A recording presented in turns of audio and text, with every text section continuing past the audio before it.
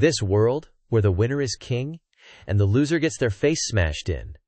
Here in Sihai City, a super intense disciple selection is going down at the Jushi platform. At the Wuji Sect's recruitment table, someone started cussing. "Are you out of your mind?" Two hotties turned on their fishmonger mode, yelling their heads off. "You must have eaten a bear's gallbladder to mess with this lady." The girl next to her chimed in, "Sis, this punk is totally messing with us." The guy casually scooping stuff was our main dude, Yip Yang. He mumbled an apology. "My bad. The two of you don't meet our sect standards." As the worst of the worst, that little speech was both a punch and a knee to the face. Super insulting. The girl went ballistic. Holy grenades. Or worse. "We're both at the 3rd level of martial realm? And we're not good enough for your crappy sect? You looking for some kind of genius?" The hottie in the red dress joined the shouting match. "Plus, we've only been training for, 3 days. Why drag us to the Jushi platform? If you want to kick us out, just do it. No need to be so dramatic." The two beauties who didn't make the cut were now name-dropping their sect leaders' parents like crazy. Peanuts. Salted duck eggs with pepper. Sissy cashew eaters. The crowd was loving the drama. "Can't find anyone, huh? He is the one. No wonder this sect's down to just one person." Yip Yang, used to getting yelled at, didn't even flinch. He replied, "What else can I do? If you don't meet the standards, you get kicked out. Those are my rules. Before I became the sect leader, I was the strongest guy in the world. My name's legendary? I wouldn't lie to you. You kidding me?" Seeing Yip Yang acting all high and mighty, the girls unloaded. "You, the strongest in the world? And your sect's got only you left? Stop with the bull. Who in the 6th level martial realm can vouch for you? Let's go, sis. If we stay here any longer, this psycho's gonna bite us." Yip Yang sighed, adding another baiting statement. "The rules were set by that old geezer. I told you not to come, but you just had to try." The hottie in red was on a roll. "So you are a weakling, no balls. Always bullying innocent girls." Then a bunch of super vulgar curses. "Your sect's gonna shut down soon. So disrespectful." Even Yip Yang, known for his unshakable calm, was getting the urge to castrate someone. "Fine, shut it down. I've had enough of this crap. I never wanted to be the sect leader anyway. I want to go back to Earth. Even overtime's better than this." Here's the thing. 3 months ago, at the Western Front line, humanity was fighting back against the demon army's attack. Yip Yang, looking like a mess, stared at the old guy in front of him, confused. "What's going on?" "I was working late at the game company, testing the new Sword Emperor skills. Why am I suddenly in this weird place?" The old man spoke gravely, trying to look all dangerous. "Don't worry about that for now. Tell me, what did you use just now?" Seeing the beast split in two by Yip Yang's sword energy, the old man asked in shock. "What kind of divine art is that?" Yip Yang didn't give a damn. "Oh, you mean that? It's nothing special." Then he showed off. He formed a hand seal and slashed, unleashing the Sword Emperor move. A slash tearing through the sky. A harmless pebble fell down. One wrong move and Earth almost got reset. That sword dance scared the old man so much his eyes popped out. Legend says someone would fall from the sky, not a god but a damn menace. Oh wait, he suddenly remembered something. Warning. Oh, just a heads up, there's also a demon army attacking in the north. Yip Yang did not care. With his pet running rampant, he was cool with everything. It's okay, Xiao San's got it. Xiao San had caused misery to countless families on the other side. Cries for help echoed everywhere. "Save me, run." The old man was getting worried, hesitated and said, "Tone down the usage of Xiao San, okay." He always felt like it would destroy the environment of this world completely. Yip Yang started convulsing, suddenly yelling, "Ah, I get it. My test account from the company, the one with all the skills from every class, got absorbed." The old man had no idea what this menace was talking about. Test account? What's that? Yip Yang started flexing. A game test account for game developers. It's got every class maxed out.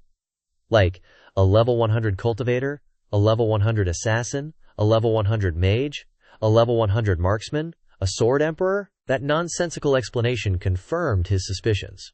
Yep, definitely a menace. Whatever, I don't care about that stuff. Be honest. If I hadn't found you passed out, those demons would have eaten you a long time ago. The old man started lecturing. You gotta remember where you came from, understand? Yip Yang was great at playing dumb. You're so full of it. You can't just force me to inherit your crappy sect that's only got you in it. The old man, though deeply wounded, didn't dare argue. He caved. You can be the sect leader, but only if the sect becomes #1 in the world, or if you recruit 7 disciples. The negotiation ended like that. I got dragged to this crazy world and inherited a tiny sect ranked below 100 trillion by High Z City, and that old chicken took off, leaving me with a mountain of debt. Yip Yang was totally unmotivated. The crowd below was buzzing. Hong Yu has senior sister showing the way. Look at those new guys, come here, come here. At Xuan Ling Sect, the 3rd floor of the martial realm offers free food and lodging. Yip Yang yawned. Whatever, I can't recruit anyone anyway. This sect's gonna close down soon. Suddenly, something happened. A sect leader shouted excitedly. A group of goddesses descending from the heavens. It's the fairies of the Eternal Sword Sect. Yup, there they are, a whole crew descending from the sky looking all ethereal and stuff. And trailing behind them is this super cute, chubby, cheeked little girl. Leading the pack is Ling Ruo Shu, looking gorgeous as ever. Everyone from the Eternal Sword Sect is crazy talented, and Ling Ruo Shu is even hailed as the Sword Goddess. And here they are, in this place. Talk about bad luck for the Eternal Sword Sect though. Just 3 months ago, a star randomly plummeted from the sky, slamming right into the Eternal Sword Peak, turning the place into a total wasteland. The sect leader went MIA after that, leaving them homeless and wandering around everywhere. The peanut gallery starts gossiping. Heard they were looking for a sect to latch onto. Guess they had to swallow their pride to come here, Yip Yang's thinking. Eternal Sword Peak. The name of this sect sounds familiar. I'm racking my brain. Wasn't that the mountain shaped like a long sword? Yip Yang finally remembers. That time his skills went sideways straight into the ground. Oh snap, I remember. When I first got to this world, I was testing out my stellar fall skill from the demonic path. Went a little overboard on the power level, and nailed that mountain, the mountain of that super powerful ice sect. Just poof, gone in a cloud of smoke. Yip Yang's regretting things now. I screwed over their whole family's livelihood. Didn't think just a little bit of fun fire would make their leader go missing and leave all these beautiful girls without a home. The little junior sister is all Shiji, senior martial sister. There's so many people. Ling Ruo Shu responds. Let's check things out first. Yip Yang can't handle the truth. He grabs his head. Crap, gotta bail out of here, quick. The other sect leaders are all like, GIRLS. And practically drooling, if you've got nowhere to go, come to our sect, beauties. Our sect is the BS choice. The little junior sister behind her is super uneasy, she whispers. Shiji, Ling Ruo Shu, has a temper like a popsicle. She frowns, looking at the chaotic sect leaders. Just looking at them, and you already know they're all incompetent and useless. Listen up, we're choosing you guys. Not the other way around. All sects that have interests in us, send your representatives out. Those sect leaders are all cowardly passing the buck. You're handsomer than me, you go represent us. Oh, this aura, so stunning. The representative of the sect is me. Sect leader Luo here. Eternal Sword Sect's eldest senior sister. She's practically radiating dominance. Successful people always have their own path.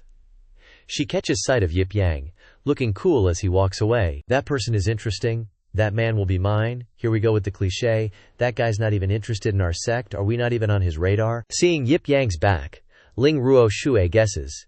He's acting very cool. He is different. He's special. Is he some kind of hidden expert or something? Right then, someone cuts in loudly. Nobody's allowed to choose. Nobody move. Nobody leave. The one speaking is sect leader Lai. He's the head of the Intention Birth sect, called Lai Yang sect. Our Lai Yang sect is taking in these young ladies. Nobody else even think about it. Everyone needs to show some respect. Yip Yang's caught and turns pale. Hey you, I'm talking to you. Turn around here. Can't run, can't stay. Yip Yang grits his teeth. I want to bail so bad, but no. That old fart, referring to the dead previous sect leader, said the sect rules are that the sect leader has to maintain a cool, expert image in front of the people. No matter what happens, gotta play the overbearing CEO. He turns around slowly, his robes billowing dramatically in the wind, those 6 fat-pack abs making all the moms swoon. He says coldly, "What is it?" Brother Li Yang starts to throw some shade and he yells, "Don't act all high and mighty. You're just a washed-up sect leader of a trash sect. I'm in charge here now, so you listen to what I say. You little girls better look closely. What is real strength? So much talk? That little junior sister's confused. What's that guy saying?" Sect leader Lai assumes Yip Yang is weak. He challenges sect leader Yip, "I'll give you a chance to throw 3 punches. If you can make me even budge a little, you can have the right to leave this place." I'll immediately let you go. Yip Yang smirks like he's heard the funniest joke ever. Punch you. Hey bro, did you leave your brain at the gym? Sect leader Lai is turning red with rage, glaring like he wants to eat him alive. Ruo Shui sees the fire brewing and knows this is bad news. Sect leader Lai clasps his fist and rushed in while screaming his eyes red. You motherfucker, you're just seeking death. Yip Yang is too lazy to say. What a tiny little fly. The fire punch is about to kiss his cheek, but Yip Yang still sits tight like a statue. The moment the teeth were about to spread everywhere, his eyes shoot out an icy gleam.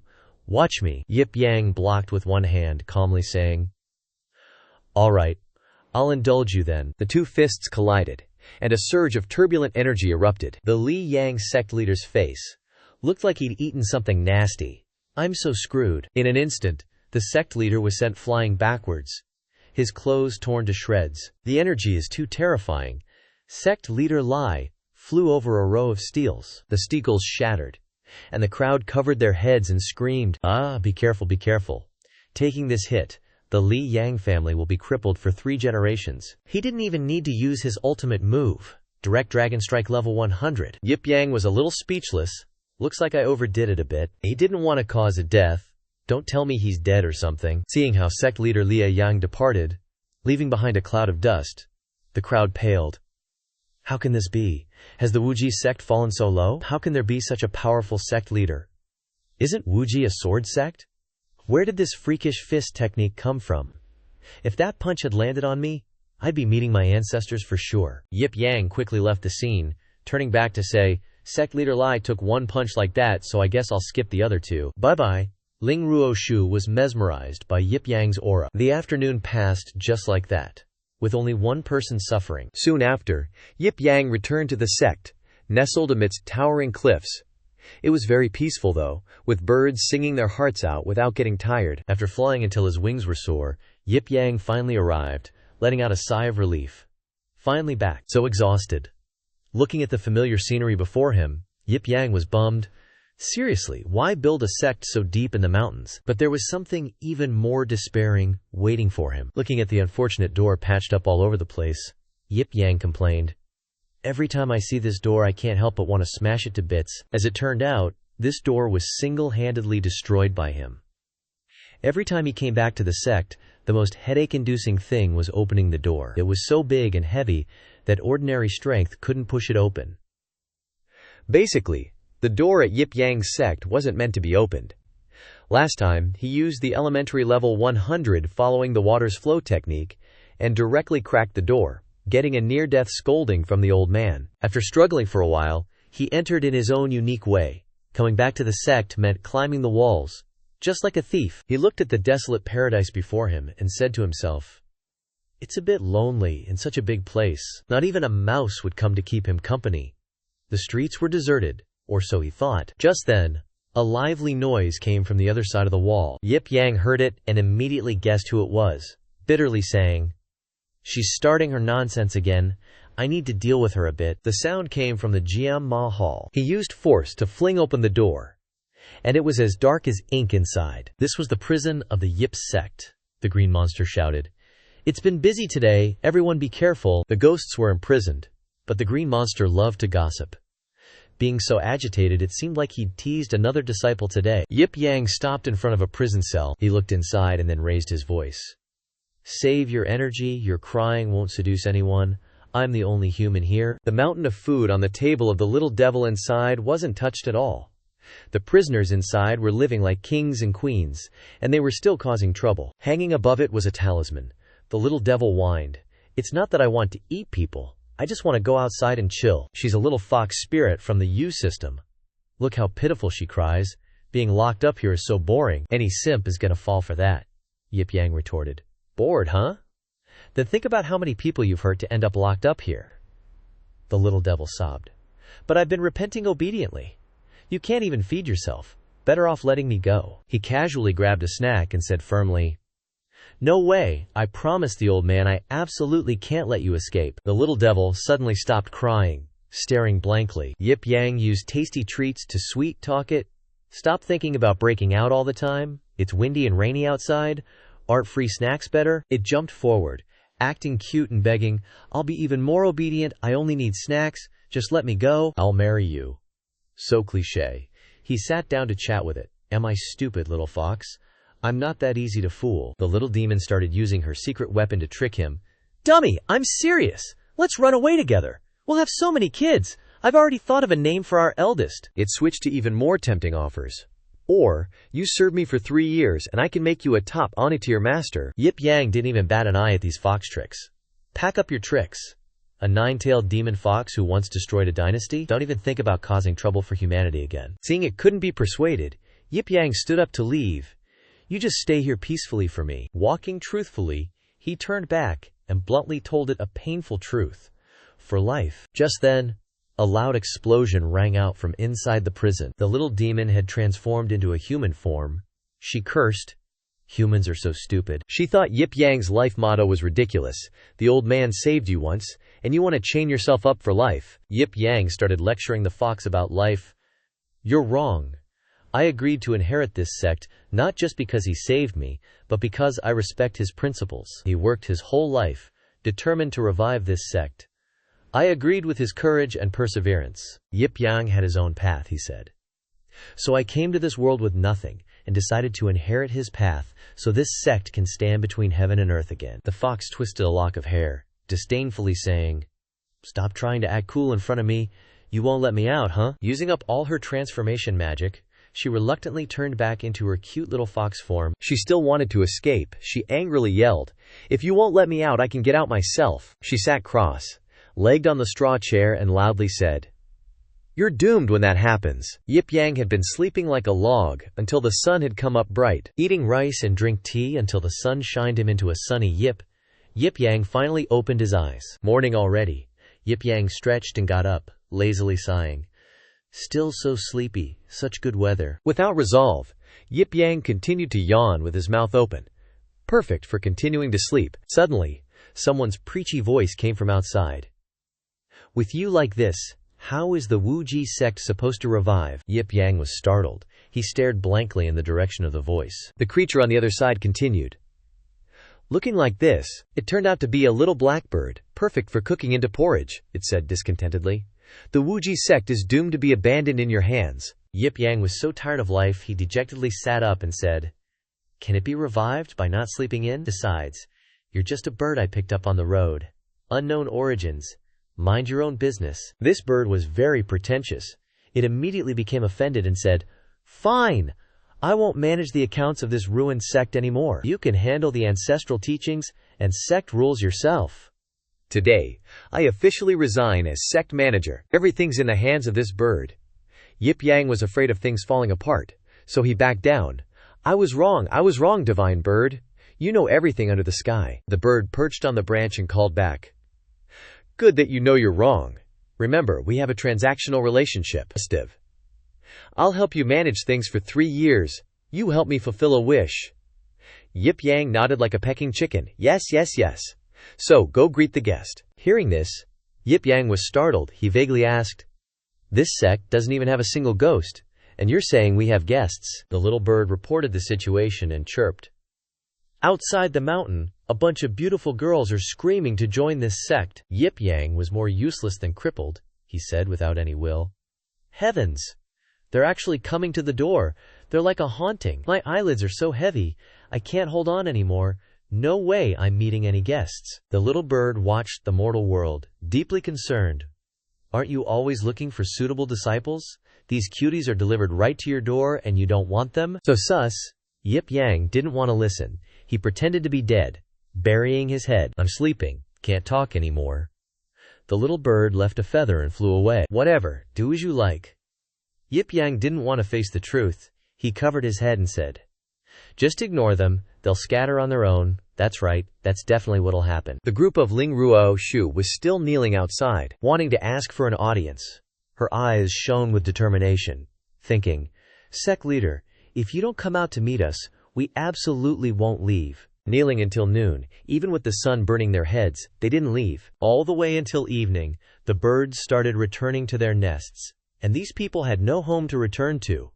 Whose fault is this? Yip Yang paced back and forth. He was determined. not to let these women in. A line of people knelt from the first step to the last. Their faces smeared with sweat, their legs almost gave out. Sect leader, please come out and meet Wei Xiaomei. That Su Shu knelt until she had a slipped disc, and then said, Senior sister, we've been kneeling for a whole day, and the sect leader still won't come out to meet us. Does that mean he doesn't want us? Right? The evildoer was really enjoying it, sitting on the roof eating dinner, muttering, finally understand. Ruo Shui was very optimistic. She really trusts her own judgment. The sect leader is an otherworldly expert. Recruiting disciples will definitely have endless trials. We must strengthen our minds and never waver. The little girl behind her also thought it was true. Yip Yang started to feel bad. He didn't expect these desperate girls to be so stubborn. Oh God, they're not planning to kneel for life, are they? Yip Yang shamelessly ate candy to see who was more persistent. Whatever, full. He then spread his wings to return to his nest, back to sleep. At night, it started to rain. Thunder boomed and lightning flashed. The little bird perched on a branch said, It's raining so hard. Yip Yang wavered a bit, he muttered. I know they're all martial artists. A little rain won't make them catch a cold, don't worry. The bird was speechless. It just watched the pouring rain. Yip Yang, with a mess of thoughts, fell asleep. These girls are too vicious. Gotta think of a way to make them give up. Headaches. These stubborn women, kneeling through a night of wind and rain, with thunder booming and lightning flashing overhead. But they, from old women to young children, no one moved. After the rain, the sky cleared again. Large puddles of water remained on the ground. Ruo Shui was soaked like a drowned rat, still kneeling stubbornly on the ground. Her face was tired, but her eyes remained unchanged. The little junior sister, Su Shu, was about to catch malaria. The rain is really ill. Time, so cold, so cold. Ling Ruo Shui didn't even whine. She's dead set on joining this crappy sect. Cold wind whooshing by. Leaves scattering everywhere. Yip Yang, standing on the roof, sighed, totally bummed. Aren't they leaving yet? I can't believe these chicks. Once they get fired up, they don't care who their daddy is. Yip Yang turned away, playing the blind card. Out of sight, out of mind, you guys suffer slowly. Just then, Yip Yang sensed something fishy behind him. Ling Ruo Shu also picked up on the weird vibes. This isn't good. The trees behind them suddenly went dark. Yip Yang knew something bad was about to go down. He sighed. Damn, that's some serious killer intent. Ling Ruo Shui reacted instantly. She said in a cold voice, It's just a trash sect, and there's so much drama. I'm not joining, junior sisters. Let's bounce. After kneeling for a whole night, now she's throwing a tantrum. The junior sisters were shocked. Senior sister, you. But it was too late. Before they could scram, the weirdo showed up. Finally found you lot. As soon as Su Shu saw him, she recognized him. She freaked out. The other sister screamed in terror. The situation got chaotic. He's here. What do we do? That psycho won't let us go. Ling Ruo Shui, however, was totally bloodthirsty. She grabbed her sword and stepped forward. It's finally here. I'll take care of him. The demon dude was caught off guard for a second. He sized her up with his evil right eye and praised, Excellent. A super intense showdown was about to go down right in front of the Yip Sect gate. The demon dude's full name was Juyu Jianjun, Nine Gloom Sword Lord. He sneered, So you little bitches from the Eternal Sword Sect are defecting to the Infinity Sect? This crappy sect isn't afraid of me wiping them out? Su Shu knew they were no match for him, and quickly tried to stop her. Senior sister, don't try it. We're doomed this time. Ling Ruo Shu, on the other hand, didn't even flinch. She almost laughed in his face. Wipe us out, big talk. And by the way, the Infinity Sect isn't accepting us. She knew better than to get Yip Sect involved. Zhu Yu Jianjun killed innocents back then, and our master took his left eye. Now he's taking advantage of our sword sect's misfortune to come after me for revenge. You can settle your grudge with us. Don't cause trouble on Infinity Sect territory. Jiu Hig. You had two sticking spears strapped to his back. He was determined to paint the floor red with blood today. Naive. You're not going anywhere. Hand over your left eyes, one by one. He drew his broadsword. A surging aura burst out with it. My blade is fast. Won't make you suffer for too long. Ling Ruo Shu stared at his one-eyed freak show and yelled, Back then, our master left you one eye to keep wreaking havoc on the world. As soon as she finished, she flew in for close combat. Her eyes flashing with killing intent, she aimed straight for his remaining eye. Now I'll finish what our master started, and take that right eye too. Jiu. You dodged it easily without breaking a sweat. Ling Ruoshu's sword slammed into a rock, instantly turning it into gravel. Ju. You smirked and sighed. Impressive. You're worthy of being the Sword Maiden, but you're only in the spirit realm. I'm a soul realm powerhouse, and a high-ranking one at that. Ling Ruoshu didn't think the level was important. She turned and said, who wins isn't decided yet. As soon as she finished speaking, she unleashed another sword strike. Zhu Yu Jianjun dodged again, and the sword struck a tree, immediately splitting it in half. His face went sour. He frowned, looking at Ruoshu. The two were duking it out in mid-air like crazy. You swing a sword, I swing a sword. Neither of us wanted to back down. Ruoshu's wild sword swings made Zhu.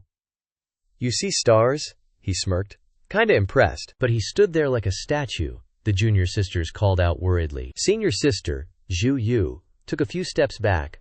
Ruoshu couldn't land a hit no matter what. Seeing the situation wasn't working, she grunted with difficulty. The hand holding her sword started to tremble. Ruoshu used every ounce of strength she had and yelled. Zhu Yun's swordmaster was a little surprised.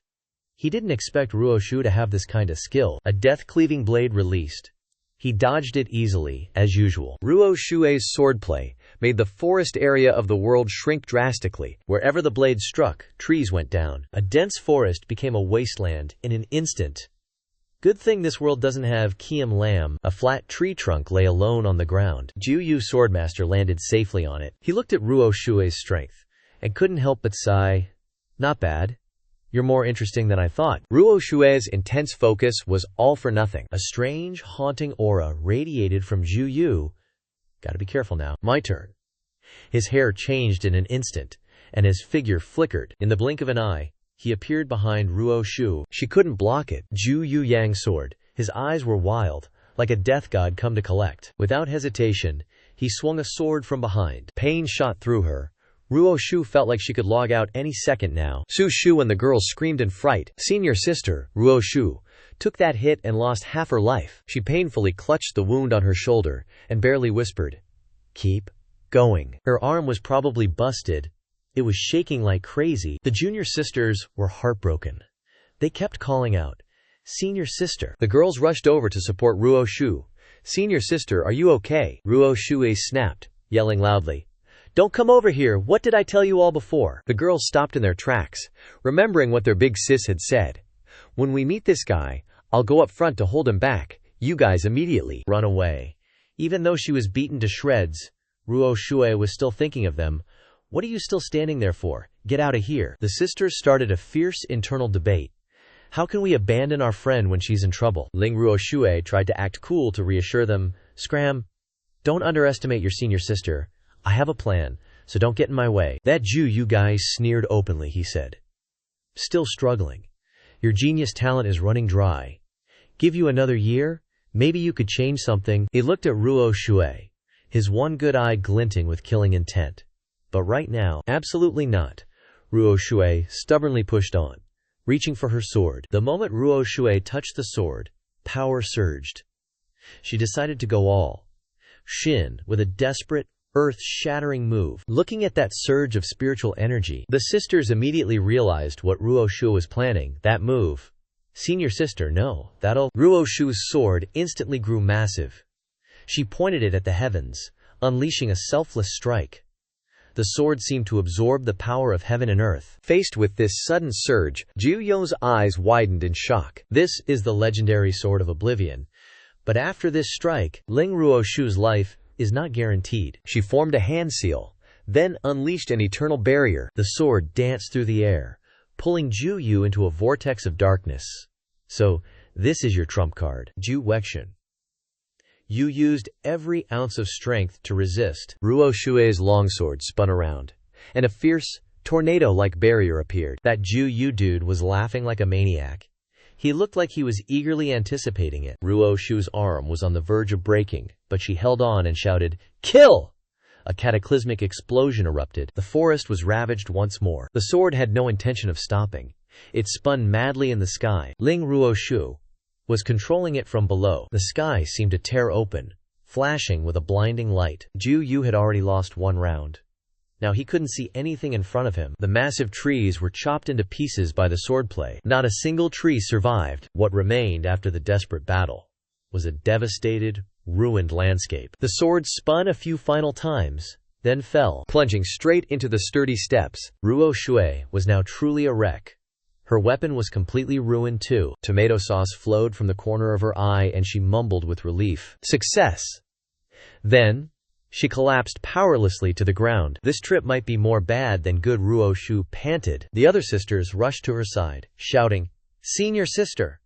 Their faces were as white as a sheet. Even when faced with danger, no one abandoned Big Sis. A junior sister asked worriedly, "Are you okay, senior sister?" To which Sushu angrily retorted, "This is a mess." Seeing Ruo Shu covered in blood, the junior sister said, heartbroken, "It's okay, senior sister, let me help you." Just when they thought the ordeal was over, a butcher-like laugh echoed, "Didn't expect it, Ling Ruo Shu. It was that damn Ju-Yu swordmaster, like a hungry leech. He's not dead yet." He emerged from the smoke like a monster. "You actually managed to use Eternal One Sword beyond your cultivation level, something you shouldn't have been able to do. After that big fight, he was only slightly scratched. Pity, it's just a facade, you pushed yourself too hard. All that effort for nothing." Ruo Shui couldn't help but curse. He descended from above, so fast it was impossible to see with the naked eye. The tiles shattered where he landed. Such extraordinary power, yet he bullies a bunch of girls. To prevent future trouble, I've changed my mind. He became even more domineering, his voice as cold as hell. "I don't just want your left eyes." Blinded by hatred, he roared, "I want all of you dead," knowing it was a fight to the death. Ruo Shu pushed her sisters away. "Get out of here, Ju." You started gathering his energy. He raised his broadsword. Game on. He dashed forward at lightning speed, a blur of motion. Ruo Shui, caught off guard, took several hits. Ju Yu showed no mercy, aiming for a fatal blow. The sisters quickly formed a line to protect Ruo Shui. Despite her injuries, she didn't want to risk them. "This senior sister doesn't need your protection yet. Just scram." She flew forward, straight towards Ju Yun's swordmaster's blade. Jimju. You laughed maniacally, convinced of his victory. "No one can take my sword barehanded. Looks like you've lost your mind. You'll be chopped up, arms and all." Ruo Shui braced herself to lose limbs for her sister's safety. "Run," she yelled. Just as her slender hands were about to touch the blade, a blinding light flashed. Ju Yung's swordmaster froze, gritting his teeth to see who dared interfere. It was none other than our lazy, food-loving pretty boy, Sect Master Yip Yang.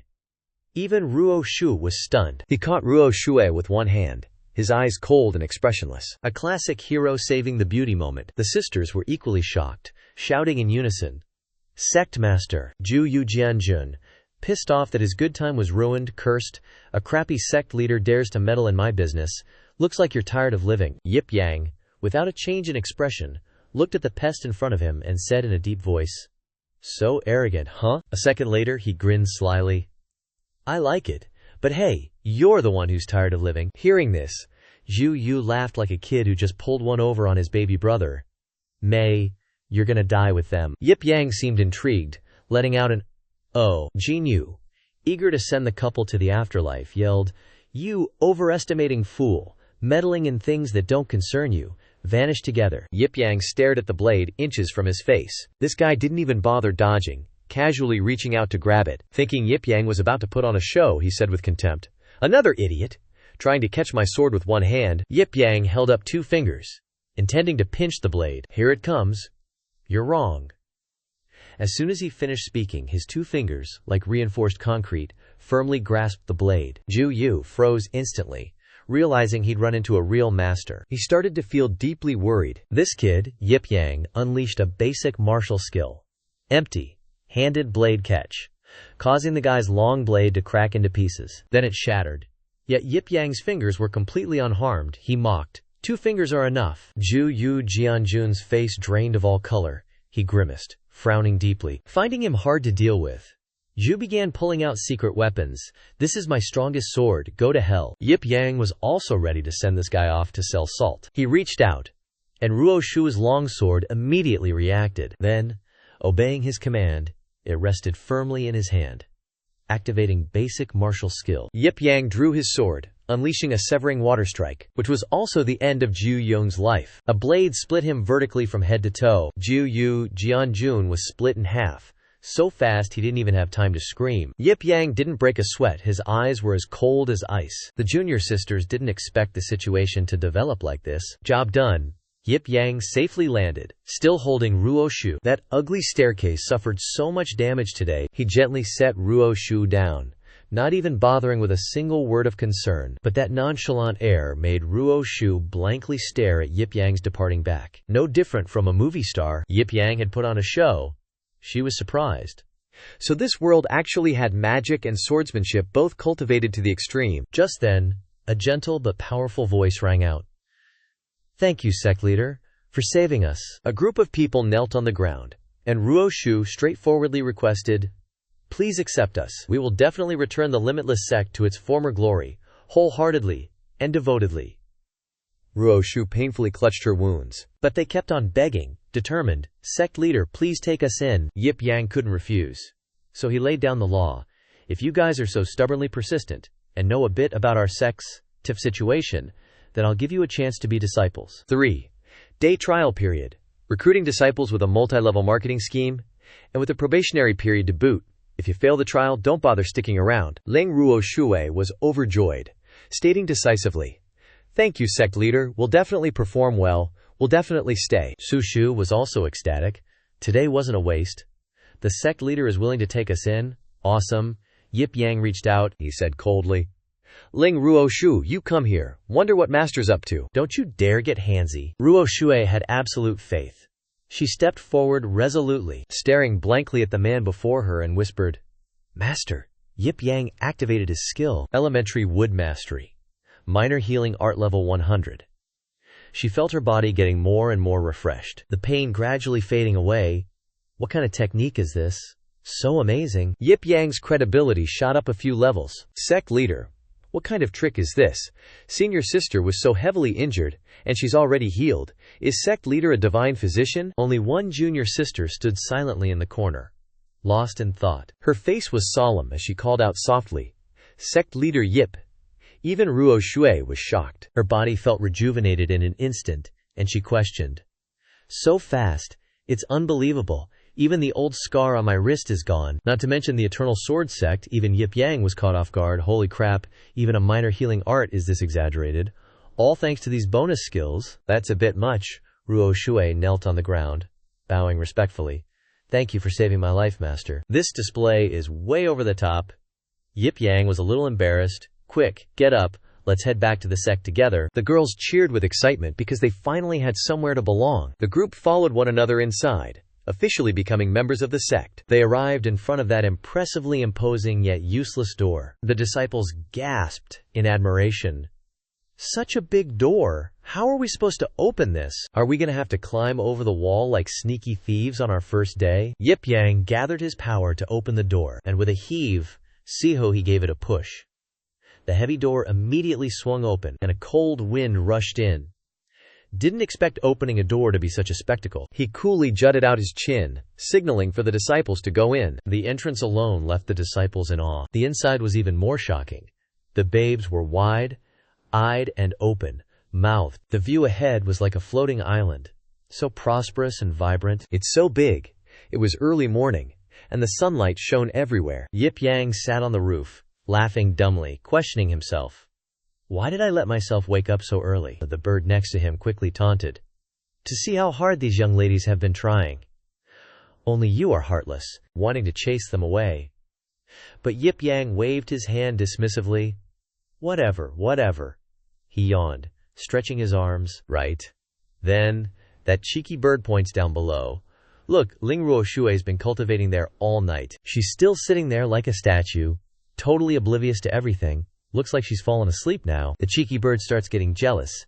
This girl is really obsessed with swords. Just like they say, Yip Yang can only agree. She's going too hard. Then, he starts listing his worries. But what if being too into swordplay makes her lose interest in guys?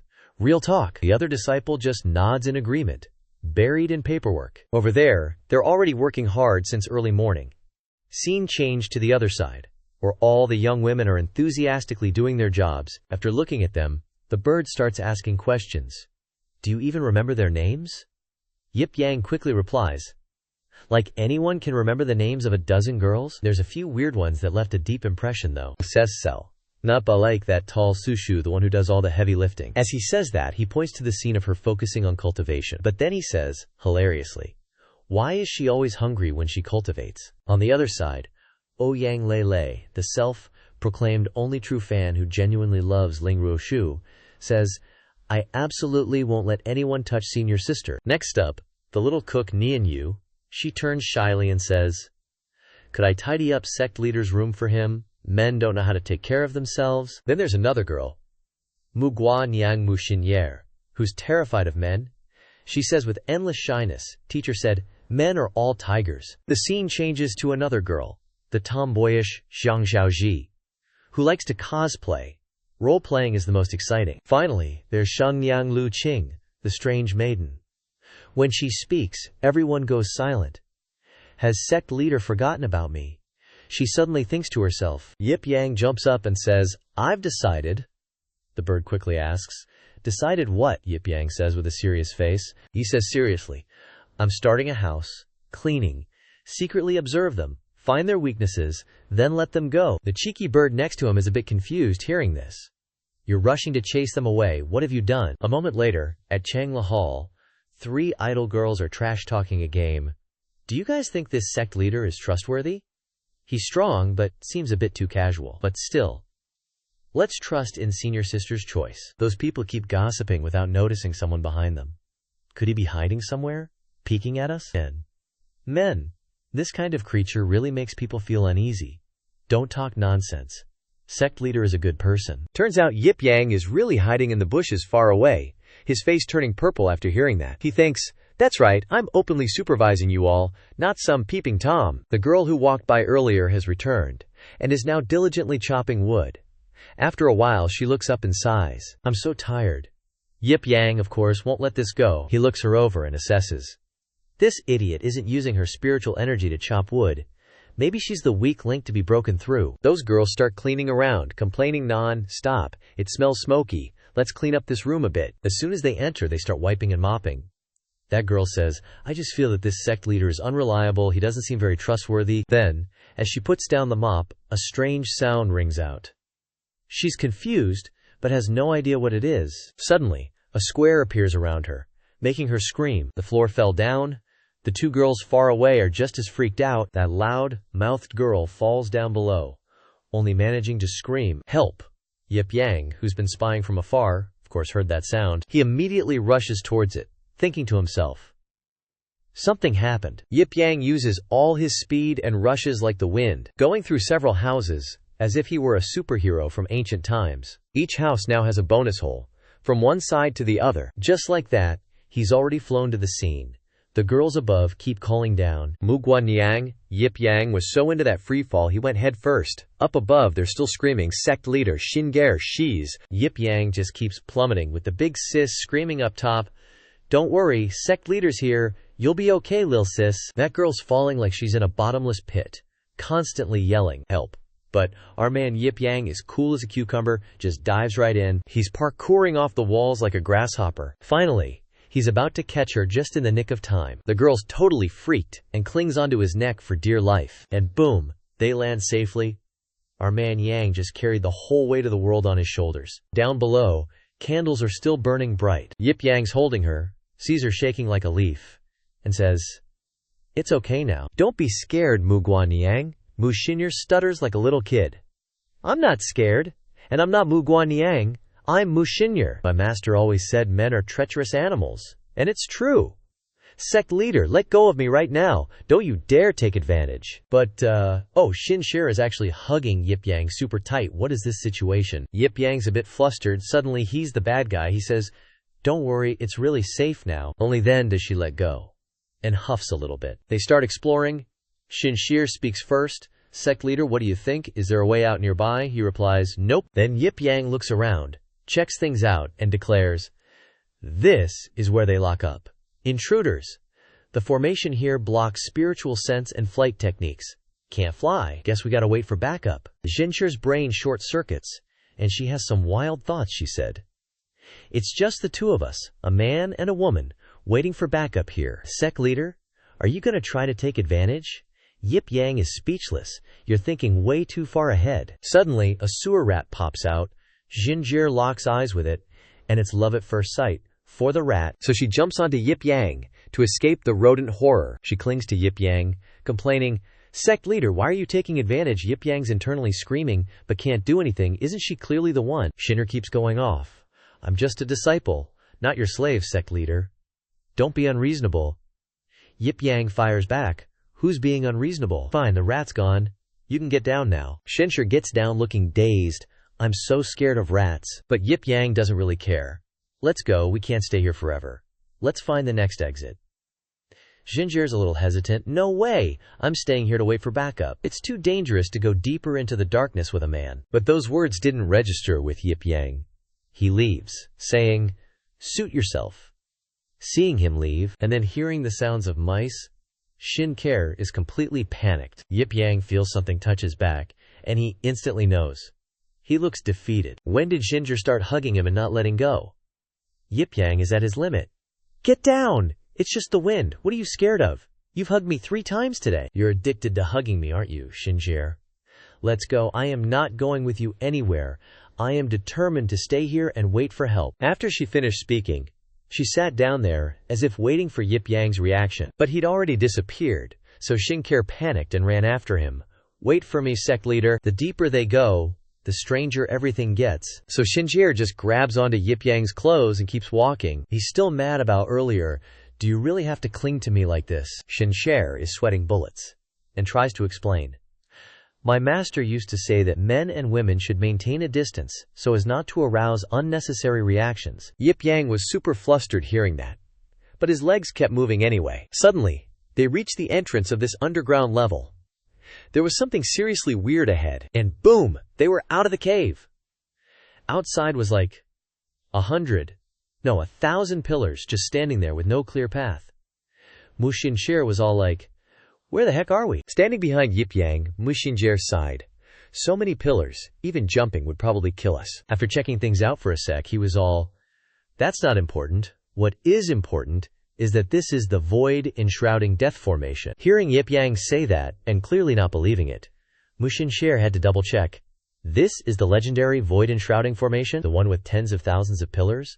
Where one wrong step, and the whole thing collapses?" Turning back to look at her, he couldn't help but compliment. "Not bad, you actually know your stuff." Xinjie pointed and then explained, "I've always loved formations. I've never eaten pork, but I've seen the pig run. But wanting to pass through this formation, you need to jump countless times. Each time you jump, the formation resets to its original position, and the person needs to recalculate the location to safely put their feet. This formation is basically impossible to pass." After explaining, seeing Yip Yang's actions, she panicked a bit. "What are you doing?" he just replied.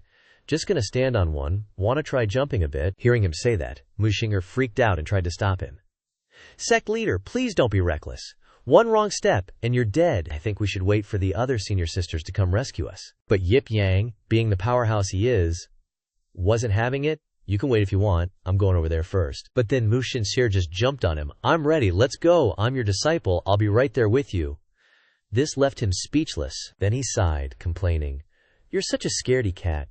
And also, you're holding on way too tight." Hit right where it hurt, she blushed and was all like, "Nah. No, I'm not." Yip Yang jumped forward, not forgetting to remind her. "Hold on tight." With a poof sound, he jumped, along with a scream. Yip Yang just used his spirit energy to fly over each pillar. While searching for a safe pillar, he also paid attention to reminding, "Don't move." Hanging on Yip Yang like a monkey, Xinjie yelled, "Sect leader, can you put your arm around me?" But quickly, she realized it was impossible. In just a bit of time, he stepped on the only life gate. Yip Yang was all smug. "I'd have problems if I stepped wrong." Standing on the wooden pillar, he shouted, "I'm gonna speed up. Hold on tight." Xinjie quickly stopped him. "Don't eat. Each jump you have to search over 1,000 times for the life gate. Don't rush." But he ignored her and just jumped, making Xinjie scream, "Too fast, I'm dizzy." Yip Yang just kept jumping. Xinjie kept complaining, "I'm nauseous." The two, in a human, koala position, escaped the formation. Super quickly, he landed safely. Yip Yang jumped onto the edge very lightly. While he jumped down, there was a light dust flying around. Covering his eyes with his hand to look further, Yip Yang called, "We're here!" Looking up at him, Mu Xingtier asked, "Here, no way. The books say this formation takes 1,000,000 calculations per step." Yip Yang replied, "I calculated everything." She yelled again, "Then why were you so fast?" He didn't hesitate to answer her question. "Because before I jumped, I had already calculated all the possible changes." Hanging on Yip Yang like a koala bear, Mu Xingtier was like, "Are you joking?" He said, "Who's joking? My formation skills are maxed out. A formation like this is solved once I activate my skill. Sit down first. Basically, I'm not leaving my turf until I'm sure it's safe." After he said that, Mu Xingtier turned around to look behind. She was a door with a Bagua image. Climbing off Yip Yang, Mu Xingtier asked again, "Is there anywhere else that isn't safe? There's only a door in front of us." But real quick, she realized something. This door, it looks familiar. And so, they just stood there, staring at the massive door. Yip Yang, with his vast knowledge, spoke the name of the thing. "This is the Severing Dragon Imprisonment Matrix." Hearing that, Mu Xingtier whipped her head around, adding, "An epic tier demonic formation. To unlock it, you have to press these raised stones exactly 18,632 times. One wrong press, and the door's locked forever. In the entire history of formations, only 3 people have ever succeeded." Yip Yang just put his hands behind his back and started strolling off, making Mu Xingtier yell out, confused. Then, panicking, she shouted to stop him. "Don't get any ideas! This is an epic level formation. Super high difficulty. If you mess around and it locks, the entire space locks with it. We're doomed!" But totally unbothered, Yip Yang just took a deep breath, then struck a pose, yelling, "Locking onto the target." Mu Xingtier spoke up again. "Wait! Don't tell me you've already calculated everything?" He answered, "Nope." She asked, "So you're just gonna wing it?" Yip Yang didn't hesitate. "Calculating's easy, but pressing those stones 10,000 times? Sounds boring as hell. I'm not solving this formation." Hearing that answer, Mu Xingtier just pointed sadly. "You basically can't solve it, can you? Looks like only a master strategist could break this formation." Yip Yang swung a fist forward and yelled, "Smash! Besides brains, there's another way to deal with formations." He was literally trying to fight fire with fire, or, more accurately, stone with stone. Outside, a crowd had gathered, chatting. "Shiji started digging from here. How long will it take to rescue them?" Ling Ruo Shui gave a cold stare and replied, "Spare the chatter. Even if we have to dig up the entire Infinite Peak Sect, we will get them out." Suddenly, a deafening sound exploded. Ling Ruo Shu and Yan Yu stared, dumbfounded. A massive hole had appeared in the cliff face. Yip Yang popped out, happily escaping. Standing behind him, Mu Xingtier screamed in terror. That way of solving a formation. This guy's really scary." Yip Yang even reminded, "Next time, clean up the mess. Safety first." Then he landed safely on the ground. Su Shu looked on with a dark expression. "Seriously? He punched through a wall that thick," Yan Yu exclaimed. "Shiji, is our rescue mission just over?" Ling Ruo Shu went silent for a moment. Watching Yip Yang approach, she thought to herself, "Sect leader, please, let Ling Ruo Shui follow you for life." In 4C's City, West District, a bustling area, Yip Yang clutched a stack of books, muttering, "This world doesn't have manga or games. Lucky there are still novels to read. I didn't think those books that Chunabu Kid recommended would be this good." Then he scratched his head. Arranging tasks. Right, today's their second trial. I've borrowed the books. Gotta hurry back and clean up the house. At the same time, 4 thugs appeared in front of Yip Yang. "Later, brothers, let's take a stroll over there. That kid in front looks like a total sucker." Targeted, but he didn't even notice. Reading his book, This Tale of Absolute Niang is Awesome, Zhu Niang, Lang Feng, and Xiao Yu. Such tough choices. Suddenly, he bumped his head into one of the thug's stomachs. Then, he looked up, questioning. "You guys." The scarred guy's face darkened, starting to threaten. "Kid? You guys, what? You not watching where you're going?" "You bumped into us," Yip Yang just calmly said. "Oh," the guy snarled, threatening. "What about it?" "What do you say?" Yip Yang bent down to pick up his books, replying. "Then, I'm sorry, but that thug just had to step on the book." "Hold on. He successfully poked the big shot, making him glare up with a dark face. Scarface, with a toothpick in his mouth, pointed back and yelled, "Hey kid, you bumped into my bro, who's seriously injured." He snickered slyly. "It's not like a simple sorry will fix this," Scarface chimed in. "It hurts. It hurts." Behind them, an old man with a cane was saying, "This young brother is really pitiful." The surrounding people started gossiping. "These hooligans are at it again?" "Yeah, they always hang around the library entrance to prey on weak scholars." Yip Yang didn't even bother to look up. He coldly asked. "So?" Scarface grinned, then started making demands. "So you hand over all the money you have on you right now, and we'll call it even?" Holding up the book, he asked back, not backing down. "And what if I don't?" The old man in the back kept observing. "This guy's another bookworm fool. He's done for. He's definitely going to suffer." A young lady noticed and asked, "What now? Should we help him?" A middle-aged guy said, "No way. Those four are all mid-stage martial realm experts. We can't mess with them." The old man groaned. "This is bad. There aren't any patrol guards around lately." Hearing that, Scarface pointed back. "Cocky, you won't hand it over. Didn't expect you to be so tough, kid. Hand it over or this is what happens." Hearing that, he looked up towards where he was pointing, where a buzz-cut dude was using his bare hand to smash a brick. The old man in the back was shocked. He thought, "Good heavens," Scarface threatened slyly. "Yip Yang, if you don't hand it over, this fist is going to hit you." Then he yelled, "Kang," and threw a punch to the side. That punch shattered the wall next to them. The old man in the back watched, clenching his shaking fist. "He's terrible. That's so OP." "The fire ant nest has been successfully provoked," Yip Yang said. "Is that all you got?" Hearing that, the thugs clutched their stomachs and laughed. "This kid's really stupid, still acting tough at a time like this." Scarface, now with his mouth gaping, glanced down at his waist, utterly confused. "Where's my knife?" Yip Yang had already quickly snatched the knife, yelling, "I wasn't lying to you guys, I really do know." He started bending the blade and yelled, "Watch this." Right after the crack sound, the blade was snapped in half. The thugs were stunned by what they saw. The Scarface guy stared blankly, stammering, "What? What's going on?" Holding a book in one arm and raising a fist with the other, he said, "There's also this. I know this too."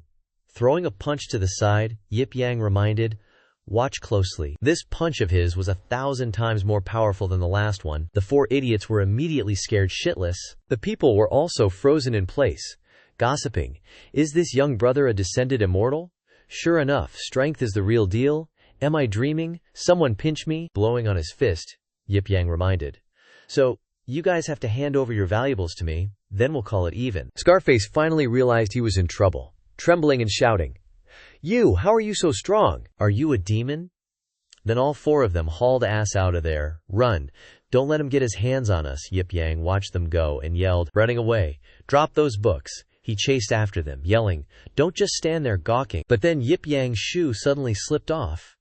He was so cool just a moment ago, now he's just straight, embarrassed. Holding the shoe in his hand, hobbling around, he stood there, waving the shoe around a bit. Yip Yang shouted, "None of you are getting away." Then he attacked with the mystic flying slipper technique. The guy in the middle took the slipper right in the back, and he was sent flying, yelling, "Owie, owie." Scarface, sweating, looked back, and then also caught one in the butt, so ashamed his face turned green. The worst was the guy with the beard. He ate the slipper right in the mouth. He flew out with the shoe in his mouth, like he had supernatural powers, and he crashed head first at an unbelievable distance. He smashed right through the ground, trembling and whining.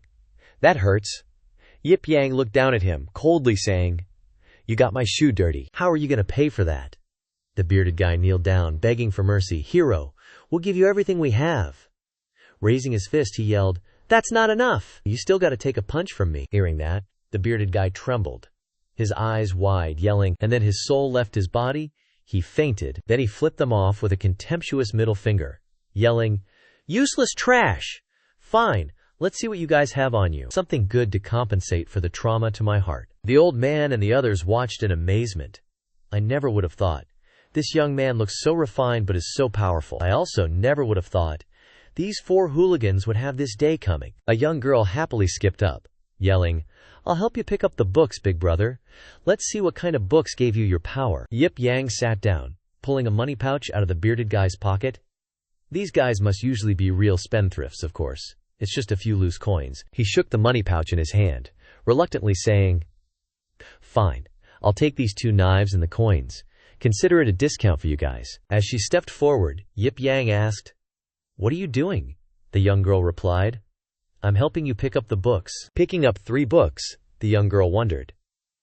"These books are—" Yip Yang's jaw dropped when he was seen by a little girl. Returning the books to him, the girl even asked, "Hero, do normal people read these kinds of inappropriate books?" Asked like that, he embarrassedly grabbed his stuff and left, thinking, "I'm out of here." The young girl looked at him with a melancholy look. Perched on a branch, the steward bird asked Yip Yang, "How did you end up sleeping in the study?" Startled awake, he rubbed his eyes and replied, "Don't even mention it. I was tortured by those poor ghost bastards this morning." Looking out the window, he exclaimed, "Wow, the sun is almost setting. Time waits for no one." The steward bird asked, "What do you want to do?" Yip Yang put on a sly face and yelled, Actually, I've found the breakthrough. I can get them out of here right now." Hearing that, the steward bird helplessly commented, "You look just like a revolutionary now." High in the sky, some seagulls are flying around. Yip Yang is standing behind a tree, watching Su Shu chop wood. 407, the system AI, looked down in confusion. Her mind is very pure and innocent, and her personality is devoid of deceitful nature. Yip Yang retorted, "Who cares about that? The main point is she hasn't used internal force at all while chopping wood, which means her martial cultivation is most likely below the 6th level." Yip Yang puts on the face of a sly merchant, exclaiming, "I'm gonna go take her pulse. Once I find out she's been lying to this venerable one, they're all out of here." The system AI, seeing this act, helplessly says, "That sinister tone of yours." At the same time, Yip Yang walks over to Su Shu and says, "Su Shu, hold up for a sec." Standing in front of her, he says respectfully, "I need to talk to you about something, just a confirmation." Su Shu looks at him and says, "Sect leader, you." When he reaches out to take her hand, Su Shu blushes. This is. Yip Yang ignores her and closes his eyes to feel her pulse. Su Shu covers her face shyly and tells him, "This is the first time I've held hands with a man." At the same time, the other sisters around them notice what's happening. What are Sect leader and her doing? I have no idea. Looking around sneakily, Yip Yang thinks to himself, "Crap. Too many people around. Gotta change locations." Thinking it, he does it. Grabbing her hand and pulling her away. Could it be like in those romance novels, where the domineering sect leader forcefully, Su Shu mutters, as if lost in a romance novel, abruptly taking a poor girl into a hidden place. Su Shu asks confusedly, "Sect leader?" Before she can finish, Yip Yang stops her. Beof. He puts a finger to her lips, signaling her to be quiet. He says nothing, causing Su Shu to get even more confused. Is this like what people say? Stopping me from talking? Is he gonna kiss me? Is this too fast? Confused, Su Shu still takes a deep breath to calm herself. "So I have to kiss him then?" But she quickly shakes her head. "No, that's too fast." At this moment, Yip Yang is still taking her pulse and thinking, it's just that there's something wrong with the way her true energy gathers. It gathers and then dissipates. Her cultivation is already at the 6th level though. Guess I have no choice. Then he takes his hand back and says, "Okay, I'm done." Su Shu, embarrassed and worried, explains, "Sect leader, as the person involved, can I say a few words about how I feel?" Can we start with a hug?" Alish. "I've never had any close contact with a man before." Yip Yang is dumbfounded by these words. Su Shu continues on and on. "Sect leader, you're moving too fast. It's my honor to be noticed by you. I know that if I take shelter under someone else's banner, I inevitably have to sacrifice a little." Yip Yang interrupts, "What the heck are you talking about? But he is interrupted. I understand. But since this is my first time, please give me some time." She doesn't even let Yip Yang speak. "I'm a waste in the team, yet I eat the most. If my body can be sacrificed for the team in exchange for a safe haven, I'm willing. I actually do have feelings for you, sect leader, but please slowly guide a girl who doesn't understand romance."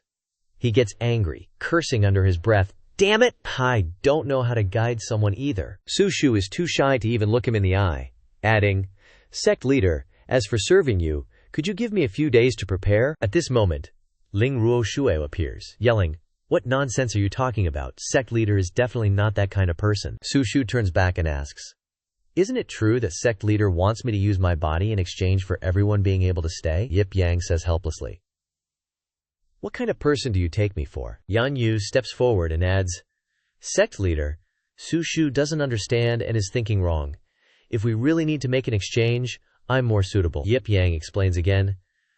I just wanted to confirm whether she was suitable for cultivation or not. Ling Ruo Shu rephrases the words to tell everyone, Sect leader is very observant and knew that there was something wrong with Su Shu's true energy and wanted to help her. Su Shu, hurry up and thank sect leader. After hearing it, Su Shu understands that she had misunderstood and says, Thank you, sect leader. So do we still need to hold hands? Yip Yang coughs into his hand and then instructs, No need. Your problem will be solved once you have the opportunity to become an official disciple. Tomorrow, all of you prepare to face the entrance test. Ling Ruo Shui and Yan Yu are both happy to hear that. Then Ling Ruo Shu answers loudly with determination, Yes. At the dungeon, Yip Yang stands leaning against the wall and reminds, Eat quickly. The new people are waiting to wash the dishes. Bai Fei chews on his bowl of rice and makes a suggestion, Why don't you let me out, and I'll wash the dishes myself. Hearing this, he says, How naive. Bai Fei then turned and asked, Now that you mention it, are you really going to let them take the entrance exam? Yip Yang crossed his arms and closed his eyes, pretending to meditate, and replied, Their cultivation level meets the criteria, so they just need to try. Whether they pass or not depends on their own luck. Then, putting down her bowl, Bai Fei kindly reminded him, The Wuji sect's entrance exam hasn't been activated for almost 100 years. Activating it out of the blue this time means something's probably going to happen. You gotta be careful. Sitting down in front of her, Yip Yang said, Don't spread rumors. It's just climbing a mountain. If you make it to the top, you pass. It's that simple. Eyeglass. Bai Fei retorted, The Wuji sect is an ancient sect. A mountain isn't just a regular mountain. I suspect something big is really gonna happen this time. Yip Yang still didn't believe her, and coaxed, Stop scaring people. Hurry up and eat. I'm in a hurry to go back to sleep. As he shoveled rice into his mouth, Bai Fei added, Oh, right. How about letting me try the entrance exam too?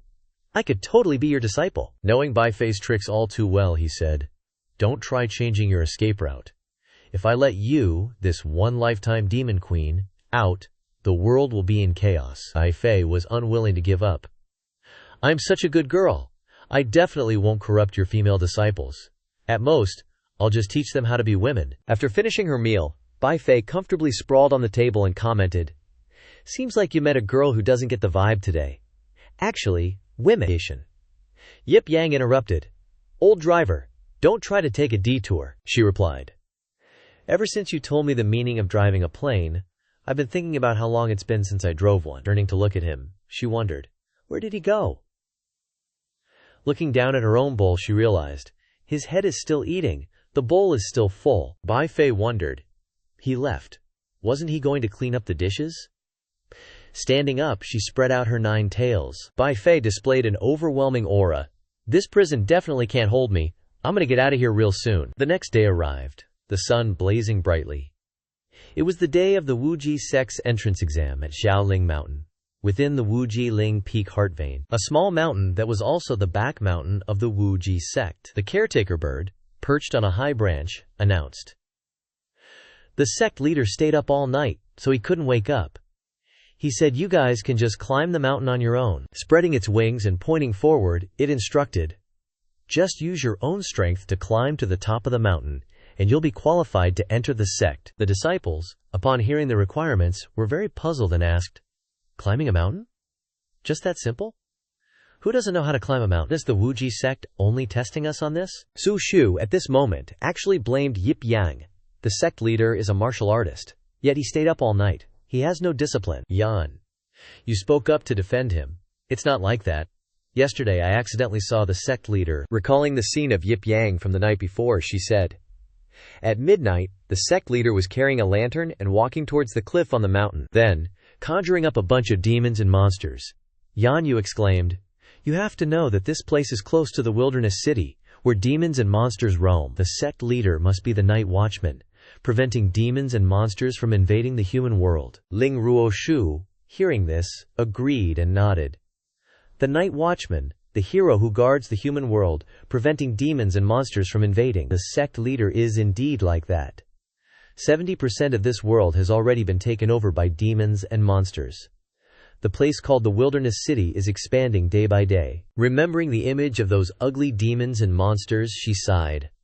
Fortunately, there are still heroes like the Night Watchman guarding the human world. The Wuji sect is close to the border of the Wilderness City. We should have figured it out sooner. Yan Yu, remembering Yip Yang, was full of admiration and pride. That's right, the sect leader is the Night Watchman, both gentle and lonely. Ling Ruo Shui also had her own thoughts. The sect leader is indeed a towering hero, she resolutely instructed. Even if we have to risk our lives, we must join the Wuji sect. We swear to follow the sect leader to the death. Everyone said in unison, understood. Remembering the image from the night before, the caretaker bird thought. Last night, he clearly got up to pee and got lost in the gorge. He screamed for help in all sorts of ways, complaining that he was cold and scared, and asking me to come pick him up quickly. The image of Yip Yang looking left and right appeared. Where is this? Someone come take me home. Looking at Yan Yu, currently displaying her admiration, which, in Yan Yu's eyes, has transformed into a completely different image. Thinking this, the caretaker bird didn't expose the truth, and just let it be. Whatever. Let them use their own brains to embellish it themselves. Afterward, a group of female disciples walked forward. Suddenly, someone wearing a cloak stepped forward and said, Everyone, wait a moment, I'm here to participate in the entrance exam too. The girls were all puzzled, wondering who it was. They didn't understand why there was another person, and why that person was dressed so strangely. Yip Yang pulled the cloak over his head. He didn't know how to start speaking. He thought to himself, that little fox exaggerated how dangerous this exam would be. I have to go along to ensure their safety. Seeing Yip Yang's mysterious attitude, everyone told him, to be a person, you must be upright and righteous. Take off the hood. They were determined not to let Yip Yang off the hook, so he had to cough a few times to call for help from the caretaker bird. At this moment, the caretaker bird spoke up. She's the sect leader's close younger sister, but she's shy and afraid of meeting strangers. Please be understanding. Hearing that, Yip Yang's eyes turned red with fury. He started unleashing a string of profound curses. Bleep! Who's the woman here? You're the bleeping bird. I'll settle the score with you later. After the fried quail explained, everyone agreed to let Yip Yang tag along. They started advising Yip Yang. This big sister here, being too shy won't get you a boyfriend, you know? Straight as an arrow, Yip Yang immediately retorted. Who needs that boyfriend thing anyway? But feeling that wasn't quite right, he coughed a few times, correcting himself. What I mean is, I'm still young, and not thinking about that stuff yet. Yan Yu suddenly said, I think you have a really great figure. Without thinking, Yip Yang replied, Right, it's just that my legs are a bit long. The bird perched on the tree, seeing that things had settled down, finally spoke up. Alright, let's move out. They started heading towards the foot of the mountain. The sisters observed the mountain, and said that besides being tall, it didn't seem special. But Ling Ruo Shu remained vigilant, telling them not to underestimate it. This mountain is strange, I'll go ahead, you all follow closely behind and be careful. Su Shu responded yes. After saying that, Ling Ruo Shui approached the mountain and jumped straight to the top. Yip Yang also followed closely behind her. The bird secretly assessed the group. These young ladies have excellent physiques and character. Yip Yang, you've hit the jackpot. As soon as Ling Ruo Shu jumped up, the other sisters followed closely behind her. Suddenly, Yan Yu noticed that Su Shu seemed to be troubled by something. Yan Yu turned to ask her, Su Shu, is something on your mind? Seeing this, Yip Yang also became curious. Su Shu shared her thoughts with Yan Yu. I'm thinking that I should just give up on this entrance trial. Hearing this, Yan Yu reminded her not to mess around. The sect leader looks strict, but he's a good person. Yip Yang didn't expect them to think so highly of him. He felt like he wasn't a good person at all. What innocent girls. Seeing her junior sister's concern, Su Shu spoke her worries. It's just me who has a problem. My physique isn't suited for cultivation. Once everyone has found a place, I can leave without worry. Yan Yu listened and tried to comfort Su Shu. The sect leader will help you. Su Shu was a considerate girl. She acknowledged, I'm thinking of going down the mountain to find a job that requires physical strength. It's more suitable for me. The sect is dirt poor, and it's not easy for the sect leader either. Yip Yang's long, standing suffering was finally understood. He cried silently and thought, Finally, someone understands me. Now the sun was almost setting.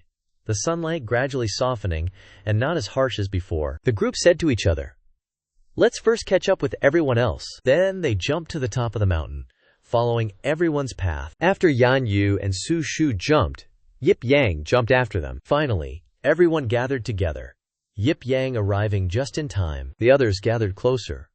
Ling Ruo Shui stood gazing at the mountain in front of them. Ling Ruo Shui stood at the highest point, the wind causing her skirt to flutter. Everyone noticed her stopping, wondering, "Why are you stopping here? This cliff shouldn't be too hard to jump over." Yan Yu said, "Only big sister Ling can jump over. Everyone else has failed." A junior sister also said, "This cliff is very strange. As soon as you jump over, a strong wind appears." Yan Yu asked, puzzled, Ling Ruo Shu, "Is there wind? It's normal for cliffs to have wind." Ling Ruo Shui encouraged everyone. "Try again," everyone responded. "Yes, senior sister, we'll try our best." Then, two junior sisters started jumping first. At this moment, they had jumped halfway, but suddenly a very strong wind blew. They were blown back halfway. They were blown back to their original position. Everyone saw this and asked, "Are you okay?" They also said, "This wind is very poisonous, chilling to the bone. The Limitless Sect is indeed an ancient sect. I didn't expect the entrance trial to be more difficult than I imagined." Yip Yang was like, "Uh-oh, this ain't good. I wonder what's up." Yan Yu piped up, "Let me try. I'm pretty quick on my feet." Before anyone could stop her, like, "Hey, hold up." Yan Yu was already making a jump for it. And would you believe it? Yan Yu actually got pretty close to that mountain. Yan Yu was trying her best to jump as fast as possible. She was just a few meters away from the cliff face. Everyone was saying, "Wow, Yan Yu Shimei is amazing. Her footwork is top-notch. She might actually make it." But just as Yan Yu was about to reach the other side, bam! That gust of wind came back. Yan Yu noticed it too. This wind was even stronger than before, blowing trees left and right. The Shijis below had to cover their faces to keep from eating dirt, and they said worriedly, "Oh no, this wind is way stronger than before." In the end, Yan Yu got blown back, but she wasn't as lucky as the other two Shijis, and got pushed towards the edge. Yan Yu panicked and yelled, "Help me." Seeing this, Yip Yang immediately ran to the rescue. But then Yip Yang suddenly froze. Ling Ruo Shu was one step ahead of him. She jumped down, caught Yan Yu, and then managed to pull Yan Yu back up. Yan Yu, lying in her Shiji's arms, whimpered, "So cold, so uncomfortable." Ling Ruo Shu comforted her. "It's okay now," everyone asked worriedly. "This cliff is too dangerous. We can't get across at all. What do we do, Shiji?" They pleaded with Ling Ruo Shu. "Don't worry about us. You go first, and we'll figure something out." Ling Ruo Shu cut them off. "Shut your mouths. Don't say so much. I have a plan. From what I can see, this crazy wind has a huge resistance force," she said. "Forget about the 6th stage of martial realm. Unless you've reached the spirit realm, you can't break through it. I can't just instantly boost your cultivation to suppress the crazy wind, so I can only cut off the wind itself." While they were wondering how you could even cut wind, Ling Ruo Shui jumped down. She charged straight into the center of the formation. Ling Ruo Shu used all her strength to break the formation. She shouted, "There's a formation here! Break this formation, and we can extinguish 10,000 terrifying winds, so you can all pass safely." Yip Yang had to give Ling Ruo Shu props. Truly a genius. She figured out the key in just a moment. With that, Ling Ruo Shui dove straight down. The Shimeis could only watch their Shiji and cry out, "Shiji!" They went near the cliff and shouted down, "Shiji, Shiji, please be careful." After that, all that was left was the howling wind. The sisters worriedly said, "This formation carries a huge amount of the aura of destruction." Suddenly, the ground shook violently, and everyone wondered, what was that? An earthquake? Yip Yang sensed something too. He warned, "This is bad. The wind has turned into a tornado, carrying dirt and rocks." Everyone panicked and started screaming in terror. "Danger!" They looked at the tornado in front of them, wondering, "What's going on?" The bird announced, "Ling Ruo Shu has stirred up big trouble." She could have made it through on her own, but didn't want to abandon them, deliberately alarming the spirit formation. The formation's like, it got its funny bone tickled, it went batshit crazy, triggering a tornado that's blowing everything away. The cuckoo bird squawked. Now not only is she definitely gonna die, but the gale's gonna swallow this whole place in no time. You guys better run for your lives. Everyone was stunned that things turned out like this. They yelled, "What do we do now?" Su Shu struggled to say, "No, I have to go save senior sister." Yan Yu agreed with her. saying, "We can't abandon senior sister." The bird kept advising them. This wind formation can destroy the heavens and extinguish the earth. With the spirit formation going nuclear, every bit of space around here is being annihilated. Even a grand formation master descended right now couldn't break it. Hurry up and run.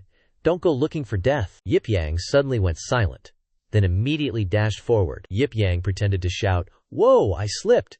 Then he jumped down. Su Shu also noticed his situation. She reached out her hand, wanting to grab Yip Yang's hand and pull him up. She yelled, "Hey you, quick, grab my hand." Yip Yang looked at Su Shu's actions in astonishment, but he didn't want to drag her down with him, so he faked it. "My hand's gone numb." Su Shu was confused, not understanding why. Everyone didn't understand why Yip Yang fell down. They said, "How did she fall down there? Is she an idiot? Why is she pushing her way to the front now of all times?" The raging wind blew dust and sand, forcing them to retreat for safety. Yip Yang plummeted straight down. He gradually approached the formation below. Yip Yang could now see the formation. He suddenly had to stop. The tornadoes created by the formation's core. The formation is emitting light. Ling Ruoshu was standing in the middle of the formation, held tightly by the formation's ring of light. Ling Ruoshu screamed miserably. She trembled, trying to stand firm in the formation. Yip Yang sped up his descent. The pillars in the formation emitted beams of light, blocking anyone from getting close. The tornado became even fiercer. Yip Yang began to chant. He clenched his fists, formed a hand seal, and charged to break the formation. Yip Yang transformed into a beam of light and shot down. Ling Ruoshu saw a speck of light rapidly descending above her. Seeing that it was Yip Yang, Ling Ruoshu called out. Before she could finish speaking, Yip Yang had already zoomed down. Yip Yang crashed right into the middle, causing rocks and stones to shatter and dust to fill the air. After a while, the dust gradually settled, revealing the formation. Yip Yang painfully lay there, exposing his peach, groaning in pain. Suddenly the ground made cracking noises, with thick cracks. Finally, they shattered into pieces. The rocks were just exploding everywhere like bam bam bam, falling down like some kind of crazy meteor shower. Ling Ruoshu, just chillin' in mid-air with Yip Yang, was totally clueless. What kind of shenanigans were happening down there? Ruoshu's like, "Did you just fall and hit the formation's eye or something?" "You saved me." Yip Yang goes full damsel in distress. "I just slipped and fell, okay, and totally accidentally bumped into the formation's eye, like whoops. My face hurts so bad you had to save me." Ruoshu stomps her foot and zooms over to him. She's forced to princess carry Yip Yang. "Weird. You fell with enough force to break the formation. What the heck was that?" Yip Yang keeps playing it up. "I've been meaning to lose weight anyway. Guess there's no time like the present." Next thing you know, Ruoshu's soaring upwards, totally body-shaming him. You are a little heavy. Let's get up there first." The girls up top are all about the drama. What's up with the tyrant dragon? Why did she just suddenly stop? At the same time, Yip Yang's pet chimes in. "The formation's gone. Deactivated." This is obviously great news, but they're still scratching their heads. An ancient formation. Even grandmasters can't break those. How'd it just disappear? It's harder than the formations inside the sect. Yan Yu's reminiscing about her beloved sect leader.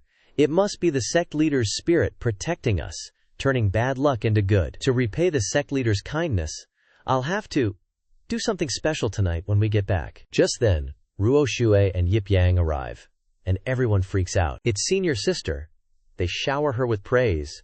Senior sister's martial arts are so profound. Not only did she destroy the formation, but she even saved that sister up there. Ruoshu realizes they got the wrong idea, and clarifies, "It wasn't me. It was this sister who accidentally bumped into the formation's eye and broke the thing." Jaws drop. One of the girls asks Yip Yang, "It just broke like that? Could you explain?" Yip Yang bats her eyelashes. "I don't know anything. I hit my head and passed out. Didn't see a thing." Out nowhere, this bird swoops down and snatches Yip Yang.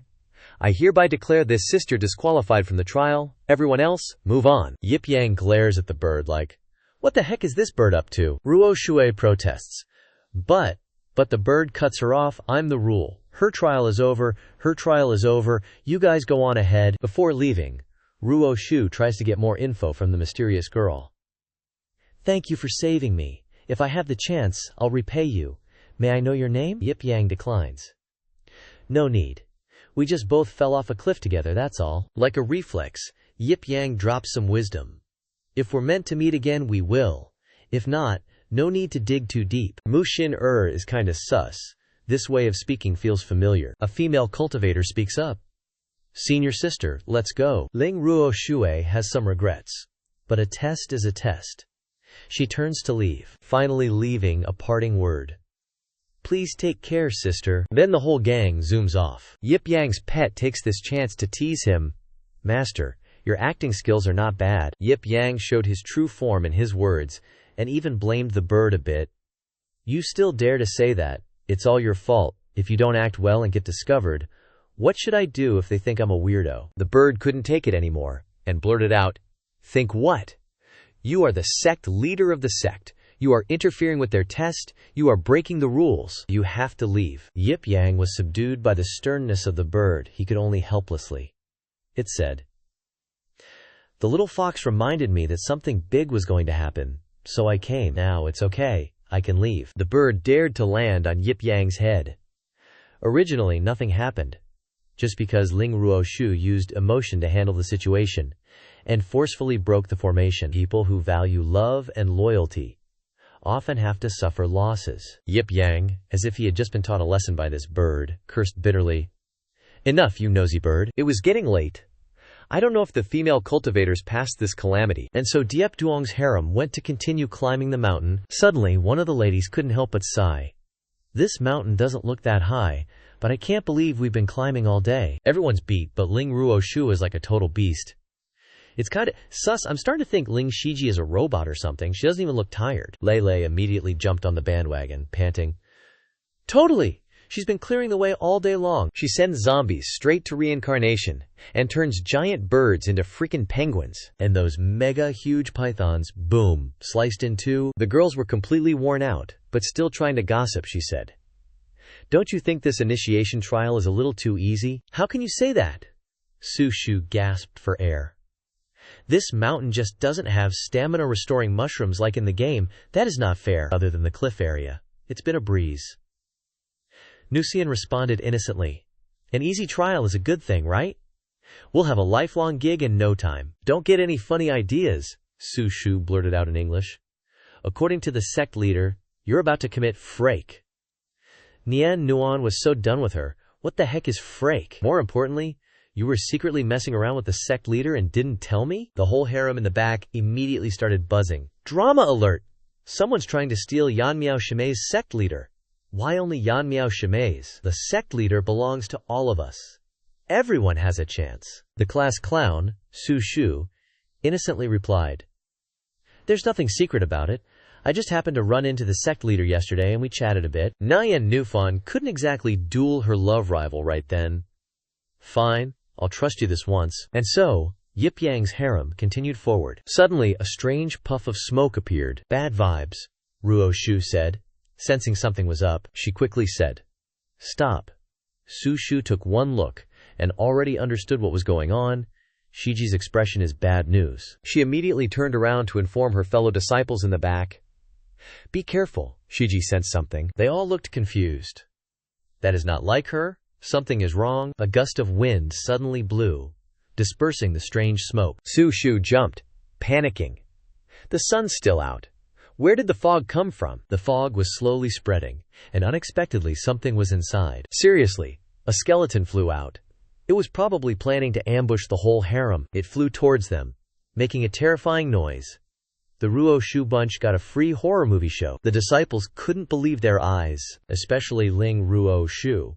Her eyes were super wary. As usual, she was the first to charge forward, slashing it across the waist with a single sword strike. Her stance was unwavering, while the monster was now in two pieces, neatly contained in the shipping box. The entire harem was shocked again. Shiji is so strong. These boneheads are just scary looking, but they're not that strong. But Shiji's face is still so serious it's kinda scary. Unexpectedly, the fog grew even thicker. Ruo Shue shouted, Everyone, be on your guard. Prepare for a big battle. Right after, a skeleton soldier dashed out as she predicted. But not just one. It was a whole bunch of them, running like they were looking for their long-lost daddy. Ruo Shue calmly informed everyone. Prepare to solo them.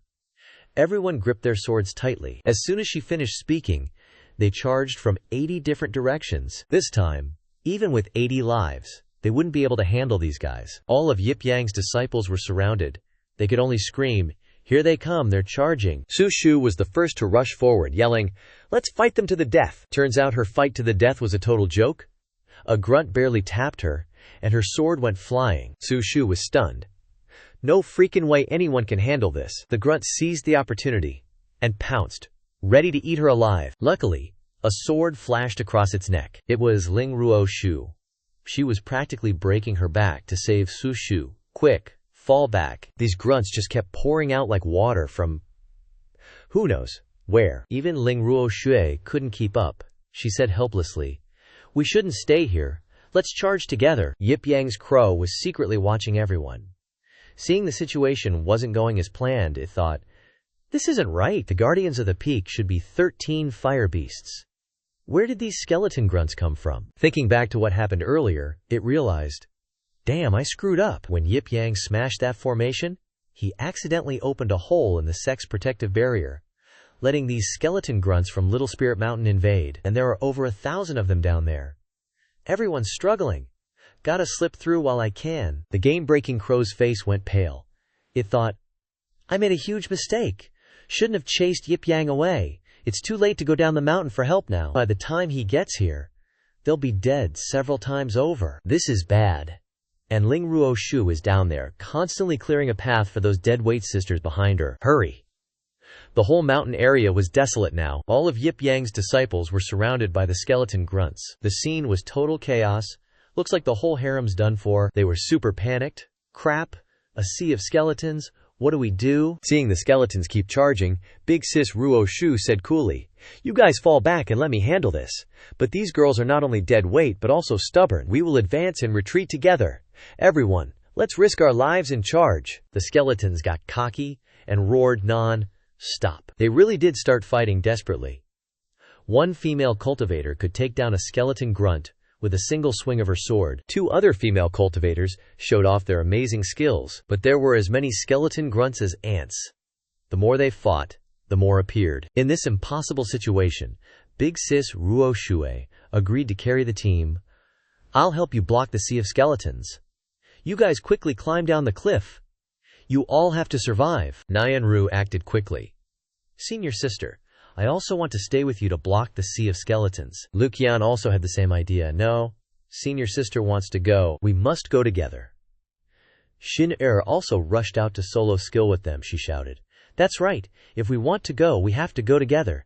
Killing one is one less to kill." So everyone agreed to stay together and die with the skeleton grunts. Suddenly, the jade pendant hanging loosely on Xin waist emitted a divine light. It kept emitting a strange energy, and then fell off her body on its own. The jade pendant rolled on the ground a few times out of inertia, and then went completely dark, like a phone with a dead battery. The skeletons looked at the jade pendant that was emitting energy and were filled with question marks. It started emitting more and more terrifying energy. Finally, it exploded like a grenade. Ling Ruoshu gawked at the scene, wondering if some kind of triple tribulation was about to hit. All the other senior and junior sisters were just as stunned.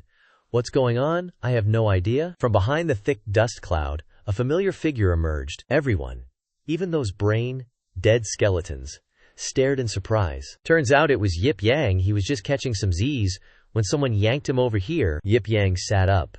"You don't need to look for drama. Drama comes looking for you. I was having a good dream. Who dragged me here?" Xinjie finally remembered. "Oh right. Yesterday, the sect leader gave me a jade pendant for emergencies. Turns out it can teleport people here." Nian Ru and Lu Qing were speechless. Realizing there's another goldfish brain added to their group, since the skeletons couldn't talk, they acted. They growled and charged at him. Yip Yang just sat there as countless blades pointed his way. Ling Ruo Shu was super worried. She shouted, "Sect leader is in danger." But Yip Yang still looked like the world owed him a favor. Unexpectedly, the skeletons missed where he was sitting, emitting a strange light. Could it be the main character's aura? At this moment, Yip Yang's voice appeared in their minds.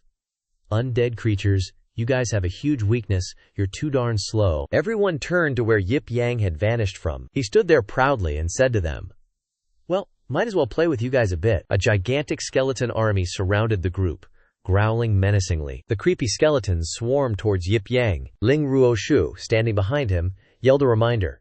"Careful! Sect leader. At this moment, he was still casually standing with his arms crossed, as if nothing was happening. Then he looked serious, staring wide-eyed ahead. The skeletons were immediately affected. A giant vortex appeared in front of Yip Yang. The disciples behind were immediately surrounded by black gas. A spear that flew through the black gas was instantly disintegrated. Yip Yang reached out his hand and moved it slightly. The spear moved very quickly, following the movement of his finger. With whooshing sounds, the spear flew back towards Yip Yang. He reached out his hand and successfully grabbed the spear. Seeing a winged demon with fallen wings flying over with a sword, Yip Yang asked, "So there are still new creatures here?" The demon screamed with its sharp beak. The spear spun around and around, making a SHLACK sound. Then it flew straight towards the winged demon. Yip Yang was spinning the spear like Sun Wukong, waiting for the skeletons to come. Zanzak, Zanzak.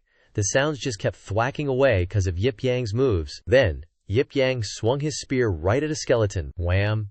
He sliced those bony dudes in two. Just like that. Super quick. The first wave of enemies went down. Yip Yang, spear in hand, stood there all majestic and stuff. He watched a whole mob rush towards him. Su Shu yelled, "Oh no, Shiji! A bunch of skeletons are attacking our side." Yip Yang quickly caught on to what was happening over there too. Then, he angrily gripped his spear real tight, thunderclap slash, and with that he slashed a big X towards the skeletons. That X immediately started crackling with electricity. Yip Yang, face all serious, reached out his hand. Right after, that electric X turned into a mega powerful blast of energy. That thing flew with lightning speed towards its target. The skeletons just stood there, mouths hanging open, waiting for the chop. BOM. In a blink, they got hit by that crazy powerful move. The disciples looked around all gobsmacked. All around them was just a cloud of dust and smoke. Next to where they were standing was a long scorch mark from the attack. Su Shu's eyes went wide. "That's insane," Yan Yu chimed in. "With Sect leader here, I ain't afraid of nothing." Ling Ruo Shui sensed something bad, shouting, "Not good.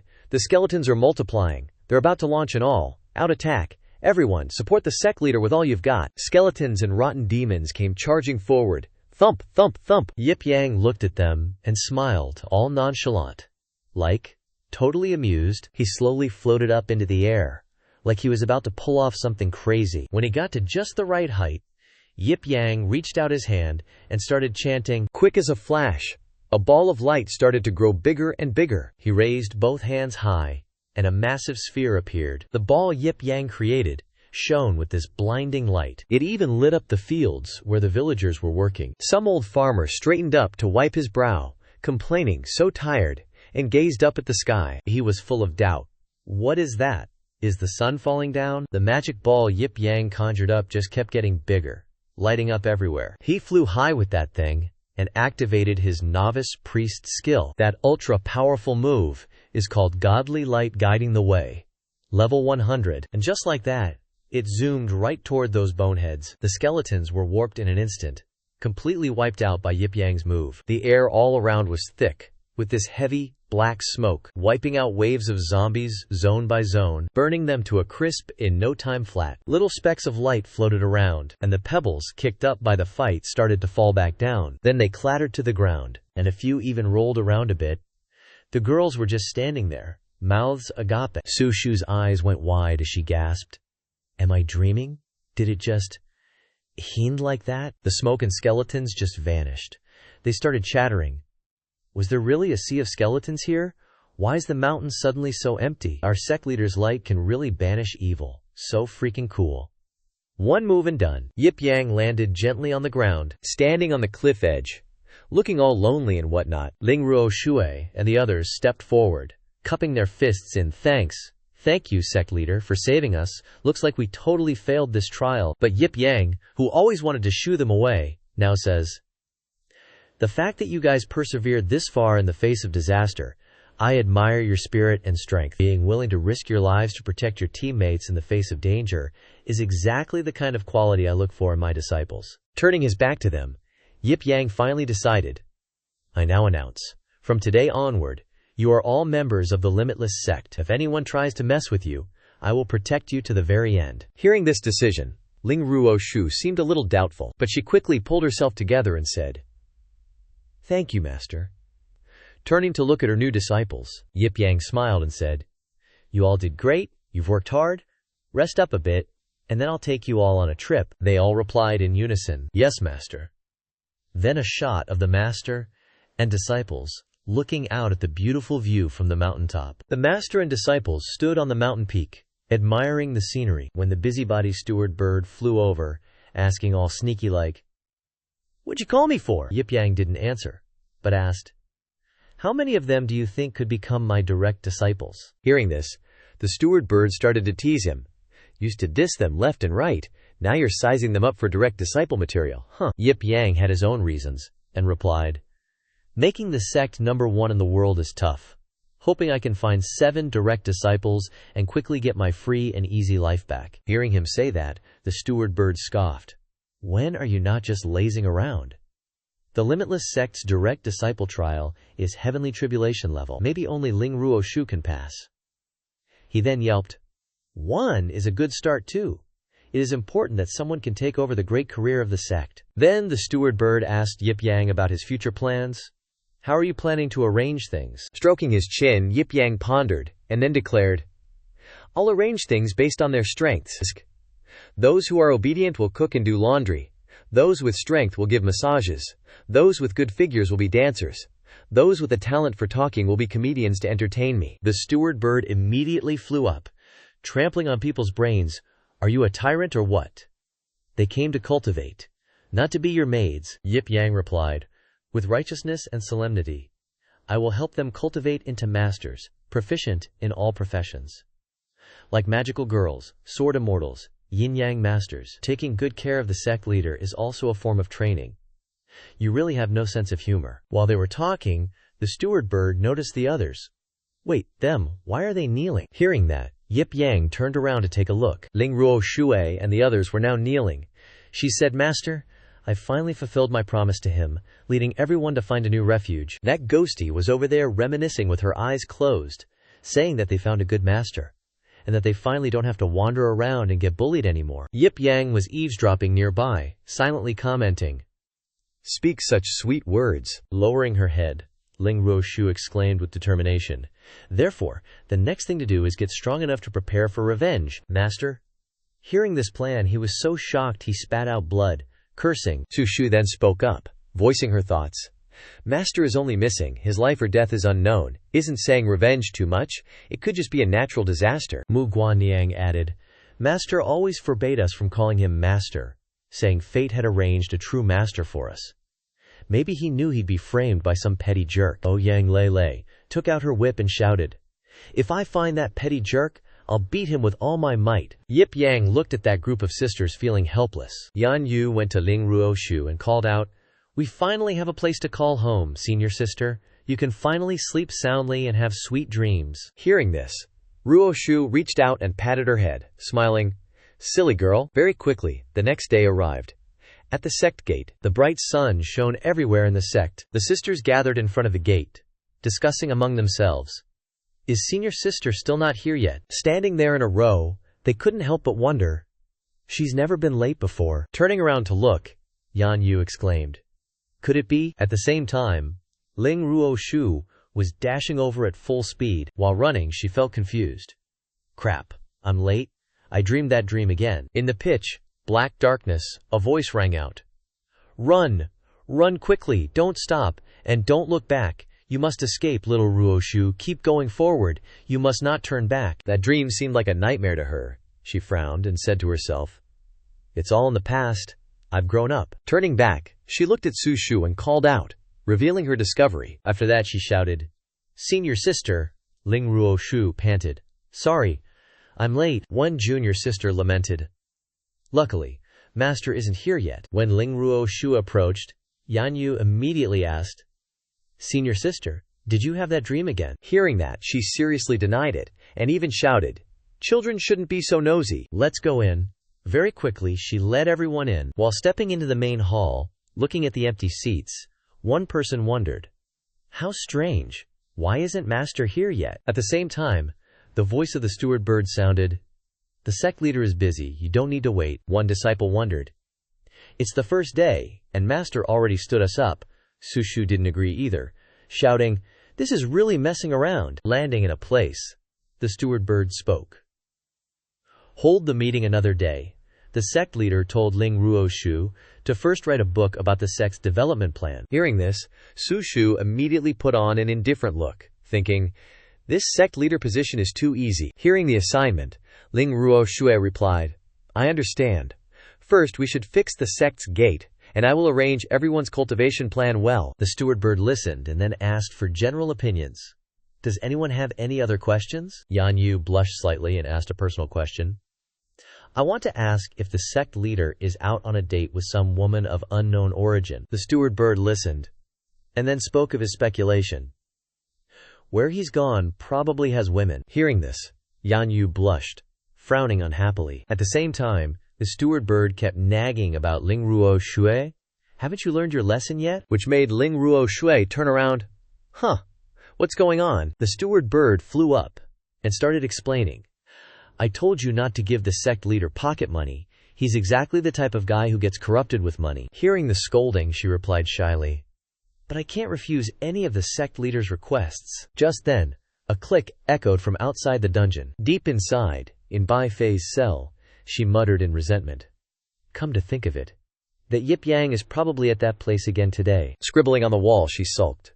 Leaving a stunning beauty like me here without even a visit. Drawing a pig-headed version of Yip Yang, she said, he's off to that place flirting again. All men are pigs. Then, frustrated, she hollered out, unwilling to be bored to death in here. Yip Yang, you're so weird. Come back and talk to me. Meanwhile, in Isekai'd City, at a busy riverside spot, inside a small restaurant, people were bustling and chatting. Waiter, another jug of wine. Tamjiang restaurant welcomes you. A shiny gold ingot was tossed onto the table. Yip Yang, holding a wine bottle with a swagger, yelled, Hey boss, get me 3 skewers of chicken wings, 5 skewers of lamb, a grilled squid, and a bamboo, grilled fish. Hearing the long list, the shop owner teased, Sect leader Yip, you're rolling in dough today, daring to order so much food. Suddenly come into some money, huh? 2 girls sitting behind him suddenly judged. That penniless ghost has owed money for 3 months, always mooching off everyone. Did he find a rich sugar mama or something? Raising the wine bottle high, Yip Yang affirmed, this venerable one has never relied on women. I am as pure as the snow lotus on the mountain. Purple-clothed girl said it well. Yip Shu Lian. From now on, don't even think about borrowing a penny from us. Turning back, he shook the wine bottle and said casually, don't take it so seriously. Friends should help each other out. And being short on money can help make friends with strong people. It's a profitable venture. The girl in pink puffed up her cheeks and said, who wants to be friends with a scoundrel like you? You're probably the weakest one in this entire restaurant. Suddenly, someone appeared at the door and announced, Feng Hao is his friend, his brother. Feng Hao made a cool entrance and asked, taking advantage of my absence to bully my bro, you want to get taught a lesson? Seeing him, Yip Yang scratched his head, thinking, that edgy, shoot-of-you kid is here. These guys are going to have a bad time. Feng Hao approached the girl in pink. Big sis, you seem to have gained weight lately. Your waist is about to be broken by your massive size. The girl, getting body-shamed, angrily whacked him on the head. Go die! Don't think you can talk nonsense just because your dad is the vice city lord of Isekai'd City. Clutching his head, about to get a bump, Feng Hao cried, violent women are terrifying. Then, he suddenly turned around. The person sitting behind him immediately broke into a cold sweat. Feng Hao put his hands behind his back and said as he walked, Zhao, senior brother? 6 years of cultivation with no progress? I heard you even have to call a junior disciple uncle now. If I were you, I'd cozy up to Zhao Wanxi. Then I'd say something really cutting, give up cultivating early and go be a farmer. Then he changed targets again. Auntie, still single. Are you doomed to be lonely forever? After dissing everyone, he approached Yip Yang and said, bro, same as always, I'll pay. Too bad that bookworm isn't here today. Yip replied, sorry, thanks a lot. The girl who was called Fat clenched her knife angrily. It's not fair. Why do you never mess with him? Turning his head, Feng Hao replied to her, what do you know? Bro Yip and I share the same passion. We're both loyal fans of The Legend of the Peerless Beauty. Then the dude turned to Yip Yang and asked, Little Delicate Jade is #1, right? He was smiling like I'd know anything. Of course the sexy and hot Tuyet Nujong is the most charming. Feng Hao kept blabbing on. Such a waste that this bookworm likes that long-legged ice queen, Ling Ruo Shui. No taste at all. Boss, Wrap mine up to go, and pay for my big bros too, the boss replied. No prob. Seeing Yip Yang's bright smile, Feng Hao added, give Yip big bro an extra jug of Sect Yip Than wine. When Feng Hao sat down next to him, Yip Yang whined. You have no idea. Mentoring disciples is exhausting. The moment I leave, they can't do anything. Feng Hao sympathized. You work so hard, Yip big bro. Suddenly, Yip Yang's chopsticks snapped. He stared blankly at it for a sec. Then, trusting his gut, he wondered, uh-oh, something's not right. Did something happen to one of the disciples? Morning. Sun's up high. In the inner sect's meeting room, the sisterhood gathered to discuss. The central northern part of the city is 70, ruined. Worst of all, the South Palace has a massive crater. Lo Than, currently standing, was reporting while taking notes. Because so many passages are damaged, a full investigation isn't possible. Sitting in the center, looking at the map, Ling Ruoshu declared, repairing the sect's entrances will cost a fortune. We'll do it in 3 steps. First, we fix the living areas. We'll earn the money ourselves. No one tells master. Suddenly, Nhandu sprinted in. Senior sister. News about the 5 Nanquan junior sisters. She excitedly shared the good news. They're alive. Ling Ruoshu was shocked by this news. What? Lo Than added. After Eternal Sword Peak collapsed, they disappeared. Where are they now? Catching her breath, Nhandu explained. They're stuck in a demon-infested zone, Thien Nam Ridge. It's super dangerous in the desolate city. Just got their SOS. A female disciple asked for collective input. Should we get sect leader master to intervene? Ling Ruoshu stood up and declared heroically, no need. I can go alone. It's too dangerous there. No one should sacrifice themselves for nothing. You girls stay here and wait for me, she said with determination and confidence. I will bring them back. Next scene. A rocky mountain range. A figure zipped through the trees. Holding a locator in hand, Ling Ruoshu thought to herself, you girls will be okay. You absolutely will be okay. Thinking of her beloved junior sister, she worried. Nanquan junior sister, hang in there. I know you'll protect everyone no matter what, but remembering back when she was little, when they got Nanquan as a fellow disciple, I didn't like the new junior sister. Our sword sect is all about attack. She just wants to learn defense. Why even come to our sect? Looking at the distant sky, Master Ling Ruoshu called her over, just said, my husband is a good person. Hearing this, she couldn't help but wonder about the other's thoughts. Good person? What kind of standard is that? Her master started reminiscing. Actually, the Nanquan family is one of the 4 great clans of the Tungguyen kingdom. She had so many options. She remembered a scene of the small girl hugging a crippled dog, a middle-aged man standing, calling out, your father, General Nanquan, sacrificed himself protecting the Tungguyen kingdom. He summed up her unfortunate days in one sentence. You're the daughter of the previous family head, but you're bullied and abused by your uncles and aunts. Another woman spoke up indignantly. Forget about not knowing, but now that we know, I absolutely can't let her stay in the Nanquan family any longer. At this time, Nanquan Dong's aunt tried to defend herself.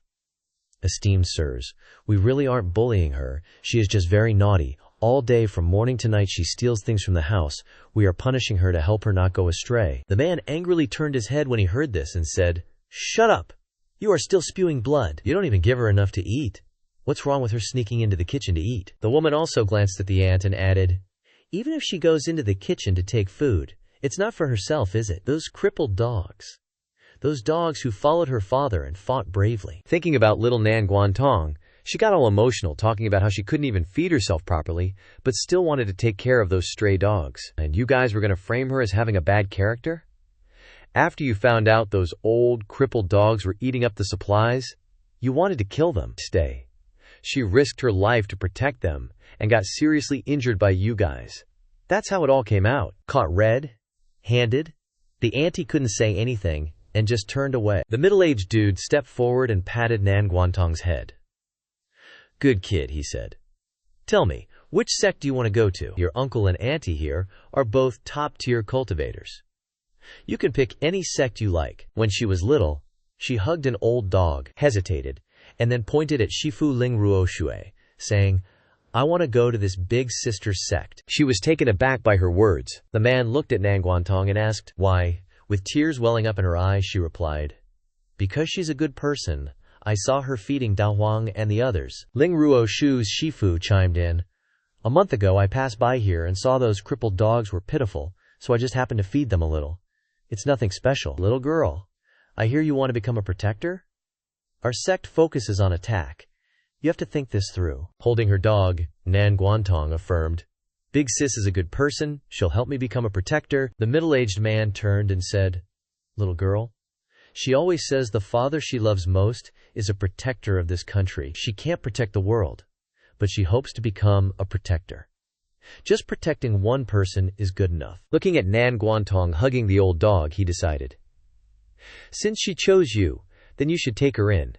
As for those dogs, I'll take care of them. Let her bring one of them with her to your eternal sword sect. Shifu Ling Ruo Shui, upon hearing that, replied, I understand, she said, reaching out her hand towards the little girl. Come here. Nan Guantong glanced at Shifu Ling Ruo Shu. She gave her a gentle smile. Quickly, the scene changed to a mountain of the eternal sword peak. A young Ling Ruo Shu couldn't accept it, and yelled, jokingly, What? The best defense is a good offense? Protectors are useless? Standing and looking at the small Nan Guantong, she shouted, I don't like weaklings. Nan Guantong didn't dare say anything, just sadly lowered her head. On the mountain, in the training area, a voice reminded, Defend on the left. Ling Ruo Shui jumped up, swung her sword forward, stabbing at Nan Guantong relentlessly. She said, You have to predict the direction of my next attack and block it. Guantong replied, Yes. Quickly. Time passed by. Nan Guantong sat in front of a tombstone crying. Ling Ruo Shui approached and asked, The thing of your dog, is it dead? Nan Guantong sobbed. Dao Huang is dead. Afterward, the entire space was filled with the sound of her cries. She approached and stroked her head. Ling Ruo Shu comforted. It's okay, it's gone. You can keep protecting me. Just treat me like Dao Huang and protect me, okay? Nan Guantong sadly said, Shiji. Then came an afternoon. With the wind gently blowing, the two sisters leaned on each other. Ling Ruo Shu reminded, There are a lot of wild wolves nearby. Be careful now. Nan Guantong reassured her. Don't worry, Shiji. I'll protect you. Then the two of them leaned on each other as they walked. Ling Ruo Shu's hair was blowing in the wind. She jumped over the trees, moving forward quickly. Just then, the red dot on the jade token started to fade away. Ling Ruo Shu felt a huge wave of worry. Crap, the signal's almost gone. She sped up, thinking to herself, Nan Guantong, you better be okay. Back where Nan Guantong was, her fellow disciples were freaking out. Oh no! The transmission jade can't hold on anymore. Senior sister won't be able to find us. Nan Guantong, stuttering a bit, said, It's okay, guys. Senior sister will definitely find us. It might just take a little longer. Another disciple chimed in with worry. But senior sister Mei Lu was captured by a demon. What do we do? If we don't save her soon, she won't hold on much longer. Hearing this, Nan Guantong took charge. How about I go save senior sister Mei Lu? Everyone quickly shot down the idea. No way, Nan Quan. You don't have much attack power. But she was stubborn. Saving people doesn't need brute force. I'm super agile. I'll get her back alive. Leaping up high, Nan Guantong yelled, You guys stay here. If things get bad, just ditch us and run. The other sisters could only shout back, Junior sister. Watching her leave, they murmured, It's baffling that Nan Quan, who seems so weak, could become such a great guardian. Senior sister always said she makes up for her lack of physical strength with her senses when fighting demons. Let's hope she pulls off a miracle. Rescuing senior sister Mei Lu from within the stone giant's lair is super dangerous. Nan Guantong had already hopped down onto a slab of rock. She wearily climbed up the high rock face. Standing on top, Nan Guantong couldn't help but exclaim. So high, panting, she looked around for Mei Lu. Where are you, senior sister? Because of the height, she found her quickly. Found her, Mei Lu was cowering in a corner, shivering in fear. Seeing this, Nan Guantong tried to reassure her. Senior sister Mei Lu, don't be scared. Immediately after, she jumped across the rocky ledges. Moving swiftly, she arrived at the location close to Mei Lu. Nan Guantong noticed. It is indeed the lair of a rock monster, and there isn't one here. Getting close to her senior, she asked, Senior sister, are you okay? Mei Lu looked up and cried out, Nan Quan junior sister. Stepping forward to support Mei Lu, Nan Guantong warned, Let's get out of here. But as they were about to leave, the The ground around them started to shake. The large rocks trembled violently. The stone giant slowly approached, step by step, nearing where the two sisters were hiding behind a boulder. Then it turned its head and looked. Nan Quan Tong panicked. Crap! Why now? The stone giant reached out its hand and grabbed the boulder. Nan Quan Tong, supporting Mei Lu, thought quickly, what do? I have to hold my breath. She gritted her teeth, worried about their situation. If we're discovered, we're toast. The stone giant kept searching behind it. Nan Quan Tong trembled, muttering a prayer. Please don't find us. But as fate would have it, the stone giant spotted them. It reached out and slammed its hand down. Nan Quan Tong, carrying Mai Lu on her back, jumped up. The giant rock golem immediately turned its head to look at them. Nan Quan Tong slid a long way when she landed. At this moment, the rock golem, panting, collapsed onto Nan Quan Tong's back. Mai Lu blamed her. You silly girl, why sacrifice yourself to save me so uselessly? We can't defeat the rock golem, Quan Tong reassured her.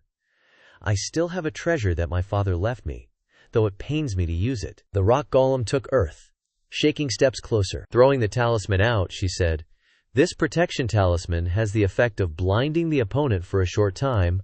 Hopefully, it'll work. Quickly, the talisman flew towards the rock golem. Upon getting close, it emitted a strong light. The rock golem was immediately affected, clutching its eyes tightly. Seeing that it worked, Nan Quan Tong exclaimed, it's blind. We have to take this chance to run. The rock golem, in pain, punched the ground hard. Seeing the shattered rocks flying towards her, she cried out, oh no!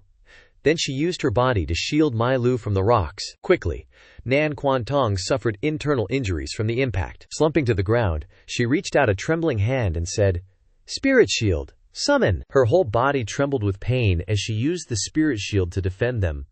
Let's retreat slowly. The rock golem continued to attack them. While retreating, Nan Quan Tong asked worriedly, Are you all right, elder sister? Mai Lu replied, I'm fine. The rock golem grabbed a large boulder again. Then it hurled it forward with great force. The boulder created an incredibly strong aftershock. While running and defending, Nan Quan Tong insisted, As long as we get past this, we can escape, elder sister Mai Lu. You have to hold on. Quickly, the two small figures retreated further and further back. On Ling Ruo Shu's side, she continued to leap across the trees. She moved with incredible speed. While advancing, Ling Ruo Shu secretly cheered Nan Quan on. Little junior sister, you must hold on. On Nan Quan's side, she kept reassuring. Just a little more and we can escape. The two of them ran forward as fast as they could behind a shield. The shield was already cracked from the force. Behind the shield, Nan Quan Tong breathed heavily, exhausted. Suddenly, a loud voice called out, Junior sister. Several other elder sisters quickly ran over, shouting, Junior sister, are you all right? Nan Quan Tong asked back. Why are you all here? Didn't I tell you to wait? But at that moment, a giant rock flew towards them. It was that rock dude who threw it. They were so fast, the shadow of the rock was already covering them both. Seeing this, the senior sister screamed, warning, Shimei, watch out, push Mai Lu out of danger. Nam Guan Tong, someone yelled, get her out of there. I'll hold it back, she replied, then turned with a determined look. Then, she reached out, gathering power into her shield. Now it was a battle between a tiny figure and a giant rock. Tears were almost falling as she thought, Nam Guan Tong, don't be scared, you can definitely block it. Suddenly, Yip Yang appeared and shouted, get back! The senior sister hugging Mai Lu screamed, Shimei. At the same moment, the giant rock landed, but it was stopped by one hand. Nam Guan Tong's eyes went wide with shock. Standing next to Yip Yang, she spoke up, May I ask who you are? Glancing at her, he replied, Just call me Shifu. Then, he put strength into the rock in front of him, and it quickly shattered into pieces. Nam Guan Tong stared in disbelief, but everyone else was also stunned. A deep pit appeared on the ground. Yip Yang turned his head and smiled.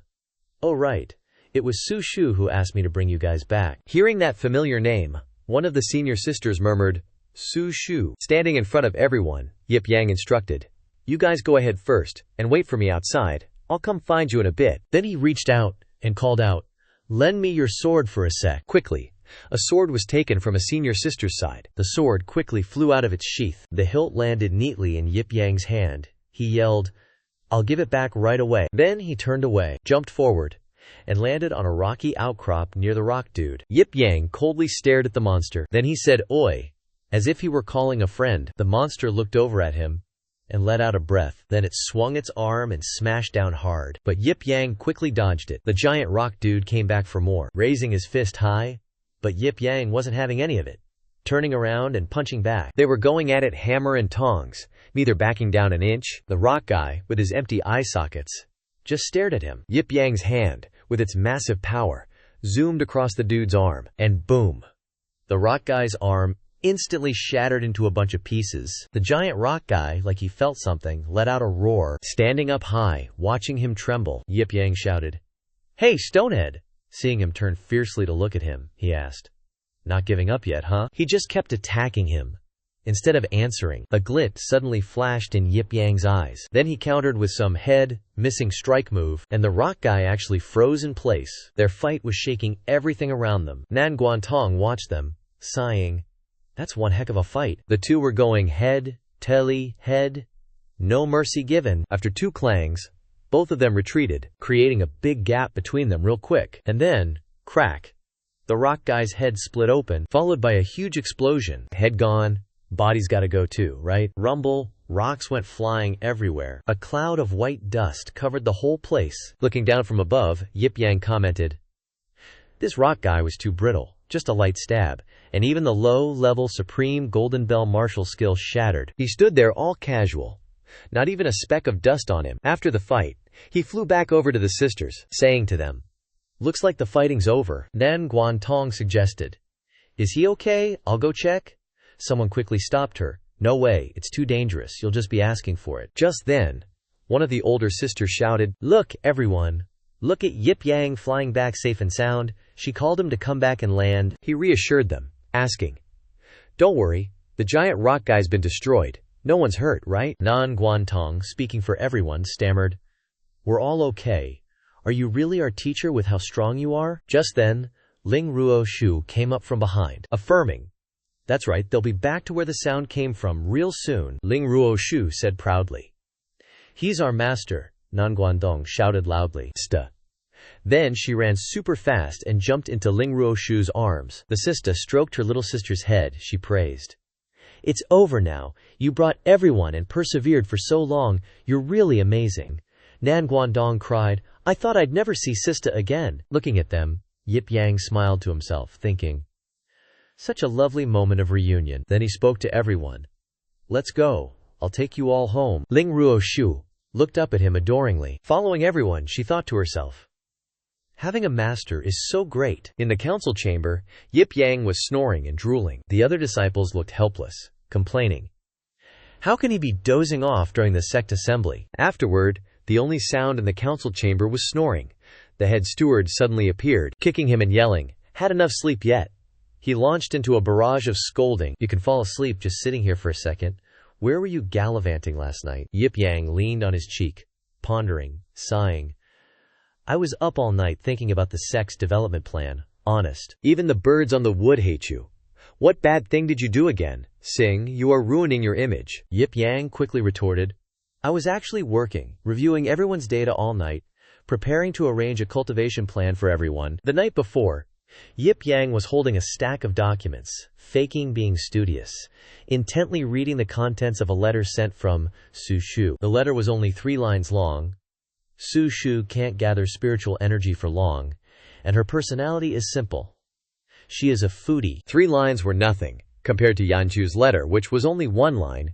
Yanju is flexible but lacks physical strength. Mu Qing didn't write a letter, and instead wrote a poem. Mu Qing is too solitary, quiet, and distant from everyone. The next letter was written meticulously, full of heartfelt sincerity.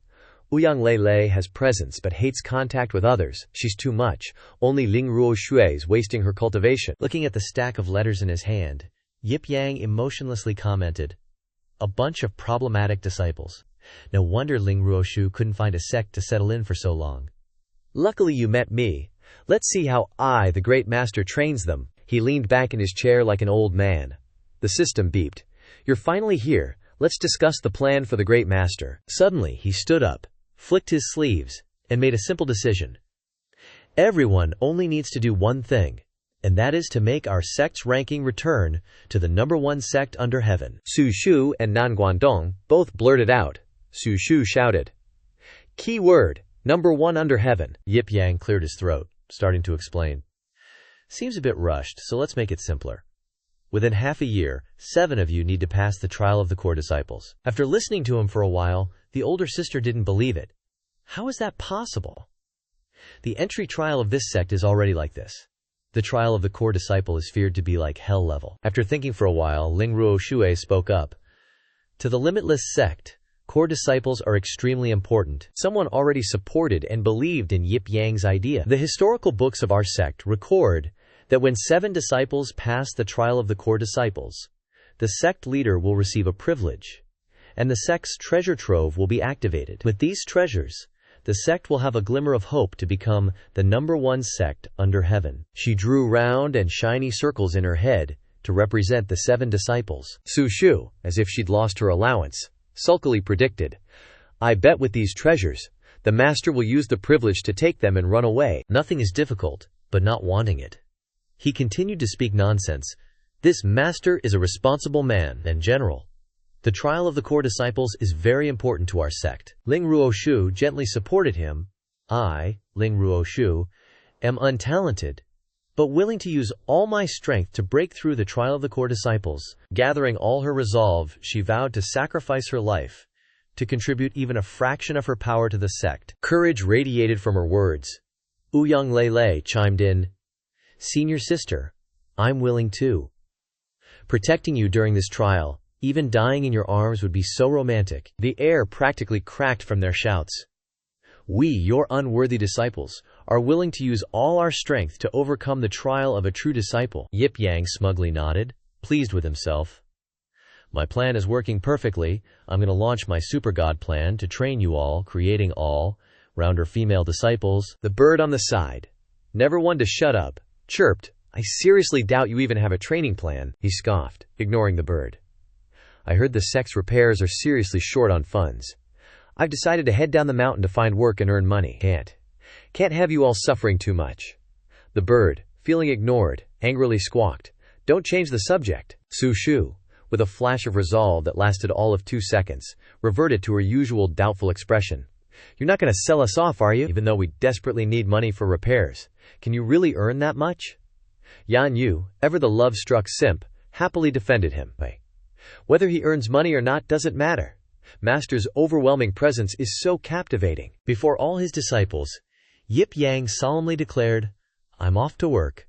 When I return, I will immediately announce the first female disciple of the Super God Plan. Yip Yang turned and left, his disciples enthusiastically waving goodbye, sending off their sect leader and master. He might not be enthusiastic about studying, but he sure was quick to clock out and bid farewell. At the detention cell, as the food deliverer placed the meal down, Bai Fei asked curiously, Why are you always the one bringing me food lately? Yip Yang, disguised as Ling Ruo Shu, looked at her and replied, Master's gone down the mountain to work. Hearing this, Bai Fei sighed and explained, Men always lie when they say they're going to work. He's definitely going to pick up girls. You guys are still so naive. Ling Ruo Shui hesitated slightly and asked, Really? Picking up a stone to continue her drawing, Bai Fei exclaimed, You seem really concerned about Yip Yang. Live my few. Ling Ruo Shu, feeling like she'd been called out, retorted, I'm a disciple. Of course I'm concerned about my master. Upon hearing that, Bai Fei huffed, I was even planning to teach you charm magic, the kind that can easily steal Yip Yang's heart. Hearing this, Ling Ruo Shu's heart skipped a beat. Really? But quickly she gritted her teeth and said, I've already decided to dedicate my life to the sword. Don't even think about it. And if you use charm magic to seduce master, she then struck a fierce, strong, Hu-woman pose. I will never forgive you. Bai Fei tumbled back in fear, stammering, What do you want to do? Then she chuckled and explained, I was just kidding. If I had something like that, Yip Yang would have already fallen for me. You wouldn't even have a chance. She rested her cheek on her palm. Ling Ruo Shui spoke out. That's good. Then she walked away. Without looking back, she raised a hand to her forehead to wipe away sweat. Bai Fei sighed. Jealous women are terrifying. Then, pulling out a bun to eat, she revealed an excited, gossiping expression. But I suddenly feel like having someone fighting over Yip Yang with me is kinda exciting. A map appeared along with a pen. At the demon subjugation hall, The entrance was bustling with people coming and going. Yip Yang walked up, crossing his arms and muttering to himself. "This must be the place," the tavern owner said. "Where can one accept demon subjugation missions to earn money?" Stretching out his strong, powerful arm. "There aren't many places where you can get rich with your fists." With his hands clasped behind his back, he walked in. Yip Yang sighed. There are a lot of people. The hall of the Demon Subjugation Hall was currently noisy and bustling. Looking at the mission board hanging there, Yip Yang exclaimed, "So many missions." Suddenly, a little lolly waved and called out, "Hello, big brother." The girl smiled warmly, introducing herself. "I'm Xiao Miao, the receptionist of the Demon Subjugation Hall. You can ask me anything." Hearing this, Yip Yang approached and asked, "Please tell me directly, how do I accept the Demon Subjugation mission with the highest reward?" Xiao Miao asked. "Are you a new cultivator visiting for the first time?" He didn't hide it. Smiling brightly, he replied, "Oops, you caught me." Xiao Miao, hearing that, laid down the rules. "Sorry, the highest. Paying quests are all hell. Difficulty demon extermination missions, too dangerous for newbies. You can only start with the non-A-ranked quests," she pointed. "That's the lowest rank over there." Just then, Long Ge swaggered over with a huge blade. "TCH. Just arrived and wants the highest paying quest? Doesn't know his ass from his elbow?" A girl beside him chimed in. "The highest paying quests are all great demons. Even the strongest cultivators in Seahai City wouldn't dare accept them. Is this kid stupid or what?" Yip Yang ignored them. "Thanks, I'll take a look," Xiao Miao replied. "Don't mention it." Looking at his retreating back, Long Ge snorted. "Like all those greedy newbies. Gonna end up real bad." Seeing him staring blankly at the quest board, Xiao Miao walked over and asked, "Seeing you hesitate for so long, are you worried these unranked quests are too hard?" Before he could answer, she comforted him. "Don't be scared. Just take that first brave step. You'll realize low-level monsters aren't scary at all." The quest board read, 10 pairs of Bao Shi Yao Zhu tusks, 5 copper coins, 5 Yang Lang horns, 20 copper coins. Fragments of Mei Hun Yi, 6 Niu tails, 7 copper coins. Xiao Miao continued rambling on about her thoughts. Every newbie grows up little by little. Although they all feel uneasy at first, just be brave. Looking up at the ranking board, she encouraged, "One day you can become a strong person on the demon extermination list." After waiting for Xiao Miao to finish, Yip Yang explained, "I'm just standing here because the rewards for these unranked quests are too low. Wasting my precious time." He glanced over at the rank 1 quests. Exterminate the bloodbats around Ling Shan, 30 silver. Eliminate 7 corpse-eating fish at Mao He, 20 silver. Find the lost heirloom jade pendant, 10 silver. Eliminate the snake swarm at Shi Yi Valley, 10 silver. Eliminate the demon apparitions appearing at Li Village, 15 silver. Looking at them with curiosity, he commented, "The rewards for the rank, fine on quests are okay. What are the conditions to accept them?" Xiao Miao smiled and said the staggering number. Complete 500 unranked quests. Hearing this, Yip Yang dejectedly said, "This demon extermination hall basically doesn't give newbies a chance to earn money. I'll go look elsewhere in the city." He clasped his hands and walked out, wondering, should I go to the blacksmith guild or... Suddenly, at the door, he ran into an acquaintance. Yip Yang exclaimed, "You!" Zhao Wanshi, seeing him, smiled. "Yip Sect leader, what a coincidence. You finally came to the demon extermination hall. I've finally waited for you." Yip Yang looked at him quizzically. "Who are you?" Hearing this heartless remark, Zhao Wanshi angrily shouted, "We drink together every day, and you've forgotten me." Hearing this, he pointed excitedly. "I remember now. You're the 10,000-year outer sect disciple, senior brother Zhao Shi, right?" Zhao Wanshi was infuriated by him but still asked, "You remember that so clearly, huh?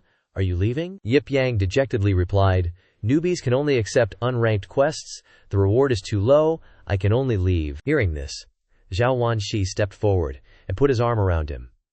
"If you're really short on cash, I'll take you to do a rank 1 demon extermination quest, but the risk is a little high." Leading Yip Yang back inside, he asked, "I just don't know if your heart can handle such a stimulating quest." Yip Yang didn't answer but asked, "Can we party up to share quests?" Looking at the quest board above, Zhao Wanshi replied, "That's right. This Bloodkite Willow Hill clearing quest is suitable for newbies with no strength. I'll take you to do it. But Yip Yang noticed a red line and said, "Not interested, I want to do this one." Zhao Wanxi's face darkened. "You're going too far." "Absolutely not. This is a super difficult red quest in the rank 1 category, the highest death rate. Can't accept it." Yip Yang only cared about the reward. 1 gold coin. The other rank 1 quests pay too little. Zhao Wanxi continued. But at this level, I'm afraid I can't protect you completely," Yip Yang reassured him. "Don't worry, I'm really good at running away." Hearing this, Zhao Wanxi had no choice but to accept that quest. "Alright, remember safety first? Cun Can Tsung. Search and eliminate 30 rank Chon demon beasts." Soon, they moved outside Isekai'd City. Standing at the city gate, Zhao Wanxi began to say, "You're a first-timer at demon extermination, you don't know how dangerous it is. I have a duty to explain it to you clearly, so you don't die a meaningless death." Yip Yang agreed. "Sorry to trouble you, senior brother Zhao." Zhao Wanxi was like some wise guy dropping knowledge bombs. 70. Of this world is monster territory, but humans ain't just gonna roll over and die. Monster slayers are our resistance. Remembering those scary monsters, he added. Those monsters want to turn the rest of human lands into wasteland too, but we're fighting to take back what's ours. Imagining those brave warriors, Zhao Wanxi yelled. So, the wild areas around human settlements are constantly being reclaimed by the army or big slayer groups. Yip Yang, us small-time slayers just clean up, and that's still dangerous. Then he warned. Remember, stick close to me. Don't wander off or you'll be toast. Yip Yang agreed. No problem. As long as the monsters are worth some cash, I won't wander. Hearing this, Zhao Wanxi's face turned dark. Master Yip. Yip Yang turned back to him and explained.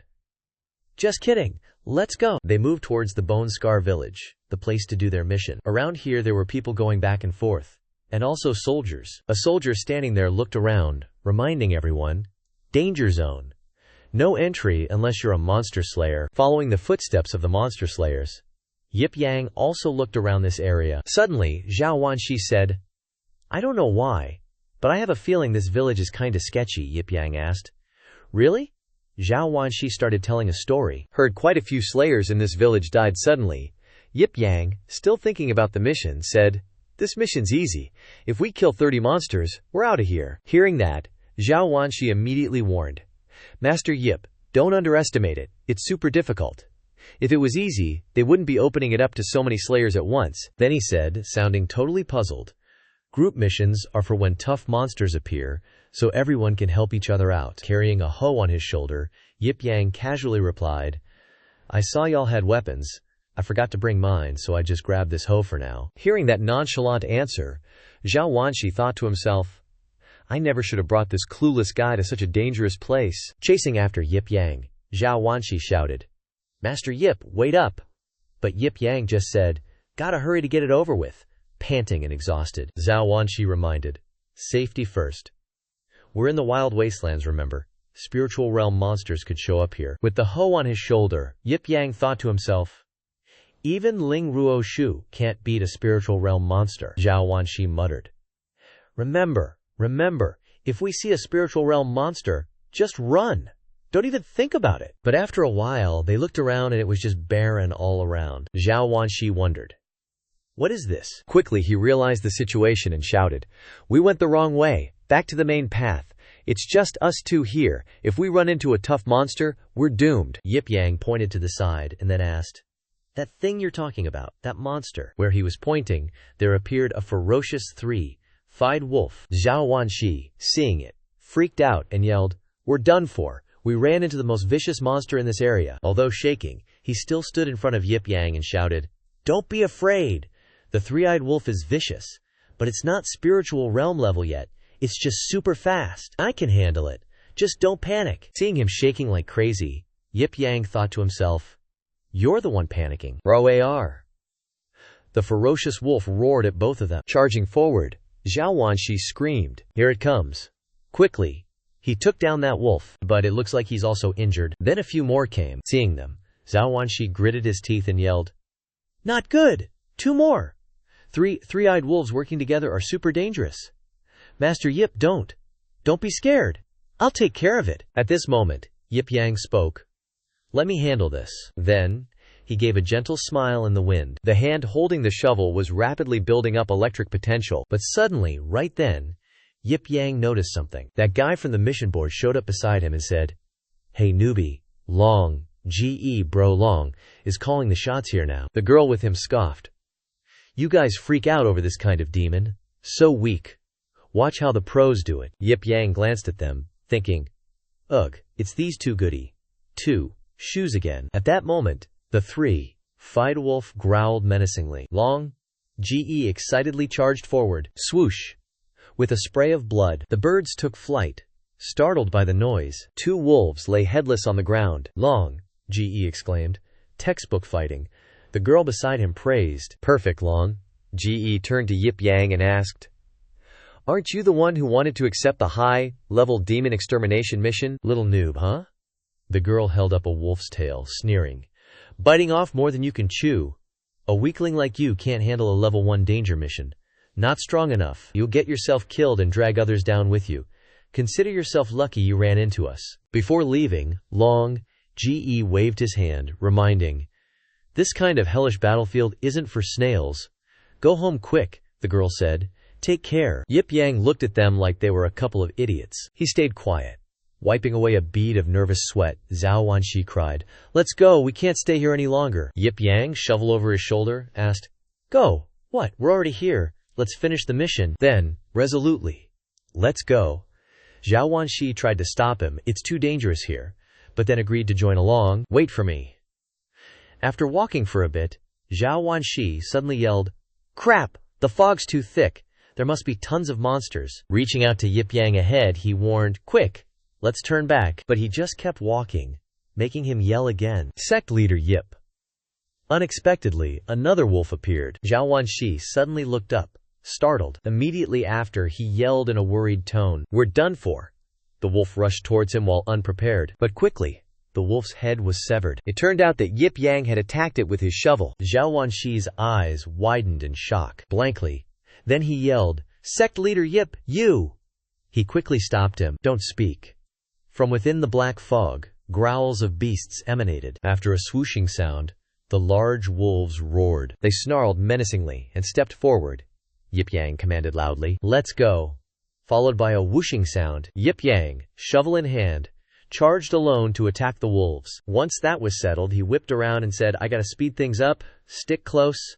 Don't lag more than 3 meters behind." Wanshi stared blankly, then stammered a response. He followed Yip Yang's footsteps, wondering, how the heck can he use a shovel to unleash swordplay this fast? Next thing you know, Yip Yang's going all care out, 1 strike, 1 kill. Every swing meant another wolf head flying. And just like that, in a few hours, he'd taken down almost all of them. Seeing this, Wanshi exclaimed in astonishment, "Holy moly!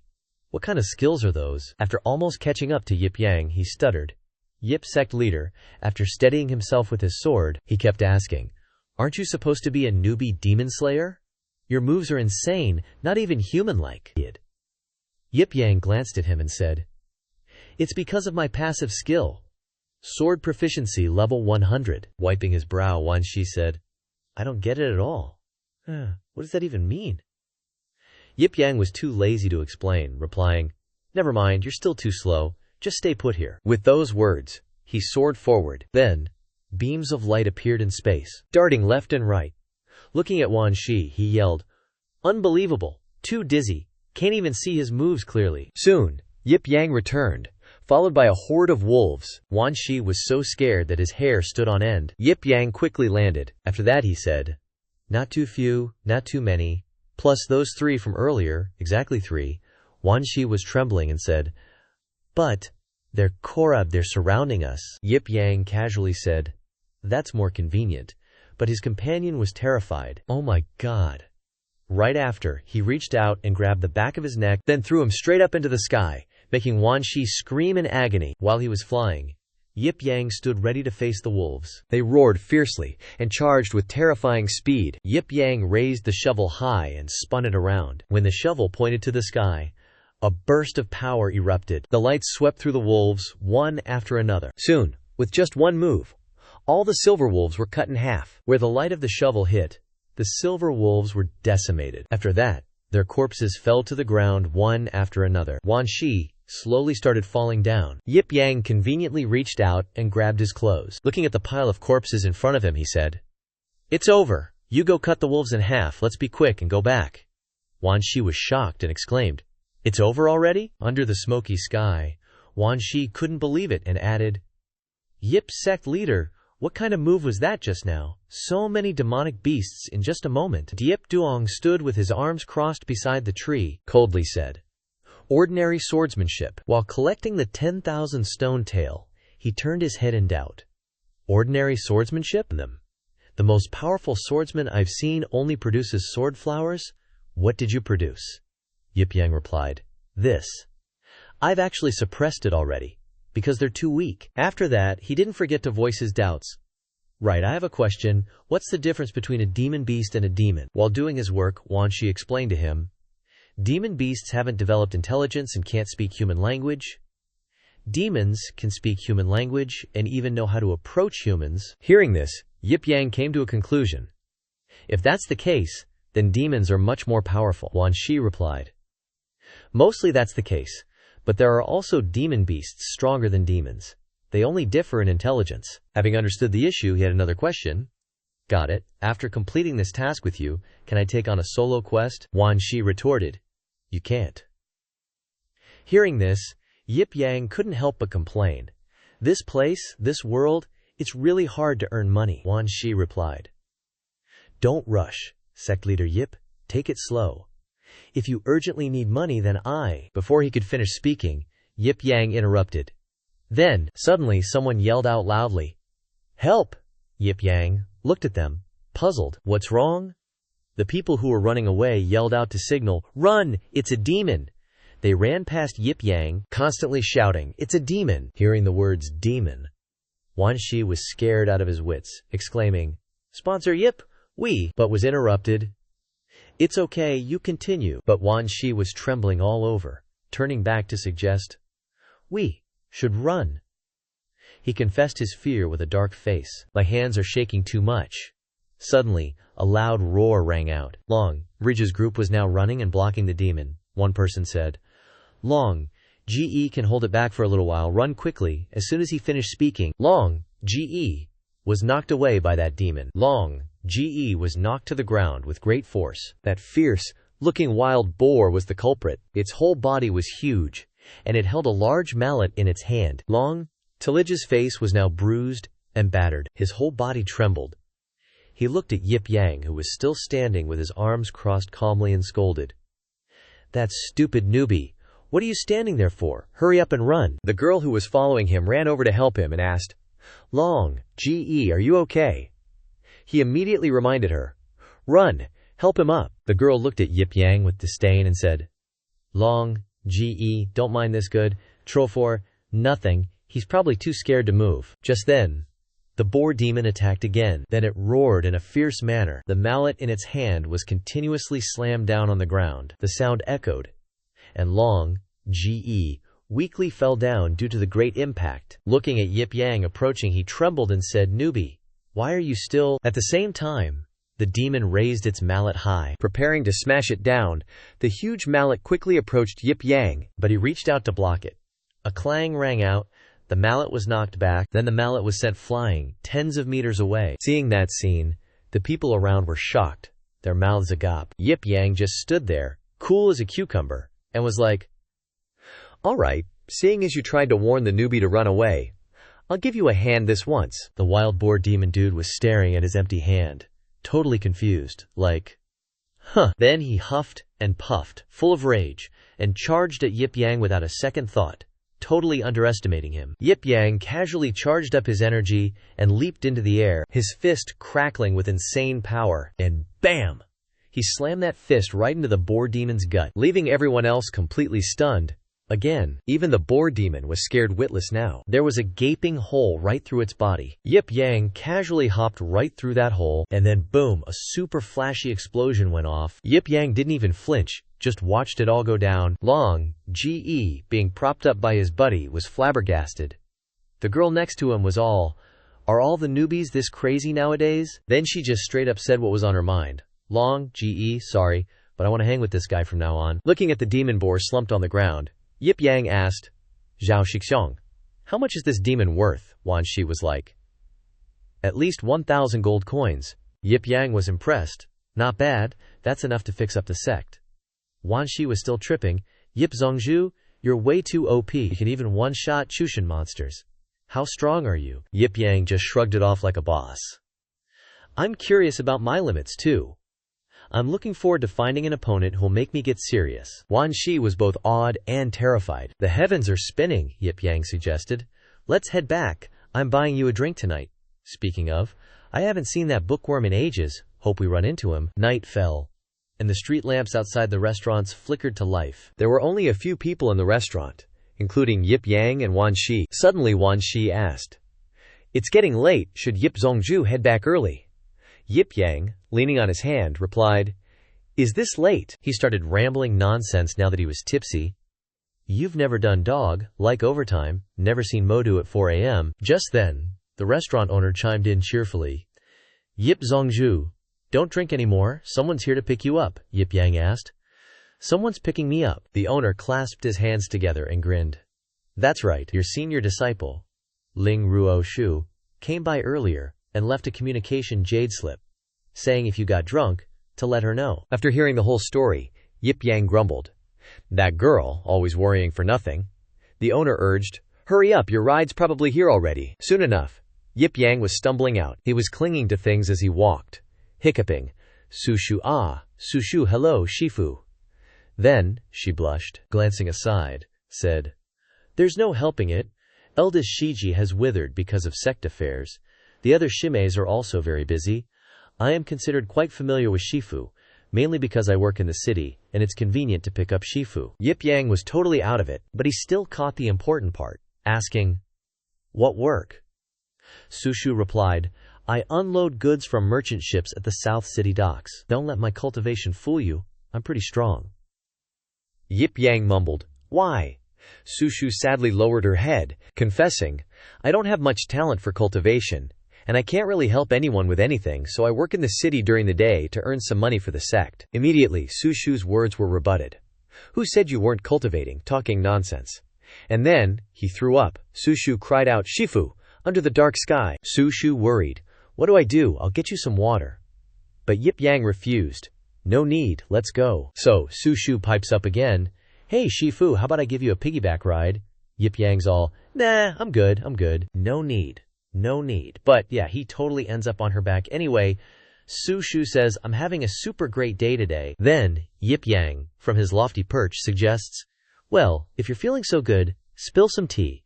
Tell me what's making you so happy, and let me in on the fun." While she's standing there blinking, Yip Yang starts shaking her, yelling, "Spit it out!" Sushu stammers, "I want that." Yip Yang, chillin' on her back, casually asks, "You still thinking about ditching the sect, huh?" Sushu, all gloomy-faced, replies, "I'm just not cut out for cultivation, okay? I know I'm dumb and a drag on everyone else.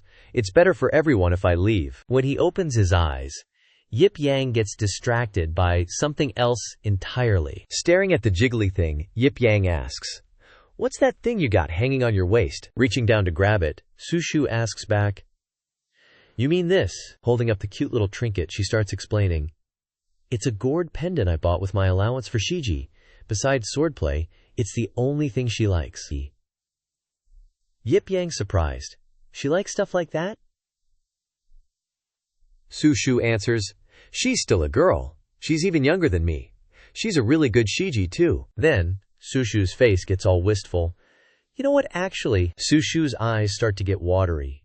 As she starts telling a story, "Shiji's the one who took me in." Cue the flashback. Enter Ling Ruo Shu's silhouette. Flashback time to little Sushu. "When I was little, I got tossed out by a sect. Those guys.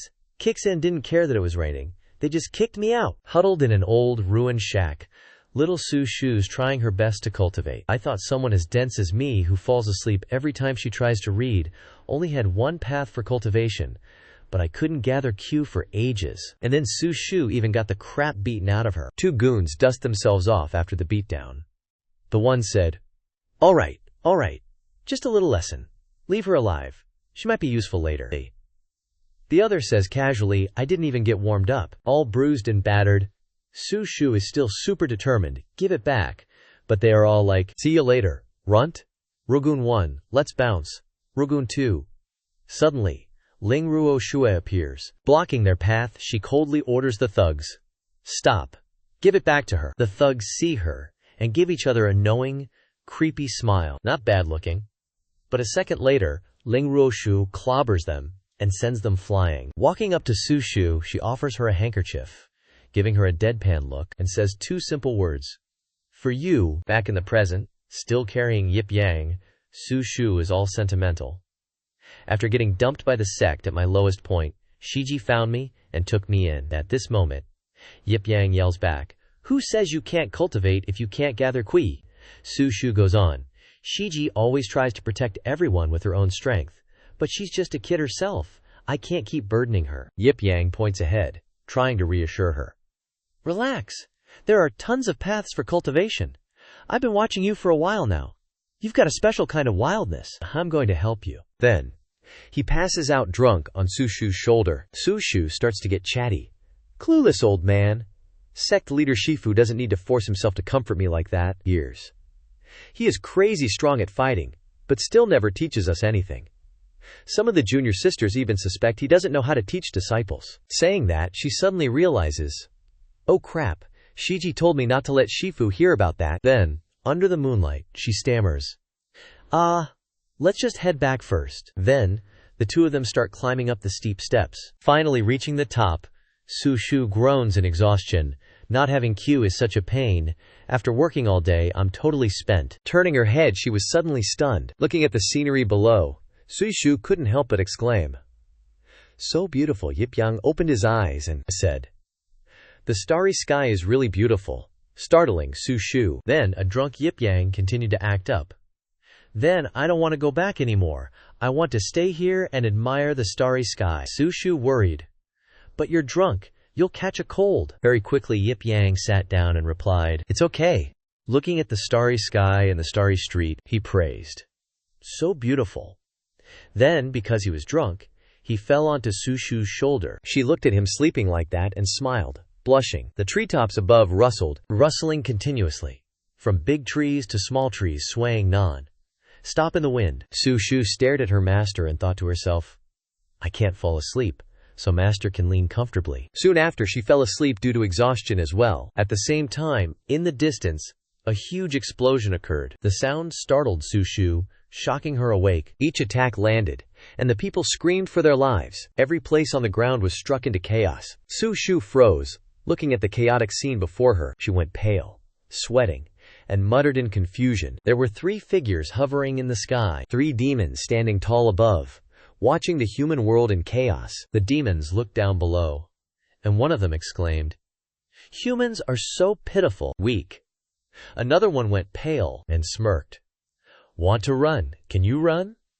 Then he reached out his hand, gathering energy at his fingertips, followed by stones wrapped in immense power raining down. Su Shu could only gape in astonishment, stunned. The stones fell one after another, creating a huge earthquake. The people ran while continuously screaming for help. They ran everywhere, dodging attacks while shouting, the demons have invaded! Someone save us! In the distance, some soldiers also ran quickly to rescue them. Damn it! Quickly follow the leader, the soldiers loudly demanded. Demons, our vanguard is coming soon. How dare you invade Isekai'd City at will? A female demon crossed her arms and yelled down arrogantly, still stubborn when death is near. The other one was even more arrogant, unleashing his attack while saying, it's all the same who clears your corpses.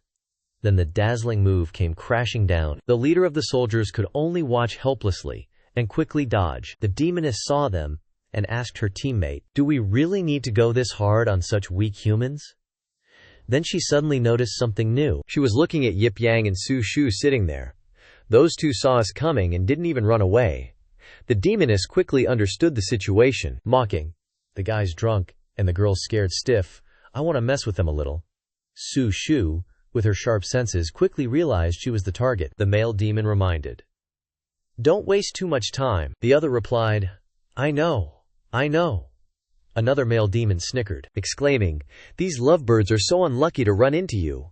The demoness's face darkened, but she still giggled with glee. Then, She casually threw down a fireball. Su Shu was so shocked she couldn't even scream. The fireball impacted, creating a terrifying explosion. The three demons hovered high above, watching the ravaged landscape below. On Su Shu's side, she struggled to carry Yip Yang, dodging the attacks, nearly exhausting herself. She panted wearily. The demoness in the air cackled with amusement. The struggles of humans.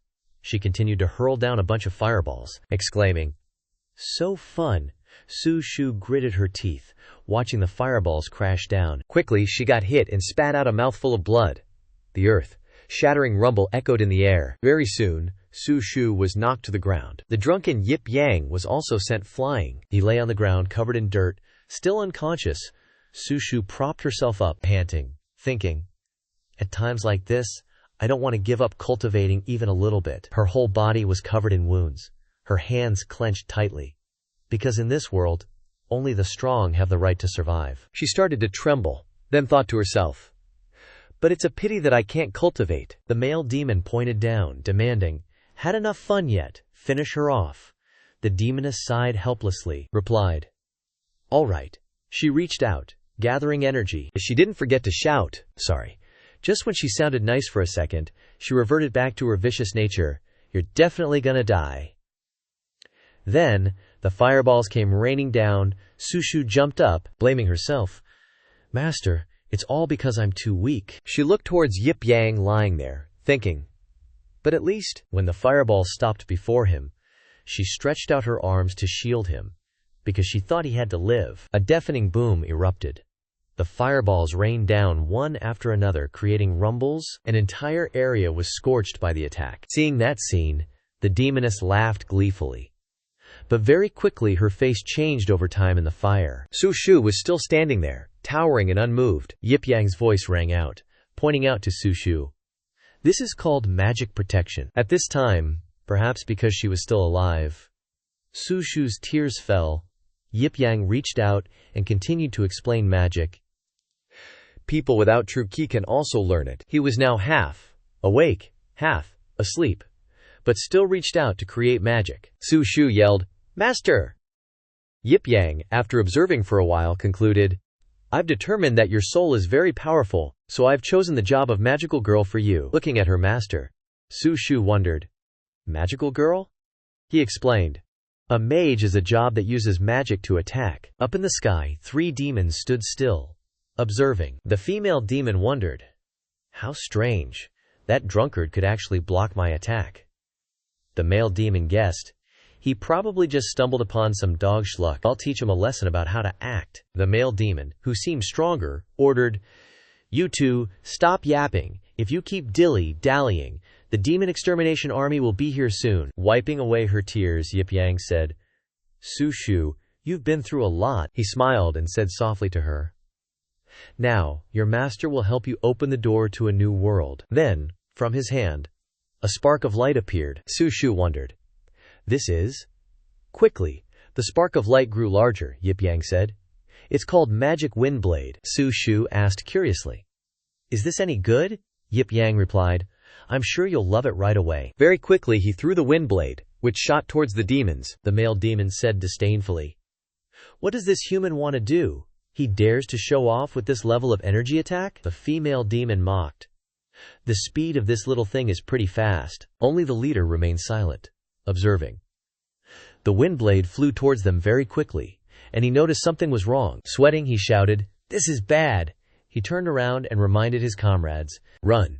But the wind blade had already arrived at the demon's location. Yip Yang stood below and snapped his fingers. The wind blade was instantly amplified to its maximum power. The demons only had time to show a terrified expression before they were cut in half. Even the one who reacted the fastest was attacked. The wind blade pierced through him, creating a large tear. The male demon's eyes revealed shock. The wind blade now formed 3 blades joined together. Then, the 3 small blades transformed into a large wind blade. Su Shu, seeing the situation, widened her eyes in amazement. The demons were quickly defeated and fell to the ground. Looking at the rubble falling from the sky, Su Shu exclaimed in surprise, "This is the power of magic." "But it's so strong," Yip Yang corrected. "This is just basic magic. Of course, when your master makes a move, the effect will be amplified." Su Shu wondered. "Basic? Then she panicked and shouted loudly to prove her determination. "Master, I want to be a mage." Su Shu set her goal. "Magical girl is my future," Yip Yang approved. Alright. Underneath the rubble, some people came out, wondering, what was that explosion in the sky just now? Where are the demons? The soldiers looked up high and asked 2 questions in a row. How could this be? The demons disappeared in the blink of an eye. Looking at the clear blue sky above, the people wondered. Disappeared?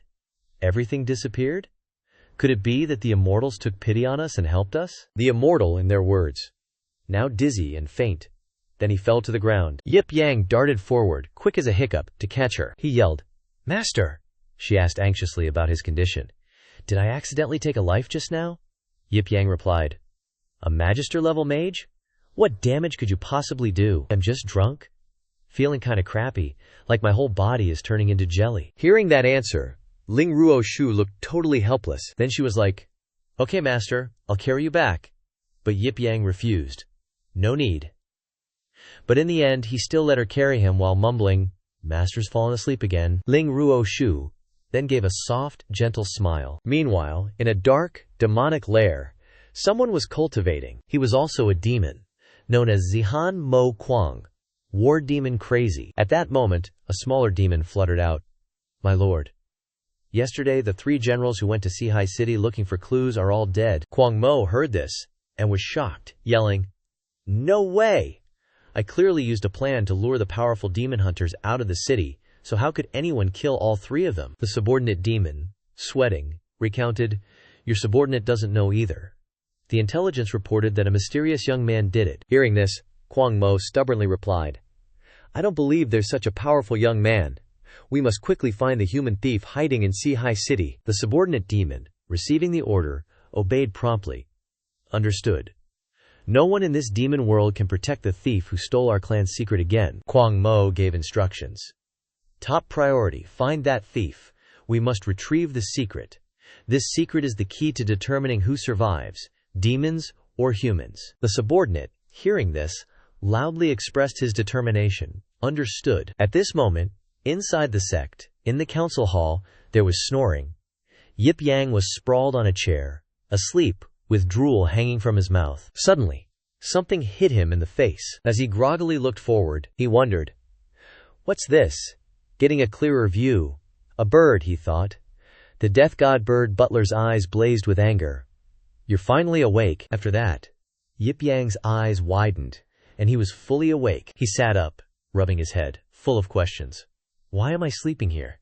Did that kid Ling Ruo Shui dump me here?" The bird butler replied, "Wasn't it you who drank so much, crying and demanding to work, running to this place and hugging the leg of this chair, impossible to drag away?" Hearing the story, Yip Yang said in disbelief, "I suddenly became so enthusiastic about working." Then, the bird butler exclaimed, "Oh yeah, Ling Ruo Shu has been waiting at the door," Yip Yang asked.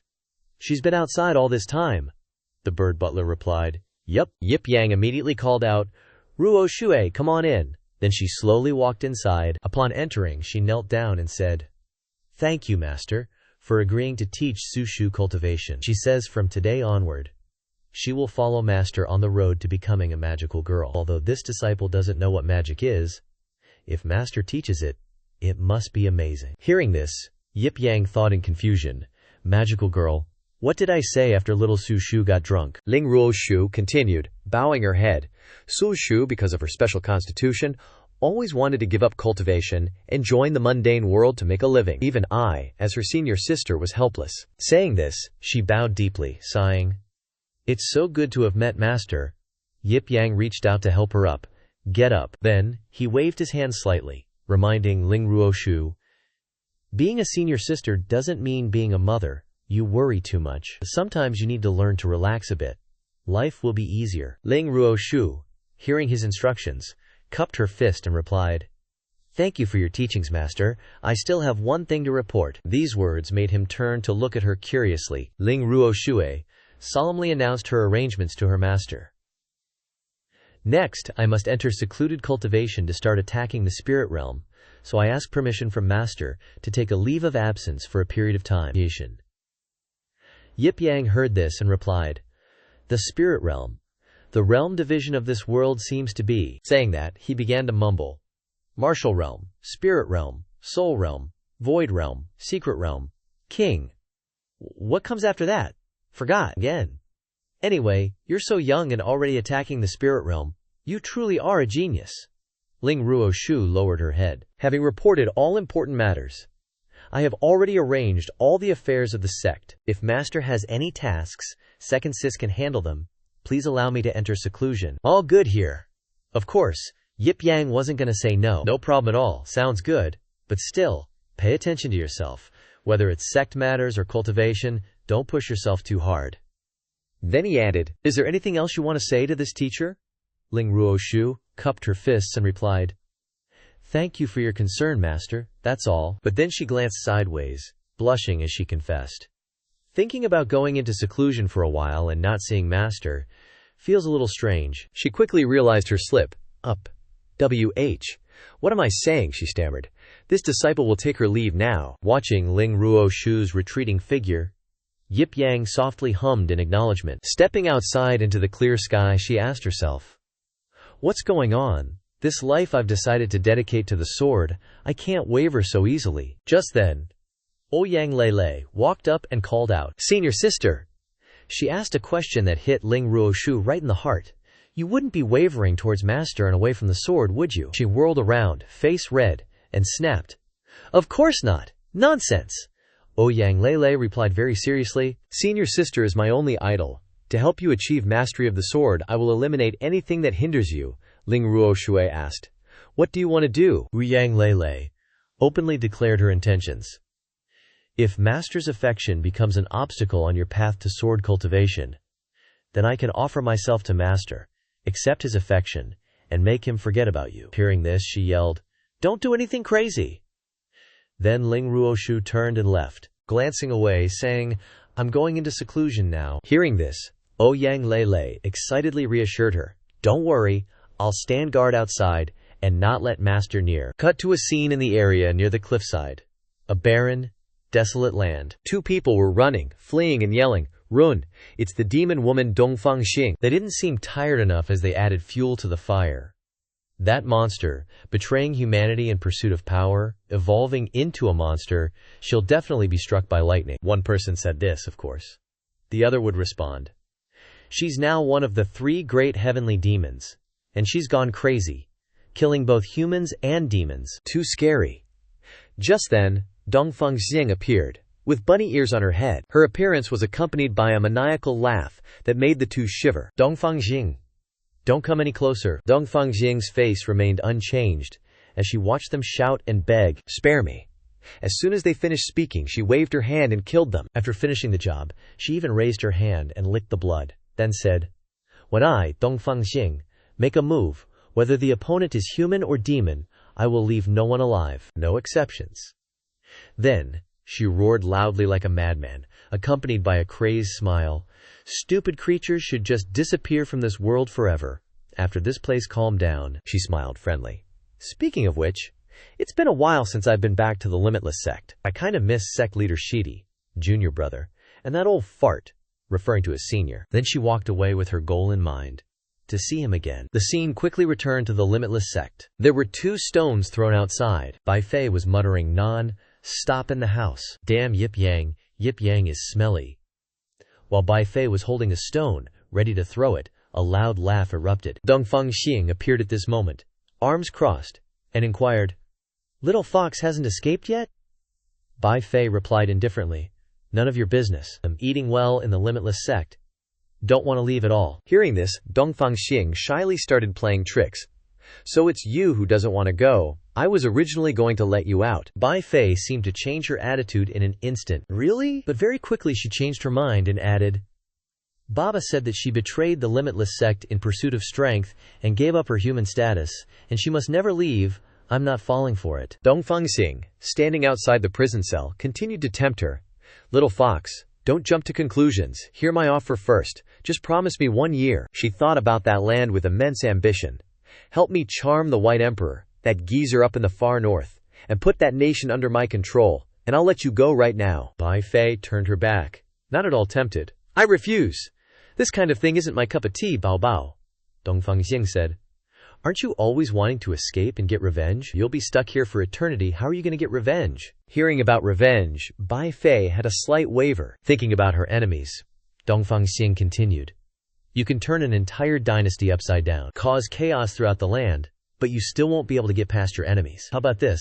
If you complete the mission and help me, I'll fully support you in getting revenge. How's that sound? Bai Fei was constantly tempted. Seriously, Yip Yang's voice boomed, startling Bai Fei. Dongfang Xing, you traitor of the Wuji sect, who allowed you to come back and tempt the little fox? Followed by a whole lot of silence from the two girls as they looked at Yip Yang with his darkened and angry face. The demon woman was actually a bit shooketh, but she quickly regained her composure, sidled up to him, and said sweetly, Sect Master Shidi, finally meeting for the second time. Actually, I missed you so much I couldn't resist peeking back. Yip Yang reached out and pushed her thwack against the wall, saying, Cut the crap! I told you before, if you willingly step half a foot into Wuji, I will lock you up in this demon confinement hall forever. Dongfang Xing replied as if covered in a pink love aura. That's fine too. Then I'll have a reason to stay by Didi's side forever. Then she quickly latched onto him and pouted. You also know that the old geezer put a curse on me. I can only get rid of it by marrying the new sect master, so that means we are going to consummate our relationship sooner or later. Why don't we just do it now? Yip Yang dodged her in terror and yelled, Don't talk nonsense in here! Get out with me first. However, Dongfang Xing got all clingy. I can't beat you, but I won't listen to you either. While they were flirting and being all lovey-kidovey, Bai Fei angrily yelled, Enough already, you nosy fox spirit. Get away from him. Yip Yang, flustered and embarrassed, was also terribly angry. Then he shouted, Let's go, I'll take you out. Dongfang Xing sweetly whined. No. Let me go, Yip Yang, annoyed, yelled, Shut up! Seeing Yip Yang and Dongfang Xing leave, Bai Fei shouted after them, Yip Yang, you absolutely must not let that woman stay by your side. That fox spirit is clearly trying to seduce you. Dongfang Xing made an ugly face to tease her. Bai Fei clearly knew she herself was the fox spirit. Bai Fei didn't bother replying to her and turned away angrily. Yip Yang carried Dongfang Xing out to the edge of the cliff, causing her to wonder, Sect Master Shidi, you brought me here because you have wicked intentions, right? Then she covered her face in narcissistic glee and shyly called out, I like it. Yip Yang, who was covered in sweat from exhaustion, gnashed his teeth to restrain himself. Then he used all the strength he had in his life to throw her off the cliff, in order to keep her away from Wuji sect. But Dongfang Xing quickly transformed into a tornado, and she returned unscathed to the rock behind him and asked, Are you really not going to help me, Xushi? If I don't marry you, my soul state will always be so unstable. It's so pitiful. Yip Yang maintained his cold attitude and replied, The old sect leader's tricks on your body have nothing to do with me. Don't call me Shidi. You betrayed the sect long ago. Dongfang Xing refused to give up. I can change too, and come back under Shidi's command.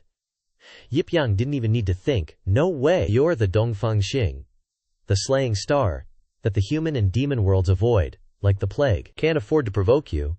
Then, because he was strong, he also conveniently said, Also, I'm warning you for the last time, don't even think about the little fox. As if he hadn't said enough, he glanced at her, darkened his face, and warned, Or I can only deal with you. Then, walking past Dongfang Xing, who was sitting, he said, Well then, I'll go first. Unexpectedly, Dongfang Xing spoke up in indignation. The little fox is just a imprisoned demon, and you actually care about her this much. Yip Yang seemed a little guilty, so his voice became louder. Stop talking nonsense. I'm still busy writing the cultivation manual for the disciples. I don't have time to waste with you. Leave the Wuji sect for me immediately. When Yip Yang left, Dongfang Xing sulked. HMPH, she scoffed, then covered her mouth, giggling gleefully. This sect leader Shidi is so amusing, you think you can escape my clutches, huh? Standing up, she revealed her plans. Once I return from a trip to the northern Icelands, the seduction continues. The scene shifts to the Devil's Den, where Bai Fei is imprisoned behind bars covered in talismans. Her voice echoed. That senior disciple of yours. Is she perhaps a fool? You're already leading her in cultivation, and she still wants to work a part-time job? Yip Yang lowered his head, concealing his expression, and replied, She's being frugal. Gongsheng will resign after this month. Leaning against the statue next to the prison cell, Yip Yang asked, But, you summoned me just to talk about your disciple? Nothing else? I'll be going then. Bai Fei immediately stopped him. Wait. Her face now showed clear sorrow and anger. Tell me first, has that fox spirit done anything excessive to you? Yip Yang's face darkened as he retorted. Reasonable and lawful. You're the fox spirit, little fox spirit. At this moment, the little fox spirit unleashed her imposing aura and declared, Dongfang Xing, that ugly woman dares to compete for a man with me. She's 100 years too early. Hearing this, Yip Yang struck a confident pose and proclaimed, Here, suddenly filled with fighting spirit, relax, neither of you will be able to bewitch me. Hearing this, Bai Fei exclaimed in a challenging tone, Oh really? Then a loud bang was heard. The explosion even sent rocks flying towards Yip Yang's spot. When he could see clearly, his eyes widened, looking extremely weirded out. Bai Fei had now transformed back into her human form, with a hot figure, and said, Really? Am I not attractive enough? Even though his face was flushed red, Yip Yang stubbornly teased. It's not working on me this time, Bai Fei snapped back. Then what are you looking at? He raised his hand to his mouth, feigning a cough, and replied, Fine, I admit, you're temporarily ahead of the rabbit, but don't be tricked and leave. Just then, Bai Fei lowered her head and spoke as if begging, Let me go. I have an unfulfilled wish. Yip Yang turned his back, firm in his decision. You stay here. It's safer for you and this world. Just then, suddenly Lu Qing walked in from outside. Yip Yang quickly noticed her. Lu Qing, carrying a food basket, stepped forward to greet her Shifu. Yip Yang inquired, You're the disciple who's delivering food in place of Ling Ruoshu, right? Absolutely don't talk to her, lest she bewitches you into running away. The disciple replied, Lu Qing understands. Bai Fei, unable to accept being treated like this, shouted, Yip Yang, you blockhead! You didn't treat me like this before. It must be because of that rabbit. I won't lose. Yip Yang turned to look at her, smiled softly, and said, Be good. I'm going to the library to look for some materials. I'll be back to see you soon. At 4 Seas City, Western District, Yip Yang muttered while searching for materials. How should I write the basic magic primer? This is a tough one. I need to write it from a perspective that people of this world can understand. Refer to the 5 elements techniques of this world first. Metal, wood, water, fire, earth. They're related elements after all. Very quickly he moved to the city library. Stepping up to the front desk, Yip Yang spoke. Excuse me, where are the books on the 5 elements? Tao Yuru and her younger sister looked at him with disdain. This no good bum comes here after reading novels all day. Then, Tao Yuru continued. Books on the 5 elements, you can't even understand it. Yip Yang was stunned. What the heck, even so? Tao Yuru still pointed. First row, bookshelves number 1 to 13 are all about it. Help yourself. Her younger sister now spoke mockingly. How strange. This guy only reads novels, yet he's looking at books on the 5 elements. Could it be that he heard that older sister is obsessed with 5 elements techniques? Another one with designs on elder sister Yuru? Tao Yuru propped up her chin, listening to the comment with narcissism. Being too beautiful is indeed a hassle. Annoying Yip Yang looked at the 2 girls and wondered internally. Are they crazy? Who gave you the confidence? Very quickly, he walked towards the tall bookshelf. Let me just grab some books here and take a peek, Yip Yang thought. I just need the models and writing angles from these books, don't really need to deep dive into the content. He stopped at a page filled with symbols and text, assessing it. My passive skill, 5 elements specialization, is already maxed out. Live time. Looking at this stuff is like reading elementary school textbooks now. Boring. Flipping through the book with lightning speed, Yip Yang relentlessly critiqued. This one's angle is alright, but way too simple. In the distance, Tao Yuru and her little sis were whispering, He's totally not serious. Pretending to read. Definitely just trying to get Yuru, Ji's attention. What a waste of effort. They shamelessly continued trash-talking Yip Yang. Such a childish and showy guy could never catch Gigi's eye. Gigi likes heroic young men. Like that nameless hero who single-handedly defeated 3 sky demons the other day. Now that's a young man. Stealing glances at Yip Yang like a thief, Tao Yuru spoke with surprising insight. How could I ever be worthy of him? I can only secretly admire him. Those who are obsessed with me are all useless trash. Yip Yang internally sighed, feeling helpless. Those 2 nutjobs at the table suddenly revealed a blank book. Yip Yang grabbed a pen, writing and muttering to himself. Can't take reference books with me. Guess I'll just start here. Tao Yu-ru's little sis sized him up. He's been pretending to write for so long, but it's all just scribbles. These guys will do anything for my GG. At this moment, Yip Yang's notebook was filled with ugly, squiggly lines. Tao Yu-ru slammed the table in anger, standing up indignantly. Enough! This trash only knows how to read novels, yet dares to pretend to be someone who likes the 5 elements to get close to me? Then, with great fanfare, the two of them charged over. Yip Yang, still writing, had to look up, wondering, are these two crazy chicks coming over here? Tao Yu-ru, full of self-righteousness, pointed and yelled, please leave Yip Yang alone. Yip Yang just gave them a cold stare, like they were mental patients. What do you mean? Shouted Tao Yu-ru's junior sister. Stop pretending. We've seen through your act. You're faking your interest in the 5 elements to get close to Yu-ru-ji. Tao Yu-ru added, also shouting. The library isn't a dating spot. You know absolutely nothing about the 5 elements. The 5 elements is a supreme art in my heart. I won't let a piece of trash like you defile it. Leave! She shrieked with a shrill and arrogant tone. Leave right now! Maybe you can still hold on to some illusions about me. Tao Yu-ru kept ranting, full of herself.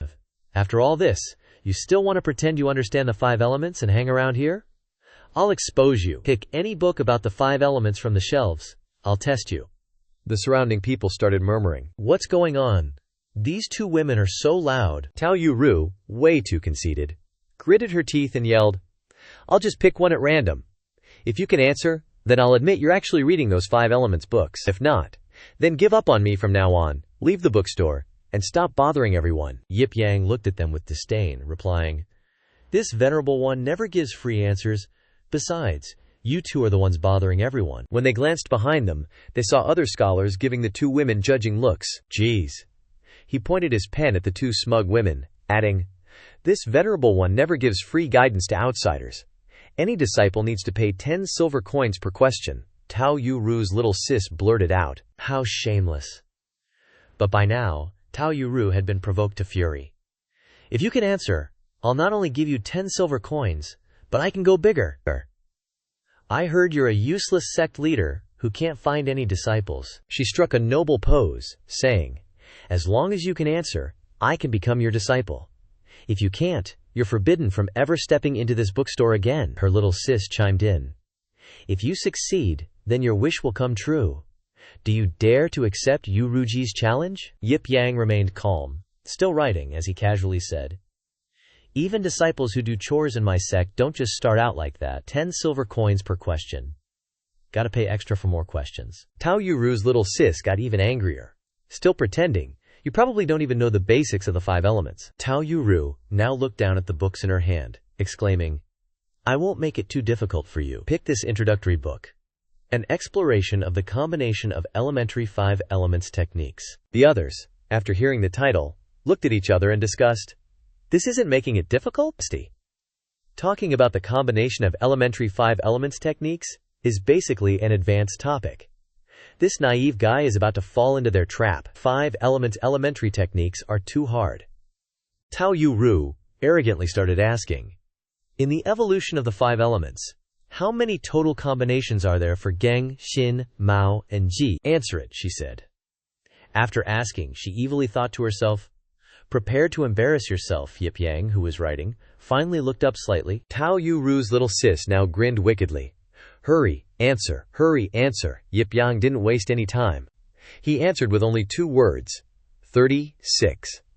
Hearing this, the 2 young women burst out laughing in delight. Then, they burst into laughter, which scared the heck out of Yip Yang. After that, he looked at them and angrily questioned, I'm telling you, are you too sick, or what? Tao Yu-ru held up the book in her hand and replied disdainfully, As expected, pretending without actually studying properly. Exposing you in one move. Look closely, these 72 types. You idiot. She scribbled twice on the page. He protested. Read it clearly again, you dumbass. You got the topic wrong. He circled a word on the book and then explained. The original text is G. You saw it as G. G belongs to earth. G belongs to fire. The results are completely different. Someone in the crowd of onlookers spoke up. This young man is really not simple. The Geng Xin Mao Ji combination really does have 36 types. Now, Dao Yu stammered. I misread the character. Her little sister exclaimed. The Qing Yun sect's 5 Elements Hall's direct disciple is also here. Yip Yang calculated and shouted, 10 silver taels, please pay. A few girls in the distance also discussed among themselves. He really came to study the 5 elements. These 2 women are so dramatic. They're just being delusional. He actually looks quite handsome. I wonder if he has a girlfriend. Dao Yu blushed shyly, but still didn't give up. You just guessed one question correctly by chance. I want another question. He knew that an opportunity to make money had arrived, so he raised the price.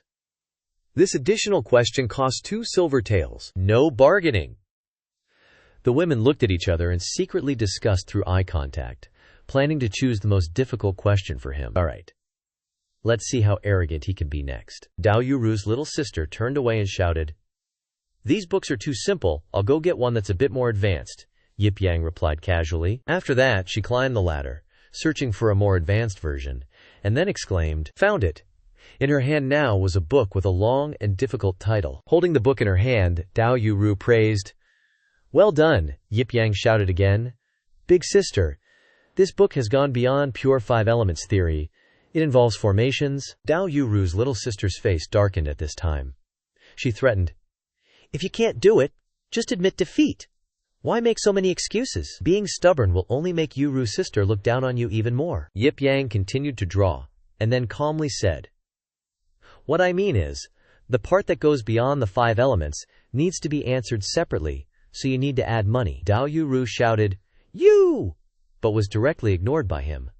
This question costs an additional 30 silver taels. Then he turned to them, stretched out his hand and demanded, Come on, plus the previous question, give me 40 first. If I can't answer it, I'll return it all. She took out her purse. Dao Yu shouted. Shameless. You won't be able to take it away anyway, Yip Yang replied. Thank you, we can start now. Opening the book, she began to plot and read the question. Listen carefully. This is a complex formation that has been passed down for over 1,000 years.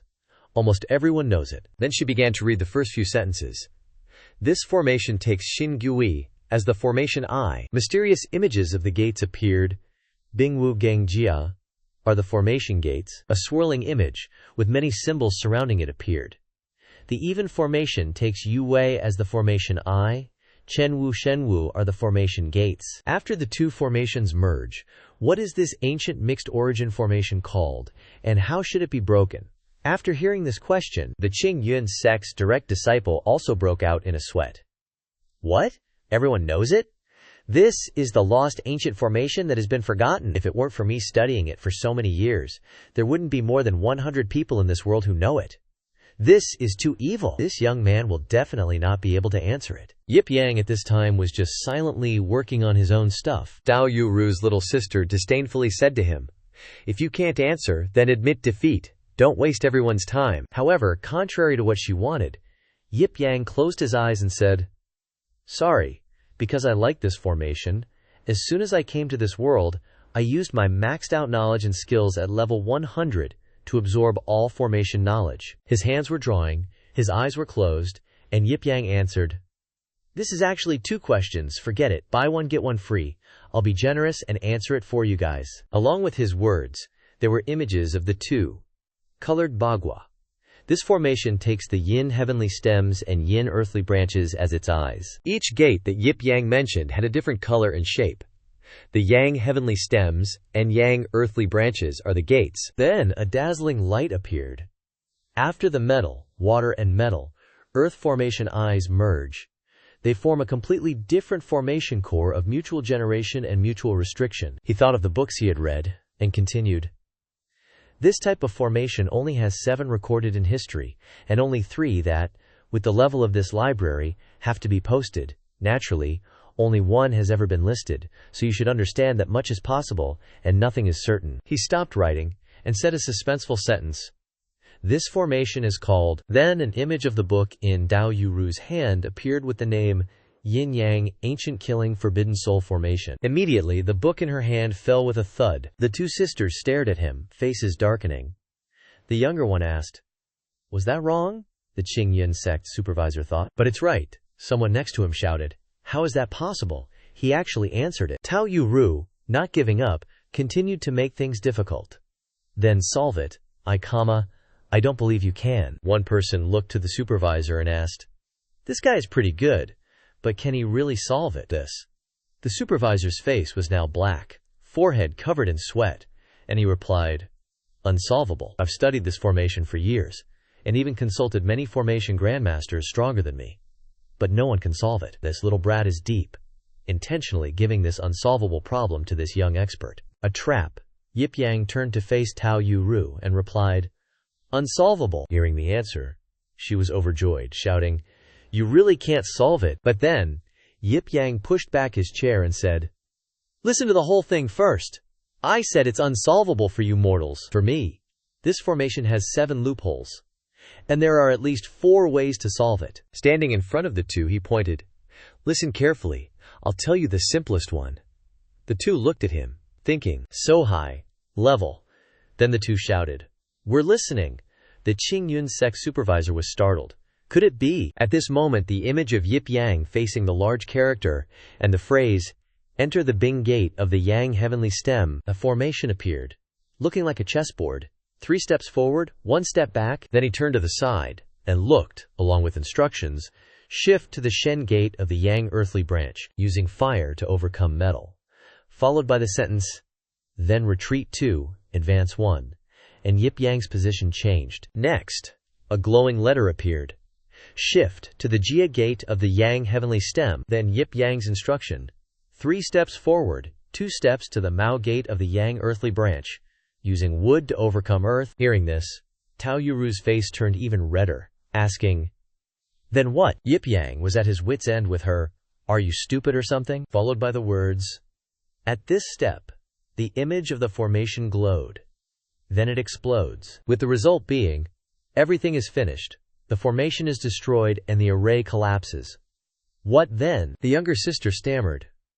"Was it really solved?" Tao Yuru's face darkened and replied, "I don't know. There's no answer in the books." Hearing her sister say that, she clasped her hands together and muttered, "Maybe he's just spouting nonsense." Looking behind, she silently prayed, "Great Qingyun Sect supervisor, please say he's just talking nonsense." At this moment, the supervisor had quickly run off. He moved quickly, circled back to the table, and went to where Yip Yang was, making the little girl secretly happy. Great! The supervisor couldn't stand it anymore and is going to clean up this nonsense-talking swindler.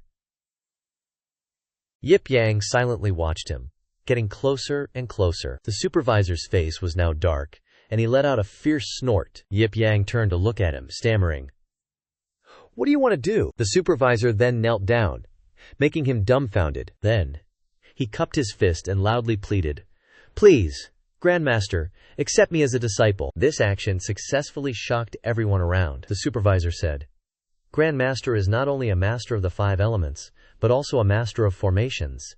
Ancient yin-yang killing formations, soul-banishing formations. I've been researching this formation for years, and couldn't find a solution." He spoke while crying very exaggeratedly. "Today, the Grandmaster gave a solution, enlightening me. My mind is clear. I beg the Grandmaster to pity my obsession with the 5 elements, and give me a chance to seek a master to purify my heart and learn the Tao." Yip Yang scratched his cheek, sweating, and said, "Not suitable. You're a member of the Qingyun Sect, and can't just defect. Plus, you're too old. It wouldn't be right for me to be your master." Then, he politely reached out a hand to help him stand up. Little sis Tao Yu is totally freaking out now. He actually solved it. OMG. Isn't he supposed to be a total loser who just comes here to read novels all day? I'm gonna lose it. He's actually a dual profession grandmaster. We've offended a big shot. Yip Yang turned back, looking at the two of them, and asked tentatively, "You guys got anything else you want to say?" At that moment, Tao Yu knelt down hard and shouted loudly, "I've been blind. I misunderstood the Grandmaster. I'm guilty. I'm willing to admit defeat, willing to become the Grandmaster's disciple, to serve by your side. Please, Grandmaster, give me a chance to atone for my sins. Plus, I'm super young." But Yip Yang showed no mercy, replying, "Sorry, your cultivation level and talent are just way too low to be my disciple." He turned and left, leaving behind a single sentence, "You're not worthy." Tao Yu received that reply. Her face flushed red in stunned silence. It was the first time she had been humiliated like that. She couldn't hold back the emotions. Tears just started falling, along with the words, "You're not worthy."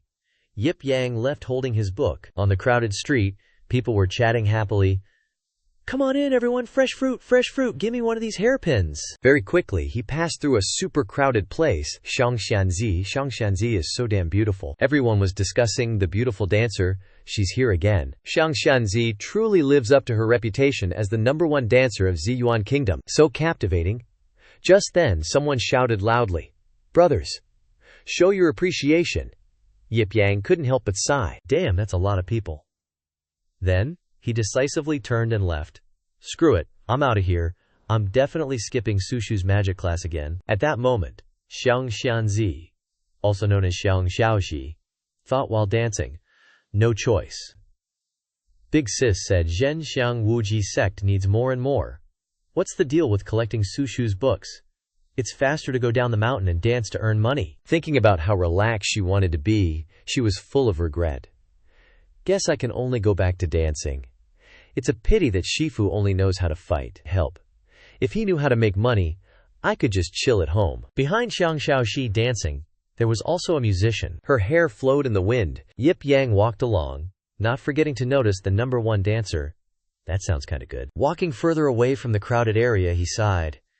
But it's too damn crowded. Can't get in there. What a shame. Xiang Shaoxi's soft hands danced, her whole body swaying to the rhythm of the music. The viewers blushed as they watched. At this moment, some people wearing strange hooded cloaks, one leading the group, placed his hand on a civilian's shoulder and ordered, "Move aside." The person who got patted turned around angrily and said, "Who's there?" But they didn't even bother to pay attention, pushing and shoving, making others uncomfortable. "Who do you think you are, cutting in front of everyone? Get lost." Xiang Shaoxi noticed what was happening below while dancing. The leader of the cloaked figures spoke up. "Xiangxianzi, we need you to come with us for a bit. We need your peerless dance techniques." Someone who didn't know the gravity of the situation stepped forward and yelled, "How dare you! Even princes and nobles can't get Xiangxianzi to perform just for them. Who do you think you are?" A big, reckless guy aggressively stepped forward to try to get Xiangxianzi away from the situation. But as he spoke the word "you," he was attacked. That one hit directly killed him. Then he fell to the ground with 3 huge holes. The others saw this scene and were shocked and bewildered. Then some ran away, while others trembled and cried, "Demons! It's demons! So scary!" The kin players stood up, looked at them, and thought, "Demons are cruel by nature. Fairy, run quickly." The leading demon looked small but terrifying. "Have you thought it through? If you don't come with us, do you know what will happen to those around you?" Xiang Shaoxi had no other choice. She trembled and cried, "Don't harm the innocent, I'll go with you.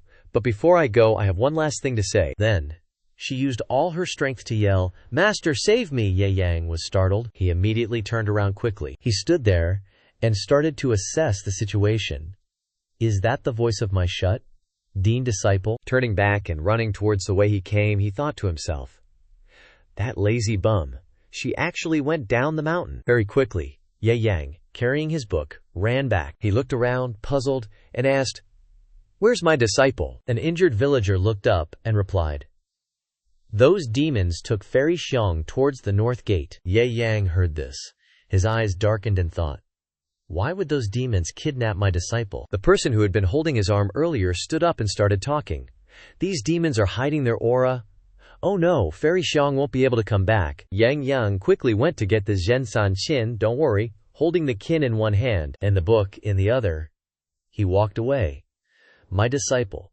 To the ends of the earth I will find her." The scene quickly shifted to a rocky mountain area. Several demons carried Xiang Shaoxi and ran. The villagers, carrying weapons, chased after them, shouting, "Demons! Let Fairy Xiang go!" The demons quickly stopped at a tall rocky mountain. The leader looked at the crowd and growled, "You fools! Do you have a death wish?" A villager, unafraid, looked at them and shouted, "Invading Zihai City, kidnapping humans, you demons are really bold. Immediately return the person you captured." The leading demon heard this as if it were a joke. "You're not the demon-slaying squad, yet you dare to chase us? You are the truly bold ones. Lao San, kill them all!" Then, the demon called Lao San grabbed his cloak. He threw off the cloak, jumped down, and laughed heartily. Leave it to me. Lao San moved very fast. You could almost only see a blur. The villagers below could only look up and watch helplessly. Then, very quickly, one person was targeted by the demon. That person was dragged away so fast he could only cry out, "What the help?" Very fast after that, Lao San laughed loudly while quickly catching people. Seeing him stick out his long tongue and lick a villager's face, the leading demon yelled, "Cut out your disgusting hobby." "Kill them." Lao San stuck out his long, wriggling tongue and agreed. "No problem, 1 second, and they're done." At the same time, the sound of a kin, played by Yip Yang, could be heard. The demon leader, sensitive to sound, was instantly startled. Then that dude turns around and yells out, all suspicious, "Who's there, Yip Yang?" Chillin' on a distant cliff goes, "Not bad. Finally noticed me, huh? Hand over my disciples, and I might consider letting you live." The demon leader sees him and just bursts out laughing, like he's heard the world's best joke. "So you're the trash sect leader everyone's gossiping about? The one who talks a big game? You're gonna spare us? Too bad, I ain't letting anyone walk out of here alive." Then he barks out orders to his goons. "Old 3, clean up the scene first, then I'll deal with this idiot." Hearing the order, Old 3 leaps out like a man possessed, ready to attack. "Protect me." The villagers turn tail and run for their lives. "Run, save me." But then Yip Yang reaches out and strikes a chord on his instrument. The sound messes with the demons, and with the humans too. "Ugh, dizzy. I'm gonna hurl. This guy's music. It's awful. My soul's about to leave my body." Someone realizes, "Wait a minute, he's playing the soul-separating melody, and it's making us dizzy. Just who is this young musician?" The leader sees his guys stumbling around and shouts, "Old 2, Old 4, wake up." He quickly realizes something's up. This guy's got tricks. "Old 3, kill him. Old 2, back Old 3 up." Hearing that, Old 2 rips off his cloak and charges forward. Leave it to yours truly. He aims straight for where Yip Yang is sitting. Then he opens his mouth wide and starts charging up energy. Yip Yang doesn't even need to look. "Trying to use a roar against my music, you lizards? I'll just play another tune, crank up the power. Are you stupid or something?" The energy from the music blasts towards Old 2, and he gets sent flying backward with a scream. The other demons rush to help.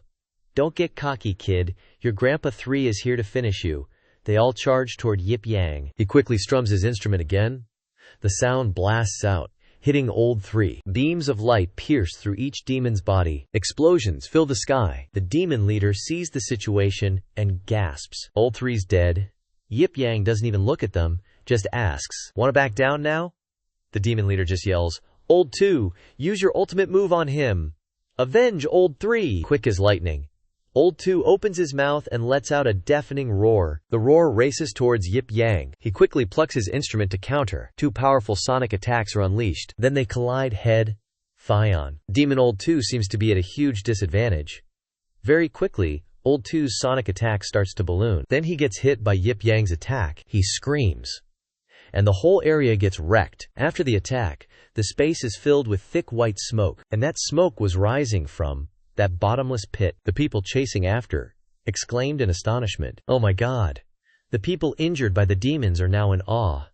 Is that thing in his hand a zither or a cannon? With Immortal Maiden's master making a move, I'm even more certain that Xiang Xianzi is from the heavens. Yip Yang sat there leisurely, and then casually asked, "Dead yet?" "So, the leading demon has been successfully provoked by you. You little punk. You fell for it." The 4th demon Old Master also took off his cloak at this moment, laughing loudly. The leader calling for Old Master 4 is the real killing move. Old Master 4 jumped up now. "Go to hell." The people, seeing the situation, couldn't help but worry. "We're doomed. A zither player's worst enemy is close combat." Old Master 4 swung his fist, punching towards Yip Yang, who didn't even bother to look, and just swung his hand to punch back. This punch of his actually had the power of a demon. Very quickly, Old Master 4 was torn to shreds by Yip Yang's true Q. In the high sky, his flesh and blood were torn apart and continuously fell down. Then, it exploded with a loud boom. After clearing the obstacle, Yip Yang said to the leader, "Now it's your turn." The leading demon was furious upon hearing this. Threatening, "Arrogant human, do you believe I'll kill your disciple first?" But when he turned back, Xiang Xiaoxi had already fled in a loach-like posture. The people, seeing this, could actually praise her. As expected of the #1 dancer, even her fleeing has such a rhythmic feel. The leading demon jumped high and shouted, "Get back here!" But very quickly, A beam of light emitted from behind him, followed by another big explosion. The people covered their faces from the shockwave, wondering, how can this suddenly appearing young man be so powerful? From within the white smoke, a horn appeared. The demon moved very fast. It successfully caught someone. He tossed that person high into the air, causing the people to scream. The leading demon was extremely angry and growled, "Stupid, weak humans, I must eat all of you." The people ran and dodged, while discussing, "That's a spiked hide mountain demon, impervious to swords and spears, immune to water and fire.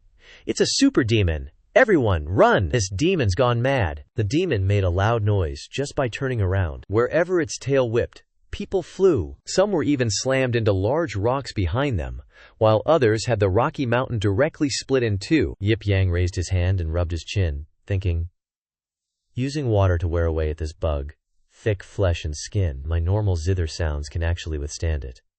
This is quite interesting. As the demon closed in, Xiangxiaoxi turned green with fright, shouting, "It's coming here! Master, save me!" Very quickly, the situation was a giant gecko chasing a tiny maiden. The leading demon opened its mouth and roared loudly. Yip Yang quickly plucked the zither strings with his spiritual power. The zither strings quickly flew towards the demon, each string wrapping around the demon, making it unable to move. Yip Yang held onto the remaining end of the strings to control it. The gecko demon roared, trying to break free. Yip Yang, being the nice guy he is, calls out from above, "No use struggling, you ain't getting out of that." The demon, being controlled, ain't listening. It keeps thrashing, yelling, "Let me go." After being ignored for a sec, it roars all fierce. "You're forcing my hand, Yip Yang." Totally unbothered mutters, stubborn as a mule. Then he strums that zither again, tightening the strings so fast, the demon gets hurt too. The gecko demon gets sliced into bits by those strings. It roars, but it barely does anything. Then, boom! Big explosion. When the smoke clears, just pieces left. Everyone's all shocked, like, wasn't it supposed to be invincible? Just cut to pieces like that? Xiangxiaoxi sees Yip Yang coming, and begs, "Master, get me down." But he just hoists her up in the air.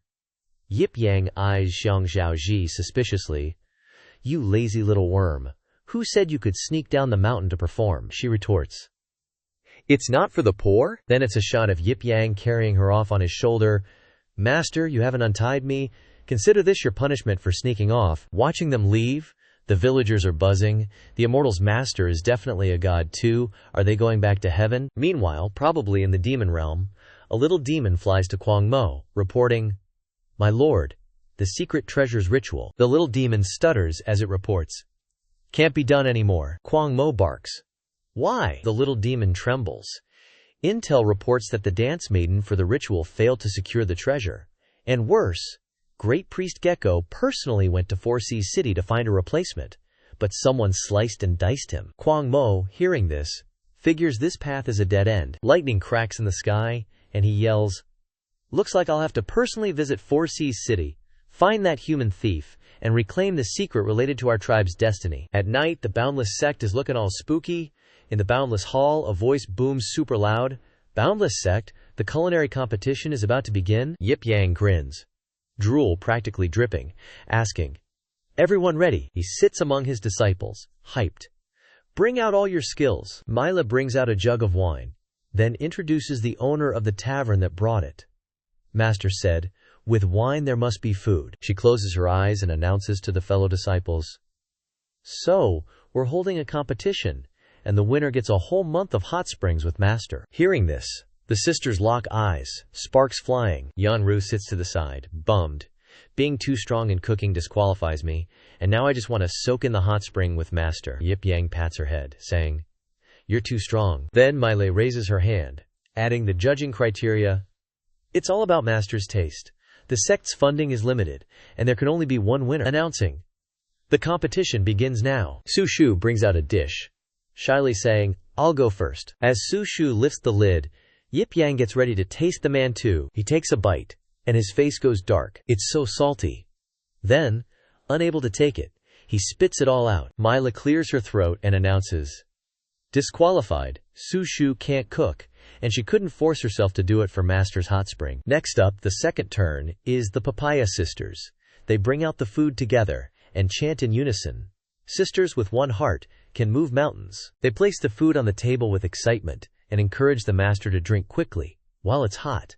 But opening it, Yip Yang's face darkens bone broth of ashes. Looking at the food, Mai Lamei understands the meaning.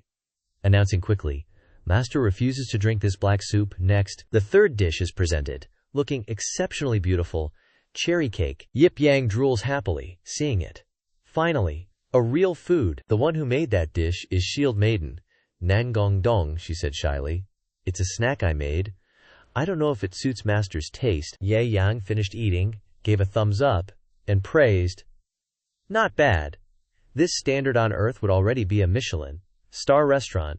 Sushu, watching from the side, became thirsty. She picked up a chicken leg and tried it. Ye Yang continued his review. Lu Qing's Hua chicken is also not bad. Crispy on the outside, tender on the inside, with a hint of earthy fragrance. Excellent. The plate of chicken, still on the table, was emitting a fragrant aroma, Lu Qing replied. Too kind. It was Shang Yang's turn. Lu Qing presented the dish, explaining, I used to be in the army. I only know this. I hope Master doesn't mind. A steaming bowl of noodles. Ye Yang was stunned.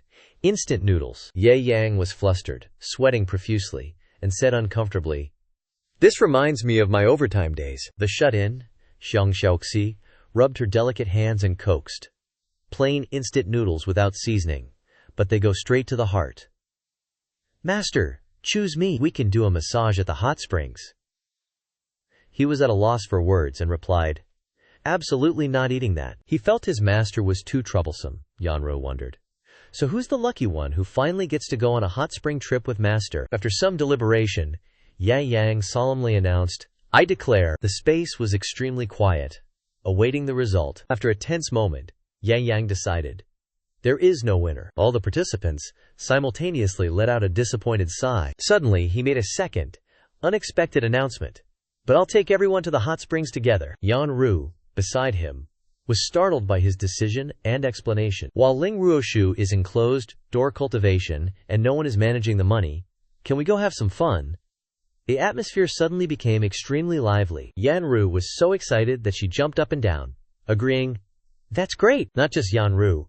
Everyone was happy and shouted in unison, Long live Master! The crow perched on the wooden beam saw the situation and said dejectedly, Ling Ruongshu, you need to come out of seclusion quickly. This guy is too chaotic. The person just mentioned, Ling Ruoshu, was sneezing vigorously in her cultivation space. Ling Ruoshu motivated herself. Strange. I mustn't be distracted. I need to focus. Ling Ruoshu concentrated on her cultivation, with the goal of quickly coming out of seclusion and quickly seeing her master. Ling Ruoshu's fan, Ouyang Lele, rested her chin on her hand and sighed. What hot springs am I going to? I have to stay here and watch over senior sister. But if I could soak in the hot springs with senior sister, thinking about the prospect of sharing a bath with her idol, she smiled happily. Life would be so perfect, wouldn't it? In the evening, in a room still lit, Little Fox lay on a pile of straw, talking in her sleep. Yi Yang. I also want to soak in the hot springs at the hot springs. A dreamlike space, with scenes of flowers and water in the steaming bath area. There was the sound of Bai Fei, bathing alone in the hot springs. Her foxy face showed satisfaction, and she muttered, This is so boring. In Sihai City, the lights were on, and the reporters were ready to hit the streets. The scene shifted to the Sanjiang Tavern. Inside, two groups of staff were talking to each other. Today is the 1-year anniversary of the Sanjiang Tavern. The drinks are cheap and free to drink. In the distance, someone already yelled, Another jug of wine! The girl carrying the wine couldn't help but be jealous of Ye Yang, that Ye Zhongzhu, freeloading off us, and he's not even here. How strange. The young man with the buzz cut heard someone insulting his idol, and retorted, My Ye Ge is busy day in and day out teaching his female disciples to become talented. He doesn't have time lately. Seeing this, the girl continued to argue stubbornly. He, the weakest man in this tavern, what can he teach his disciples? How to play dead. Another female warrior, drinking alone, also spoke up. On such an important day, Ye Zhongzhu and that bookworm aren't here. It feels like something's missing. The person sitting next to her also chimed in happily. Miss Lai, you've taken a fancy to that kid, haven't you? "Elder, you really like to joke." The brothers enjoying their wine nearby enthusiastically said that they agreed with the elder. Suddenly, there were two people causing trouble outside the door. The staff member said with some difficulty, "I'm sorry, today is the tavern's 1-year anniversary. We're only serving regular customers." But before he could finish his sentence, the other person loudly threatened him, "Get lost." Without waiting for the staff member to respond, he forcefully delivered a blow, sending the staff member flying into the wall like a punching bag. This terrifying destruction left Feng Hao staring with wide eyes. Then, he turned his buzz-cut head to check who was causing this ruckus. Not just him, but everyone in the tavern was shocked by what had just happened. The two figures wearing black cloaks, looking like typical troublemakers, loudly called out, "Call your boss out here!" The two men who were enjoying their wine earlier were extremely indignant. They drew their swords and warned, "Do you know this tavern is a gathering place for cultivators? If you use force here, the consequences will be very serious. Don't waste words on him. Teach him a lesson, then talk." Just as that brother finished speaking, something flew towards his face at breakneck speed. With just one hit from one of the two figures, it was clear this senior brother would be eating congee instead of rice for a while. The other person was also incredibly angry. He shouted, "You!" Suddenly he fell silent, as if he had seen something terrifying. It turned out to be Zhan Mo and Kwang Mo. They exuded a fierce killing intent and said, "Can't hide, can you, owner, get out here, or we'll kill everyone here." Ms. Lai quickly rushed out and stood in front of him. "The owner is out. If you kill people indiscriminately in Isekai'd City, don't expect to leave easily yourselves." After saying that, she turned around and whispered loudly to the young man, "Kwang Mo and Ren Mo are monsters that leave no survivors. I'll hold them off. Everyone run quickly." Unexpectedly, these words were heard by Kwang Mo. He teleported behind her and asked, "You told who to run?" This was a disaster for everyone. A loud noise rang out. Kwang Mo grabbed Miss Li's head, lifting her up like a balloon that could be popped at any moment. Feng Hao was visibly angry. He grabbed the chair next to him. Then he smashed it directly at the demon, hoping to save her. "Let her go," Kwang Mo, as if he had just been scratched, turned to look at him with bloodshot eyes. Then he opened his mouth and roared. All the objects in the tavern, from bowls and plates to wine jugs, shattered into pieces. Even everyone in the tavern could only cover their ears tightly to avoid bursting their eardrums. After the terrifying roar, everything went dark. Feng Hao seemed to have lost all his strength. He dropped the chair in his hand. Because the power was too overwhelming, Feng Hao had now completely lost consciousness. He then collapsed. It was unclear whether he was dead or alive. Miss Lai could only cry out in pain, "Feng Hao." Even the elder standing nearby was extremely tense. He quickly went to Feng Hao and helped him up. Then he began to scold them. "This is the central area of Isekai'd City. Kwang Mo and Ren Mo, you two great demons are revealing your demonic aura here. Strong human cultivators will soon arrive." Under the fierce, bloodshot gaze of Kwang Mo, the elder continued, "I advise you to leave immediately." Unexpectedly, as soon as he finished speaking, the demon flung Miss Lai like a sandbag. She flew straight back into the tavern, startling the staff. Kwang Mo was still very calm, as he regarded human lives as worthless. "Old man, don't be stupid. We've already set up a Yu Ying barrier within a 10-mile radius. Even if everyone in this area is killed, people outside won't know, much less be able to enter." The elder was so angry he wanted to burst a blood vessel. He retorted furiously, "So you're using the legendary barrier treasure, the Yu Ying barrier. Just how many of you demons have entered Isekai'd City?" He gritted his teeth like a freaking chainsaw, and then dropped this insane number. With total swagger, over 100. The elders sweating buckets, thinking, "Damn, whatever they're after is HUGE.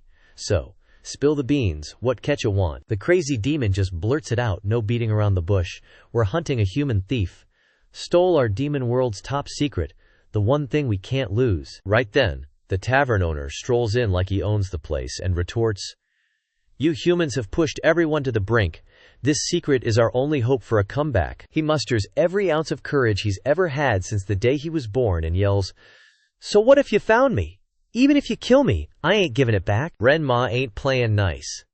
She whips out some serious firepower and threatens, "What if I just kill them all then?" The tavern owner's stubborn as hell, shouting, "That still doesn't justify trading the survival of humanity for a few lives." He clenches his fist, eyes burning with pure determination, and declares, "I'll protect it to the death." Ren Ma isn't just packing claws. She also summons this huge ASS broadsword that screams legit. Then bring it on.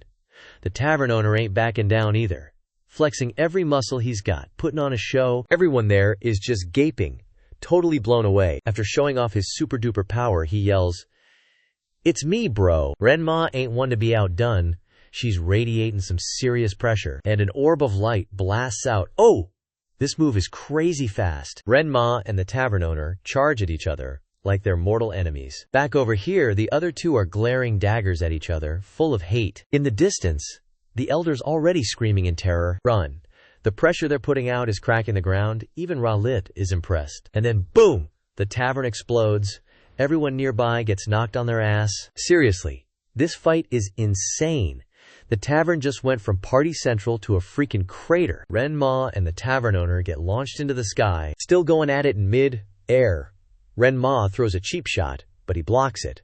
The owner throws a punch, and Renma blocks it with her sword. This fight is so even, neither of them are giving an inch. Suddenly, Renma swings her broadsword down with a crazy amount of force. The tavern owner can only grit his teeth and brace for impact. After fighting in the air, they take it back down to earth. The tavern owner lands first, and takes the chance to try and catch Renma off guard. He shouts, "Counterattack!" Renma seems to sense the danger, and freaks out a little. Down below, the owner's ready, eyes all white, and yells, "Begin!" Renma is diving down from above, also building momentum. She holds her sword ready to swing. Two massive forces collide instantly, and the light that bursts out makes their figures fade. Finally, there is a big explosion after this close quarters fight. Both of them quickly retreated. Unexpectedly, Renmo wasn't injured at all, while the owner was bruised like an eggplant. She spoke up. Not bad. Seeing that the tavern owner was still alive and kicking, she brazenly provoked, "Show me your strongest ability." The look of excitement on her face clearly revealed the bellicose nature of a demon. She said, "It's been a long time since I've had a good, fun fight." The owner seemed to be angry. The veins on his face were bulging. The people in the tavern were still safe. They peeked out to see how the owner was doing. The elder and the others couldn't believe their eyes. They exclaimed, "Unexpectedly, the owner is so powerful.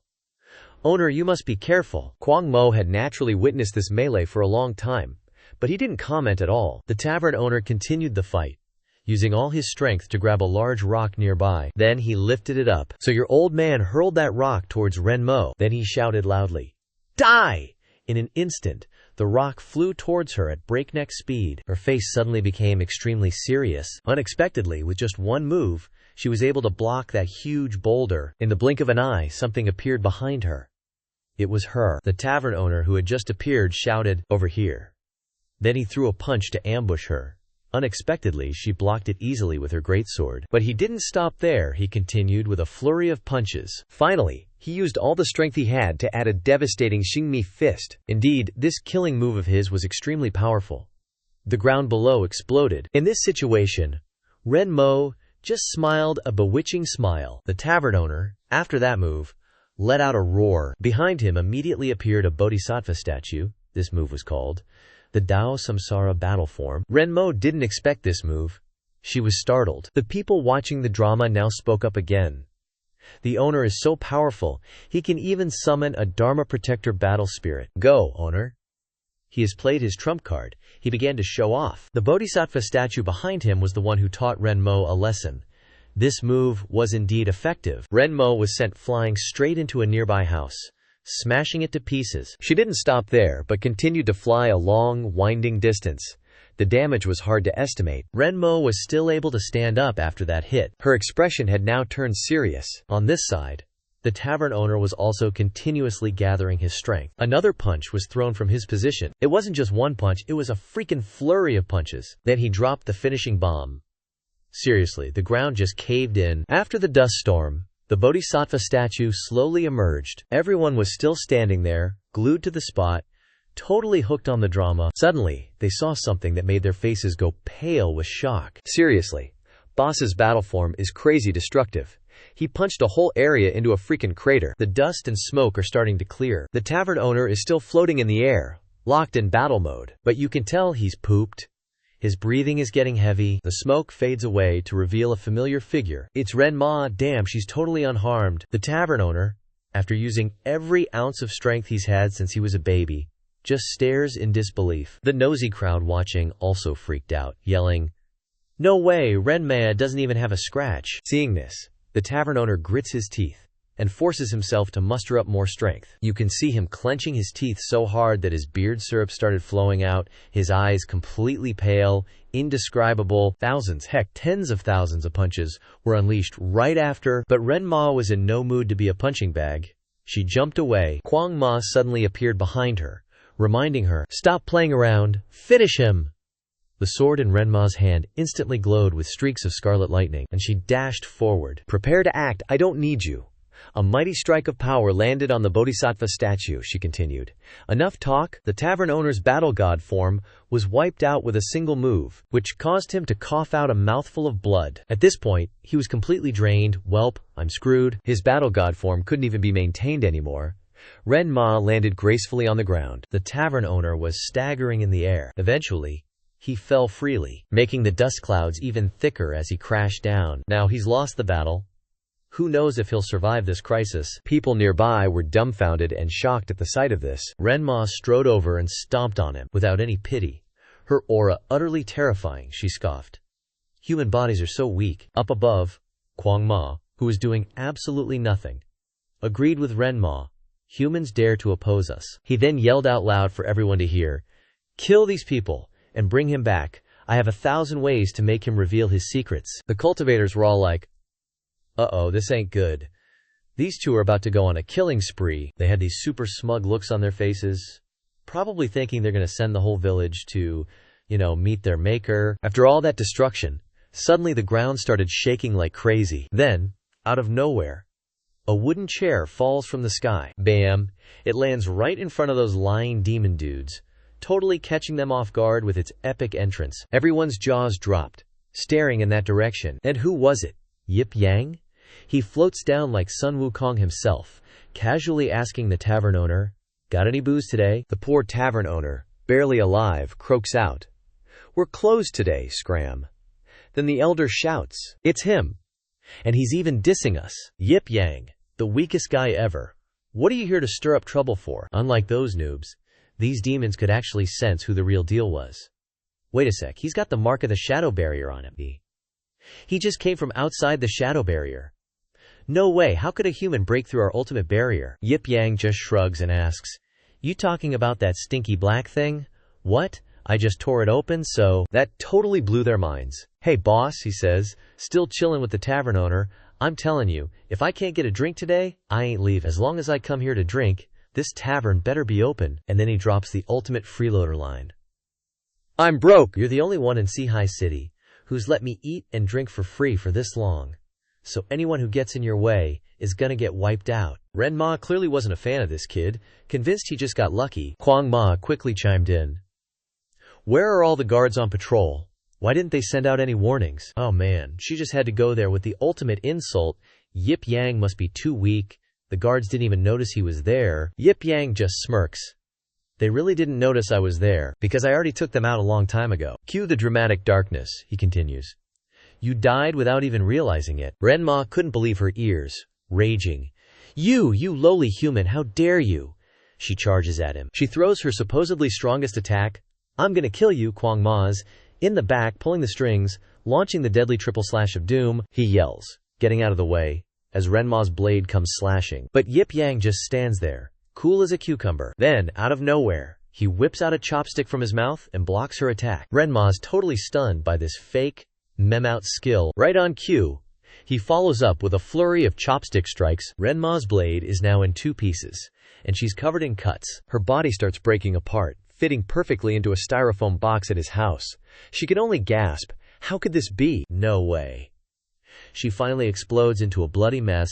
Kwang Ma is freaking out up above, but Yip Yang doesn't stop there. He throws the chopstick. Kwang Ma is clueless, wondering what he's up to. The chopstick flies right at him. He can't react in time, and only manages to dodge to the side, but it still hits his arm. That thing was so sharp it could slice his arm off clean as a whistle. This madman was all talk earlier, but now he's screaming bloody murder from the pain. He's straining, And from the severed part, countless sparks of electricity are flying. I have the high-level dark regeneration technique, you hear. Finally, his arm grows back. Boom! The mad demon breathes like he's never breathed before. He's pissed, clenching his fist, and starts yelling at Yip Yang. You little punk. Yip Yang's magic chopstick actually flew back to its owner. He puts it in his mouth again and says to the mad demon, regeneration is still a dry bone, you just suck. The crowd watching the drama are totally freaked. What the heck just happened? Everyone's always looked down on Yip Yang, and now this? Looks like sect leader Yip took care of Renma in a blink of an eye. Renma was nothing in front of him. He wasn't even worth a hit. Especially that barmaid, she blurts out. No way. Isn't he just a freeloader? I'm so dead I was always laughing at him for being the weakest in the tavern's history. On the mad demon's side, he is really angry now. You screwed me over. Renma was careless and didn't transform. That's why you killed him, you despicable human. Then, he amps up his chi, and a terrifying energy radiates around him. The mad demon screams non-stop like someone's plucking his feathers. The form looks a bit more like a battle. This is called imperishable shadow body, he says confidently. Watch me play you to death. Yip Yang glances over. This phase is kind of interesting. Not bad, I guess. Look at the size. An ant fighting an elephant. Everyone's size. Is it trendy to get big now, or what? The mad demon doesn't like to talk much. He starts throwing moves at Yip Yang. He throws out a punch full of power. Go die. Yip Yang just sits there, pointing the chopstick towards him. Primary priest skill. Purifying holy bullet level 100 meters. With just a flick of his finger, a cannon-powered bullet shoots out of Yip Yang. Before the mad warrior could finish his show, he felt pain drop his degree. A third of his body is gone, and the rest of him fits in a styrofoam box. The peanut gallery feel as though they have got a visual treat. The mad demon still can't believe the result, he yells in anger. No way. Before heading off to watch featherless chickens, he adds, you despicable humans. You've made a big mistake. We have a plan. If we can't take this human thief away, we'll start destroying the Four Seas city. If the 3 adults in the 7 deadly sins don't arrive on time, they'll start slaughtering the city. Now the mad demon is just a name. In front of Yip Yang, you wait to die. Dust slowly dissipates. The sky starts to clear up, and everyone secretly rejoices. Too awesome. Especially the elders. Sect leader Yip killed another of the 7 deadly sins. Each one of them is a martial level existence in the demon realm. Li Yi Yu Niang is sweating bullets, she continued on behalf of that youth. Each of them possesses the power to annihilate an entire city. This time, there are 3 of them. What will Sehai City do? Everyone's worried. Except for Yip Yang, who's just chillin'. He said, no need to worry, I'll have Xiao Yi take a trip. He brought the tavern owner closer to them and said, Zhao Shi, I'm entrusting him to you. That youth blankly replied, okay. As soon as Yip Yang turned away, he shyly asked, Yip Zongzhu, what kind of godly operation is this? 2 chopsticks resolved 2 major battles. Remembering something, he suddenly asked, oh right, Zhao Yi, what were you saying earlier? Yip Yang didn't answer, but gently faked a mid-level summoning skill, and instantly, a huge, fat bear appeared. It is a level 100 explosion. Bear, master, what are your orders? Everyone at the scene was once again dumbstruck.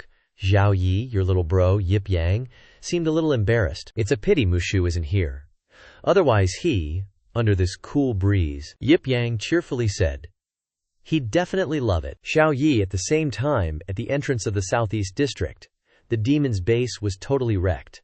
Though they scattered in chaos, all of them had their heads separated by several pieces of paper. The one who caused this seemed completely at ease. After searching for half a day, I finally found it. I wonder which kind soul left a loophole in the barrier. This one is a regular at the tavern. Mushu, he continued. Finally, I'm in. Mushu, facing the horde of demons alone, was still acting all scholarly. Speaking of which, Yan Yang, the plot's already at volume 3? I need to discuss it with Yip Zongzhu. Idiot. Just as someone was about to ambush him, he used one hand to finish off that ancient, leggy demon commander. Then, using a strong person's tone to speak to these shrimp demons, you demons always like to fight, fight, fight. Reading books is so much better. You need to learn more from books to reduce your murderous aura. Unexpectedly, Mushu felt something even more terrifying behind him. An old demon appeared. The old demon spoke first. It's the widely known Burning Books monk on the demon extermination list. No wonder you dare to be so arrogant. He was jealous. But like the entire populace of Seihai City, his death date is near. Seeing him, Mushu's face turned pale with fear, jealousy, from the 7 deadly sins of the demon world. Why would they send a demon of this level? Unexpectedly, 2 more figures appeared beside the old demon. One looked similar to the black and white impermanence named Greed. The other carried a blade on his back and was constantly emitting flames and was called Arrogance. The 3 of them standing together created an extremely terrifying aura. Mushu couldn't help but say, 3 of the 7 deadly sins have come? Looks like Seihai City is in for a calamity today. Old Demon Jealousy's beard started to sway back and forth. He said, "Exterminate all humans in the city." As soon as he finished speaking, he launched an attack, intending to take down Mushu. "Let's start with you." Fortunately, Mushu quickly dodged. Unexpectedly, the old demon went all out, launching even more attacks. Under this pressure, Mushu could only run around desperately, hoping to escape with his life. Pushed to the edge, he drew his sword, preparing to meet the attack. No way to retreat, I can only risk it. The tribulation truly begins here. Having just blocked 1 blow, Mushu couldn't help but exclaim, "Every blow is shaking my entire body." Old Demon Jealousy truly had a sadistic streak. He suddenly ordered, "Tie him up." Those whiskers are faster than lightning, surrounding the bookworm in a flash. Then, bam! They tied him up so tight he's practically spitting blood. Envy looks pleased as punch. Heh. Even giants can't escape my binding. Phew. My whiskers can morph into anything, like ta-da, a nostril drill. Feast your eyes before you die. This ultimate move is called the Demonic Whirlwind. The bookworm is trapped and can only yell, "I'm done for." Then he desperately tries his trump card, using his ultimate skill, the Troop, annihilating extermination. Suddenly, Xiao Yi appears, shouting, "Bookworm, don't panic. Leave the fighting to yours truly." No sooner said than done. He channels his inner boxer and starts throwing haymakers at those whiskers, followed by a super-duper mega explosion. BOM. The bookworm and the 3 demons are utterly gobsmacked by this swift action. Xiao Yi is flexing his muscles, constantly roaring to assert dominance. The bookworm, now freed, looks around with wide eyes and declares, "This bear shattered space with a single punch. Whose peerless master is raising this exotic beast?" Old Man Envy, getting his butt kicked, says bitterly, "A life-threatening mustache that I cultivated for hundreds of years." Then he waves his whiskers at Xiao Yi, cursing, "Unforgivable, you stinky mutt, prepare to die." So the long and winding whiskers are unleashed again. Once again, it transforms into a nostril drill, pointing towards Xiao Yi. But this is the game. Hacking Dude's beloved pet we're talking about. He angrily retorts, "Bring it on." His boxing gloves immediately flare up, signaling that the old geezer is about to meet his ancestors. Bear Xiao Yi breathes heavily, his anger gradually accumulating into power. He quickly reaches out and grabs the old geezer Envy's whiskers, making him jump in fright. Xiao Yi yanks the whiskers hard and says loudly, "You old geezer, come down here for me." As soon as he finishes speaking, he uses all his strength to pull him toward him. Greed and Arrogance exclaim in panic, "He's being pulled down by the bear. You beast, stop it." But Xiao Yi is a summoned pet. How could he easily listen to others? He continues to use force to drag him down toward him. A streak of mustache syrup splatters everywhere, signaling something bad is about to happen. Turns out, Xiao Yi just chomped him straight into his mouth, without mercy. Envy doesn't have any strength left to resist, he weakly says. "Let me go." Unexpectedly, not only does Xiao Yi not release him, but he bites down even harder to finish him off. The 2, Greed and Arrogance, also get to witness a super domineering scene. They blurt out, "He ate him. He ate one of the 7 deadly sins." The bookworm is so scared that he almost pees his pants. Greed, as if he can't bear it any longer, says angrily, shaking, "Envy, we are conquerors. We have destroyed more than 100 human cities.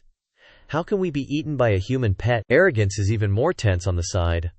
"I want the entire 4C city to be buried with envy." And so, the 2 of them started throwing punches. Tan Lan summoned a huge eyeball. This move was called Heavenly Punishment Eye. Tian Fa Zihi Yan. L-Man wasn't about to be outdone either. He unleashed his ultimate move, Devil Sword Awakening, Mo Jian Shi Xing. The bookworm, who'd never seen anything like this in his life, was terrified. "We're doomed. Seihai City's gonna be a wasteland." But little one, Xiao Yi, down below, was surprisingly chill. Like he was bored. He started powering up, gathering all his essences. "If you three are gonna die together, then come on into my belly and have a reunion." Then he opened his mouth wide and sucked those two unlucky demons in. Advanced beast skill, devour, level 33. The two guys instantly realized something was wrong. My body knew, and just like that, little one turned them into a sweet little after-dinner snack. Slurp. After winning the battle, he clapped his hands together with a bam-bam sound to celebrate. The bookworm, standing off to the side, was speechless. "One? It's a bear." He turned pale as a ghost, saying, "It ate all three great sin demons." Now, the scene shifts to inside the city. Yip Yang put down his wine cup and said casually, "All right, little one's done. Leave the remaining small fry to the bookworm." Then Yip Yang happily walked away, not forgetting to announce his reason. "Suddenly remembered my disciples are waiting for me. I'm heading back today." Suddenly, the boss called out. Sect leader Yip. He was incredibly grateful for Yip Yang's actions. "Thank you for taking action at this critical moment of human survival, and thanks to that sulky girl too." He even changed his tone. "Weakest man? Nah, Sect leader Yip, you're awesome." Li Jiu Niang was even happier. She said, "Sect leader Yip, thank you. Next time, I'll treat you to all the drinks you can handle." Even the elders had to change their attitude by more than 180 degrees. "You are the great hero who saved all of Isekai'd City." But Yip Yang liked to hide his skills and wasn't used to it.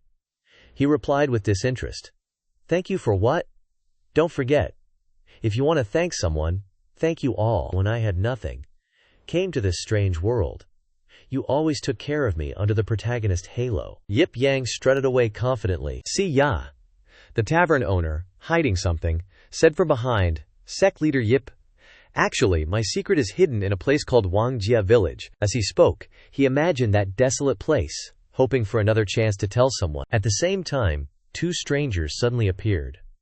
One of them said, "All of the three great demons actually died in Isekai'd City." The little girl sitting on the other guy's shoulder replied, "Didn't the monk Fan Shu lose the heavenly book? How could he still kill the three great sins?" That little girl seemed to have figured out something strange in Isekai'd City. Could it be hiding something powerful? The big guy asked the little girl for her opinion. "Should we call out the Lord of the Spirit Coffin? Ling Ju Zhong?" The little girl replied, "The Lord is in a deep sleep and cannot be disturbed. Let someone else take care of retrieving the secret." The little one was curious about something else. "One more thing. Why can't Dao Mo's Renmo inheritance be found either? Don't know who took it." At this point, the little girl continued, "Never mind this. Go back to Yan City first. According to the Lord's arrangements, we will tear open the human defense line there. In addition, the Lord always wanted to subdue the one behind the Wuji sect's back mountain. Is it okay to leave it unattended?" The little girl smugly replied, "No need to worry anymore. That thing is extremely fierce, and the area where it is located is extremely dangerous, and humans will die when they step into it." The two people stopped talking here. "Let's go back to Yan City first. See you again in Isekai'd City." At this time, in Yip Yang's sect, everyone is still working. As usual, I really admire Sutsu. Being personally taught by the master, when will it be my turn? Don't you always hate cultivating? Hearing this, Yanyu grinned from ear to ear and replied, "Personal instruction means lots of alone time, which means I can ask about certain maidenly secrets." Mugwa Niang, you want that too, right? Mu Xinsher was speechless and retorted, "Mugwa Niang is my older sister." The two just kept bickering about their Shifu. "Sorry, I forgot you're Mugwa Niang's younger sister, but you two sisters can't hog all of Shifu's attention." Xinsher replied seriously, "Shifu isn't your personal property. You can't just cut people off." Yan Yu, being the feisty one, gave a light warning. "Forewarned is forearmed.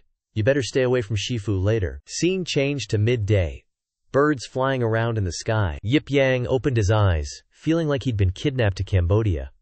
A female disciple piped up, "Shifu's awake. We're almost there." Before he knew it, he was whisked away by his harem to who knows where. Yip Yang was totally flustered. He sat up and asked, "Didn't I drink a lot and fall asleep in the study? How did I get here? Are you trying to sell me off to be a son-in-law in some remote mountain village?" Yan Yu cheerfully replied to Yip Yang, "It's not convenient for women to go out, so the great elder asked us to carry Shifu. We're going to the back mountains, where the demons gather, to reclaim a piece of spiritual field. That way, the food problem for the whole sect will be solved. Please, Shifu, hold down the fort. But Yip Yang just slumped back down.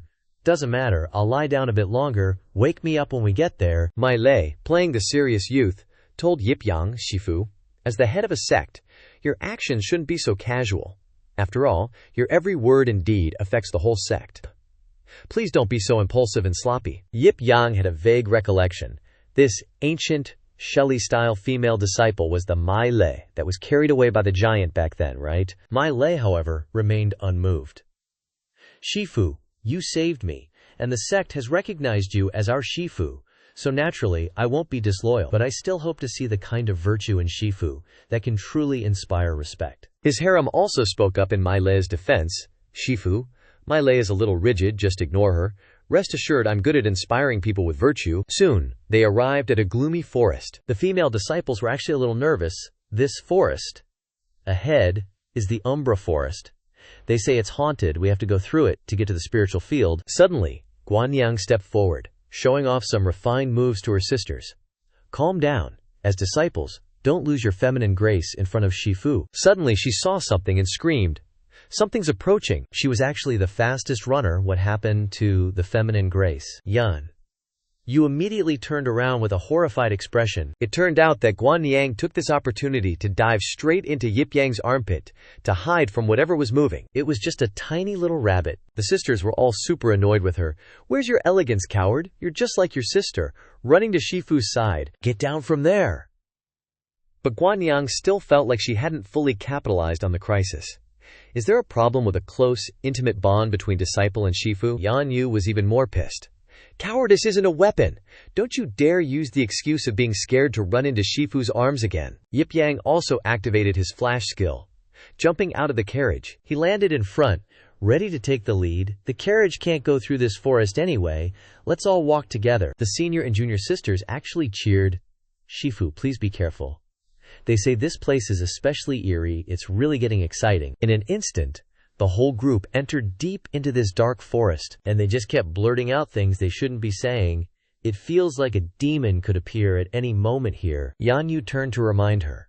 Guanyang, remember, no using evil spirits as an excuse to disturb Shifu. Guanyang quickly replied, with a steadfast mind, I fear no evil spirits.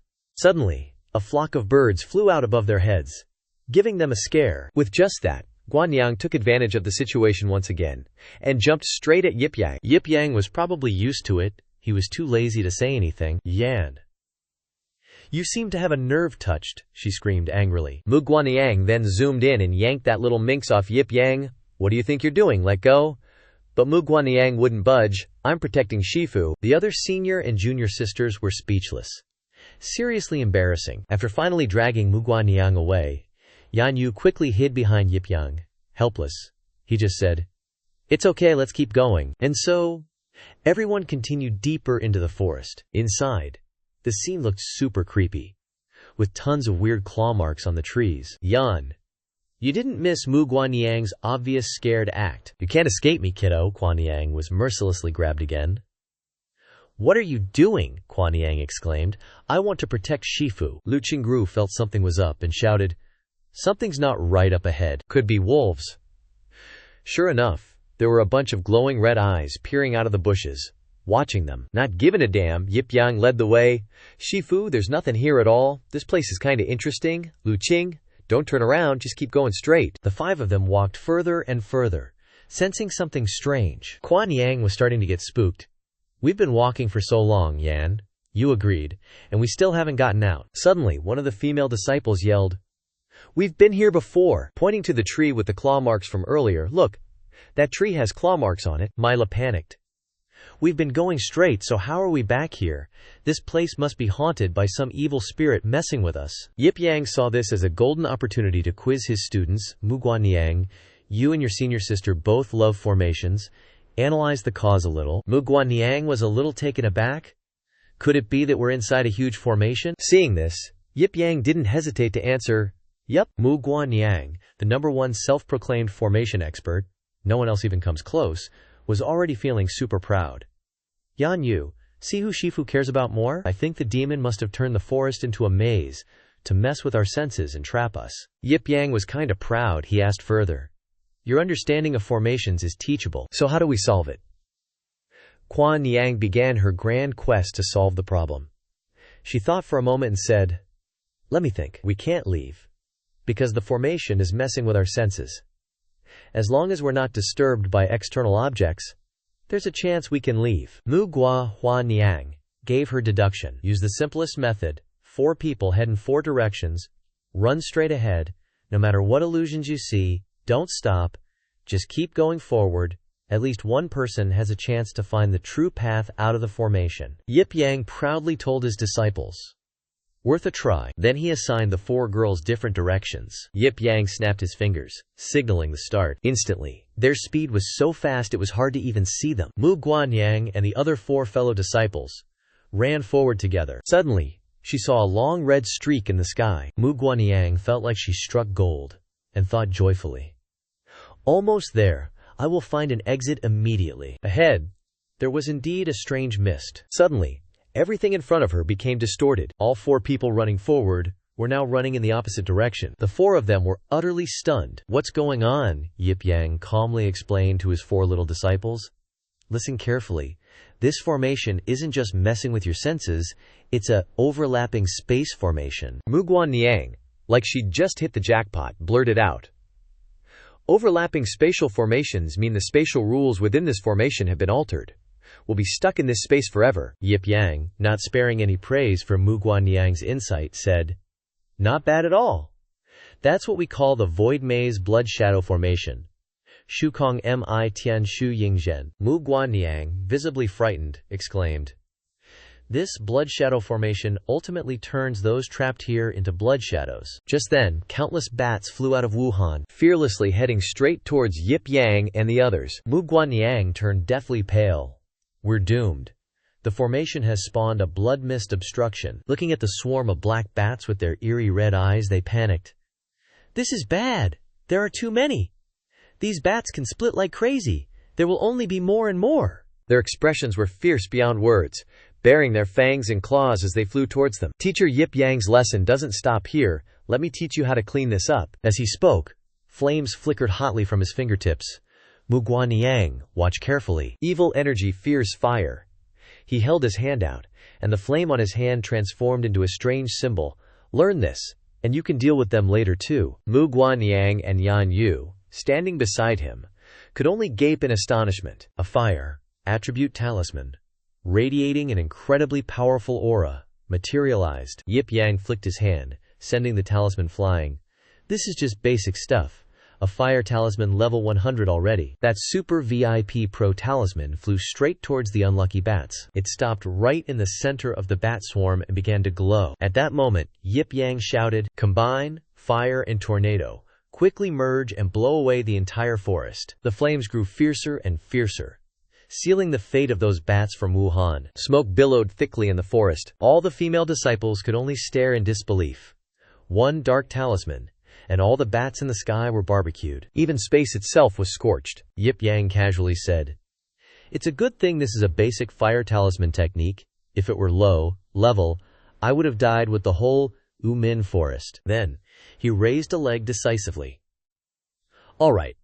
Since this place is already a mess, let's completely destroy this formation. Yip Yang stomped his foot on the ground, and the stone beneath shattered and cracked. Yan Yu and Mu Guanyang were terrified, struggling to keep their balance. Beneath the cracked earth, flames suddenly appeared. They raced along the fissures, eventually forming a beautiful symbol. Yip Yang had utterly ravaged the entire forest. A cold wind blew, and the ground where they had been standing sank several dozen feet. Melee was surprised by Yip Yang's move. I've never seen a formation broken like this before. Lu Qing was even more infatuated with Yip Yang. So powerful. Only Mu Guaqing was frightened by this terrifying oppression. She said, Master's method of breaking the formation has no technique whatsoever. He just directly used force to stomp the formation to pieces. How am I supposed to teach? Yip Yang, standing above, spouted some philosophical nonsense. Every river has its bends, and people have their departures. Don't sweat the small stuff. Then he turned around, his protagonist aura shining brighter than ever. Let's go, let's reclaim our spirit field. Arriving here, Everyone stopped at a cliff's edge. Yip Yang spoke up. This spirit field is bigger than I thought. Below is an extremely wide plain, probably able to grow all sorts of stuff. Looking at the rich, fertile land, Yan Yu couldn't help but think to herself, I want to plant a rose garden, then pick the prettiest blooms and offer them to the one I love. Suddenly, the serious My Le Fai spoke up.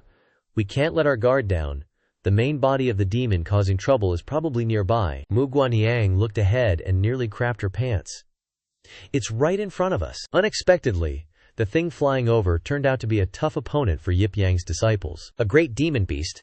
It's a flying wolf that looks incredibly badass. Yip Yang waved his hand, giving his female disciples the order, the ringleader has appeared, just take it down, and reclaiming this spirit field will be practically done. The three of them immediately understood his meaning. They rushed forward one after another, leaving Yip Yang with Guanyang.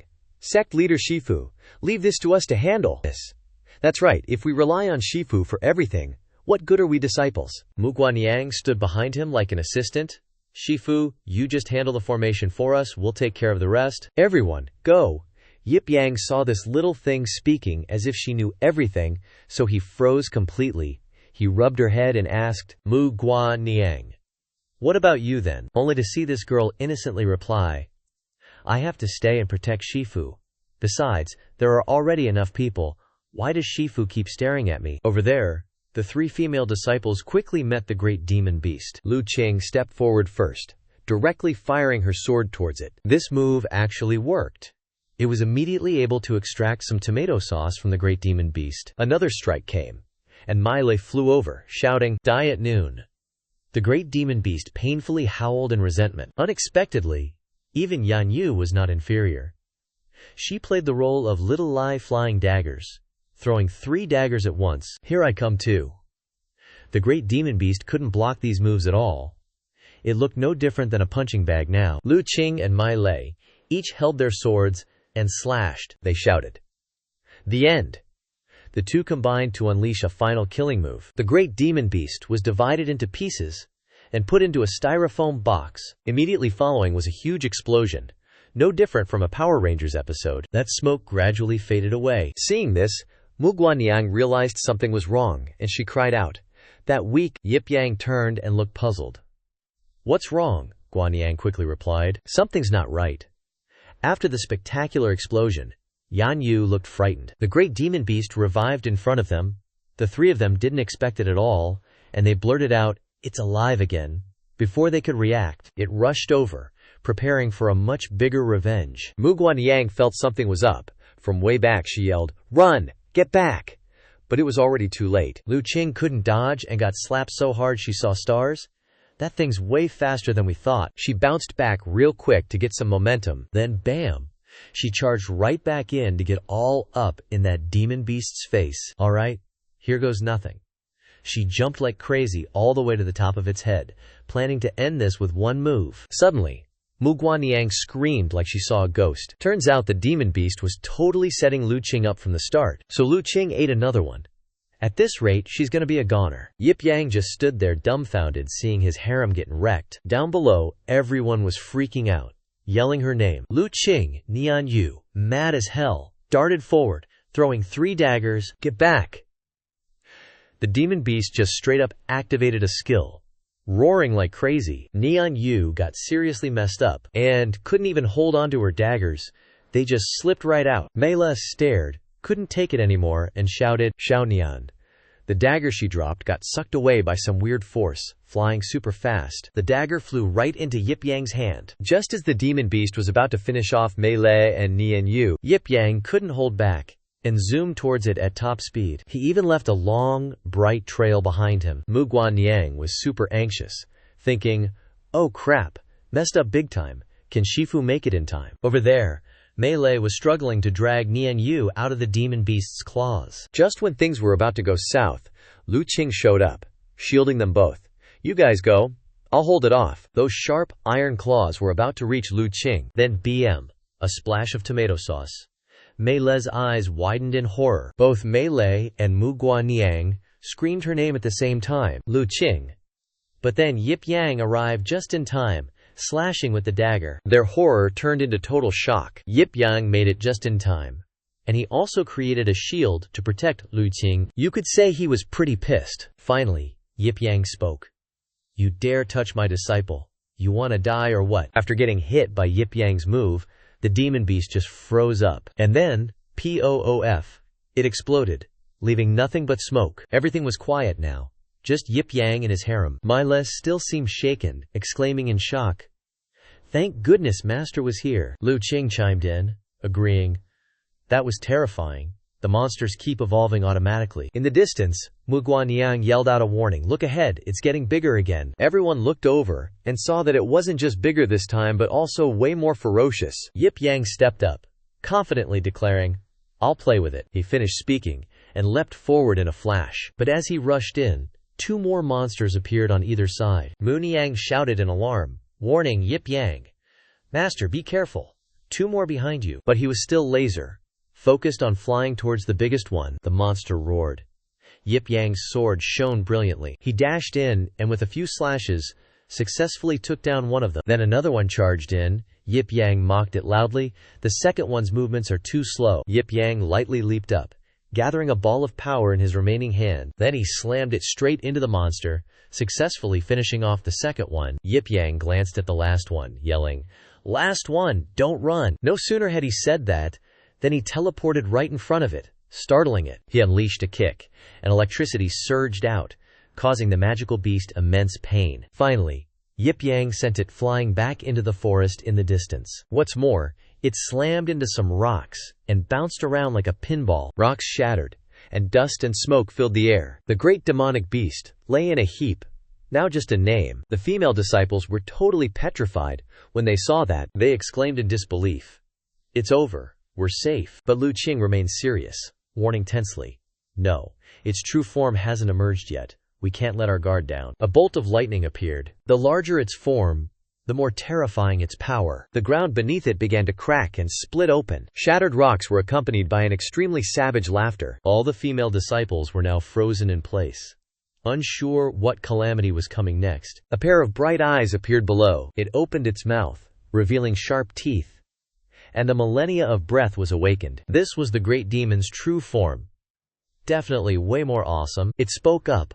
I, your daddy, am gonna make sure you die without a grave to be buried in. Lu Qing and Guanyang were totally freaked out. Oh crap, it's the Shi Tian Gao, a haunted, Beck-level spirit beast causing trouble. It's the scariest kind.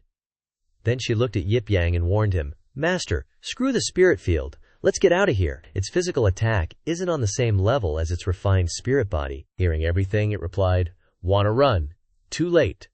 Right after, it unleashed its killer move. Disperse and vanish, you souls. The energy ball shot out with crazy power. After just a sentence, it flew straight at Yip Yang with massive destructive force. Yip Yang prepared to block, but not before trash talking it. Insert incoherent mumbling. His face was so unreal as he cursed it. You idiot! Then he slashed down with his sword.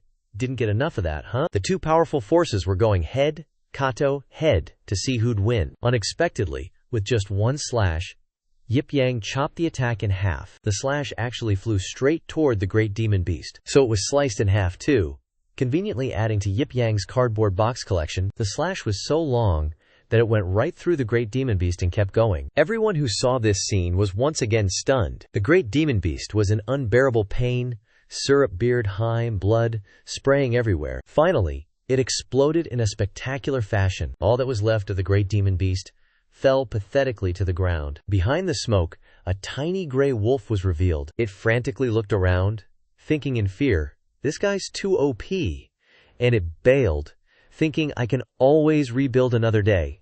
Running away. Suddenly, a talisman flew in from somewhere. The great demon beast was so scared it almost peed itself. It desperately pleaded, don't destroy me. But it was too late. It was completely hit by the attack. The great demon beast was sealed into a tiny, adorable talisman. Yip Yang looked at the talisman in his hand and reassured it. Relax. I'm not destroying you. I'm giving you a chance at rebirth. Then, he handed the mini gray wolf to Guanyang. This spirit familiar is yours now. Holding the talisman, Guanyang couldn't help but be curious. How do I use this thing? Yip Yang casually replied, don't worry about it now. You'll naturally know once you become an onmyoji. Take good care of it. Looking at the peaceful field before them, they couldn't help but sigh in amazement. This spirit field isn't bad at all. Even if we don't leave the sect, we won't starve. My lay even had the mood to roast Yip Yang. Master. As the master of a sect, how can you be so useless? Yip Yang immediately turned to look at her, but decided not to argue, and just feigned an awkward smile. Seeing this, My Lay was stunned. Then she smiled admiringly. Under the setting sun, she finally clearly defined her direction. As expected, my choice wasn't wrong.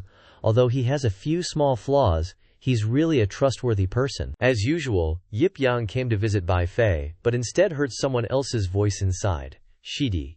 Sect leader Shidi. Unexpectedly, it was Dongfang Xing inside. She yelled, "Help me please." Then she bitterly complained, "I kindly helped Bai Fei leave, but she tied me up here instead. Shigani, hurry and release me." Yip Yang looked a bit confused and replied, "Did the little fox run away?" She quickly responded, "You panicked."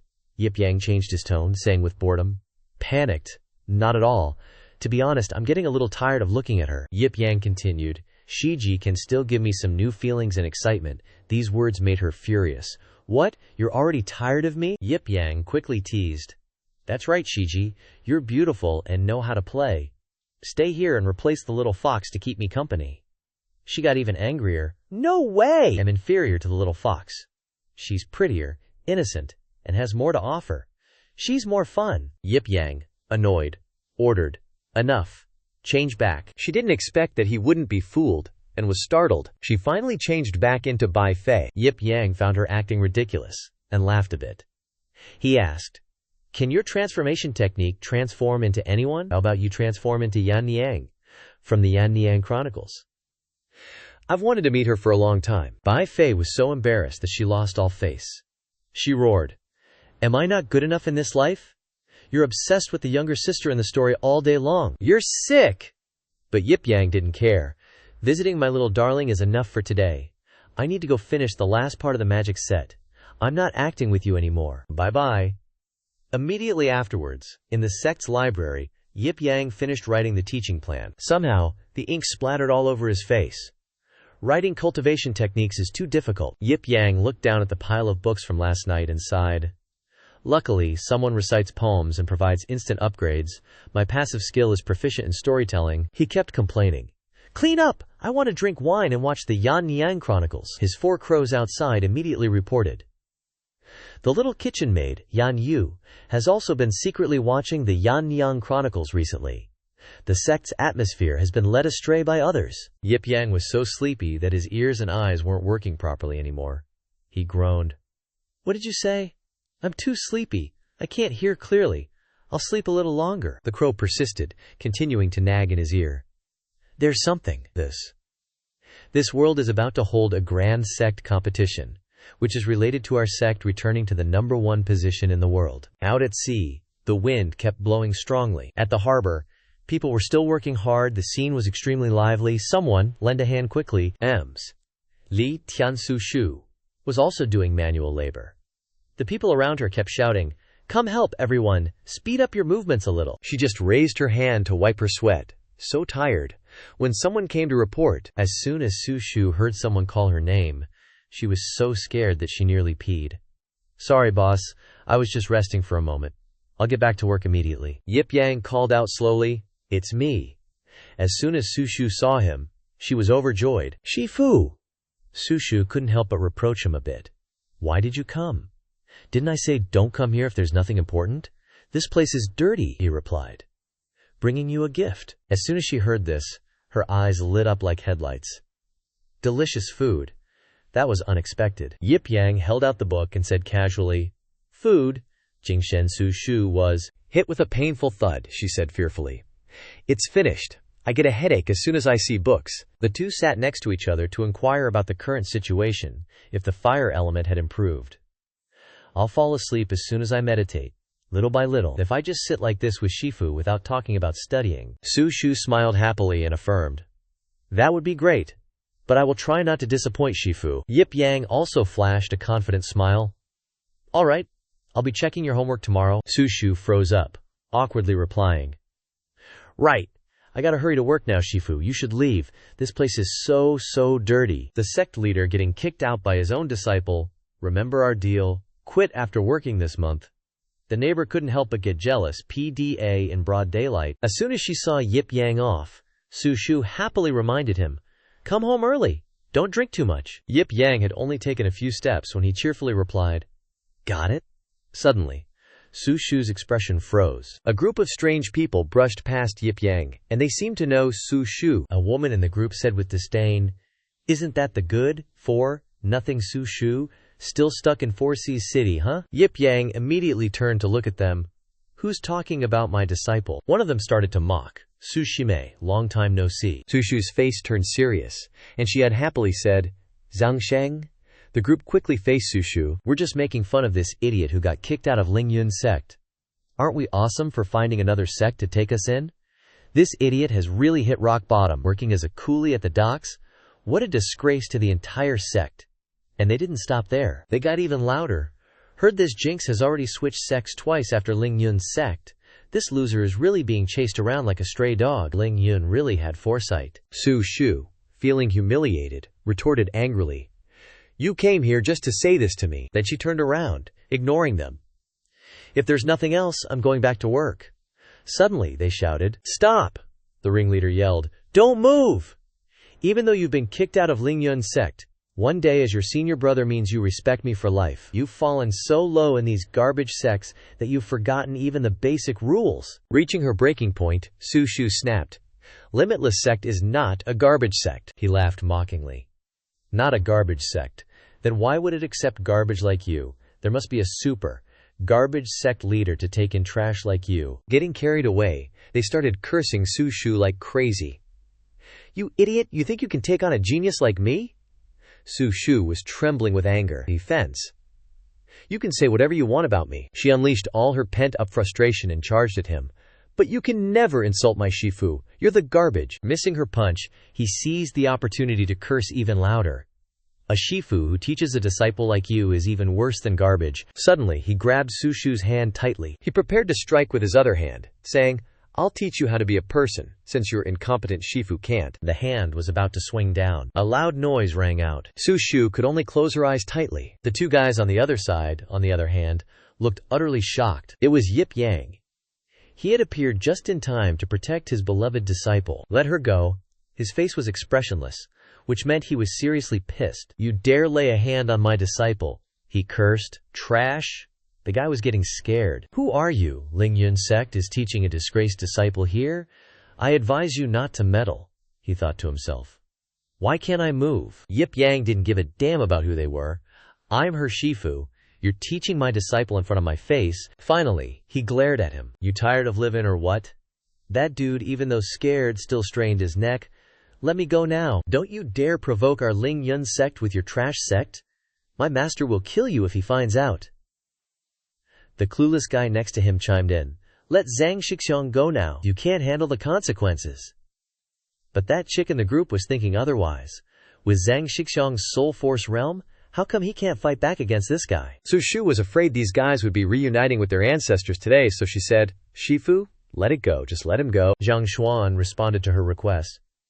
Letting him go was no problem, but before he finished, Yip Yang slapped him so hard his face was disfigured. One slap and he sent flying like Team Rocket. "Nobody messes with my disciple." That dude flew 80 yards away and landed at the end of the road. Su Shu and her little rebellious disciples were all dumbfounded. Yip Yang casually slapped the other two guys in his group away as well, bullying the weak.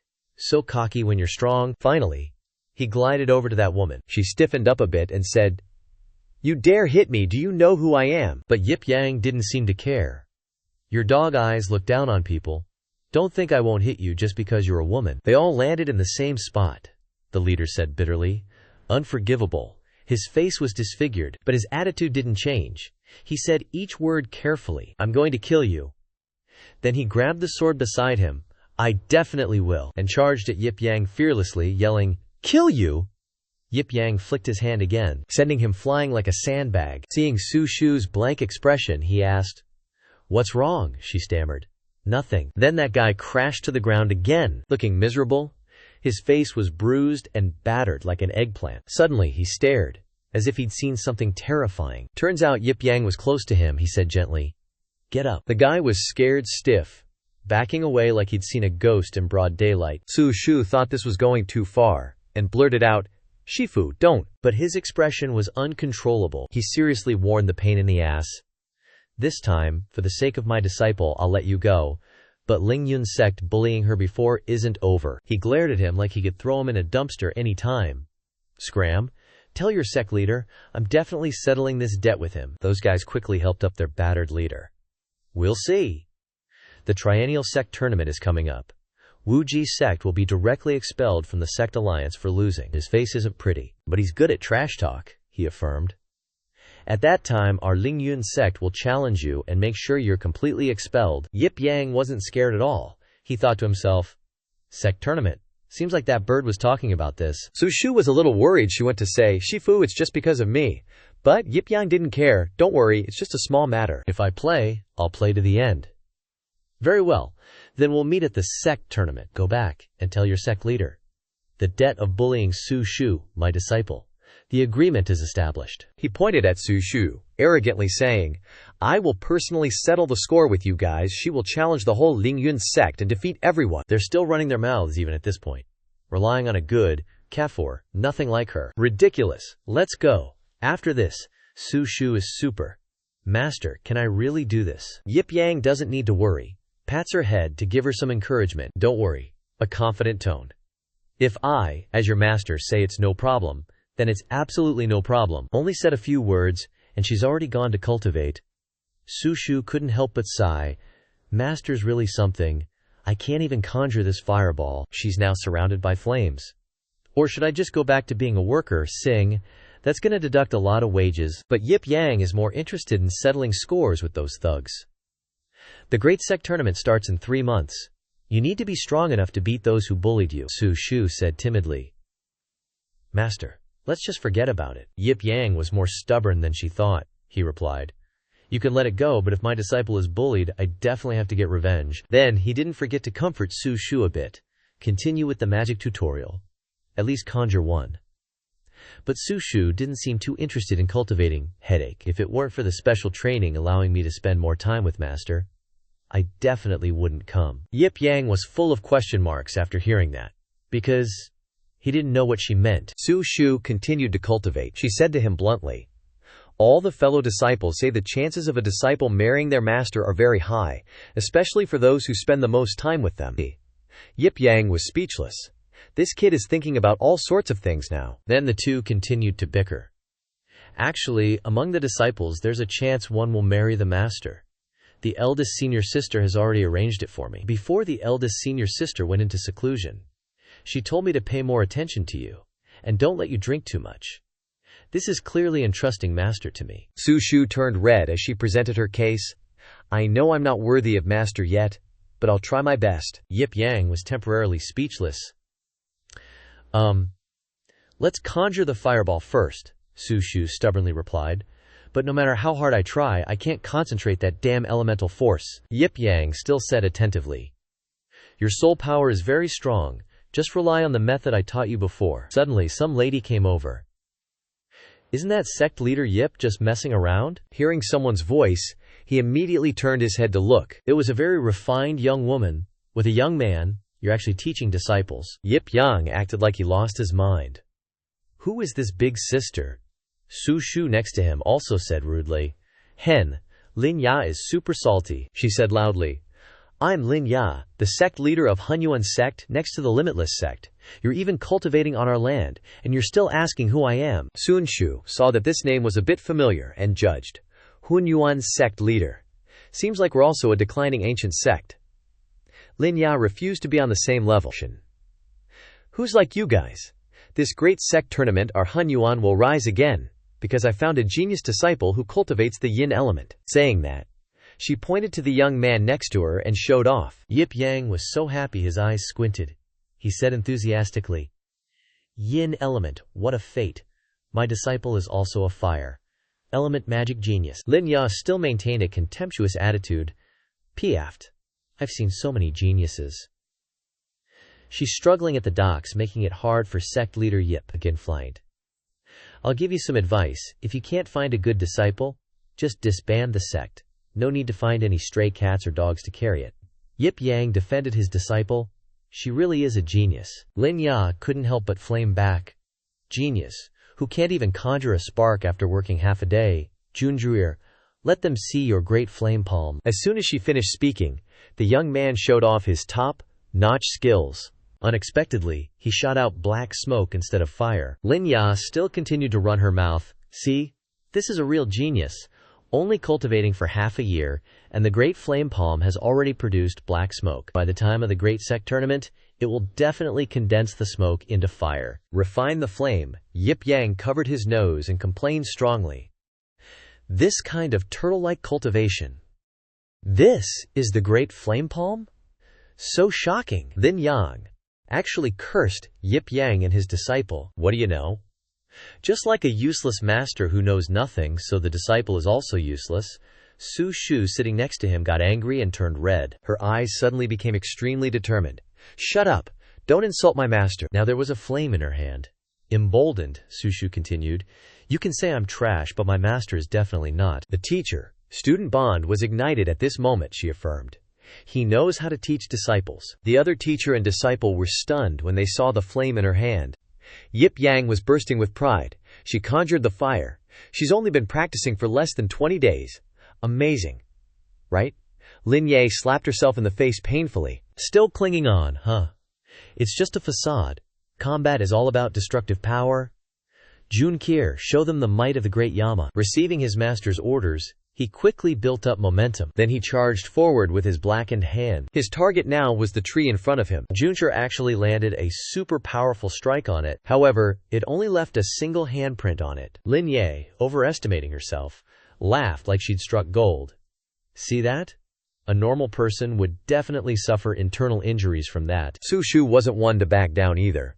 Wanting to prove herself, Shifu, I can fight too. So Su Shu threw the fireball in her hand like a dodgeball. The young guy snickered, seeing it flying all over the place. Lin Ya was the same, saying, not even hitting the target, and you want to hurt someone. Unexpectedly, Su Shu's obedient little fireball was about to hit another tree. In an instant, an earth-shattering explosion happened, even felling the tree. The two laughing hyenas suddenly shut up, realizing they messed with the wrong person. That's when Yip Yang faked it. My disciple is indeed a super genius. Only Su Shu didn't accept this outcome, angrily yelling, I missed. I can't let Shifu lose face. Immediately after, she summoned more fireballs, like Winx Club fairy firing spells. Those fireballs listened to their master, flying forward non-stop. Su Shu be like, if I don't cut down all the trees in this forest, I ain't a disciple of sect leader Yip Yang. Lin Ya could only stare blankly, her eyes almost popping out. Now there's only one tree left. Sure enough, it was the tree that young Junjer hit earlier. The young man, witnessing this, nearly wet himself. Shifu, I've decided to withdraw from the Hunyuan sect and go home to farm. Su Shu stirred up quite a storm but still looked sad. Sorry Shifu, I didn't hit it. I'm really not suited for combat. Lin Ya was speechless. Mom, this is what you call not suitable for combat? Yip Yang comforted her. It's okay. The fireball came out. That's already a huge improvement. Practice more on hitting the target, and you'll get there. Then he turned to Lin Ye and faked it. Didn't I say it? My disciple is really awesome. Lin Ya, though trembling with anger, retorted, you're just lucky you don't know anything yourself. Just happened to pick up a good disciple. Su Shu, with a temper as hot as ice cream, with an extra scoop of fire, said, don't talk nonsense about my Shifu. Lin Ya continued to be stubborn. What? All you do is hide behind your disciple all day. If you have the guts, conjure a fireball like your disciple. Yip Yang smiled kindly, replying, let it go. This forest is so nice, it's a pity to destroy it. Lin Ya continued to provoke. This is the forest of my Hunyuan sect. Conjure one for me to see if you dare, always making excuses to hide your own uselessness. Yip Yang smiled. If you like, I'll indulge you. Okay, you said it yourself, so don't blame me if it gets destroyed. Then Yip Yang raised one hand. Alright, time to whip up a super duper mega huge fireball right here. It's getting bigger and bigger. Now it's practically a mini Seasun elementary magic fireball jujitsu level 100 meters. Yip Yang, floating in the air, makes sure his little disciple, Su Shu, is watching. Pay close attention, kiddo. Watch your teacher show you how to toss a fireball. Su Shu down below is totally stoked. She yells, yes, master. Yip Yang ain't gonna keep her waiting and hurls that mini Shrisen down. Whoosh! In a blink, the fireball slams into the ground. The destructive power is seriously off the charts. The area is crackling with electricity. The whole damn forest just bit the dust in a flash. Everything's swimming in a sea of fire. Talk about an own goal from Lin Ya. Right now, Yip Yang is clutching onto them all in the sky so they don't become barbecue meat. He groans. I told you, this place ain't suitable for my fireball skills. Lin Ya is finally regretting it. How could my sect? And that scaredy cat, Jun-er, is whining, Mommy, I want to go home. Hovering over the raging fire, Yip Yang goes on. Whatever. I'm getting you guys out of here. This fire's gonna turn your Hunyuan sect to cinders anyway. Finally, Yip Yang scoops them all up and flies off.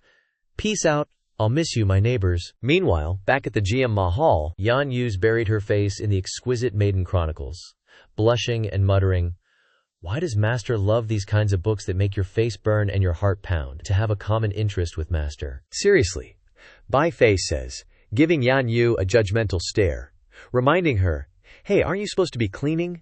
What are you doing standing around? She quickly hides the book behind her back, forcing a smile. Nothing! Nothing! Bai Fei knows exactly what Yan Yu's up to, so she says, Don't hide it. That book's called The Exquisite Maiden Chronicles? You think you can snag a man with that? Want me to teach you a few tricks? Yan Yu's drooling with desire but still plays it cool. Spit it out. I don't need you to teach me. But you can tell me a little bit. Bai Fei goes into full lecture mode. Men are visual creatures. And Yip Yang's no different. Like me. With a beautiful face, plump chest, slim waist, and long legs. I don't even need to say a word. And he'll come running. Hearing that, Yan Yu blows her top and yells a warning. Don't you dare transform and seduce Master. Yan Yu's fuming. But Bai Fei calmly continues. Don't get worked up. The next step is the real kicker. No matter how turned on a guy is, when it comes to marriage, he'll pick a kind girl. Like you. As long as you've got a firm grip on Yip Yang, you've got a chance. Yan Yu blushes and asks again. Really? Suddenly, Bai Fei gets all fired up and shouts, How to keep a grip? 3 words. Chop the peach blossoms. Then she goes on a rant. See a pretty woman flirting with him? You gotta do everything you can to cut off that thorny romance. The longer you drag it out, the bigger your chance of snagging him. Yan Yu's shocked by what Bai Fei's spewing. Right now, Yan Yu's outside. After thinking for a while, the little fox says, That's right, but why is she helping me? Yan Yu then notices that, Hey, where did that Exquisite Maiden Chronicles disappear to? Meanwhile, Bai Fei's secretly swiped the Exquisite Maiden Chronicles and is reading it. I gotta see what's so special about this exquisite maiden that she bewitched Yip Yang. Unable to hold back, Bai Fei answers, Get lost! Annoyed but can't do anything about it, just expressing anger for relief. Know your enemy, and know yourself, and you will not be defeated in 100 battles. Exquisite maiden here, I will definitely not lose to a girl in a novel. At this moment, the streets are very busy. Yip Yang is rambling incoherently while drunk. That garbage author still hasn't released Exquisite Maiden Chronicles Part 4. I'd better hurry back to the sect, summon a meeting, and select 5 disciples to participate in training for the sect competition. Shouts can be heard at the Yinji store, I said. Master Yin Long doesn't receive guests. You've been here for days, affecting our business. Hearing the scolding, Ye Yang turned his head towards the Yinji shop. He saw a large man scolding a young girl. The master doesn't have time to repair your shield, go away. All the people were heading towards the shop. Although she was being chased away, the girl still pleaded. This shield is the only thing my father left me in Sihai City. The master is the only one who can repair a Qiyuan iron shield. Ye Yang approached and recognized a familiar face and called out, Tongzhe. Seeing this, the girl turned around. Seeing Ye Yang, the girl said awkwardly, Master, why are you here too? Answering her question, Henry, I haven't seen you in a few days. So you came to find someone to repair your shield? Seeing the girl pleading with the blacksmith, Ye Yang advised her, Don't beg these random people. Return to the sect. Master will fix it for you. Not believing Ye Yang could fix the shield, the girl asked, Master also knows how to repair shields? The man shouted, Don't be loud. This shield has been assessed by our shop. No one in the world can repair it except for Grandmaster Yin Long. The people outside also chimed in with a few words. So shameless, provoking the Grandmaster like that. Seeing things getting complicated, Ye Yang pulled Tongzhe away. Ye Yang told the girl, Don't worry, Master's blacksmithing skill is maxed out. I'll definitely help you repair it perfectly. Yi Yang's taunts made the man turn red, he affirmed. No one other than Grandmaster Yin Long can repair it. Then he set a condition. If you can fix it, our forge will be yours. Seeing Ye Yang, he stepped forward and added the condition of 1,000 gold coins. Seeing the money, he was a little shaken. Yang immediately stopped. Money is everything. With everything, Ye Yang's thoughts surged like a volcano. Truly, the power of money is different. The young man rushed forward, making the old man scared, his face turning green. He confirmed again. Are you serious? The old man thought. In fact, even Master Yin Long failed. He continued. Of course it's true. Can you fix it? Your disciple is still here, bothering the Grandmaster. You know, without further ado, Ye Yang sealed the deal. Don't talk nonsense. 1,000 gold coins. Deal. Tong rare.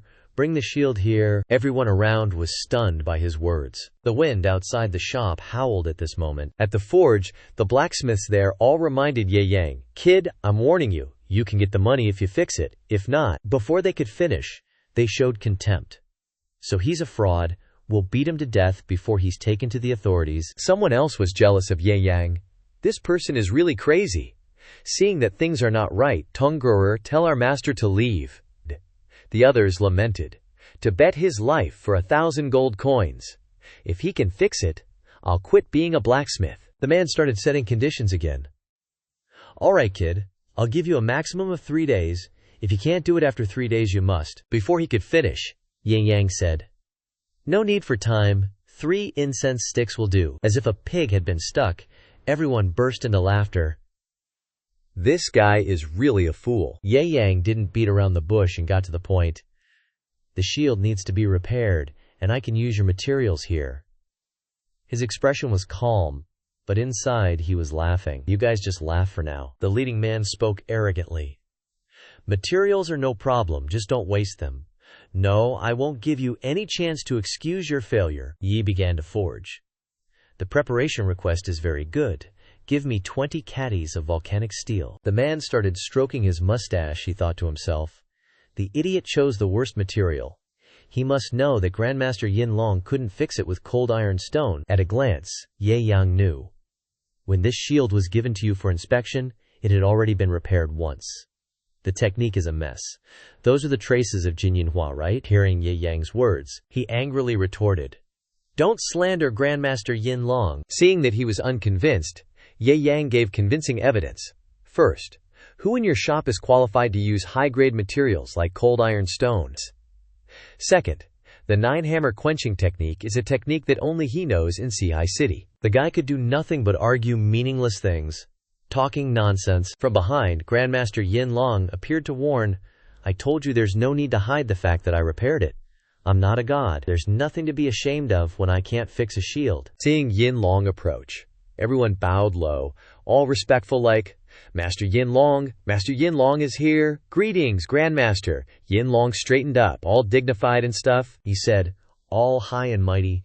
Any true smithing fanatic would see that fixing this thing ain't hard for me. But I've been forging for 50 years, fixed countless magic weapons, and I couldn't fix this shield. Do all you smithing lovers just want to defy the heavens or what? Then someone pipes up. Remember, buddy, you only got 3 incense sticks worth of brag time, so I'll be waiting for ya to make a fool of yourself. Next up, Yip Yang throws the materials into the forge. Yin Long, standing nearby. Judge's posture and technique are completely wrong. What a noob. Predictably, Yip Yang gets a face full of smoke, coughing like crazy. Tong Er freaks out, worried. Master, are you okay? Choking on smoke, Yip Yang hacks away. My throat's burning. Everyone there is like, whew, does this guy even know what he's doing? What a loser. Coughing right away, haha. The shield is now surrounded by forging flames. Grandmaster Yin Long says, Young man, let me give you a tip. Half an incense stick has already burned. To fix that, you'd need at least 1,000 hammer blows, and you haven't even swung once. Yip Yang quickly goes to pick a hammer. He replies, Thanks for the heads up, I only need 1 swing to fix it. The blacksmiths around him start whispering to Yin Long. Before the guy could finish talking, Master Yin Long butts in. 1 swing is enough? Even the #1 forger in Isekai'd City couldn't do that. This con artist is laying it on too thick. Wait till he's dragged to the authorities. Yip Yang is all prepped and ready to go, gripping the hammer tight. Yip Yang, radiating a crazy aura, yells, "Old-timer, watch closely." The shield is ready, sitting pretty on the anvil. Yip Yang raises his hand and slams it down. First hammer blow, intermediate forging repair skill, 100 refinements level 100. Yin Long is still all cocky, just HMPHS, dismissively, but then he sees something's up, and his eyes widen. The guy next to him smugly says, "I'm gonna drag him straight to the authorities." And then his jaw drops. This is... Tong is shocked too. The shield, with just one swing of the hammer, is back to its original, perfect condition. Everyone's jaws are on the floor. Holy crap, the shield, it's round again. Fixed in the blink of an eye. OMG, is there really such a super hammer in the world? Yip Yang throws a bucket of water on the shield. He recites dramatically, "Done! That whatever the heck golden silver flower thing? Wanna come take a look-see?" Tong stands next to him, clasping her hands in prayer. "Daddy, your shield is resurrected." Yin Long is completely roasted but can't do a thing about it, just standing there in the corner, speechless. Suddenly, the same guy asks Yin Long, Master, do you want to check it out?" The old dude's face darkens like he just lost his rice ration. No need. I've been forging for 50 years. He continues, in a definite tone, "Naturally, I know it's completely fixed," Master Yin Long concedes, "so divine crafting is real. And he was right here next to me." Yip Yang says with an icy stare, "Any advice?" This old one has nothing left to say. Tong touches the shield, marveling. "It's not just fixed, it's brand new and exactly like when my father gave it to me." Yip Yang is uneasy. This skill is scary, OP. I didn't want to do this either. Tong hugs the shield and cries softly, "Master is so good. I will definitely repay Master with all my strength in the future." Tong is still crying. Yip Yang pats her head to comfort her. There, Tong Master's hand is so warm. Master must be such a selfless and kind person." Before leaving the smithy, Yip Yang turns back and says, "Hey, what are you guys gawking at? Pay up, quick." Only then do they remember their bet. Yes. "Take the money." Li-san, the loudmouth from before, is now kneeling at Yip Yang's feet. Overcome, he says, "This one was blind. Please don't blame this immortal. This is 1,000 taels of gold. Please accept it." Yip Yang takes the money bag and says, "Thanks." Even Grandmaster Yin Long couldn't help but exclaim in admiration, "To witness such godly crafting in my lifetime is enough, even if I die now. No regrets." Hearing this, Yip Yang replied, "Intermediate skill, that's hardly godly crafting, dude." Grandmaster Yin Long's face darkened. He kneeled down, hands clasped. "Please accept me as your disciple. Begging you, O divine crafter, let this old geezer join your sect as a handyman." Everyone was stunned by this sudden apprenticeship request. Grandmaster Yin Long, still kneeling at Yip Yang's feet, continued, "I know I'm not worthy to be your disciple, but I just want to hang around and serve you. If you could just give me a few pointers on forging once in a while, I'd die happy." Yip Yang's usually more into chasing girls than this nonsense. He quickly refused. "Nah, it's alright. We're just a tiny sect. Don't need a handyman." Seeing this, Grandmaster Yin Long looked completely flabbergasted, refusing to give up. Grandmaster Yin Long kept pleading, "If I really don't catch the divine crafter's eye, how about my granddaughter? Wonder if the divine crafter would be interested in her as a handyman." Feeling a bit troubled, Yip Yang thought, "Divine crafter my butt, gotta get out of here before these crazy blacksmiths get me stuck." He quickly told Tong "Let's head back to the sect." The little girl, thrilled that he was finally paying her attention, happily obeyed. Seeing him leave, everyone shouted in unison, "Farewell, divine crafter." Scene change. Cut to Wuji sect, where Ouyang Lele was secretly praying. "Senior sister," she whispered to her senior, "you absolutely have to succeed in this breakthrough. We need you." At that moment, Ouyang Lele had a vision of Ling Ruoshue's luscious beauty. Then, everyone gathered to hear the announcement. "The sect competition is, in 3 months, it's about our sect's ranking." Then, the explanation of the competition began. "Our sect has missed 3 sect competitions. Now forget world rankings. From the sect leader to 4 Seas City, we're dead last. Now, it's up to the sect leader." Then that bird turned around and asked, "Where is he?" It was completely shocked to not find the sect leader anywhere. It searched like crazy before finally finding Yip Yang sitting on the ground playing with the dog, Here boy, eat up." Furious with this sect leader, it flew over and kicked him in the face to vent its anger. "Get back to your post." Hearing the shout, everyone felt annoyed. Doesn't act like a sect leader at all, day in and day out. After getting beaten up a bit, he finally got somewhat serious. "Our sect has missed 3 sect competitions. This time, let's just mess around with them a little," Yip Yang announced to everyone. "But I heard the prize money is pretty good. Now, I announce the 6 disciples selected." Yip Yang started speaking seriously. He looked at everyone and said, "Except for Ling Ruo Shu." That means there's 5 disciples exactly. The female disciples below started getting nervous. First is Nang Gongdong. Hearing her name, the girl was startled. Mu Ling Er. Upon hearing her name called out, she immediately lamented, "I'm going to be worked to the bone again." Next is Su Shu. The girl stiffened up as soon as she heard her name. Su Shu. Hearing her name being called, she exclaimed in a panic, "Even though I haven't grasped this magic thing yet, I'll try my best." Then, it's Yan Yu's turn. The lottery is reaching its climax. Now announcing. Everyone tensed up as they waited to hear the last person. Turns out, the last person announced was Lu Qing. The people there started whispering. Lu Qing joined last, and she was the last one selected too. Her luck is amazing. Lu Qing, with a confident look in her eyes, declared, "Disciple Lu Qing will definitely not fail Master's expectations." Seeing that familiar look, Yip Yang muttered to himself, "I swear, I've got this weird feeling I've met Lu Qing somewhere before." Seeing the confusion, Lu Qing stepped up and started telling her backstory. "Before I joined the Limitless Sect? Actually, there was a bit of fate with Master. Back then I was a total mess. It's normal that Master wouldn't recognize me." Yip Yang finally remembered, slapped the table, and his face lit up with surprise. "Aromatic tea, I finally remember. You're that person from 3 months ago." Right then and there, Lu Qing confirmed, "Yes, that's me. 3 months ago, on a deserted island. The sky was dark with heavy clouds. Thunder roared like crazy. Yip Yang and Bei Fan were chilling on a rock," the old guy said casually. "So many corpses." The old man commented, looking at the dead soldiers. "Human and demon armies clash frequently on the western front lines. Naturally, there are countless casualties. Mountains of corpses and seas of blood. This place is super dangerous. If old man hadn't picked you up, you'd be eaten alive before you woke up." Yip Yang frowned, arguing, "You saved me, and I'm grateful, but I'm not interested in being any sect leader or whatever." The old man pretended to be deaf. "What did you say? I can't hear you." Seeing him like that, Yip Yang helplessly repeated, "Old fox, if I owe you a life, I'll find a way to pay you back." Then the old man enthusiastically tried to persuade him. "Don't overthink it. Just relax and help me revive the sect. Looks like it's going to rain again." At that moment, the rain started pouring down, and someone's thoughts popped up. "It's raining? Am I still not dead yet? Still good? To be abandoned in this place?" Turns out those thoughts belonged to Lu Qing. She was still alive, but completely exhausted. In her head, she thought, "This is the resting place for soldiers." A while ago, Lu Qing's comrades were dissing her. "Number 7 is done for. She's too badly injured.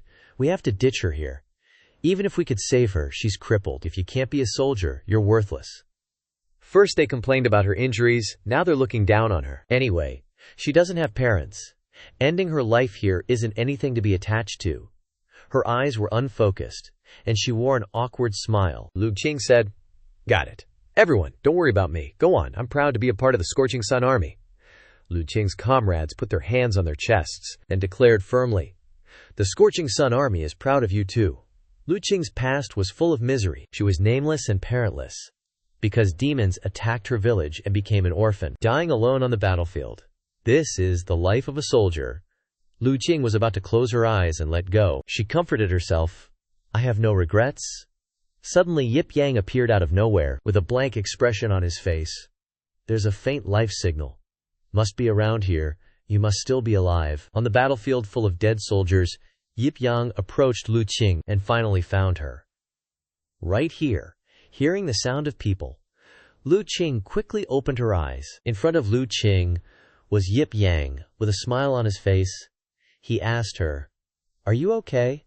Number 7 felt like a used, Sebi date product and said, "Leave me be, I'm useless now, just ignore me." Yip Yang coldly replied in the style of a domineering CEO, "If you have been picked by me, you are my people." Whether you are of use or not, I will be the judge." Even as the flirty lines fell, several rounds of intense thunder rumbled. A pair of twin demons holding big swords and axes stood waiting. "Not bad. There are still 2 people alive. Should we kill them or take them back as slaves?" The demon, his eyes bulging, looked at Yip Yang. He grinned wickedly. "I think I'll just eat them directly, but that pale face looks too skinny." Yip Yang's face didn't change. Number 7 behind him, struggling, whispered, "Sorry, I got you involved." He smirked and said, "These low-level demons can't make things difficult for me. Don't talk, leave this to me." The pair of demons summoned 500 more brothers, overwhelming them with numbers. "Paleface, you haven't figured out the situation. What you have to face is not just the 2 of us, you ridiculous human." The demon's face was full of murderous intent, seeing Yip Yang as a tasty treat. "The one you bumped into is a secret task force in charge of attacking humanity." Yip Yang was like, "Meh, he totally didn't even put these punks in his sights. Is there really a difference between killing 1 demon and 1,000? Faceplant." The demon laughed disdainfully. "Humans are so ridiculous, still acting tough when they're about to die." Yip Yang didn't want to say much. He raised his hand, gathering energy. The demon figured a pretty boy like Yip Yang couldn't accomplish anything. "Are you raising your hand to surrender? Humans are always useless when it counts." Yip Yang's hand transformed into a lightning rod, drawing all the thunder and lightning into it. The sky roared violently. Thundering and dark clouds surged. "Looks like he's not surrendering." The demon was slightly taken aback. He began to realize that Yip Yang wasn't so simple. "This kid's got something going on, we can't let him attack." "Take him down!" A bunch of people screamed orders and rushed up like a swarm of bees. "Kill him." Yip Yang had absorbed enough lightning. He unleashed a lightning, para-based attack straight into the crowd of demons who'd just finished speaking. Countless bolts of lightning struck those little brats. They could only spaz out, their faces blank, not understanding what was happening. Several lightning strikes with terrifying destructive power continuously hit the ground. Each critical hit shocked the demons to a crisp, leaving only their skeletons behind. An earthquake erupted, wiping out 1,000 of them in one go. Dust obscured everything. After a while, the dust settled, and the ground was clean, not a soul left. And Yip Yang was still carrying number 7, standing motionless like a statue. He looked at the pathetic bunch with boredom. Uninteresting, a bunch of trash, can't even withstand basic lightning magic. Number 7 was stunned. Another fearless character had appeared. Yip Yang was too lazy to look at him, standing on a large wooden pillar, jeering, "Wu Yang, you're so sly," saying humans are despicable, but then using lightning magic to ambush us. This king was born unafraid of lightning. "Don't know how many lightning cultivators from the human army I've eaten? Wait a moment, and I'll start eating you from your limbs." Number 7 was scared witless. Yip Yang smiled like a proud father. "Is this idiot for little one to handle, or is he a great demon king?" His eyes flashed with demonic energy. It rushed up, wanting to devour Yip Yang alive. Thinking he was about to kick the bucket, number 7 was drenched in sweat, a total nervous wreck. Boring. Yip Yang began to cast a summoning spell. "Let little 3 teach you a lesson." Heaven and earth immediately spun. The great demon king stood rooted to the ground. A dazzling stream of fire, Kara-type light, appeared. Little 3's claws, lightly placed on the great demon king's head, deforming him. A super classy reveal from the position of the 3-headed dragon king. The great king's wooden pillar instantly shattered into pieces. It lifted its leg and could shake the whole planet. The great demon king was scared stiff, not even having time to see what Zhao San looked like. Zhao San always makes a memorable entrance like that, flaunting its flawless armpits, watching its opponents turn to dust from the ruins it created. Showing off its strength is a bit too much. Yip Yang sweated. The pet's size is too big already. So troublesome, I can't just summon it casually now. Number 7 couldn't believe her eyes. A lie, Tian beast. Gone? It's gone? Alright, Yip Yang, carry number 7, and let's keep going. Oh, the rain seems to have stopped. Let's make the most of the good weather, Yip Yang said considerately. Let's quickly find a place to heal you, Sister Shang. After a while, they came across a refreshing green forest. Yip Yang leaned number 7 against a tree. Number 7 said dejectedly, I'm useless now. Even if you save me, I'll be a cripple. Don't waste medicine, these few pills. Yip Yang didn't hesitate. Skills like these are free, don't worry, whoosh. Yip Yang got to work. He used the intermediate priest skill, healing art level 100 MX. In less than a minute, number 7's body was revived. She felt like she had been reborn. What kind of miracle drug is this? I don't know. Feeling it was enough, Yip Yang stopped the skill and said, "Try moving around." Even number 7 couldn't believe her body's response. "Huh, it doesn't hurt anymore. The wounds are gone too. How is that possible? My tendons, veins, and bones were all broken." Number 7 didn't expect her broken body to be saved. She knelt down. "Thank you for saving my life, Great One. Number 7 can't repay this. From now on, you are my master." Yip Yang's face twisted. He muttered, "It's just a small skill. It's nothing. Actually, if you really want to repay me, it's very simple." Hearing this, Number 7 didn't hesitate. "Master, please tell me." Number 7 will face mountains of knives and seas of fire without hesitation. Yip Yang, without warning, directly gave her a big task. "Get ready to inherit a sect for me." Number 7 kowtowed and accepted. "Although I don't know how, I will definitely complete Master's instructions with all my strength." Yip Yang smiled and replied, "Don't call me Master. Wait a moment. I'll be right back." Yip Yang worked very quickly and returned after half an hour. Yip Yang was annoyed. The plan to pass the buck failed. Old Fox didn't agree to someone else taking over. "So, do you have any plans yourself?" Number 7 was confused. "Master doesn't need me?" Number 7 could only return to her den and sulk. "I'll go back to the Lai Yang army and wait for Master's call at any time." Yip Yang really acted like a master, he suggested. "You've already died for the army once. Change your way of life and enter the mortal world." Number 7 hesitated. "I've never left the army." Yip Yang persuaded. "It's all right. The road is beneath your feet. Just walk forward. In that package is some dry food I took from Old Fox. And 2 gold coins. Take them." Number 7 obediently took the bag. "Understood, Master." Yip Yang turned his back and said, "Live well." After speaking, he activated the escape mode and skedaddled in 1 second. Number 7 seemed to realize the truth. She mumbled, "The road is beneath my feet. I must remember Master's words." An idea flashed in her head. She decided to use this as her path in life. "From today on, my name is Lu Cheng. The world is truly round. The fate between Lu Cheng and Yip Sect is great." Later, when I wandered around, I met Senior Sister Ling Ruo Shu and everyone at Yip Sect. Lu Cheng repeated the whole story. Senior Sister said, "Those who wander the world let me join, and then meet Master again." These 2 words, Master, Yip Yang, felt a little awkward. He coughed a few times. "Just call me Shifu, it's really fate," Lu Cheng continued. "Shifu, this is heaven's will." Yip Yang sat on the sect master's seat, looking not very interested, said, "Let's talk about business first. Enough people for the teacher.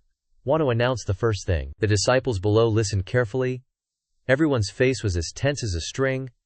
"Select 2 of the 5 people. 2 days later, follow me out of 4C City to practice. A rare opportunity. Yan Yu is young, but he often thinks wildly, thinking, the most romantic person to travel with Shifu must be me." Number 7's face was solemn, she decisively thought. Going to practice with Shifu is a good opportunity to become stronger. Nan Quan Tong was lost in thought, wondering in surprise. Cultivation is tough nowadays, with demons running wild everywhere. Shinjir just likes to stay home, rooted to the spot. Annoyed, she cursed. "Ugh, how troublesome." The parrot butler chimed in, getting straight to the point. "You're sending disciples out for training, and your target for selecting people is Yip Yang." Wearing a solemn expression, Yip Yang, "Give them an extremely silly mission.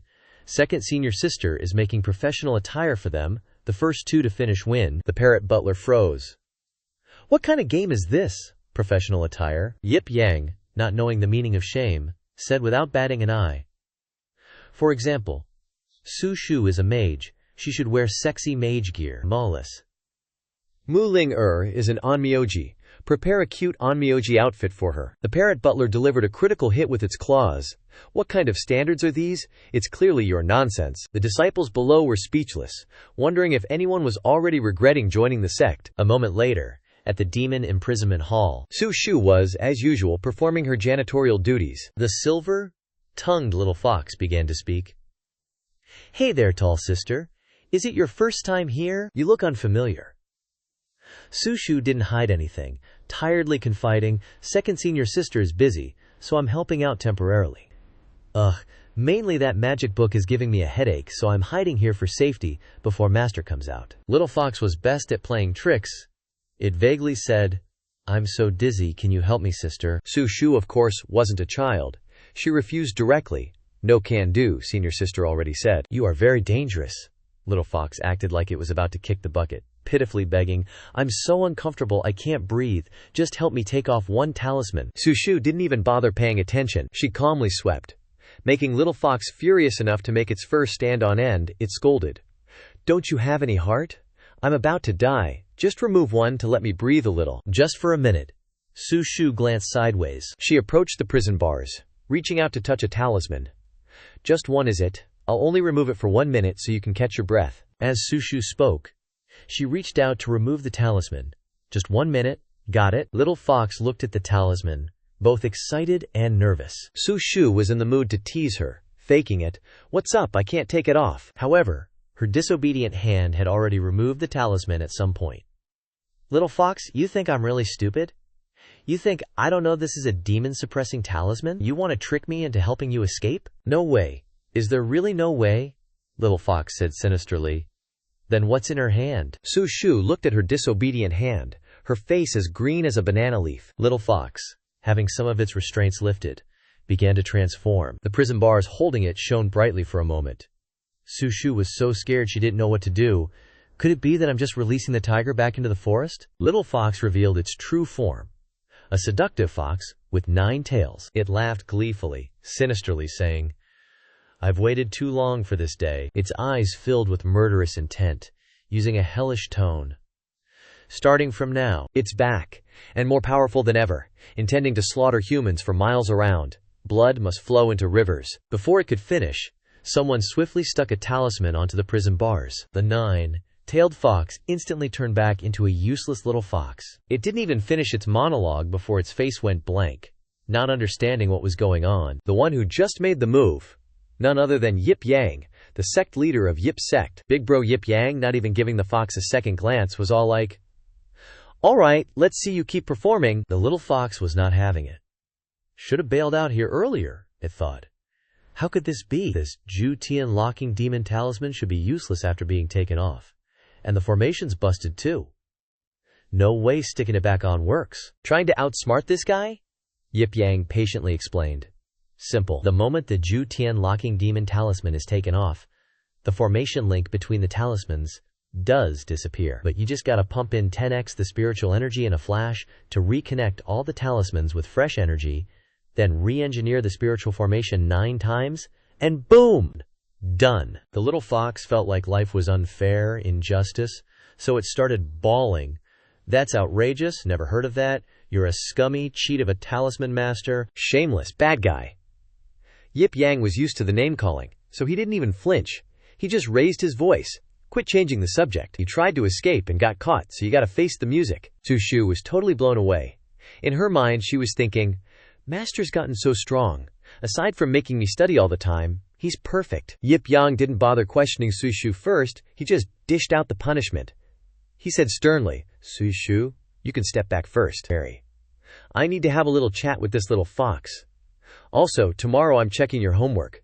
You better have memorized the first 10 chapters of the magic handbook, word for word." Sushu hated studying the most, so she mumbled an obedient reply, feeling utterly deflated. Yip Yang and the little fox faced off. He shot her a fiery glare and said, "For this punishment I want you to..." Before he could finish, the little demon started flirting. "I'll repay you with my body, please let it go." Yip Yang wasn't into that whole love between human, demon, and beast on bed thing. "Stop the nonsense," he warned. "I'm giving you one last warning. If you try this again, I'm locking you up on the deepest floor." All right, the little demon whined. "I know I was wrong." Yip Yang grabbed some snacks and casually suggested, "To make up for your crimes, how about you, as a 9-tailed demon noble, spill some secrets of this world for me?" Even though her plan failed, the little demon was still willing to help. "What do you want to know?" Yip Yang launched the first question. "Why do people in this world say the wall is the most dangerous place?" The little fox sighed. Even though she didn't want to, she had to answer honestly. Because the wall is the last defense line of the human world. Originally, this world belonged to humans. The little fox, who'd been around for thousands of years, started telling a story from long, long ago. 30,000 years ago, demons suddenly appeared on a massive scale, and the world started sinking into chaos. When times get tough, heroes rise up. Seeing humanity on the brink of extinction, the greatest powerhouses of humankind called for action. All the human warriors joined forces to fight back, and the strongest great demons were forced back to the central region. That's where the term wall first came from. Human nations joined forces to build a massive wall, linking them all together. This great wall formed a gigantic demon ceiling formation, trapping the strongest great demons inside forever. But things weren't all sunshine and rainbows.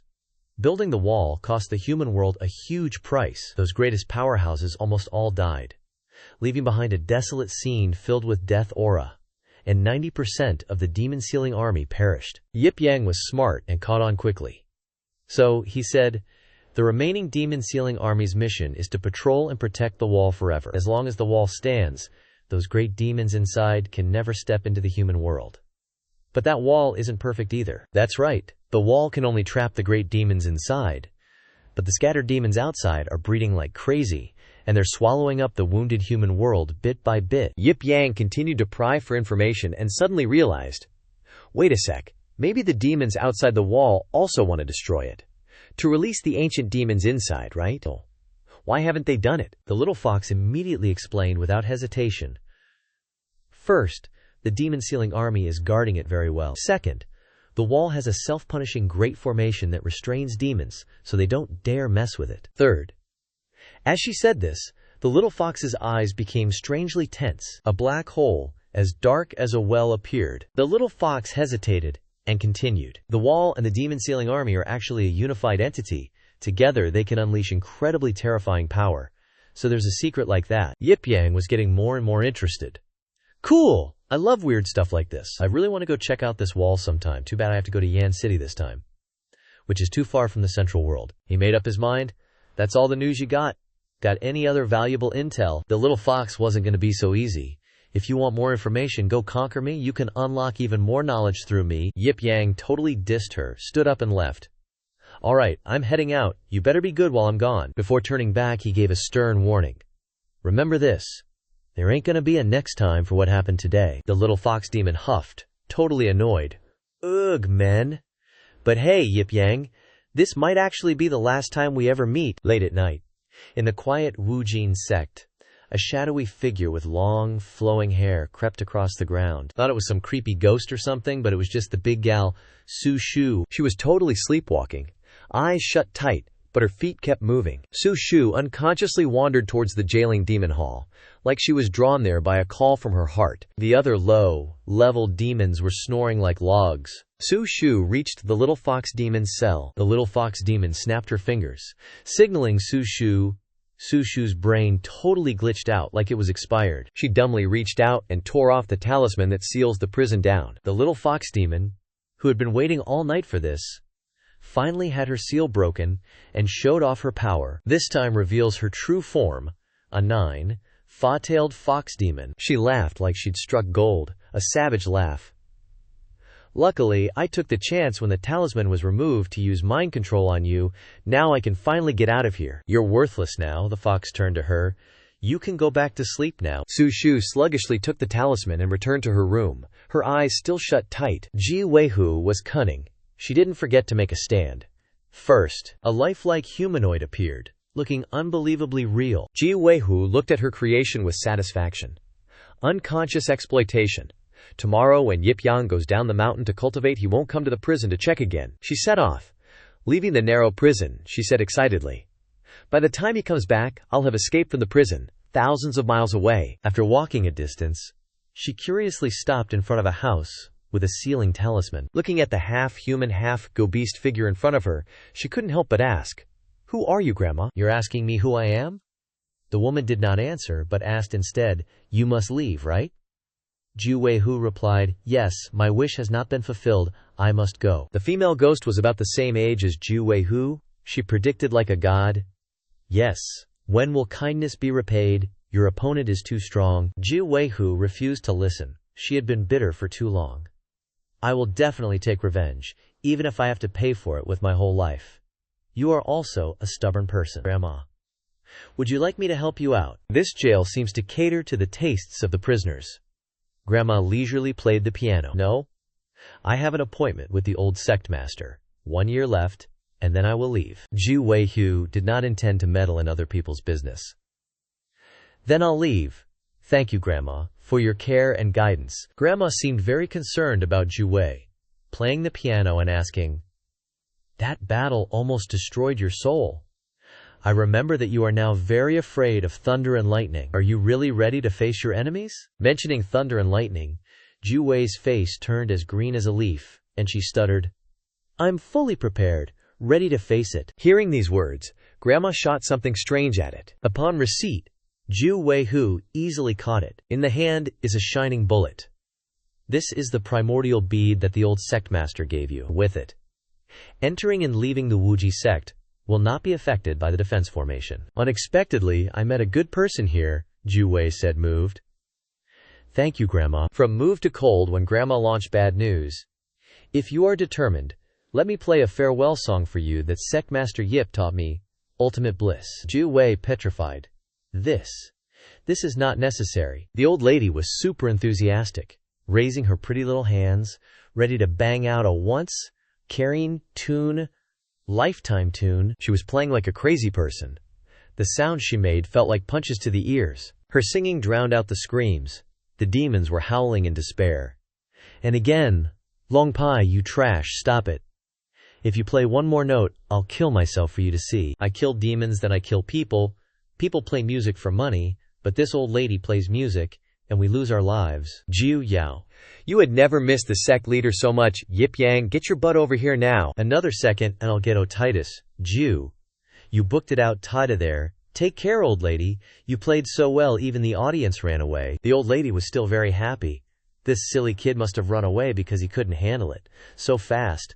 But I feel so inspired today. So I'll play some tunes that sound like a bolt out of the blue. Never regretted having ears more than I do right now. At midnight, the Jama Palace was drowned in the old lady's melodious music. My lord, Zhu Weihu, flew to the roof, and the sect's gate has been torn to pieces. She turned back for one last look, suddenly missing the sect leader. "See you again, Infinity Sect." "No wait, we won't. Yip Yang, thank you." Remembering the man who slept with her every night. Zhu Wei, thank you for those stormy nights. Every rainy night, Zhu Weihu would lie on the ground crying.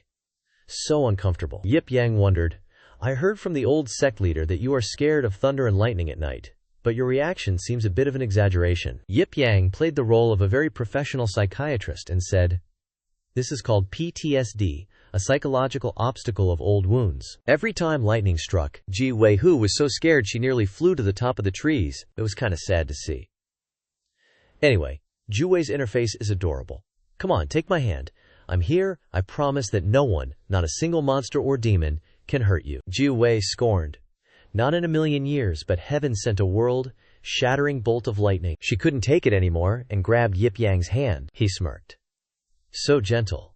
Don't be afraid anymore." She held Yip Yang's hand tightly, even though she was a little embarrassed. Zhu Weihu recalled those days, nostalgically. "Thanks for getting me through the most comfortable years, and made me the most at ease during the rainy season." Looking at Yip Yang's half-naked sleeping form, Zhu Weihu couldn't bear it, just thinking about never seeing him again in her life. She couldn't restrain herself from approaching Yip Yang's bed.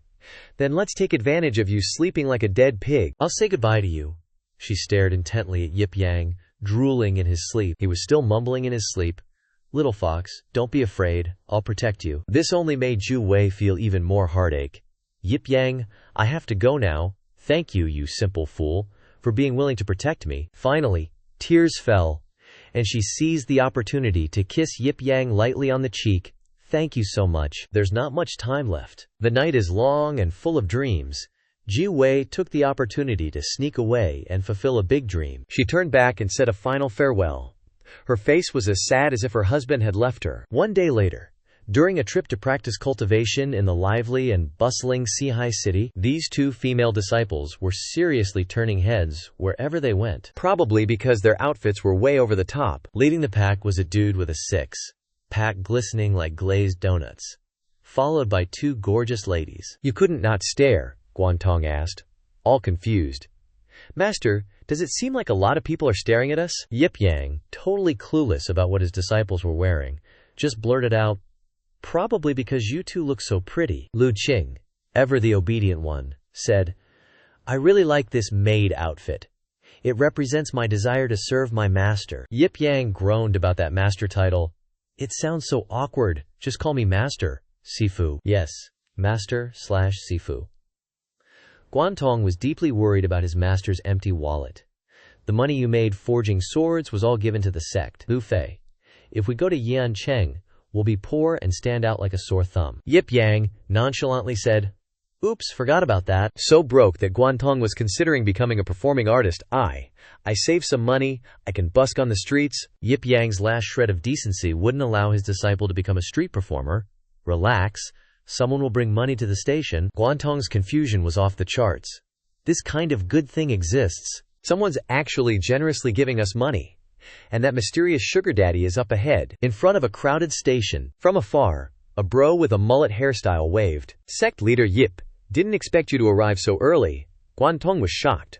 While Lu Qing remained stone-faced as usual, the two brothers greeted each other with a hip-hop style. The mullet bro handed over a big bag of silver. Bro Yip, this is my little gift.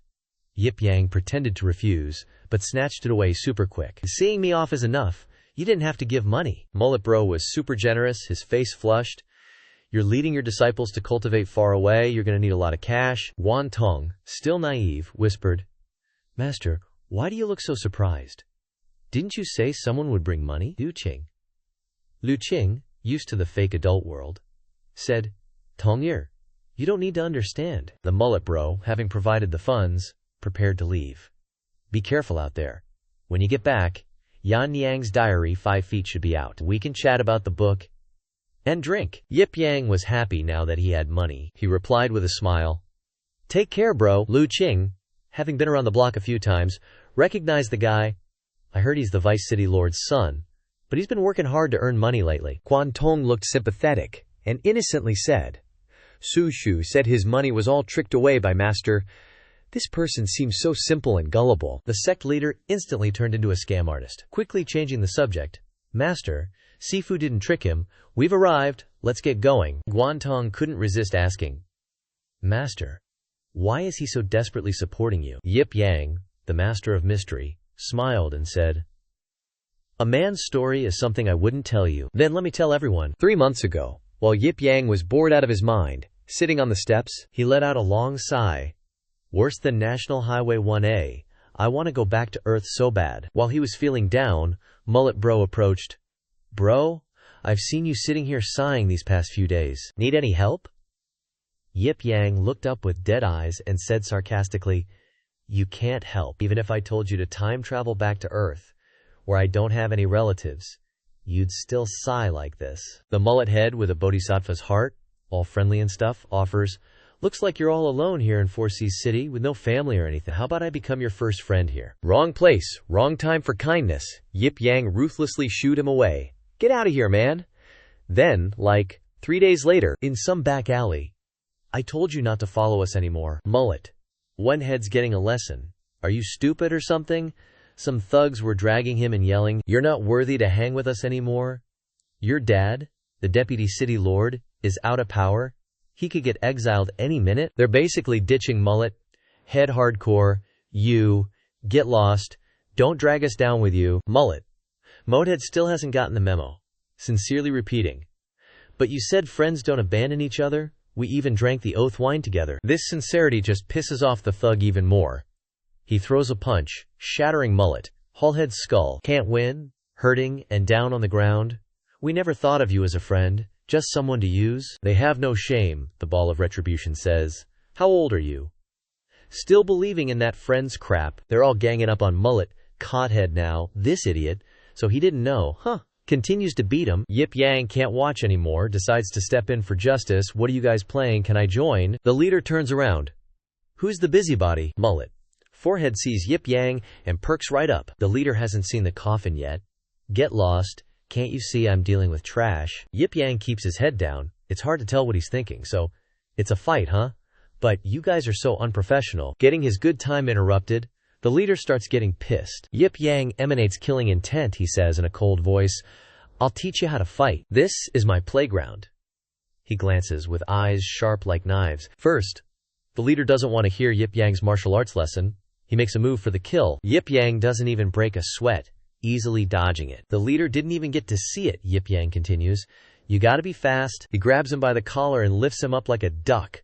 Gotta pick the right target so they don't run away. If he gives me an opening, Yip Yang doesn't plan on holding back. He teaches the theory while doing practicals, then gently shoves him forward. One move is all it takes to give the thug black eyes, purple lips, and spitting blood. The two allies stand there dumbfounded. The solid wall he was slammed into shatters into pieces. Mullet.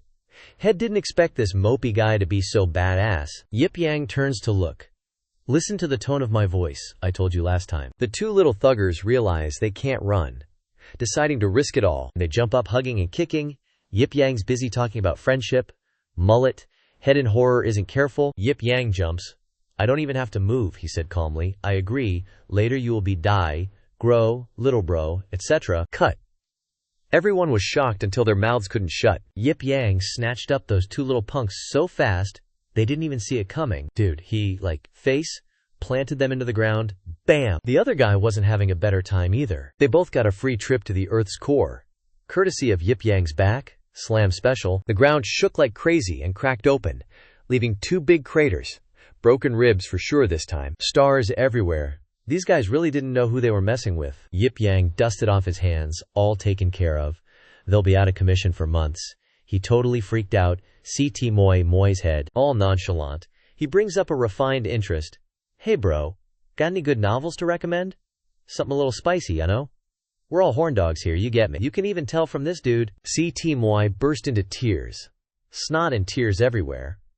Feng Hao finally has a real friend. Yip Yang and his two female disciples rode their carriage across the great ocean. Let's go, and travel 1,000 roads together. Until the sun started going down, the master and his two students started a fire. A group of people sat around the fire, while the fire was hard at work replenishing its energy. As soon as the sky was bright, they set off again to fetch the Buddhist scriptures from the west. They finally arrived, and Guantong jumped down from the carriage. Looking at the unfamiliar place in front of her, she asked quickly, "This doesn't look like Yan City, does it?" Turns out it was because Yip Yang was being a cheapskate, haggling with the carriage driver. Your master only wanted a 40 discount, and the beast threw us here. That's outrageous. So all three of them had to walk a long way. It's okay, it probably isn't far. Guantong looked at the sky with deep concern. It's getting dark. Yip Yang's eyes scanned very fast. He found smoke ahead. Looking at the small, poor village in front of her, Guantong was uneasy. In the monster-infested wilderness, how can this village protect itself? Lu Qing spoke up. Simple. Lu Qing hasn't seen anything he can't handle. They rely on the Starstone Tower to provide a defensive formation for protection. It was time for Yip Yang to use his mooching skills. Let's stay in the small village ahead for a night. Your master will take you to a hearty meal and a drink. The small village looked very peaceful, with houses next to each other, which was the secret hiding place of the Wang family tavern owner. As soon as Yip Yang arrived at the gate, a group of people came out to greet him. Welcome, Grandmaster and his disciples. Yip Yang couldn't understand it. Clearly, he was just here to freeload. The leading boss had a happy face and said excitedly, "You're finally here. Recently, the monsters around the village have suddenly increased. Fortunately, you arrived in time." Yip Yang finally couldn't absorb it and asked blankly, "What Grandmaster?" The boss replied, "Of course, it's the world-famous demon extermination sword sect Grandmaster. You must have been tired on the way here. Have some wine and food first before we talk about demon extermination." Yip Yang didn't intend to accept the title and said, "I don't know any demon extermination Grandmaster. It's not a problem for me. I'll work for you after I'm full." Knowing that the people in front of them were not the Grandmaster's disciples, the boss changed his face. "Not the people from the Grandmaster," the servant added. "This person looks very weak. A wild dog can beat 3 of him, right?" Being compared to a wild dog, Guantong was furious. "My master is super strong. He can fight a lot of monsters." "Don't brag like that," the man said disdainfully. "Don't protect this pretty boy anymore. When he sees monsters, he'll probably not even know how to run." Yip Yang finally realized the truth. Ugh, leeching is such a pain. Fatty Boss saw these guys were useless and kicked them out. "If you ain't got no value, scram out of my village." A mob of folks with sickles and hoes charged forward. "Get lost! Get out our turf!" Right when things were getting real messy, a deep voice boomed. "What do you think you're doing? Wang family village ain't never kicked out guests into the wilderness before nightfall. They're staying." Fatty Boss turned purple with rage. "Old village chief, you senile. We can barely keep our own heads above water. How can we afford to take care of these good-for-nothing outsiders? The village chief, patched clothes and all, was surprisingly badass. You might be running things now, but I'm the oldest in this clan. My word is law when it comes to hospitality. He then coldly ordered, "You, leave, I'll handle this." Fatty Boss was bitter. "Don't forget who's protecting this village now. Piss me off, and go." The village chief brushed him off. He kindly said, "My 3 guests, please follow me." Yip Yang watched for a moment and noticed something was off. The old village felt like it hadn't been repaired in years, and it did not seem like that many people were living here. Adding for emphasis disciple. Furthermore, Master doesn't think the old man is being honest either. "Hey, you got me, young man," the old man sighed. "Originally, this village only had a few old and weak folks. But recently, a spirit stone mine was discovered nearby. Some greedy folks saw the opportunity and came back to the village. And a ton of outsiders arrived too." Yip Yang finally understood. He followed the old man, I see. The old man led the trio to a dilapidated shack, just in time for dinner. Inside the warm kitchen were 2 little kids. "Chef greets you." The trio saw the food and pounced on it. The old man smiled kindly. "This is a little something from our homes, Lafrish. I hope you won't mind our poor offering." "Mind? Are you kidding me? This dinner came at the perfect time." Yip Yang ate every scrap clean. Wu Lu Qing continued to do strange things. Guan Tong and the little girl were playing with soap bubbles. On the surface, the village seems so peaceful, Yip Yang mused. Uh-oh, I bet someone's plotting something. Tonight's the night we hit Wang family village. We've done our intel. There aren't any spirit realm experts there. Perfect. We'll disguise it as a typical demon invasion, slaughter everyone, and take back our clan's secret without any resistance. Midnight. Disaster struck. The highest pillar in the village suddenly exploded. It was the village's spirit stone support pillar, VU. The precious spirit stones instantly shattered into pieces. The villagers' faces drained of color. "We're doomed." Fatty Boss was scared witless, his face turning purple. "The spirit barrier is broken. We're finished." A bunch of people saw the danger and hauled ass out of there. "Staying in this village is a death sentence. Run! Let the old, weak, and sick fend for themselves. We shouldn't have taken in those useless outsiders. We're dead. It serves those people right who bite the hand that feeds them. Everyone, ditch the stuff and run." The village chief knew he couldn't abandon the village. "They've all left. It's just us now. Everyone, head to the ancestral hall and hide. Hopefully, our ancestors will protect us." The little chef was worried about Yip Yang's group. "Village chief, I'm going to find those 3 and get them to escape too." An old woman sighed. "They probably ran already, didn't they?" The village chief didn't blame them. "Good. They're young. They don't need to be here waiting to die. Everyone, to the ancestral hall." The ancestral hall was just as dilapidated. The old and young arrived one by one. Seeing the ancestral hall's door wide open, the village chief felt strange. "The door? Why is it open?" He went to see who was so bold, and it turned out to be Yip Yang's group. "It's you guys."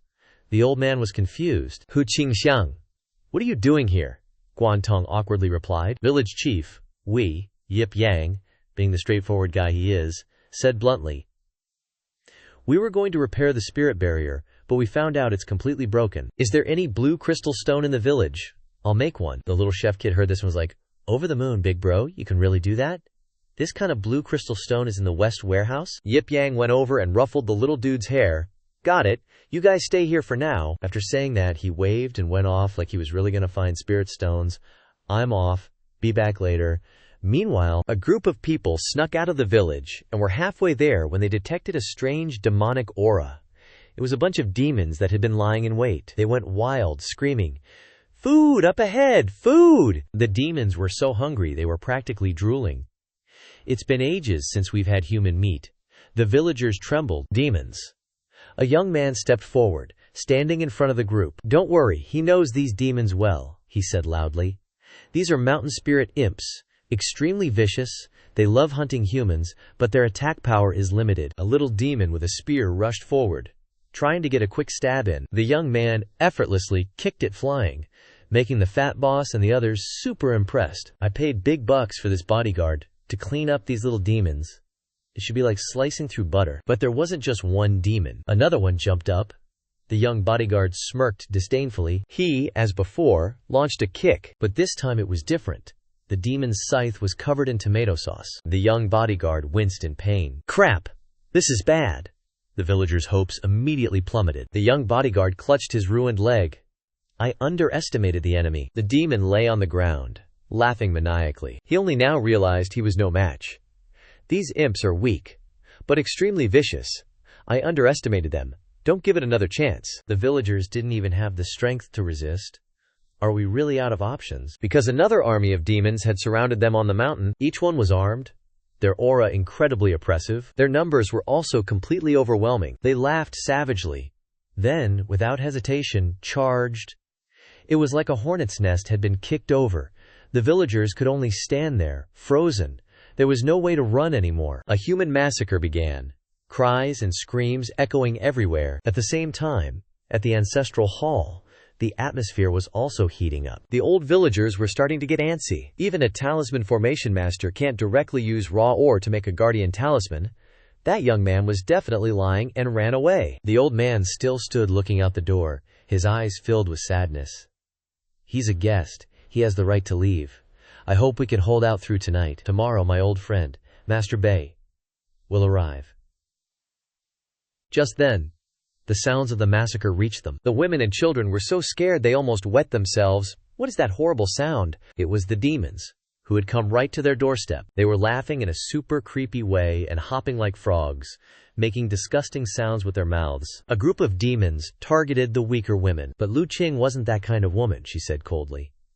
You guys are too slow. The demon horde gnashed their teeth and squealed, Ken Ket. Then they swung their axes and hammers like crazy. Lu Qing dodged nimbly. Guan Tong was also quick on the draw, attacking with her exploding wok cover. That wok cover might look small, but it packs a punch, making the demon's eyes roll back in pain. The two demon fellas got a special treatment from the two ladies. They coughed up tomato sauce in agony, dying because of women. What a way to go. Lu Qing's eyes were as sharp as knives, and she efficiently commanded, Move! Don't think she's harmless just because she's wearing a maid outfit. Lu Qing sliced a few demons in half. The demons didn't even have time to call for their mamas before poofing out of existence. After a flawless twin sword move, Lu Qing couldn't help but exclaim, Not bad coordination. Guan Tong was also incredibly surprised and excitedly said, Lu Qing, the master's original Dao Qi, is making us way stronger for now. Lu Qing cautiously said, Don't celebrate too soon. The state is not yet. Before she could finish her sentence, a gigantic monster appeared, way more troublesome than they imagined. The two ladies, knowing no fear, rushed in for close combat. The desperate howls tore through the sky. The corpses of the little devils lay scattered across the ground. Lu Qing's spear showed no mercy, piercing through the demons, causing their guts to spill out. Another little devil sacrificed itself to Lu Qing. Death God looked at the situation and realized that just hacking and slashing wasn't the best approach. The enemy's numbers were too overwhelming. They could bury them with sheer numbers. There are way more than we thought. Guan Tong finally remembered her old man back home. This level of numbers. The old village chief is in danger. We need to get back. But it wasn't as easy as wanting to, Lu Qing said tensely. We can't leave. Looking ahead, it was the daddy of those little devils. He had pillar-like legs and sharp fangs dripping like a waterfall. Lu Qing and Guan Tong couldn't hide their unease. A big one's here. Seeing his comrades being massacred, he went berserk and roared, then threw a punch. A sky-shattering blow. Luckily, she dodged it. Made Lu Qing barely saved her own skin. Lu Qing didn't expect this guy to be so much stronger than the little devils. He switched his target to Guan Tong. Guan Tong had her magical woke cover, and she used all her strength to block, trembling as she said, I'm okay. Just then, Lu Qing suddenly had an idea. Hold him off. I'll use the penetrating wound technique to deal with him. Thinking it, doing it, Lu Qing rushed forward anxiously, wanting to use the penetrating wound technique to pierce through and finish off the devil beast, Gui Yu. But life isn't always a dream. Gui Yu waved his hand, and Lu Qing face planted. She managed to steady herself on the ground, but while she was distracted, Gui Yu's iron fist was about to strike a sneaky blow. If that fist connected with her face, she'd definitely be digging for teeth in the dirt. Guan Tong once again coordinated perfectly, using the shield to protect the two sisters. Even though they were facing the devil's daddy, it was still pretty tough. We have to hold on. But it didn't seem to be working. They were being pushed back step by step by the Devil Daddy's punch. Gotta fight as much as I can here, gotta hold out until big bro Yip Yang shows up. Quan Tong's just worried about the lonely old folks in the village. No way, he's a fighting machine. Hope nothing's happened to the old village chief. Over on the village chief's side, he's thinking suspiciously, weird, why aren't those demons here yet? The villagers in the distance are clasping their hands, thanking the heavens. The ancestors are answering our prayers. Talk about having a big mouth. No sooner had he finished speaking than a bunch of little ghosties swarmed in. Nailed it. Look at that gruesome, slimy face of his. The village chief won't even have time to change his diaper. Surrounded at the ancestral hall. Looks like we're in a tight spot this time. The old village chief is trembling, about to faint, as he holds his axe. He finally decides to rush out to block the way, shutting the door to protect the youngsters. What a model village chief. The villagers cry out in sorrow. Village chief, he replies. You guys hide well. Don't be reckless. He stares resolutely at the demons in front of him. Out of the frying pan, into the fire. A big demon suddenly appears like a god. The village chief didn't expect this huge dude to show up so fast. He seems super confident, straight up demanding. Old man, where's the treasure of this village hidden? He cuts right to the chase. No respect for his elders. The old man says, I know where it's hidden. Tell me, and I can let you live on as my slave. Losing that treasure is as good as losing the village. The village chief yells, There's nothing you're looking for here, and I'm not afraid of you bastards. Come at me. The big demon loses it when he hears that and orders his minions, Go get him. The little ghosts take the order and immediately raise their spears, ready to hack. Old Ginger is the spiciest. The village chief unleashes a counter attack. Don't underestimate me. The old man throws a punch that sends a little ghost's face spinning. The old village chief might be old, but he's got what it takes. He's teaching these little ghosts what's what. Seeing this, the little ghosts are laughing their heads off. Humans just love struggling for nothing. The punch just made the old man gasp. As long as I have my axe, I'll protect the village. Protect the human world. That demon looks really down on him and laughs at the cheap weapon. Relying on that axe. No sooner said than done. 500 demon brothers rush forward, ready to send the old man to meet his ancestors. The old man freezes, and the little ghosts easily snatch away his axe. It looks smugly at its prize. That axe couldn't even scratch a baby's skin. Human weapons are so weak. But at this moment, the old village chief vanishes, leaving no trace. The demon boss is startled. Could it be that we have met a ghost? There's a noise behind him, making him whirl around. It's none other than big bro Yip Yang, who's returned, stronger than ever. My bad, I'm late. Just finished making the Starstone, now I can instantly level up. The village chief never expected this young bro to actually come back, he stammers, unable to speak. Yip Yang continues, Now's the time for your daddy to show you how it is, he points a finger. The village chief's axe immediately spins a few times, then firmly rests in his hand. Yip Yang showed up like a god, and the hammer suddenly got all badass too. Let's let him taste the real destructive power of this hammer first. Gi Ju thought Yip Yang was cracking a joke. Destructive power? This lucky dude just snuck up on some weak little soldier. This rickety hammer is nothing to me. Basically, he just kept yapping, not even noticing his junk was about to get chopped off. Blades and hammers have no eyes, and the hammer swung with the speed of lightning. Then WHACK, one swing and Mr. Devil got split right down the middle. Barely managed to squeak out a last word. No use. This whole hammer show just scared the crap out everyone. This ain't freaking Hello Kitty here. All you demons, get over here. This human weapon is starving for some action. What a memorable debut. The little demon brats couldn't handle the shock and rushed him, ready to throw down. Yip Yang didn't hesitate to give him some interaction. These kids got a one-way ticket to reincarnation courtesy of his hammer. The village elder, who'd seen more New Year's than anyone, had never seen such a goddamn miracle. Ancestors, this must be a savior we prayed down from the heavens. The two little chefs hiding inside couldn't close their mouths. One hammer killed so many. But still, some people are questioning their existence there. There are more and more monsters. And it's just him alone. The little chef could only put his hope in Uncle Yip Yang. Go for it, Yip Yang chops demons like it's nothing. He can take 'em all on. His eyes filled with such bloodlust the little demons were shaking in their boots, teeth chattering like castanets. Over where Lu Qing and Guantong were, things were pretty dicey.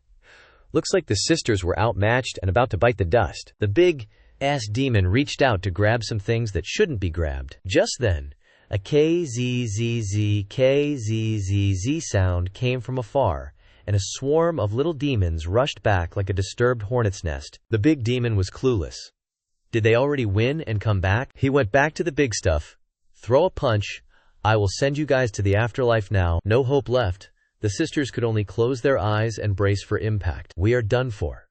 The punch landed, and the ground shattered. Smoke filled the air, and rocks flew everywhere. That 2,000-pound punch looked like it was going to turn the two beauties into mincemeat. Thought they were cold and at their last breath. But Guantong was still standing there, safe and sound, watching Yip Yang show up like some movie star, holding back the XXL punch with a single finger. Then he flicked it away. That flick was like an electric shock. Sent the big guy flying. The current spread through his bulging muscles. The demon's arm was basically done for. He screamed in agony, a scream that echoed to the heavens. Yip Yang took the chance and jumped into close combat. He unleashed the classic split-in-half hammer strike. All crippled and wasted. Who can it blame now? Only itself for messing with the wrong person. The demon was knocked to the ground by Yip Yang. Guantong poked his head out from behind the shield and shouted. Master Lu Qing ran to his side, not forgetting to praise. So strong. Then, reaching Yip Yang's side, Lu Qing looked sad. Master, we're too weak. Can't help at all. Yip Yang turned to look at them and replied. You guys are growing fast already. Fight a few more times and you'll be stronger. Suddenly, a huge explosion erupted in the distance. The hideous giant demon roared. Finally found a prey that can excite me. Guantong, trembling as he looked at the demon, said, The legendary Luo Tianmai Jia, a body of demon armor. No human weapon can break through its defense. Lu Qing loudly pleaded with Yip Yang for help.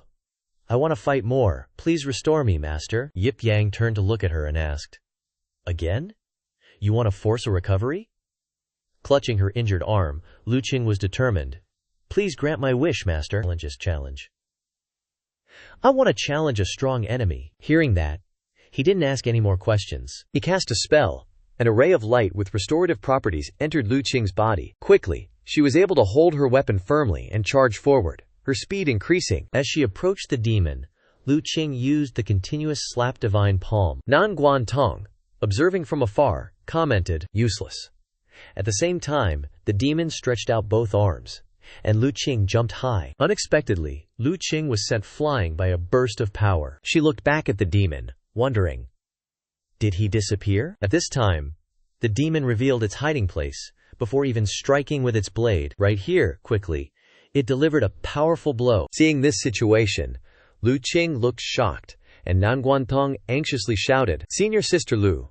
Lu Qing deftly landed safely, but was still in pain. The demon accumulated energy to prepare for a new move. After releasing an attack, he became arrogant and complacent. Farewell.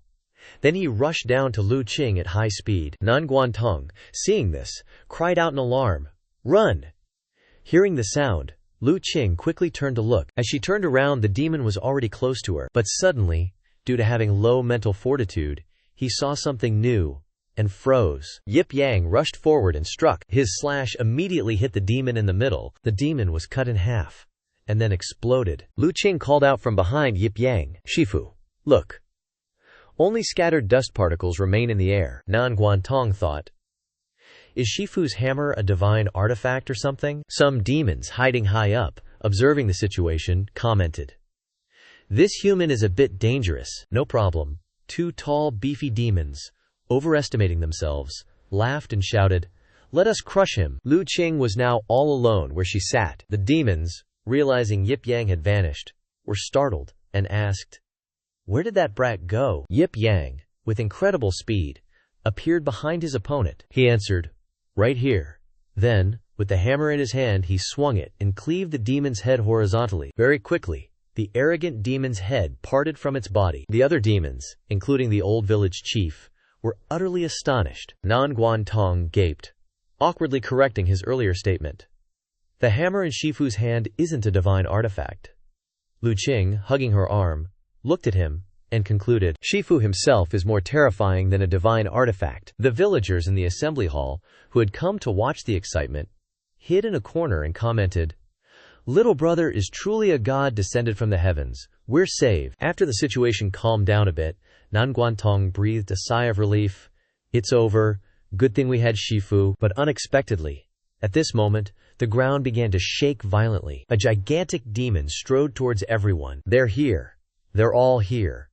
Together they exclaimed, "How ridiculous! These weak, tiny humans actually think they can resist us." Seeing them, everyone present, except for Yip Yang, was terrified. Now, everyone was surrounded from all sides. Realizing the gravity of the situation, Nan Guantong stammered, What's going on?" Lu Qing, hugging her injured arm, asked in shock. "This isn't right. A small village couldn't possibly be the target of a demon army. What's in this village?" The old village chief was terrified and trembled as he cried out, "We're doomed." A gossipy village girl shouted as she cried from a distance, What do we do? What do we do? We're going to be eaten." Yip Yang, the only one who remained calm, said, "Too many small fries." Raising his arm to summon his pet, he said, "Let Zhao San vent a little." As soon as Yip Yang finished speaking, a brilliant light erupted. Elemental 3. Headed colossal dragon. When he shouted the 2 words of summons, a 3-headed dragon appeared. The image of the dragon manifesting sent chills down the spines of both the people and the demons. The colossal 3-headed dragon appeared behind Yip Yang. The demons who saw it were stunned and gaping. Yip Yang looked below and coldly shouted, "Clear the field!" After the dragon heard his command, all 3 of its mouths spat out molten flames. The fire quickly spread and engulfed the demons. They were burned intensely, screaming in agony. The giant dragon was enthusiastically breathing fire, and the demons were desperately trying to escape. But there was no escape. They were all burned to a crisp, one after another. The giant dragon's flames even formed a blazing circle of light. Fire just kept spewing out. Non-stop. Flying up high, Yip Yang crossed his arms, praising, "Not bad, little San." The villagers hiding behind the cliff stared wide-eyed. Nan Guantong was also frozen in place by the situation. Yip Yang, still totally chill, crossed his arms and commented, "Seems a little overkill." Several flying demons in the sky kept squawking loudly. Ferocious demon birds spread their wings and flew over. The target of those demon birds was the giant dragon breathing fire. A kid from the village saw the demon bird and blurted out, "It's a Zhu Shima, giant lion demon? Just one of them is enough to wipe out an entire village?" The village elder saw the Zhu Shima appear and panicked. "We're doomed. The Zhu Shima is opening its mouth to accumulate energy. Once it had enough, it unleashed a massive blast of power." One of the giant dragon's heads quickly noticed the attack, but immediately after, the Zhu Shima's attack landed. Observing from afar, Nan Guantong shouted, "Little son." Then, she stared intently at the battle in front. White smoke billowed in the battle area. Very quickly, the giant dragon roared, standing there unscathed. Then, all 3 heads unleashed a huge blast of energy, but the giant dragon's attack was quickly dodged. The Zhu Shima flew to one side, staring at the explosion. The giant dragon was now flying behind the Zhu Shima. It reached out its claws, playfully tapping the Zhu Shima's shoulder. Very quickly, the Zhu Shima was knocked down and screamed. Its fate was the same as the other demons. Buried in a sea of fire, the fire created by the giant dragon grew bigger and bigger. Then, the giant dragon spread its huge wings. Standing in front of its creation, it roared loudly. Yip Yang stood there calmly, observing everything. Everyone stared blankly. The village elder exclaimed, "Lord Dragon God."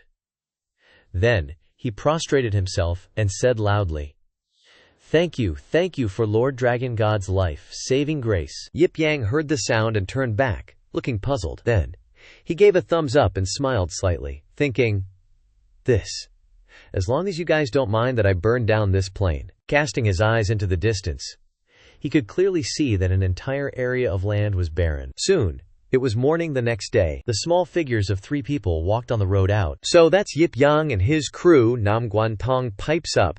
"Wonder if that old village chief is still in danger." Lu Qing, turning her head, states matter, mechly. A large, Ma-scale demon army showing up near the human defense line. They've been planning this for ages. That kinda high, mech-level crisis ain't happening again. Hearing this, Nam Guantong nods, like, "Gotcha." Yip Yang, leading the way, points a finger to the sky and says, "Relax. That dude named Fei, Kadadaran, is already in the village." He turns back, grinning, then yells, "I can feel his aura, it's crazy strong, let's get going." Destination, Yan City. The 2 female disciples reply in unison, "Yes." A figure materializes out of the misty dust. The white-haired old man observes the situation, questioning. A young guy defended the village. The old man, Ben fan of the 4 great sword sects, mentally praises.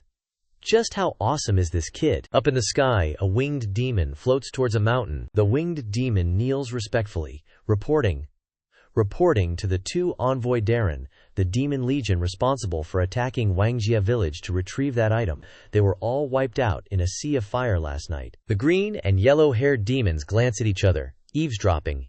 Even the 3-eyed demon lord who commanded the army is toast. Hearing this unbelievable story, the yellow-haired demon scoffingly jokes, "What? The clan's big secret hidden in Wangjia village was just gobbled up by the primal demon spirit? This sudden attack on the human world, with intel from thousands of high-ranking demons, was all for naught, huh?" The green-haired demon is also skeptical, exclaiming, "Weird!" The 3-eyed demon lord gathered all the demons in ambush in this area, forming a huge army to attack a small village. And they still failed? Unable to believe it, the winged demon dares to offer his thoughts. This subordinate dares to speculate. Perhaps a group of super powerful humans passed by. The yellow-haired demon's hand cracks. He is very itchy. Super powerful humans, I'll go ask them. The green-haired demon, however, is calm, reminding him, "Don't cause trouble. We need to get to Yan City, that major event, and greet our Lord's awakening." The winged demon delivers his final piece of information to leave. Bei Fan, the Sword City butcher, is stationed in Wangjia village. No demonic force dares to approach. If there is nothing else, this subordinate takes his leave. The green-haired demon doesn't look like a good person. Is about to settle the score. "You brought bad news to ruin my good mood. You must be punished." The winged demon hears this. Startled in horror, quickly retreats to save his life. "Mercy, Darren." The yellow-haired demon releases a fireball. Command, "Go!" The fireball hits its mark perfectly, leaving the demon no chance to avoid it, only to scream a loud explosion, dissolving into the air, neatly resolving the trouble. The yellow, shock-haired demon says, "The 3-eyed demon lord is truly a waste of space. If our lord had let us take action, the secret would have been retrieved long ago. Let's go to Yan City." The green-haired demon returns to a cheerful state, agreeing, "Yan City, this place where all directions converge, is sure to be fun." A blue sky, light shining down on a city. It is in Yan City. Yip Yang is walking, but his mouth does not stop complaining. "It's not easy. Took more than 2 days to get here." Nam Guan Tong looks around the village, saying, "There are so few people in this city. Quite quiet." Lu Qing is quite knowledgeable about this colony, explaining, "This place is close to the Baojia Plains, extremely dangerous, and there are a large number of monsters, so there are relatively few people." Hearing this, Yip Yang surprisingly asks, "Have you been to this city?" Lu Qing turns to look at Yip Qing to confirm the information.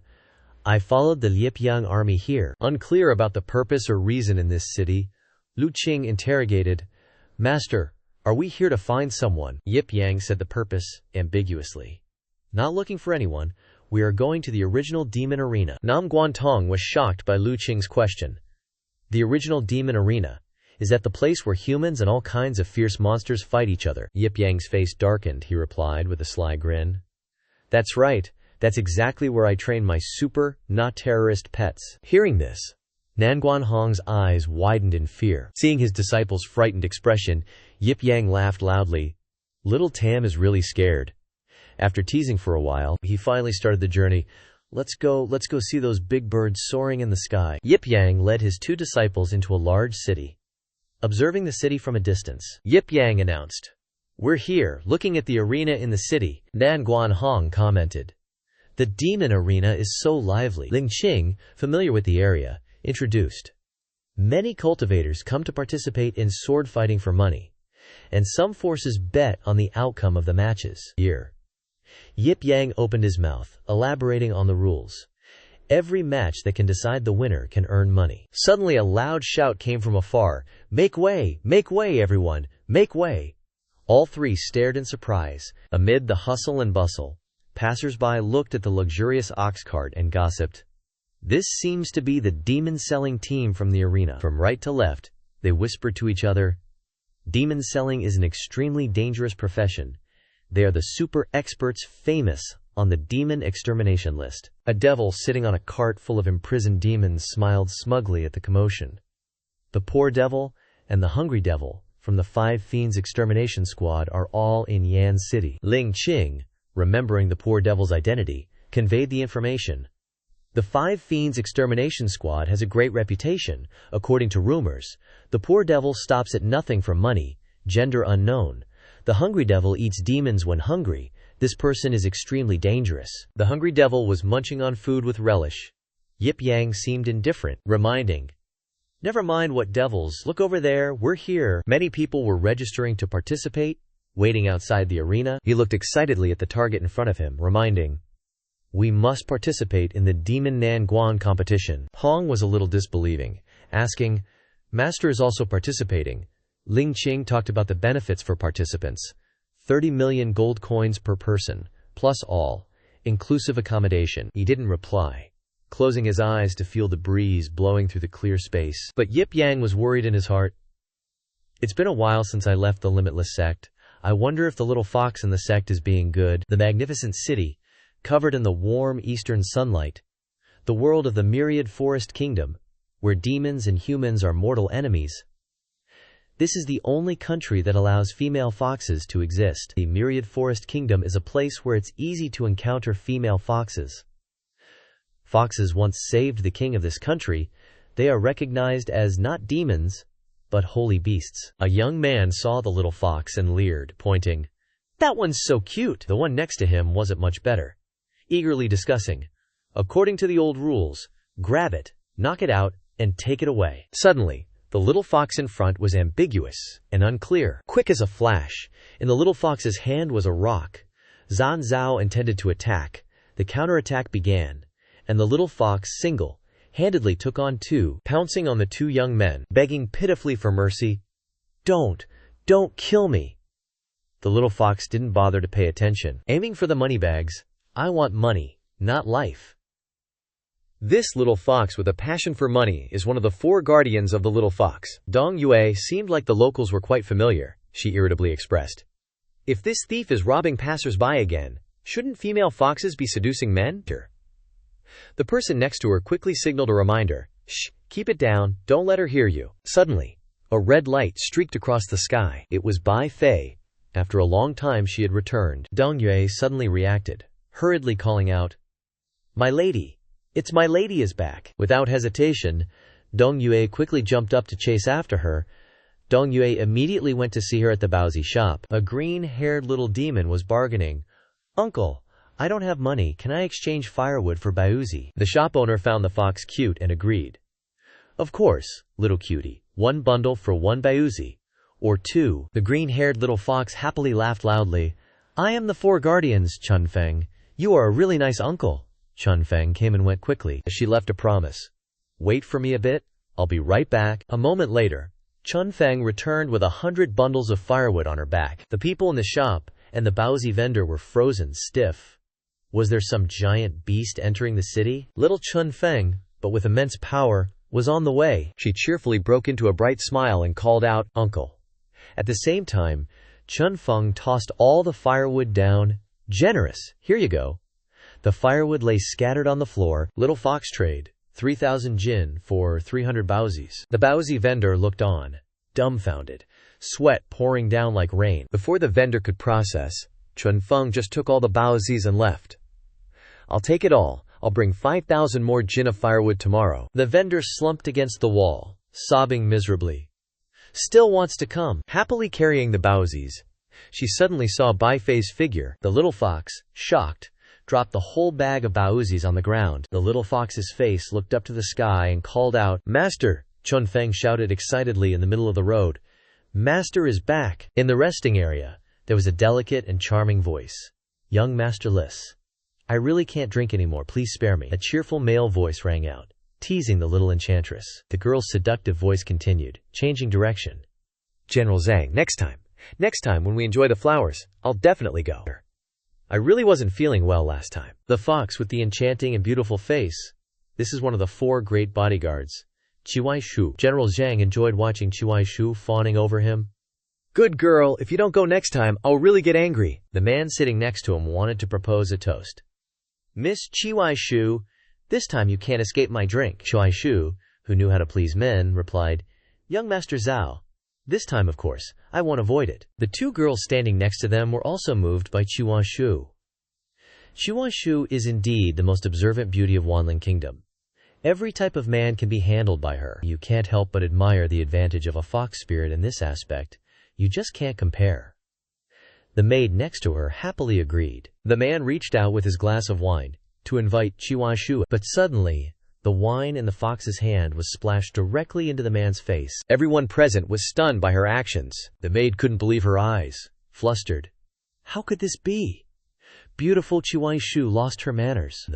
The maid in green was petrified, stunned. She was always gentle and charming, and suddenly she turned her face. The breathtakingly beautiful Chiwaishu said each word criticizing the young master. If it wasn't for that powerful father of yours backing you up, I wouldn't even say a word to an idiot like you. The man who took the full glass of wine to the face hadn't regained his composure. Having caused trouble, Chiwaishu quickly turned her butt and left. Young Master Lai, General Zhang, stop dreaming. I am someone you can never date. Wake up. After causing trouble, Chiwaishu hurriedly jumped onto the city wall and fled. Chiwaishu was extremely satisfied with her series of actions.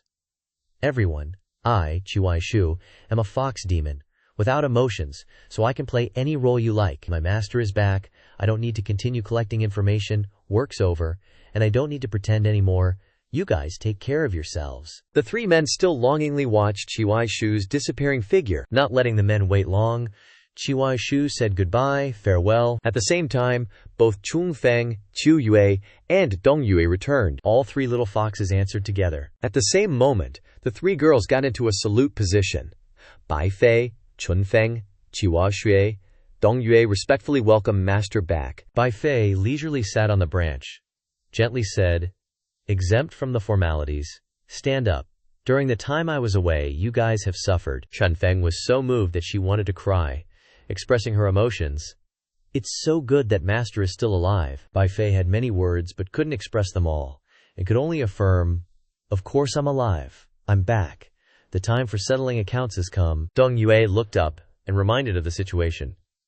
Master, your strength is far from being restored. You cannot enter that forbidden land. Bai Fei, being the proud one, tried hard to act okay. I'll recover my strength soon. This time, I won't borrow power from anyone. We'll get our revenge ourselves. That's enough. At this time, Chiwaishu was confused and wondered, Our Lord said she won't borrow power from anyone. Is it because she has someone in her heart that she's afraid of implicating? Yip Fei jumped, panicking. What are you talking about? How could I have someone in my heart? Chunfeng gossiped with the other girls, whispering, Is it true that our Lord lived in the human world before because of a mortal? Bai Fei lost patience and tried to argue back. Who would like a man? Men are just tools to us, Juwei clan. Chiwaishu thought deeply and chimed in. Our Lord is explaining too much. Chunfeng's head was filled with images of different kinds of men. A man who can move our Lord's heart. I'm so curious what he's like. On the hillside, Chunfeng recalled what she had said before. The few of us bodyguards have made an appointment. We want to marry our Lord to the person she truly loves together. Yip Fei was so embarrassed that she couldn't take it anymore, yelling loudly, Stop! Because she used too much strength, Yip Fei's body on the tree exploded. Bai Fei returned to her human form and clarified, There's no such person. I'll recover my strength soon. Also, has there been any news about Xia Hua, one of the 4 bodyguards, who has gone missing? The 3 foxes became serious and reported, We have some clues. We'll find her soon. From the tree, Yip Fei jumped off the branch with force. The fox quickly landed on the ground and praised, Very good. Looking down at the distant scenery, Yip Fei waited.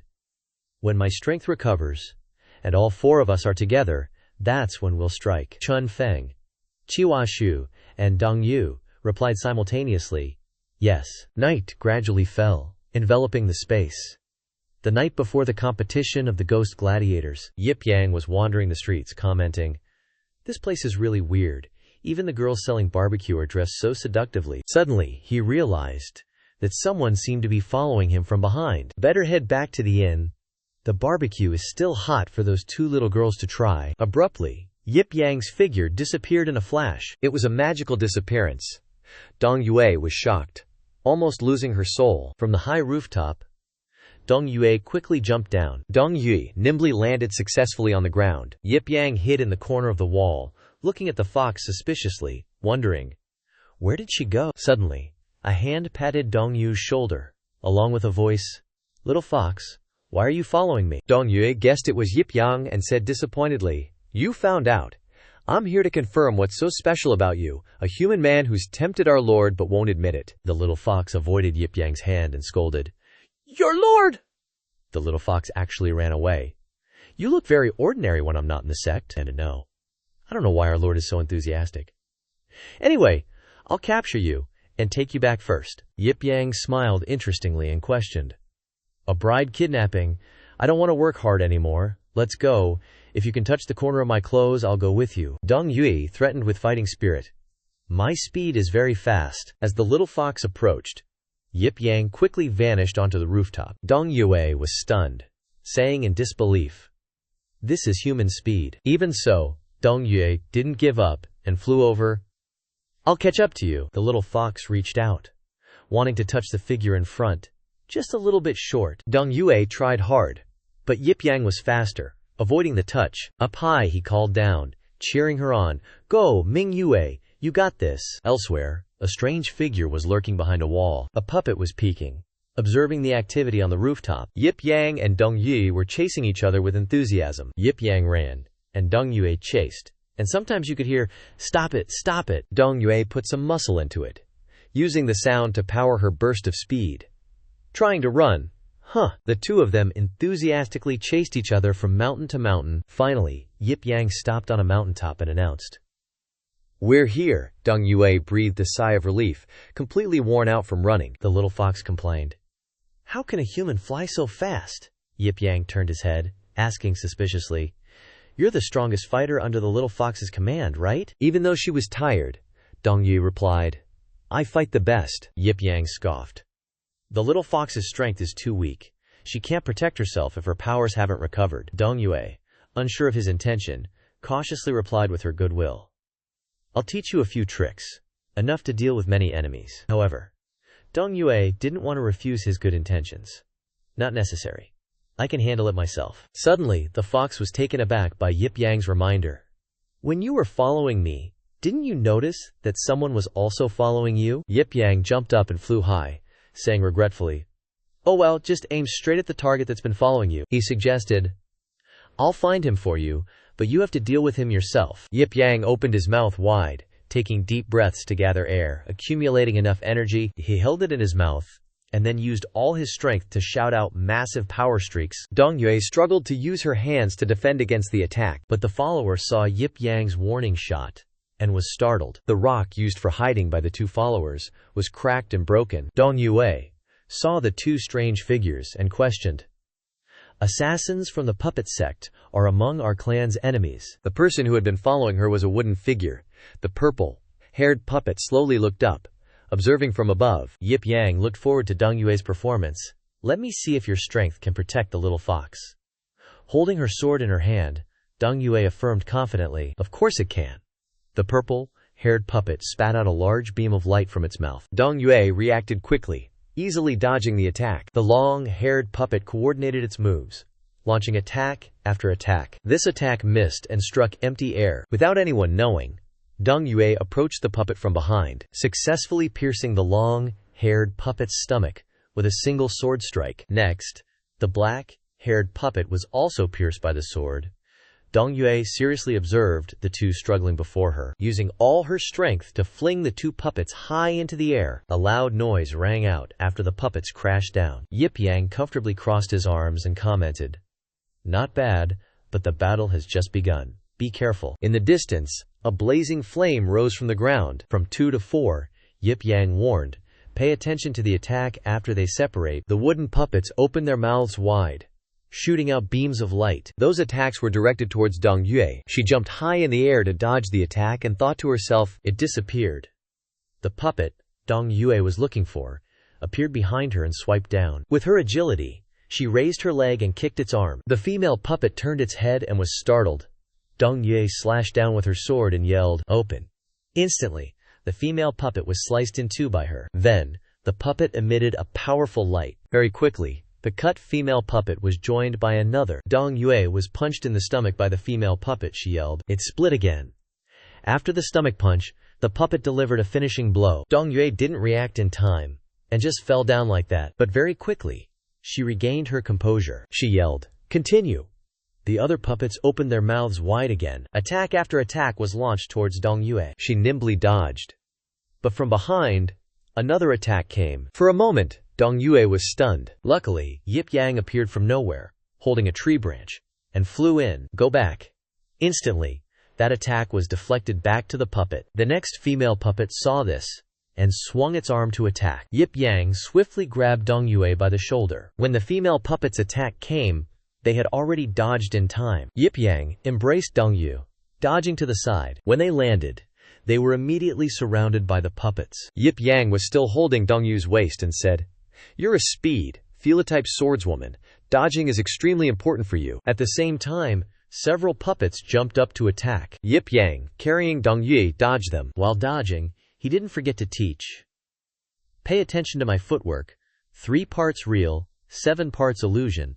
Between real and illusion, everything is an illusion. Yip Yang kept running, and the puppets kept chasing. But very quickly, they had to stop, annoyed. Yip Yang also flew up high and stopped moving. Dong Yue blushed and said, "You're as fast as a phantom. If I couldn't feel your hand, I'd suspect you were a ghost."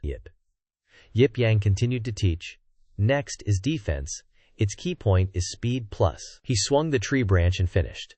Quote, predicting the enemy's preemptive moves. A puppet at this time had gotten close and stretched out its sharp hand. Yip Yang was quick. Bam! He whacked him with his stick. The other training dummies saw their chance and swarmed him. Then it was a total free, claw for all, a blur of punches and kicks. Yip Yang was blocking those dummy hits, while seriously trying to predict what's important. Dong Yue just stared at him going ham.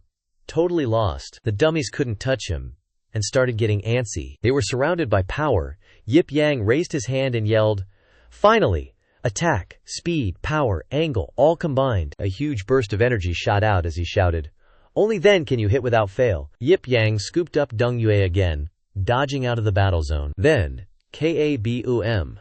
Explosions started going off in the sky. Boom, boom. The explosions formed a massive circle. The training dummies were completely obliterated, nothing but scraps left. Yip Yang, checking out the scene, asked, "Got all that fighting memorized?" Dong Yue was honest. "Remembering it ain't gonna help, I can't use it." Yip Yang pulled out a book. The Yip clan's basic swordsmanship. He walked right up and tossed the book to Dong Yue. "See ya! I wrote this thing for the junior sisters back at the sect. Use it in real fights. You might actually learn something today." Holding the book, the fox girl wondered, "He's just gonna give away something this good?" Suddenly, Yip Yang turned around, peering at someone. "Little fox, if she really wants to leave, let her chill outside. I'll come snag her when I'm free. You better protect her till then." With that settled, Yip Yang bailed without saying goodbye, flying off into the sky. Dong Yue watched him go, impressed. "This guy's seriously strong. No wonder the boss lady has a thing for him. Maybe if all 4 of us married him with the boss lady, we'd actually be getting the better deal." The little fox sadly started walking home, feeling bummed. The Van Sam country is so far, and the only teleportation talisman is all used up. Now I have to walk back. Luckily I can train this sword manual on the way, and protect the boss lady. Down at the city, a huge crowd had gathered for the opening of the demon fighting arena. Yip Yang and his disciple were already there to participate, he commented. There are even more people watching than at a soccer game. Suddenly, everyone jumped back as a beam of light shot into the sky. 7 figures appeared. The owner and the blood elder. One person, totally stunned, announced, "It's the arena owner, the blood elder." The other contestants were equally shocked, adding, "And the 6 blood guards next to him." Each one is a master who's slaughtered countless demons. Nam Quan Dong sensed the aura of the 6 people, and said, "The aura on those 6 is scary." Yip Tian had already sized things up and commented, "The real power is that old dude, he's kinda interesting." The blood elder, with a street-style opening, declared, "Sorry for the wait, everyone. This old man announces the official opening of the 9th demon fighting arena. Life and death are fate. The strong are respected. The final champion will have a chance to fight me. All the participants caught the vibe and shouted together, Blood Elder, Blood Elder, Blood Elder. The Blood Elder turned to leave, leaving a wish, I wish you good luck. The 6 blood guards disappeared simultaneously. Even though the Blood Elder had left, everyone was pumped. A peerless powerhouse like the Blood Elder is actually giving us juniors a chance to exchange blows. What a rare opportunity. One person acted indifferent but was actually desperate.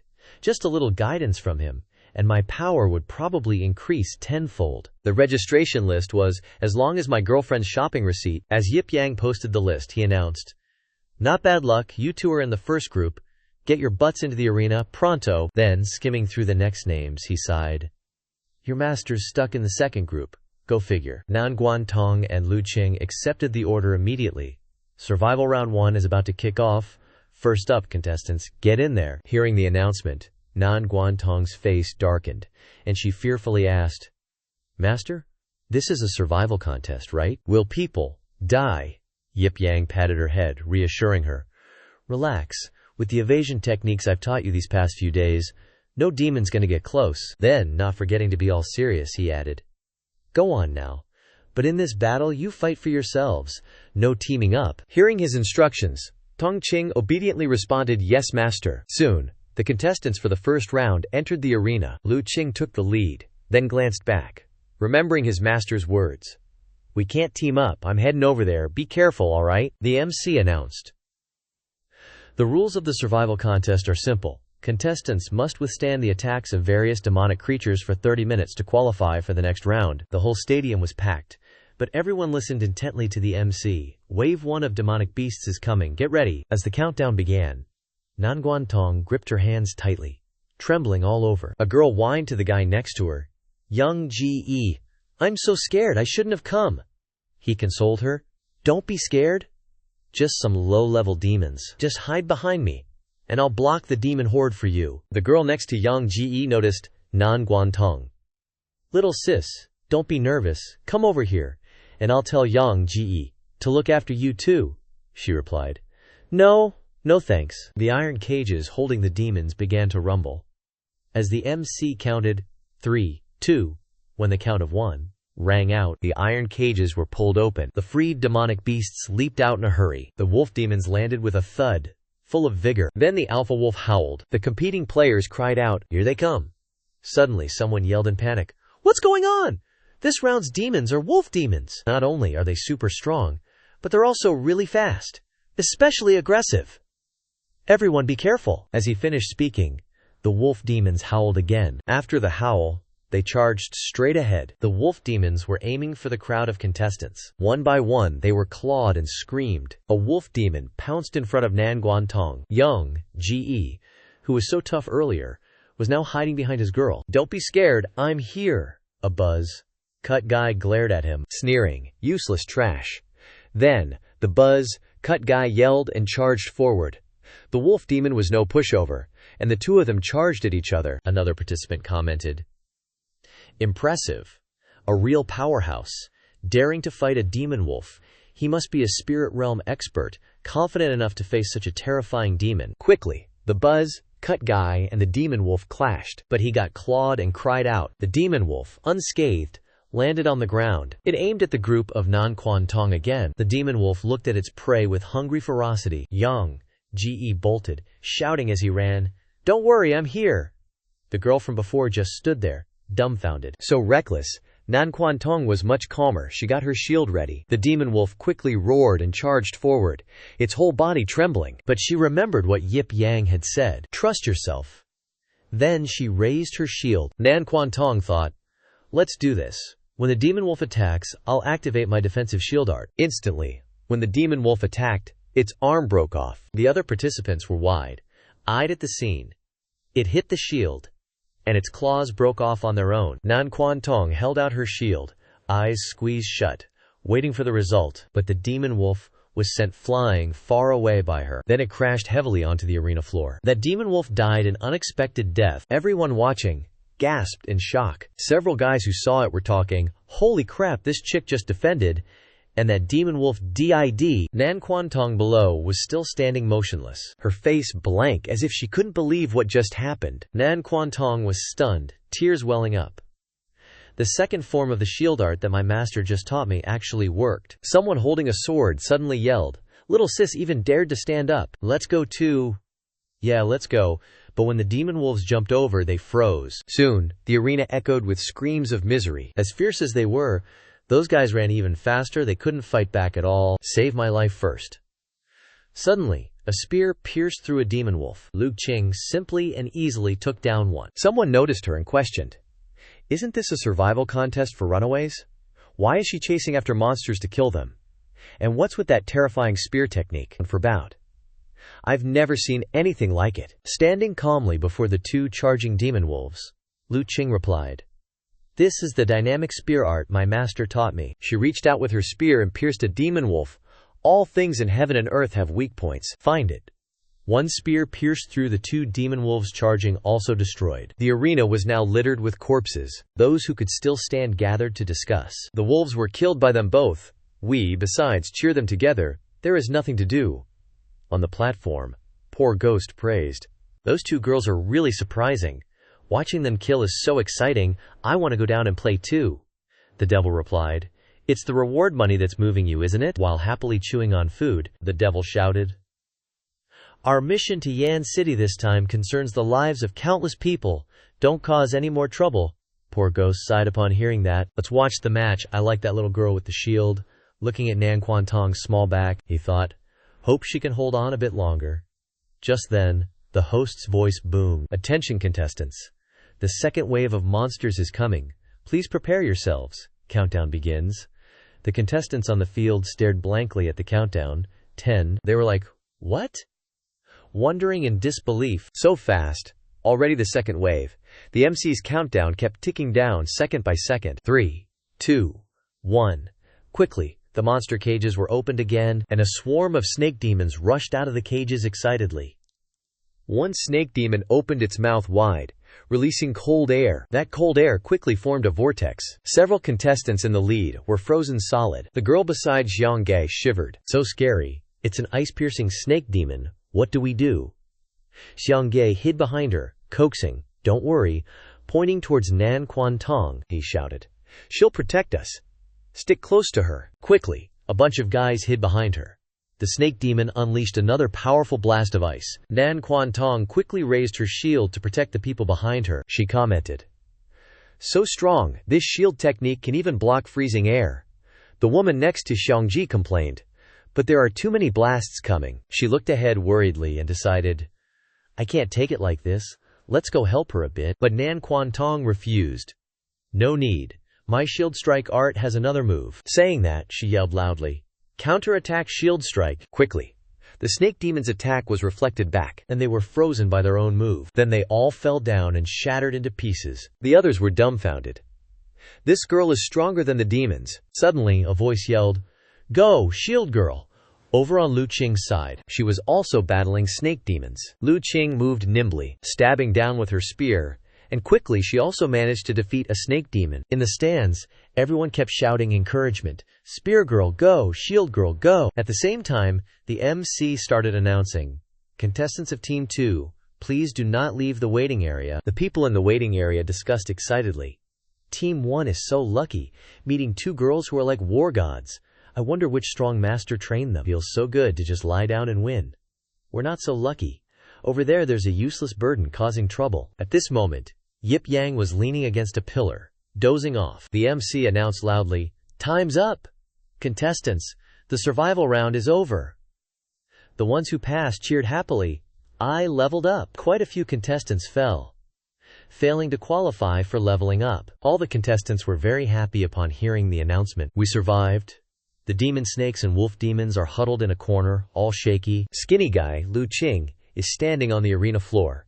The announcer shouts, Contestants from Upgrade Squad 1, please withdraw from the arena on the left. And Contestants from Upgrade Squad 1, please withdraw from the arena on the left. As everyone heads out, they're all chatting happily. One dude says, Little sis, thanks for protecting me. The girl next to Yang Gi is buzzing. Just say the word if you need anything, I'm on it. Nan Quan Tong looks at the girl and jokes, You're pretty cute. How about you become my Shifu's girlfriend? He's single.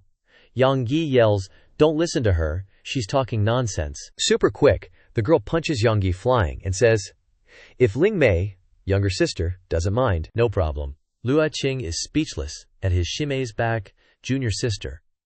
Actions. That idiot Nan Gong puts his arm around Nan Quan Tong and leaves. Lu Qing calls out, sorry, she's just kidding.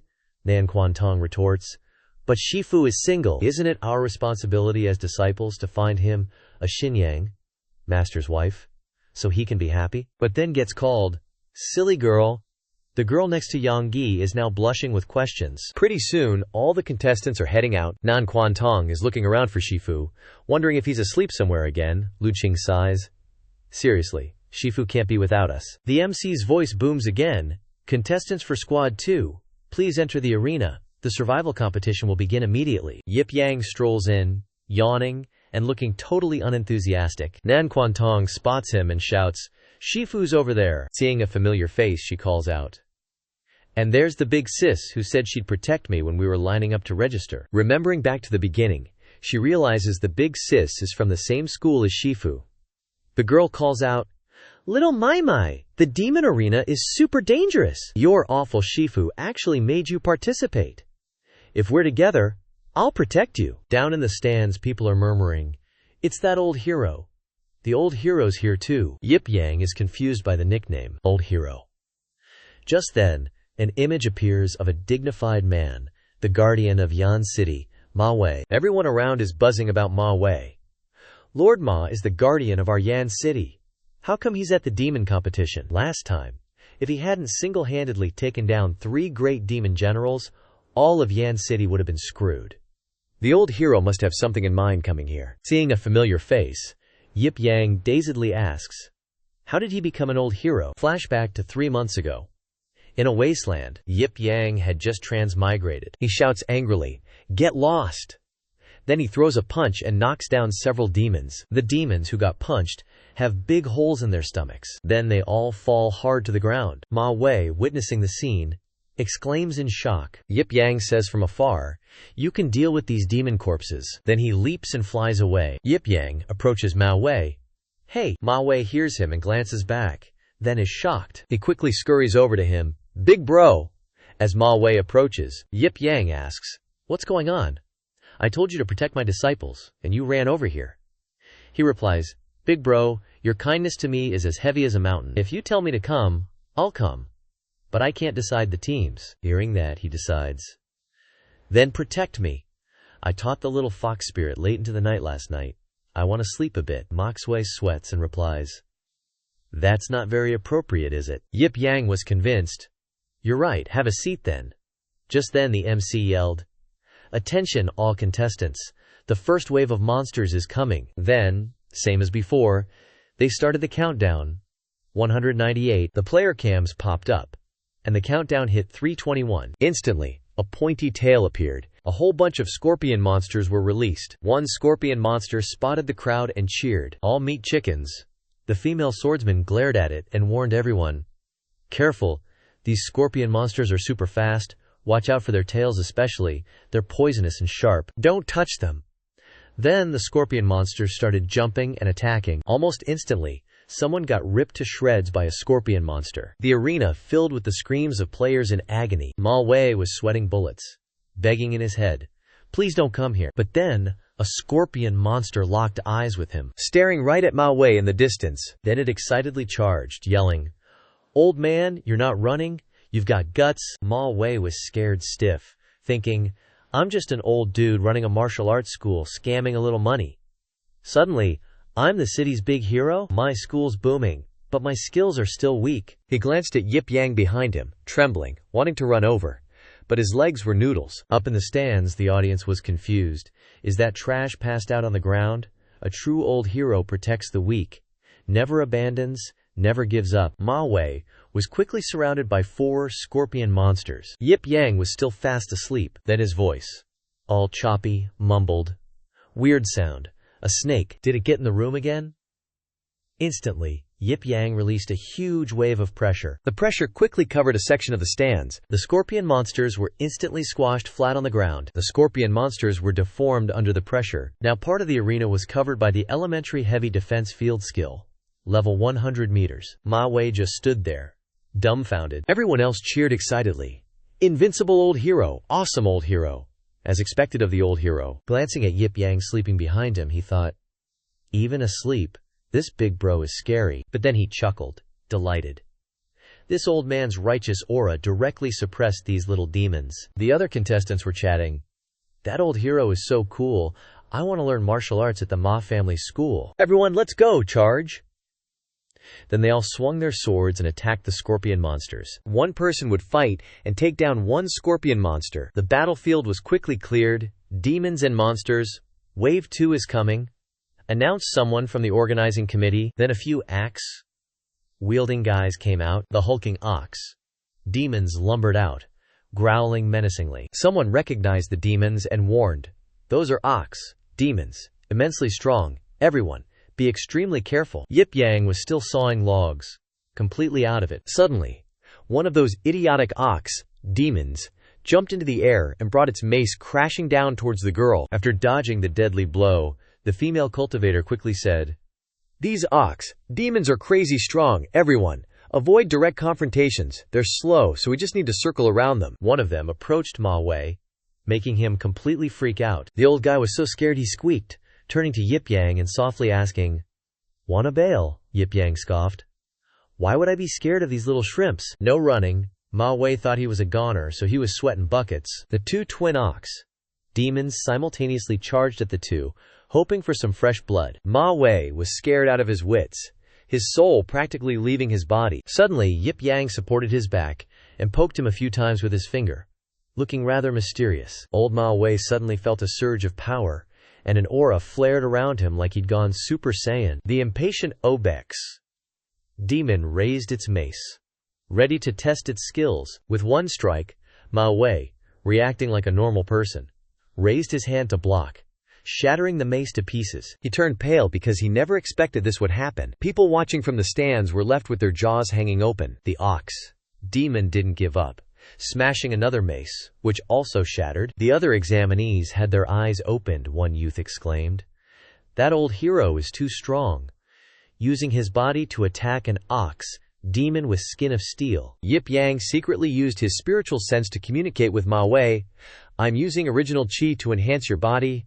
It'll last 3 minutes. Drive them away. Don't disturb my sleep. Seeing himself all jacked up, Ma Wei laughed like he'd won the lottery. So he fearlessly charged towards them. Old man's here. Ma Wei is coming. He started using his hands and feet, determined to beat the living snot out of these ox demons. The others could only hide in the corner, chanting Buddhist scriptures. That old hero is so fast, his skills are as good as ever. After a few basic attacks, he finally sped past them. He continued his stance and made some noises like Bruce Lee. Ma Wei was still fired up, turning around to admire his artwork. But the ox demons were clearly unharmed, looking at each other in confusion, leaving Ma Wei feeling utterly humiliated. The brothers sitting above began to discuss. Why are those two bulls? Why are they... Alright, is this some kind of low-damage, high-humiliation attack? Ma Wei was completely dumbfounded. Big bro only enhanced my body, not my attack power. Just then, an ox demon flew over. As soon as Ma Wei turned around, he saw it ready to throw a punch. Unexpectedly, the punch landed squarely on his face. But it was the ox demon who was injured. After that punch, it officially became Yang Guo, Little Dragon Girl's boo. The remaining bull demon didn't care much. It jumped behind, intending to headbutt Ma Wei. This one likes to use its head, so it rammed into his back. With just one touch, the second bull demon just, poof, vanished. The other contestants were super impressed by this dirty buff skill, so the old hero was just toying with them, hitting the old hero. What masterful calculation. Ma Wei, after this, finally understood the mechanics of this skill. Big bro, after strengthening my body, I can use the recoil force to eliminate enemies. It's too awesome. The spectators today all turned into monkeys, constantly cheering, old hero is invincible. He just stood there, smugly showing off to everyone, while Yip Yang was taking a nap outside in the back. Suddenly, the female MC's voice rang out. The final demon beast has arrived. Several XXL-sized elephants stepped out. They were Mang-Gu demon elephants. The unlucky young men standing nearby could only run for their lives. Run! Run quickly! The arena basically wants to murder us. Getting hit by this huge elephant will crush us to pieces. Unfortunately, he wasn't trampled by the elephant, it just flung him away. And it used its lean trunk to wrap up the victim until they were totally wrecked. Seeing this horrific scene made everyone scared to death. Suddenly, that young man tripped and fell flat on his face. The sister who was with him was also shocked and turned to look. The Mang-Gu demon elephant saw a delicious, juicy prey and charged, intending to crush them with its weight. The senior sister immediately flew out to block. Quick, get up! Just as the Mang-Gu demon elephant was about to stomp her into a banana pancake, Yip Yang opened his eyes. It looked like there was going to be a heroic rescue scene. That giant elephant was about to turn this girl into a flatbread. It stomped its foot powerfully, the ground and rocks beneath shattering to pieces. Suddenly, it was startled and panicked. Under its foot now was an arm. It was Yip Yang. He flicked his hand, sending that stinky foot flying. Get out of the way! The Mang-Gu demon elephant was actually stopped, its red eyes still glaring at him. Yip Yang's hand seemed to be squeezing something tightly, and the Mang-Gu demon elephant's trunk, as a result, vanished. He grabbed it and spun it around in the air a few dozen times. After giving it a thrill ride, Yip Yang powerfully threw it away, like a punching bag. Scram! The little elephant just flew straight into the arena wall, definitely going to be eating porridge instead of rice. And the Mang-Gu demon elephant was stuck in the wall. Everyone around got another eye opener. Only Yip Yang asked the young man, "Are you all right?" The melon-eating crowd gossiped. On the arena, totally spaced out, what just happened? It was all smoke. I couldn't see clearly who threw the elephant into the wall. The dust gradually settled, revealing the figure of Mao Wei. Before anything else, someone pointed at the old man and declared, as if it were obvious, "Look, it's the old hero." So old man Ma Wei got to hog all the MVP glory for this round. They continuously cheered, "Heroic and mighty, the old hero is invincible." Yip Yang didn't pay any attention and talked to the girl. "Thank you for looking out for me when lining up." "Dongare, are you okay?" That woman was stunned. "You're her useless master?" Unexpectedly, there were a few loudmouths behind them who were constantly being snarky about Yip Yang. "The old hero is really benevolent, always bringing along this useless waste when saving people. He's probably the old hero's student. I envy him for having such a strong teacher. But this time he's relying on his teacher for grouping, next time he's dead for sure." After this match ended, everyone gathered outside again. "Tonger's been waiting here, so freaking salty. Like, I'm dying of boredom. They won't even let us watch Shifu kick some demon butt." Lu Xinqing, totally chill, replies, "A monster of that caliber? Even if Shifu makes a move, there's nothing to see." But Tongzhi's still whining. "I just want to see if that little sis has potential to, like, take care of Shifu and me." Lu Qing gets major goosebumps. "Stop trying to find Shimu for Shifu, alright?" As they're bickering, a sister voice announces, "Time's up, all survival round contestants, you're done. Those who didn't fail are instantly qualified to level up." Yip Yang's practically running on fumes. He yawns like a hippo. Clean up, then back to sleep. Only Ma Wei is standing there soaking in the cheers, loving every minute. Out of nowhere, a rabid wolf, forgetting to get vaccinated, charges at Ma Wei. They tumble and wrestle, looking ridiculous. Ma Wei's screaming, "No, stop!" The youngsters in the stands totally lose it. Why isn't that hero doing anything about the wolf? He's probably a dog lover. What a true hero, showing love for all small animals. Yip Yang still isn't home. He climbs to the highest point and grumbles, "So boring, I clearly saw some interesting demons. Why didn't they let them loose?" The Blood Oldster and his disciples are plotting again. "Master, that youth behind the old hero, the one with unknown origins, is very powerful. Could he be the one the demon realm is looking for? One of the participants in the Little Wang family village incident?" The disciple keeps piling on the armor. The envoy from the demon realm said that person might come to the demon fighting arena. Blood Oldster is majorly pissed. He starts barking orders. For the next match, set him up a little. Just so the demon realm doesn't say we've been taking their benefits without doing anything these last few years. Meanwhile, in Wanlin country, Hu Qi Dai, Bai Fei, and Qi Shui are casually chilling on a boat, enjoying the scenery. Suddenly, Chun Feng comes running up, freaking out. "Your Majesty!" In a flash, She's jumped onto the boat with lightning speed. Qiu Shu's eyes get angry, and she glares at the girl. So hasty, you'll disturb Her Majesty's cultivation. Chun Feng gets smacked on the head and yelps. Bai Fei, still super classy, asks, "What is it?" Chun Feng pulls out a book, presenting it respectfully. "Your Majesty, I found an amazing book. It's sure to bring joy to your otherwise dull days of cultivation." Bai Fei, seeing her enthusiasm, replies, "Chun Feng, I've long reached the stage of not being happy because of objects, and not being affected by myself anymore. Let me take a look." As soon as she picks it up, she sees the 3 words, Yan Niang's Chronicle. Bai Fei acts like she has rabies, and completely destroys the book. She tears and bites, determined to shred the book into 100 pieces and burn it. Taunting, "I don't want to read this book. I'm going to burn all of Wanlin Country's Yan Niang's Chronicles." Before the horrified eyes of the other two, Bai Fei lets it all out. Yan Niang is such a green tea BTCH, always acting innocent and tricking Jianan. Her maid, Qi Shu, who sees this as new knowledge, asks Bai Fei, "Your Majesty, what is Jianan?" Bai Fei is still furious. She yells, "Between Hu Dai, it's a type of man." Seeing this, Qi Shui enthusiastically advises, "If Your Majesty hates Yan Niang's Chronicle so much, why don't I go find the author and kill him? That Yip Zainan or whatever will lose all interest in Yan Niang too. Then his heart will only be on Your Majesty." Bai Fei replies sadly, "I want revenge. I don't care about anyone's feelings." Then she says what's truly on her mind, "I just simply don't like Yan Niang." With that, she blasts off like a cannonball, looking incredibly like a boss. The clueless Qi Shu says, "Her Majesty is so strange, going crazy over a human man. When Dong Yue comes back, she'll know what kind of man he is. After all, he might be A's fiancé." Now only the two are left drifting aimlessly on the river. Qi Shui cries out helplessly. Strangely, it's already the 2nd day of the demon tournament. The MC shouts, "All round 2 contestants. Prepare.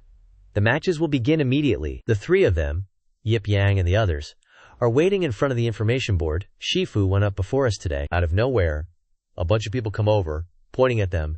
"It's the goddess of spear, the goddess of shield. They really are together." As soon as they see Yip Yang, they jump. "Wait, why is that old hero's useless student so close to them?" A tough guy pointed a friendly finger at him and asked, "Hey goddesses, is this trash bothering you?" Lu Qing, famous for being flirtatious, pointed innocently at Yip Yang and declared, "We both belong to him." "What are you saying?" The tough guy was utterly humiliated. Never underestimate anyone in life. Yip Yang led the 2 beauties away. "My competition is about to start, let's go." The tough guy argued red-faced, "It must be because of money. This trash only got a good teacher and snagged goddesses with money. Relax, no one can help him in the individual fight today. He'll definitely crawl back to the arena." Now that the participants have been divided into 4 groups, the MC continued. "Contestants on the floor, please proceed to the corresponding arena based on your number to participate in the individual upgrade competition." Yip Yang arrogantly walked onto the stage, ignoring the jealous guys. That useless disciple of the old hero, he only got through the last match because the old hero protected him. They sat back to see how far he could get. He's all alone. He'll definitely be scared shitless. Stop talking. The show's about to begin. In the blink of an eye, a giant octopus appeared in the arena. The people in the audience began to doubt their existence. "What is this?" The referee, using an XXL megaphone, roared, "This kid is unlucky. He's challenging a great demon level." Someone pulled out a textbook due to lack of knowledge. "What was it again?" Just seeing the name made her jump. She shouted, "The name of that demon is Shi Zhangzi Wang." Near Blood Elder, a tough guy spoke up, "Teacher." The disciples saw that Blood Elder seemed to want to eat Yip Yang alive, so they curiously asked, "Is it a waste to use such a powerful Shi Zhangzi Wang on him?" The girl next to him replied, "After Shi Zhangzi Wang kills its prey, it can devour their soul. That way we can confirm whether he participated in the Wang family village incident or not." The old man with a dark face finally revealed the earth-shattering secret. "If so, then we know what happened at Wang family village. Selling the information to the demon world will bring us a lot of profit." He looked down at the arena. "This is like 49 meeting 500, meaning a sure loss." Yip Yang blocked his nose. He frankly criticized its scent so badly. "Ugh, it stinks so much, don't come over here." But it stubbornly flew forward to attack with its soul-splitter frenzy. Yip Yang helplessly dodged its stinky tentacles. He shouted, "Get out of here!" The guys above, thinking that Yip Yang can be bullied because he hasn't shown his power yet, laughed gleefully. Where does he think he can run to? There's a show to watch. Big octopus, go! Yip Yang extremely dislikes this octopus, he thought to himself. Attacking its body will just spread the stinky stuff everywhere. I can only... He turned and gave it a friendly finger to provoke it. Unexpectedly, this made the blood elders above speechless. Then, Yip Yang beckoned with his hand, as if provoking it. This is a movement from the basic soul luring technique of an level 100 elementary priest, MC. Thus, the octopus disappeared before Yip Yang even moved. Blood Elder panicked when he saw this. Even the powerful demon had to say a few words of admiration. This is the legendary soul lock technique. The poor devil next to him was obviously stunned. Is he human or a god? Only those who couldn't see the soul entity were clueless. What is this trash doing? He still wants to provoke Shi Zhang Ziwang. Yip Yang waved his hand again. Then he turned his back to it and coldly said, "That's that. Zhang Ziwang's evil spirit is severed, and its corpse has plummeted to the ground." Yip Yang swaggered away, leaving the arena a total mess. Everyone was gaping in total shock. Like, their own parents probably haven't seen something this wild before. The MC was sticking to the script like glue, and shouted super loud, "Contestant number 287 wins, upgrading to round 3. Those young dudes still couldn't believe their eyes, and were all salty, saying things like, "How did this monster just fall on its own now?" And those monsters were already injured when they were hunted. He just ran into one that was dying. Luckily, Yip Yang pinched his nose and ran faster than he ever had before. "Oh my god, it stinks." A disciple of Blood Old also spoke up. "Evil Zhang died in his hands. Should I go down and scout him out?" Suddenly, the chick next to him sidled up, looking all excited. "Let me have this one this time." Blood Old wasn't used to seeing people be nice to each other, and said with tension, "It's been a long time since such an interesting prey has appeared. I will arrange it personally, once it is confirmed that he is participating in the affairs of Wangjia village." The old man's aura grew as he continued, "I will personally catch him and bring him to the demonic realm to plead guilty to the demonic world." Seeing their idol Ma Wei enter the arena, the people above cheered non-stop. "It's Old Hero. Old Hero's individual battle is finally starting." Ma Wei strutted out, all cocky, and even declared, "Let all the demons and monsters come at me." But 10 minutes before that, he'd been clinging to Yip Yang's leg, begging, "Big bro, you gotta keep the Old Hero title for me, or my martial arts school is gonna go bust." Yip Yang just sighed, knowing he had to respect this old head. "Since you always support the orphans of soldiers who died fighting demons and monsters after you make money, I will help you this one time. And thanks to that, we have this swaggering Ma Wei in this moment." As he was beaming with pride, Yip Yang suddenly warned him, looking ahead. And wouldn't you know it, his opponent was a crocodile. The MC slammed the table the moment she saw it and yelled, "It's Ming Shui Yi! Old Hero's opponent is super strong." Ming Shui Yi has a brutal personality, and its body is so tough that blades can't even cut it. It's practically an immortal. How will Old Hero respond? Turning around, you could see his eyes bugging out in fear. Who knows if his pants got wet? But Ma Wei kept reassuring himself. "Gotta stay calm," he pointed at it, and shouted awkwardly, "Get out here, my body double," he thought to himself. "Big bro made me say such an embarrassing line." Yip Yang was like he'd been waiting for this moment, and waved his hand to cast a spell. Mid-tier summoning spell, level 101, Punch Bear. The bear instantly appeared behind the old guy. Ma Wei now had even more reason to show off. "That's right, my hidden profession is..." He started waving his arms around, yelling, "Body double envoy." Those young dudes above totally let themselves get played. Old Hero is so cool. This summoned beast is full of force. As soon as he came out, that bag was sentenced to death by the bear. This old guy is just bone and meat to this bear. Probably very delicious. Zhao Yi, one Punch Bear, got provoked and was full of excitement. He pushed Ma Wei away and said, "Old guy, get out of here, I'm gonna fight." And Ma Wei was jumping up and down. "Bear bro, can you let me have a little sense of participation? So many people are watching. At least keep some face for me." Zhao Yi looked at the old man, giving him a savage look. Zhao Yi used all the power to send Ma Wei flying into the sky. "Okay, let you be the prey to participate in the battle." The show's audience was confused. I have never seen anything like this. They started discussing it amongst themselves. That body double of Old Hero is too violent. Is this summoned beast going to sacrifice its owner so it can unleash its true power? In the blink of an eye, Ming Shui Yi jumped into the sky, and it turned out his target was Ma Wei. He blurted out, I'll eat the old guy first, then the bear paw. Xiao Yi wasn't about to let him do what he wanted, so he teleported in front of him. And the bear paw soon gave it a one-punch explosion, so painful his mouth twisted.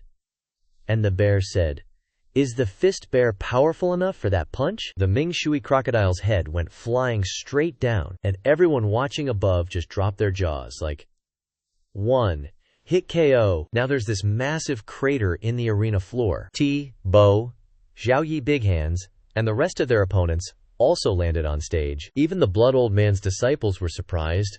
Ma Wei had such a scary summon. When we checked him out before, he didn't seem this strong. Gotta update the boss. Perfect timing, cause that's when Ma Wei face planted. Seriously, he ate dirt this time. No one even touched him. The MC just had to announce weekly, contestant no. 314 wins and advances to the third round, she thought, kinda bitterly. Well, that was a way to end it. But the dudes in the stands actually started clapping, like, legend! He totally baited the monster, then unleashed his summon. Perfect teamwork! The legends got skills and acts well. That scream was epic. Xiao Yi went over to Ma Wei and was like, "Old-timer, lucky for you. My boss bailed you out this time." Ma Wei couldn't even hear him properly. He just groaned. "My back. Someone, help me up." Turns out the monster was saying the exact same thing. The one who tamed him was Lu Qing, the Bao Long program's pretty host. Give up, contestant no. 288 wins and advances to the third round. In a blink of an eye, Tong Er scored a total victory. Contestant no. 289 wins and advances to the third round. Yip Yang was just chillin', watching his harem kick butt, and kept saying, "Not bad, not bad. They're as strong as bulls." Then, suddenly, he sneezed. Yip Yang was stunned. He wondered to himself, what was that? Who's thinking about me? At the same time, back at the sect, in the study, his harem was also kicking into gear. They'd already gathered, confusing the steward bird. "Where did you all hear that the first girl to enter Yip Yang's room will have good luck?" I suspect he made this up to trick people into cleaning, but the girls weren't buying it. They snapped back, "Sect leader is the only man in the whole sect. His room has to be lucky. And it's not just luck, it's peach blossom luck. Either way, we gotta get the cleaning rights." Master Yan Yu Ru was salty. "You brats."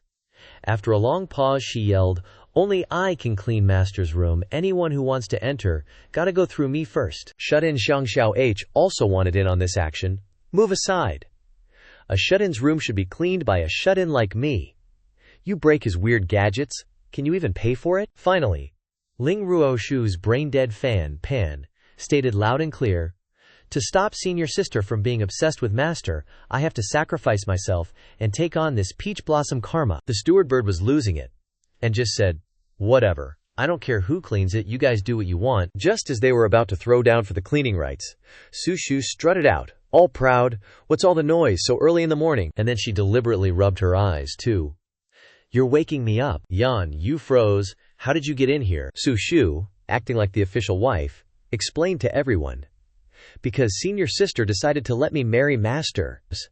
So since Master's not here, I'm just getting used to the bed, so I don't have trouble sleeping after the wedding." Yan Yu was about to explode. She raged, "I live as Master's wife and I'll die as Master's widow." The steward bird was terrified of getting turned into stew. "Yip Yang, get back here now, these women are going crazy." In a flash, it was time for the third day of the demon fighting competition. The top 16. The dudes who were hating on Yip Yang in the previous rounds had all been eliminated.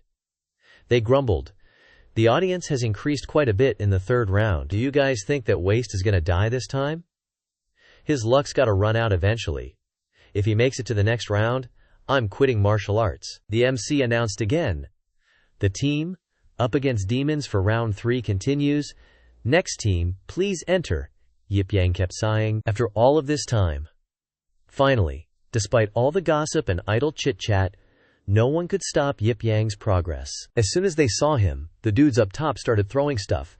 "It's that Waste again. Quit the competition. Quit the competition. The legend is here." Ma Wei swaggered in like he was the final boss, thinking, "Being able to team up against monsters this time is like a triple dose of good karma I never asked for." Those other youngsters were getting bamboozled left and right, screaming to the heavens, "He bought the organizers!"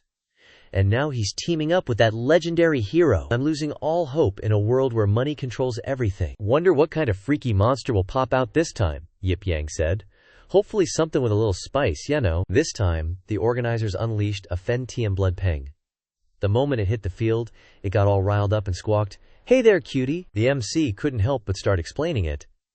It's a Fen Tian blood peng, a ferocious demonic beast that eats Tun Tian pythons for breakfast. Seeing the audience with their jaws on the floor, the MC went on enthusiastically, "Don't worry, folks, this monster has spatial restraints on it, and the audience area has a protective barrier.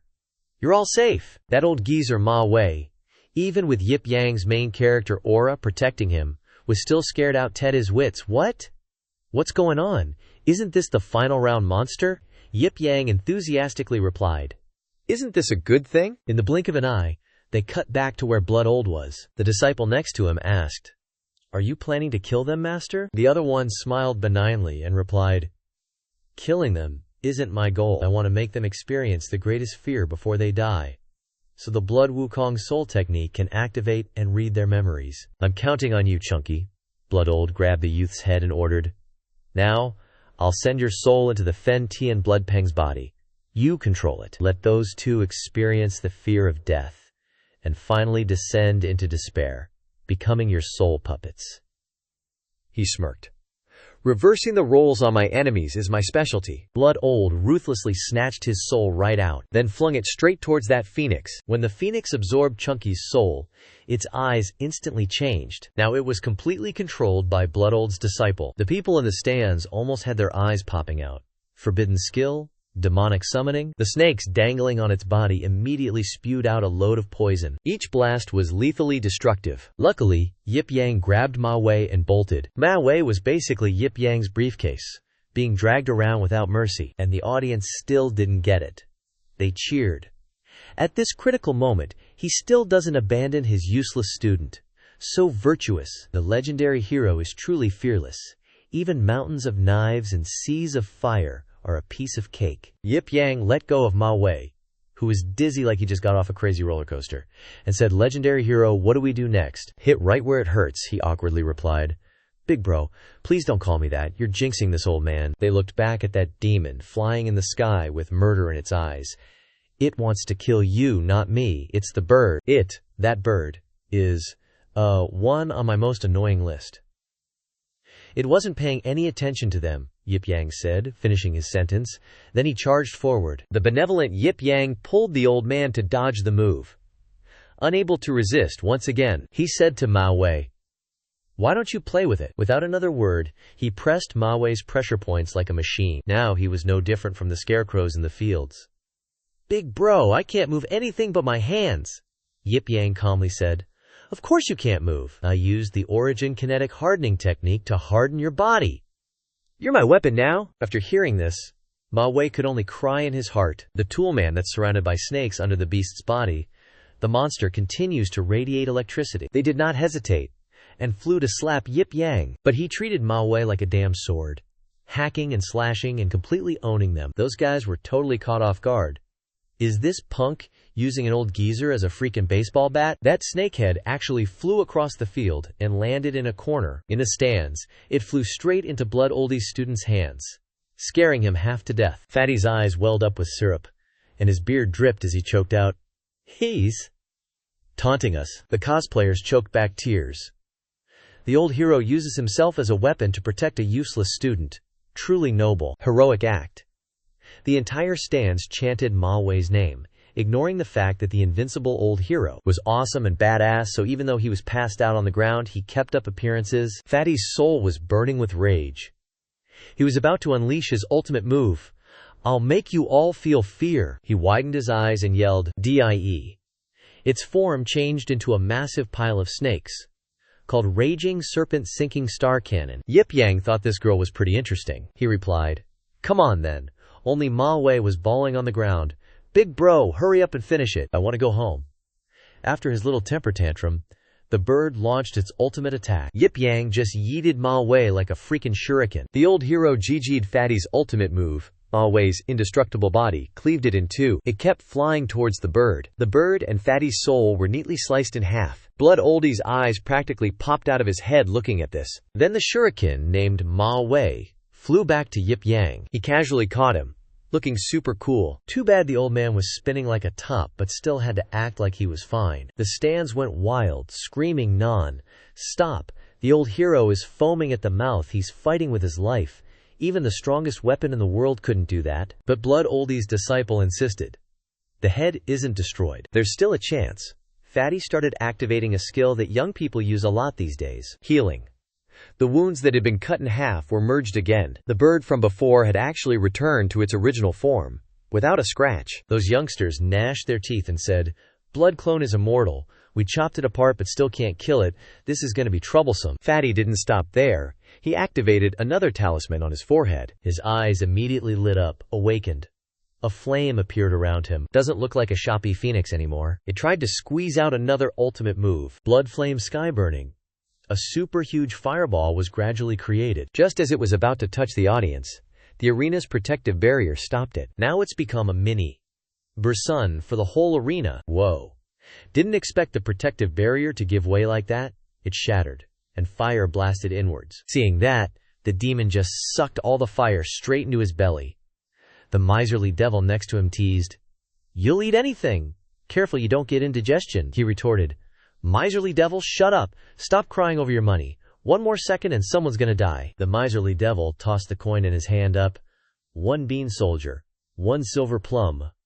One victory coin that I'm losing." The coin fell and started transforming into a human shape, finally turning into the cutest little avatar ever. It obeyed its master's command and flew towards the crack, using its own body to block it. Suddenly its body lit up, preparing to fuse with the crack. In the end, the hole was patched up like the separation never even happened. The MC was super hyped and shouted, "Thanks to the great miserly devil and the demon for their help. That was so scary. The blood flame sky ablaze would burn everything in its area. Can the old hero and his student endure?" Meanwhile, down below, Yip Yang was straight Volop, using Ma Wei as a throwing star. Ma Wei was about to slam into that bird. The fatty inside was totally stoked. Laughing like a maniac, he said, "Overestimating yourself.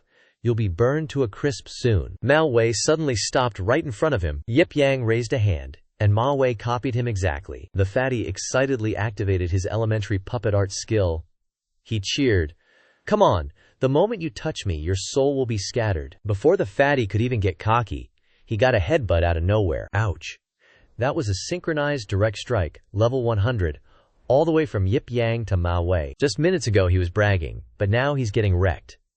Back at the fatty's real body, he couldn't take it anymore, and coughed up a mouthful of blood. The audience members got another eye opener today. The fatty just got his head blown off. The majestic phoenix had just been defeated by a tiny human. Seeing this, the MC screamed at the top of her lungs, "Bloodwing defeated! Congratulations to the old hero and his student for leveling up." Yip Yang casually pulled his finger down. "Down we go, old man." Ma Wei followed suit, landing just like a Marvel superhero. Yip Yang nonchalantly snapped his fingers. Ma Wei was powered. Clean up. We're one step closer to getting rich. Ma Wei would never forget that moment for the rest of his life. Up above, the audience kept chanting, "Old hero." The blood elders were totally panicking. The female disciple asked him sternly, "Master, how will you handle him? Should I go down there and take care of that kid now?" Blood elder lost again. He was totally bitter. Blood 5 skills weren't good enough. He brought it on himself. The arena has its own rules. But this arena is my world. Even if he's strong, he's just a pawn. He can't escape my control. Let's wait for the ending I've prepared for that pawn. At the same time, in the Tian Sen country, on Double Boundary Mountain, Bai Fei was training super hard. She was glowing with power. Suddenly, she opened her eyes wide, like she'd just seen something. On the other side, some little cheetah was building up some serious killing intent. Chunfeng and Qiuxiu were kinda overwhelmed, saying, "My aura is too strong." Then Chunfeng put both hands on the ground and barked like a dog. "Woof woof!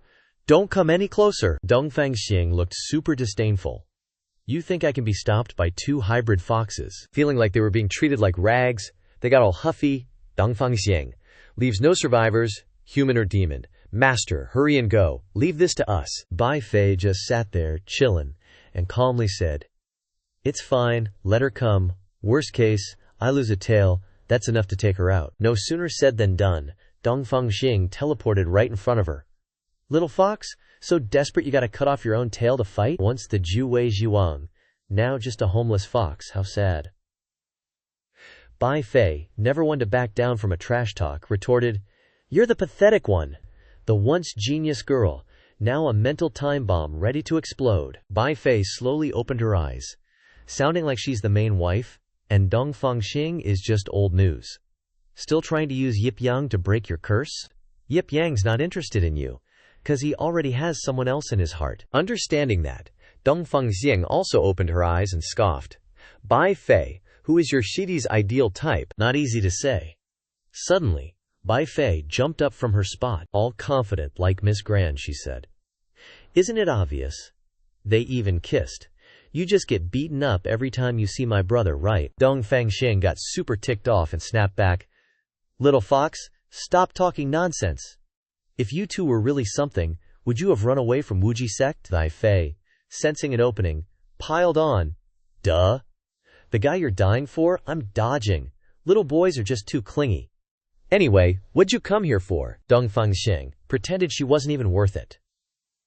Originally, she wanted to discuss cooperation, but the mood was not right, and so she left. Before leaving, she decided to gift her a small thing related to the sect leader Shilidi's life and death. Bai Fei finally looked at her, showing some interest. Dongfang Xing strutted off, leaving only a single sentence. "The demon world is about to launch a big storm in Qincheng. No humans will escape. The demon world's plan is to completely break down the human defenses as a first step. Basically, Qincheng will become a dead zone," she continued, half joking, half serious. "I wonder if your sect leader Shikdi will get caught up in it. So worrying." And with that, she bounced off to hang out with Chang Ye on the moon. Hearing the news, Bai Fei couldn't sit still because she was too worried about love. So she took off. "I gotta make a trip to Qincheng." Before she could even get near her man, Chiwa Shu stopped her, asking, "Master, you want to save Yip Yang?" Bai Fei, caught red-handed, denied it. "No! I'm going to Qincheng to find some elixirs to restore my strength." "Of course." Chiwa Shu didn't buy it and replied, "Master hasn't recovered your strength. Yip Sect leaders is still on you, so even if you go, it won't help much. It's better to get him to leave Qincheng. I suggest letting Deng Yue go inform him." Finally, she said seriously, "Master, I just found out where Xia Hua is. She's been captured. We need to deal with that first." Bai Fei, hearing that, jumped like she had been caught off guard. Then she turned away, as if she was pouting. "Fine, whatever. You tell Deng Yue to tell Yip Yang to get out of Qincheng. I don't care if he lives or dies, but he helped me once. A Qing Shuai race always pays its debts." Hearing her say that, her two subordinates finally breathed a sigh of relief. Debts are always paid, we understand. Chun Feng secretly thought of her master, so cute. Bai Fei turned around and said, "Go find Xia Hua." The two subordinates shouted in unison, "Yes." In the blink of an eye, she was back in Qincheng, at a tavern. Some people watching the arena fight were still bragging to each other. "That old hero student actually made it to the top 16. So irritating. He's always hanging out with two goddesses." Just then, Yip Yang came to the tavern to order food. "Boss, I'm back. 4 lamb skewers, 2 chicken wing skewers, 3 beef tendon skewers. To go." The tavern owner was still busy. "Wait a sec, coming right up," he happily told the tavern owner. "Sorry for the trouble. Quick as you can." Before that, Yip Yang had met with Deng Yu. He earnestly instructed, "I know. Tell the little fox not to worry. I'll handle it." Suddenly, someone eating nearby spoke up, pointing at Yip Yang. "Hey!" mentioning Cao Cao, and Cao Cao shows up. "Why are you here?" He innocently replied, "What's it to you? Never seen a handsome guy before?" They smugly told him, "Handsome guys we've definitely seen, but never one that disqualified himself." During the Demon Arena competition, contestants are forbidden from leaving the training dorm at night. You left without permission. Automatic disqualification. Too bad, no good show to watch next round. Yip Yang froze, stiff as a board, like he'd been hit with the Tu Diao Chan's skill, and thought, "I don't believe it," he shouted helplessly into the sky. The boss has finished grilling the meat, and says, "Hey kid, here's your grilled meat. If you drag your butt back to the dorm now, you're gonna be late. The guards will stop you and say you left without permission. meaning you're automatically eliminated. The coldest place right now is Yip Yang's heart. He's internally screaming, "Crap, I bet all my money on myself. It's all gone." The next morning, it's the deciding battle of the Demon Arena competition. Evil and poverty are standing on high ground, smack-talking each other. Too bad. Gotta work. Can't keep watching the fight. Big stuff is about to go down in the demon world. Li Yangjun is also recruiting soldiers like crazy in Qicheng once the danger below explodes. They'll have countless soldiers gathered. Poverty then confirms with evil, Fei Pai. Several tens of thousands of the human army's supplies are in Qicheng. We gotta hold this place down. He glances at the Qicheng supply depot nearby, regretting. If something happens to Qicheng, it means the humans' western defense line collapses, and the demon apocalypse begins. Can't cheer for Thuangliang and Thuanliang today. Evil bluntly points out, but you bet all your money on their master. Poverty is now even poorer. He cries, "I don't trust men anymore." At the same time, at the spot where Bloodold is, the disciples are smugly talking to each other. That Yip Yang broke the rules, he's automatically eliminated. Maybe he saw through it. The ending was already set, so he left on his own. Only Bloodold remains calm. It's fine. Thuangliang and Thuanliang are his disciples. As long as they're here, Yip Yang can't run. The female disciple beside him also chimed in. Master has everything planned. No one can escape this web. Look, Yip Yang is over there. Turns out Yip Yang and Manhwa are just sitting there, chilling in front of all those casual talks.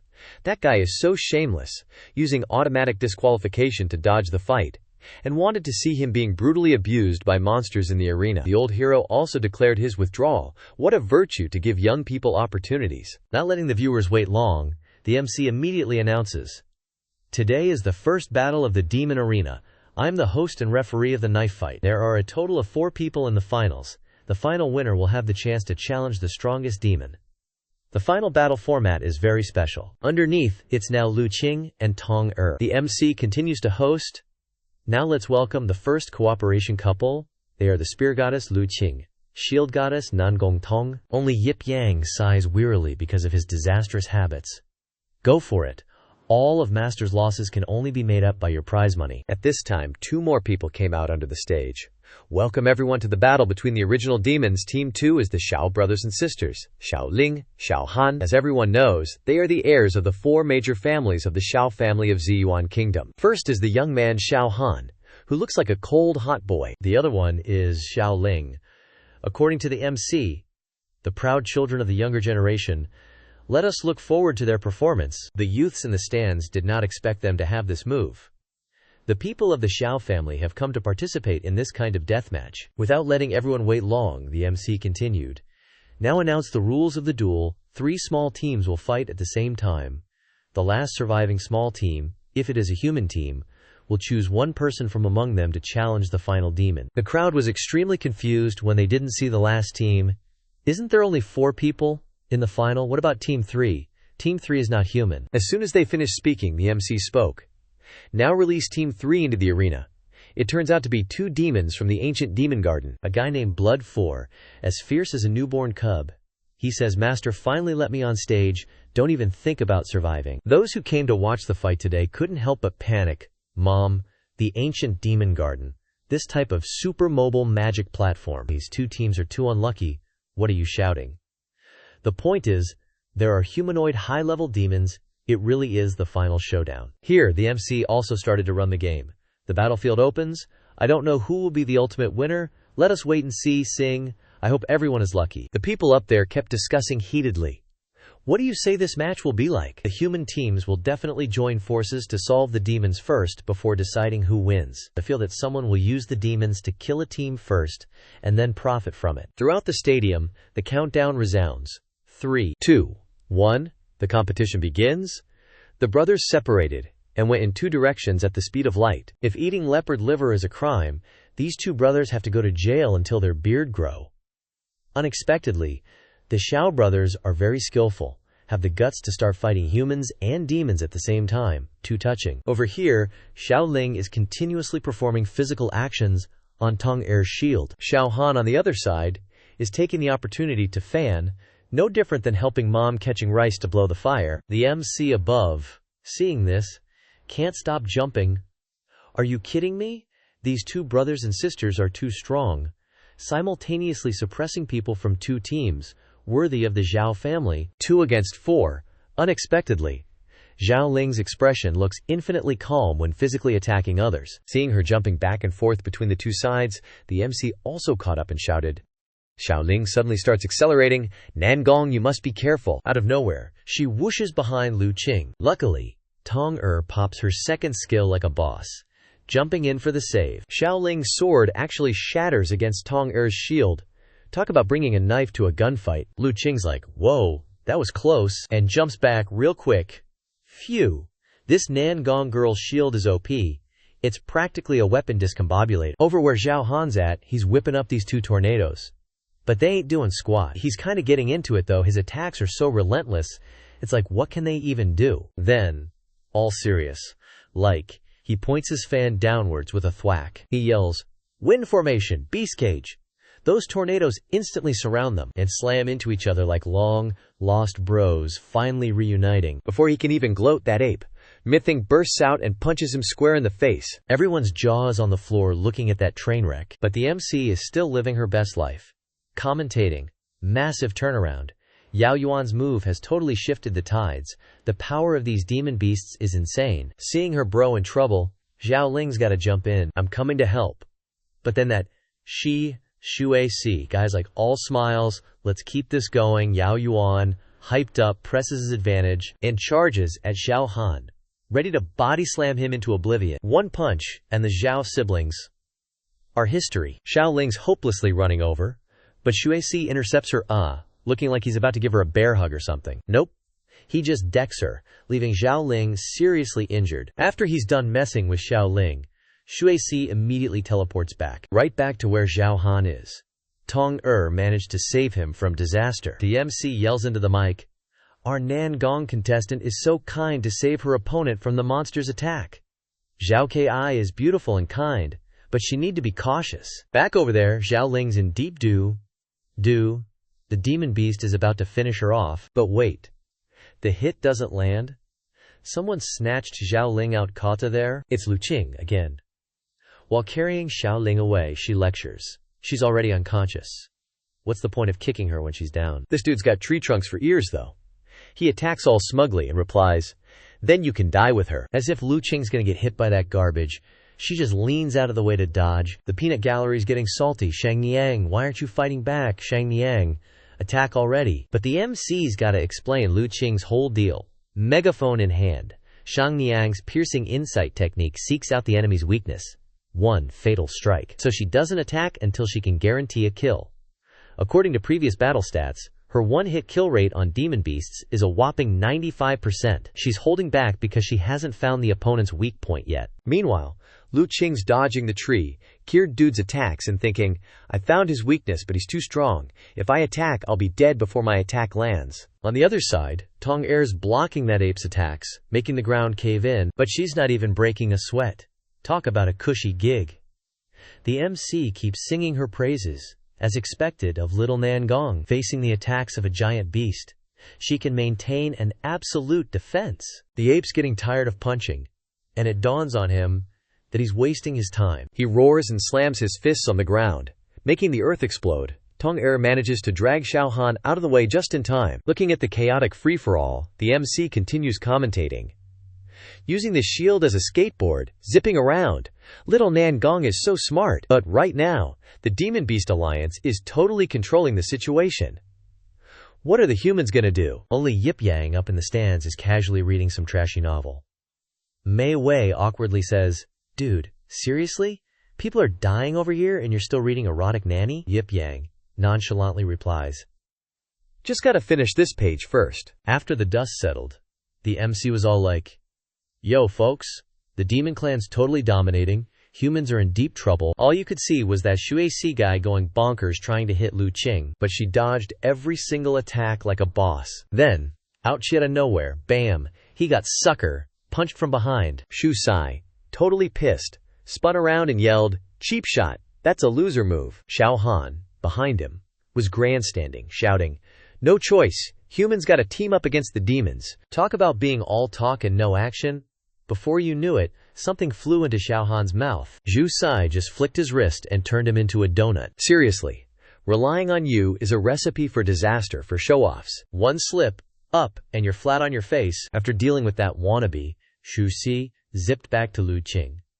The MC, seeing the heat, kept shouting, "This is bad!" The Xiao Bros got owned in a flash. The demon clans got a major advantage. Lu Qing, quick as lightning, dodged his attack. What's gonna happen to the Qingdong duo? More like, wherever these two go, demons scatter. The Qingdong duo are in a tough spot. Both the sky and ground are controlled by demons. Ma Wei was freaking out. He shook Yip Yang, saying, "Bro, put down the book. Your disciples are in a world of hurt." The others around him were surprised. His disciples? Yip Yang finally looked up from his book and sent a soul transmission to the two. "Lu Qing, Dong listen up! The enemy's way stronger than you two. Teaming up is the only way to win against a stronger opponent. Nang Gong needs to clear the way for Lu Qing to hit the enemy's weak spot." Finally, he ordered the two. "Unleash the Liangyi formation I taught you." "Got it." They replied immediately with a serious face after receiving the order. "Understood." Everyone watching was getting all twitchy. They're on the ropes. The gap between humans and high, Quist-level demons is just too huge. The two quickly got back. No Kato, no Pribo back. The primordial devil ape's ultimate move is about to be unleashed. Can humans withstand it? My heart's pounding like crazy. That ape on the other side wants to go all out too. It's charging up the devil ape destruction cannon. Then it unleashed its full strength and spewed straight towards the two. Dong blocked this move like it was nothing. The Liangyi formation. Move stars. Change positions or something. Who knew the beam of light would go straight towards Shui Si? His face froze solid. Talk about karma hitting you hard. Shui Si ate the whole attack. His beard syrup went flying everywhere. What a mess. Not only that, he got blasted back hundreds of meters. Shui Si was more beat up than an old tomato. The MC seized the chance to commentate. "Wow, a humanoid demon got seriously injured by the devil ape. Humans have a chance now." Lu Qing moved like lightning, leaping constantly. Before you knew it, she had closed in on the arrogant ape, and the two coordinated to use their combined sword technique. Just as it swung its fist, Dong blocked it with her shield strike technique, and Lu Qing took the chance to jump up and use the brain blast technique. The MC looked on in astonishment. With the coordination of Shield Girl and Spear Girl, in the end it was stabbed, then got brain blast technique in an instant. That monkey's pretty much done for. Now it's just heavily injured. Shu Si left. Old Shu and all his relatives are totally shocked. With a single strike, Lu Qing and Tongsher strolled over to Shu Si, looking all smug. The MC, practically their #1 fan, screamed, "This fight is insane! So many twists and turns." The primordial demonic ape was taken down by the Qingdong duo, and now they're chasing down the humanoid demon, already crippled by the ape. Cheering him on, Shu Si, realizing he's about to get ganked, mustered all his strength and charged. He even yelled, "It's not over till it's over." He rushed forward, throwing hundreds of punches at Tongger's shield. But it was useless. The harder he hit, the more he hurt himself. Seeing this, the MC shouted, "The high-level demon's claws are cracking from hitting the shield." Suddenly, Lu Qing popped out of nowhere, trying to ambush Shui Si. He couldn't react in time, and got pierced by Lu Qing's spear, like a meat skewer. Shui Si, in agonizing pain, could only clutch his wound and try to run. The MC excitedly announced, "The high-level demon wasn't killed instantly, but this is his last stand." The arena erupted in cheers. Spear Girl and Shield Girl headed back to Yip Yang's spot. He was clutching his stomach, running out of the arena. "Ate too much barbecue. Gotta find a quiet bathroom to finish the last few pages of Yan Niang's signature collection. Damn, the arena's bathroom is packed. Gotta find one outside." And the MC was still going wild, commentating on the match. "Humans at their peak. Let's all witness the final blow." Below, Shui Si was being relentlessly tormented, his body covered in bruises. The duo cornered him, and with the crowd cheering them on, delivered a killing blow. Karnat, Zhu Si begged, "Stay back. Get away, you disciples of old Zhu." Watching this, someone got so pissed they were about to explode, and ordered the demon envoy, "Tell him to cause maximum chaos immediately. Attract all of Yan City's defense forces here." Fighting Demon Arena. Old Shu, hearing this, spoke up. "These idiot demons want to use me as a pawn, but I'm using them too. Now I'll kill everyone in the arena first as an investment." He flew into a rage, his voice taking on the tone of a classic villain. I'll get what I want. This world will become a blood-soaked arena under my control, the commentator announced. Ladies and gentlemen, the high-level humanoid demon has been cornered by the spear-shield duo. On the arena floor, Xu Si howled, "I refuse to accept this."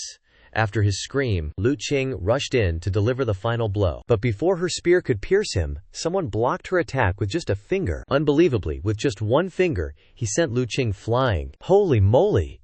Old Shu appeared, protecting Xu AC. He radiated killing intent. Seeing such an intense battle, I'm itching to join in. I'll play around with you guys. From now on, the rules have changed. If you can make me bleed even a single drop, you'll be the champions of this tournament. Old Shu stated the rules. If you can't harm me in the time it takes for an incense stick to burn, everyone here will die. Hearing this, everyone watching the live stream freaked out and cursed. Is Old Shu insane? Why? Why would he do this? Old Shu is not only protecting the demon, but he also wants to kill all of us. Even the match commentator couldn't believe it and exclaimed, "Unbelievable! Is what I'm seeing real?" That old geezer, Shu Lao, created an incredibly dangerous-looking electric ball. Without letting anyone wait any longer, Old Shu used his secret technique, blood prison barrier. Old Shu created a barrier, preventing anyone from getting close. The commentator, panicking, cried for help. "Help! The arena's been sealed by Old Shu. The veterans outside can't get in." Old Shu's eyes burned with killing intent, and he said, "They can get in, it's just that by the time the army reaches the arena, you'll all be corpses. You better hope these two brats can create a miracle." Lu Qing told Nan Guantong, "Focus 120 of your spirit. His strength is far beyond those other demons." In just a split second, he raised a finger, and then brought it down, releasing a surge of power. That power surge attacked towards Nan Guantong. Lu Qing warned her to be careful, but Nan Guantong was a bit too slow. She only managed to block with her shield, but she was still pushed back by his power. Old Shu, observing Nan Guantong's actions, said, "Looks like you're a bit tougher than I expected." Then, he continued to launch several more attacks at Nan Guantong, saying, "Then how about this?" An explosion occurred, and Nan Guantong was blown away. Nan Guantong fell straight to the ground, coughing up a mouthful of blood. Immediately after, Lu Qing charged at Old Shu's back with her spear. The spear thrust down, but Old Shu had already detected her actions. He said, "Child's play." Lu Qing was no match for him. Just one blow from Old Shu defeated her. Old Shu licked the blood off his hand and said, "Human fear is the most delicious food." In the stands, people cheered, "Go, Shield Girl, don't lose to him, go!" Old Shu slowly walked towards the injured Nan Guantong. By now, both Lu Qing and Nan Guantong were seriously injured. They had to be wary of Old Shu's power. But the two still didn't give up, and charged forward once more. One used spear techniques, the other used shield techniques, charging at Old Shu. Yet he still managed to block both of their attacks at the same time. They were both immediately knocked back. Lu Qing was severely injured by her own wounds, and Nan Guantong was knocked away. The audience grew increasingly terrified, shouting, "No! These two girls are still too weak. Let's run! If we stay here, we'll die sooner or later." "Right. Yeah, run. Let's hide first. Maybe we can escape this fate." Mao Wei's face darkened upon hearing them. The audience panicked and fled, the commentator announced.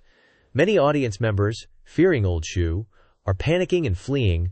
The match has taken this kind of turn. Old Shu slowly walked towards the two girls and said, "It's over so quickly." Not satisfying at all. After saying this, he unleashed a bolt of lightning, wanting to eliminate Nan Guantong first. He said, "Forget it. Come challenge me again in your next life. Shield Girl, I'll send you on your way first." Seeing this, Ma Wei stepped forward, blocking for Nan Guantong. Old Shu's face darkened, and he asked Ma Wei, "You want to die?" Ma Wei said frankly, "I'm here to stop you." Then he told everyone, "Listen up. We can't just sit here and wait for death, nor can we rely solely on two injured girls to protect everyone. Now, only by uniting and fighting with all our might can we survive." Ma Wei shouted, "Do you hear me?" The crowd seemed to realize something. The girl also gritted her teeth. Then they all charged forward together. "Let's do it! We'll advance and retreat with the old hero, protecting Shield Girl." Old Shu, seeing this, became even angrier. He grew a horn on his head and said, "Just you lowly humans? I've already obtained demon blood, and evolved into a superior being. I am a god. How can I let you oppose me? He flicked his hand, unleashing a powerful blast that blew up the crowd. He cursed them. Do you finally understand? The spot where they were standing exploded, scattering debris everywhere. Manhwa clutched his severely injured arm, trying to stand up. Everyone around him had been hit and seriously injured. Seeing that even the old hero Manhwa couldn't win, the crowd panicked even more, saying to each other, "Even the old hero can't hold on. Is there anyone who can stop this monster? Help!" Old Shu thought they were all injured and unable to fight him anymore, but he seemed to detect something rushing towards him. It turned out to be Lu Qing's spear. Unexpectedly, even though the spear flew very fast, it couldn't do anything to him. Not only that, he knocked it back, Old Shu said. Human spear techniques want to hurt me. The spear, having just been knocked away, flew back to its owner. Lu Qing, seeing this, was even more terrified of his power. Old Shu said, "I told you, I'll kill her first, then you'll die after. This place is an arena, it's my world, my rules." Saying that, Old Shu approached Nan Guantong, saying, "Now let me send you on your way." However, life isn't a fairy tale, and villains don't get to live to the end. Just as he took a step, the arena's barrier was broken, and all that was left was, poof, gone. Witnessing this scene, everyone's surprised expressions got a close pun-up, just like in an Indian movie. Old Shu was also stunned, and turned to look. While everyone was bewildered, a book suddenly fell to the ground with a thud. At the same time, Yip Yang's figure appeared in the arena. Everyone recognized Yip Yang, and stared with wide eyes, saying that he was the one who came to save them. Only Manhwa was crying like a baby, sobbing, You damned brat, I missed you so much." Yip Yang's face darkened at this. Standing in the arena looking at them, the commentator announced, "Can competitor Yip Yang really challenge Old Shu? Let's all pray for him."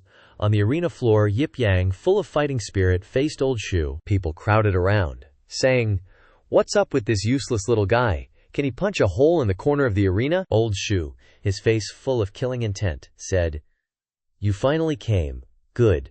Torturing a slightly stronger opponent will make me more excited." Yip Yang picked up the book and said, "This book cost me a lot of money. Can't waste it," Old Shu said.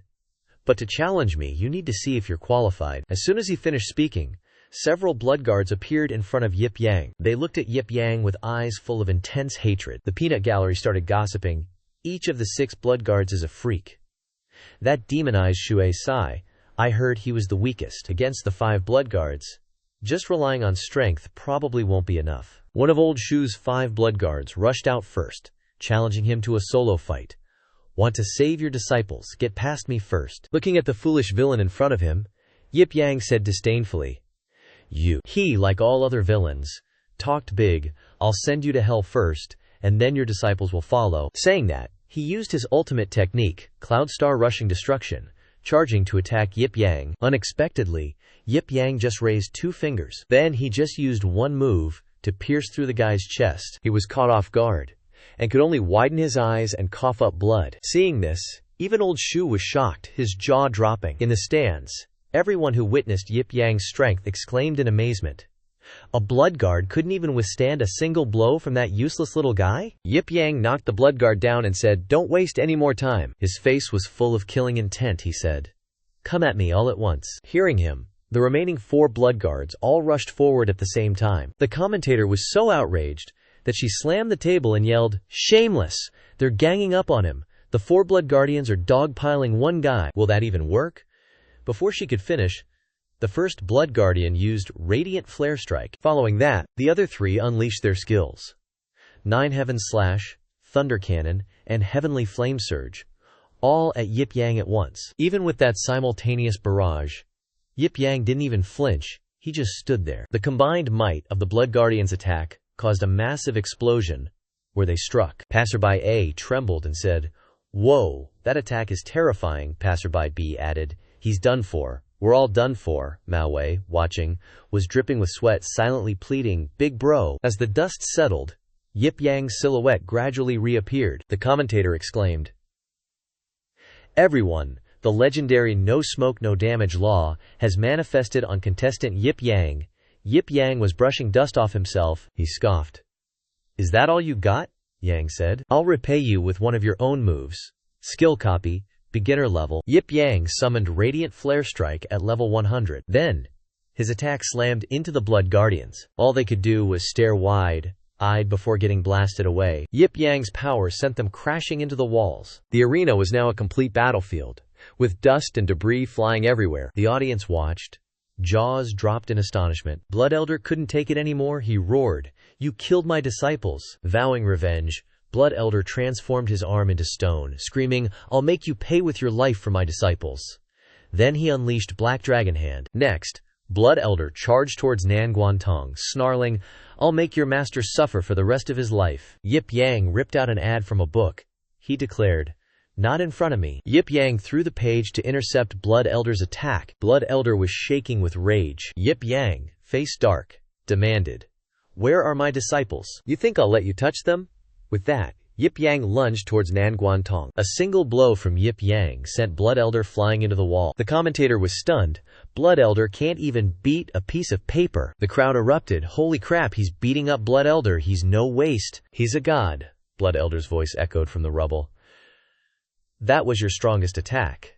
Not bad, destroying 80 of my demonic transformation."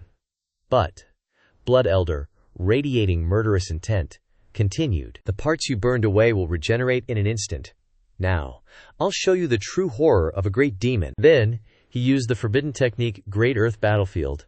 Blood Elder went crazy and started laughing maniacally. The commentator realized the danger. This is bad. Blood Elder is trying to merge with the battlefield. Is this his final battle form? But Yip Yang calmly stated, "So the old geezer likes eating dirt." Hearing Yip Yang's taunt, Blood Elder cackled, "I and the arena have become one." With that, Blood Elder's body dissolved and merged into the arena floor. Panic spread through the crowd. Is the arena gonna swallow us all? This is terrifying. Little bro Yip Yang, you have to win. Yip Yang wasn't scared, he said. "Old man, if you want to fight, just get to it. Stop posing." Hearing that, Shui Lao got even angrier. He said, "Then I'll crush you." He used Great Earth Giant. Oh crap. And countless arms reached for where Yip Yang was standing. The commentator saw this and reminded him, "Contestant Yip Yang, run." Yip Yang stomped his foot once. He used a beginner skill to create a small circle, and then used Gravity Defense Field, turning that small circle into a big one. Immediately, all the stone arms shattered into falling rocks. Yip Yang looked towards Shui Lao in the rubble. The audience watching this got goosebumps and said, "This kid is too badass." Shu Lao wasn't giving up, he said.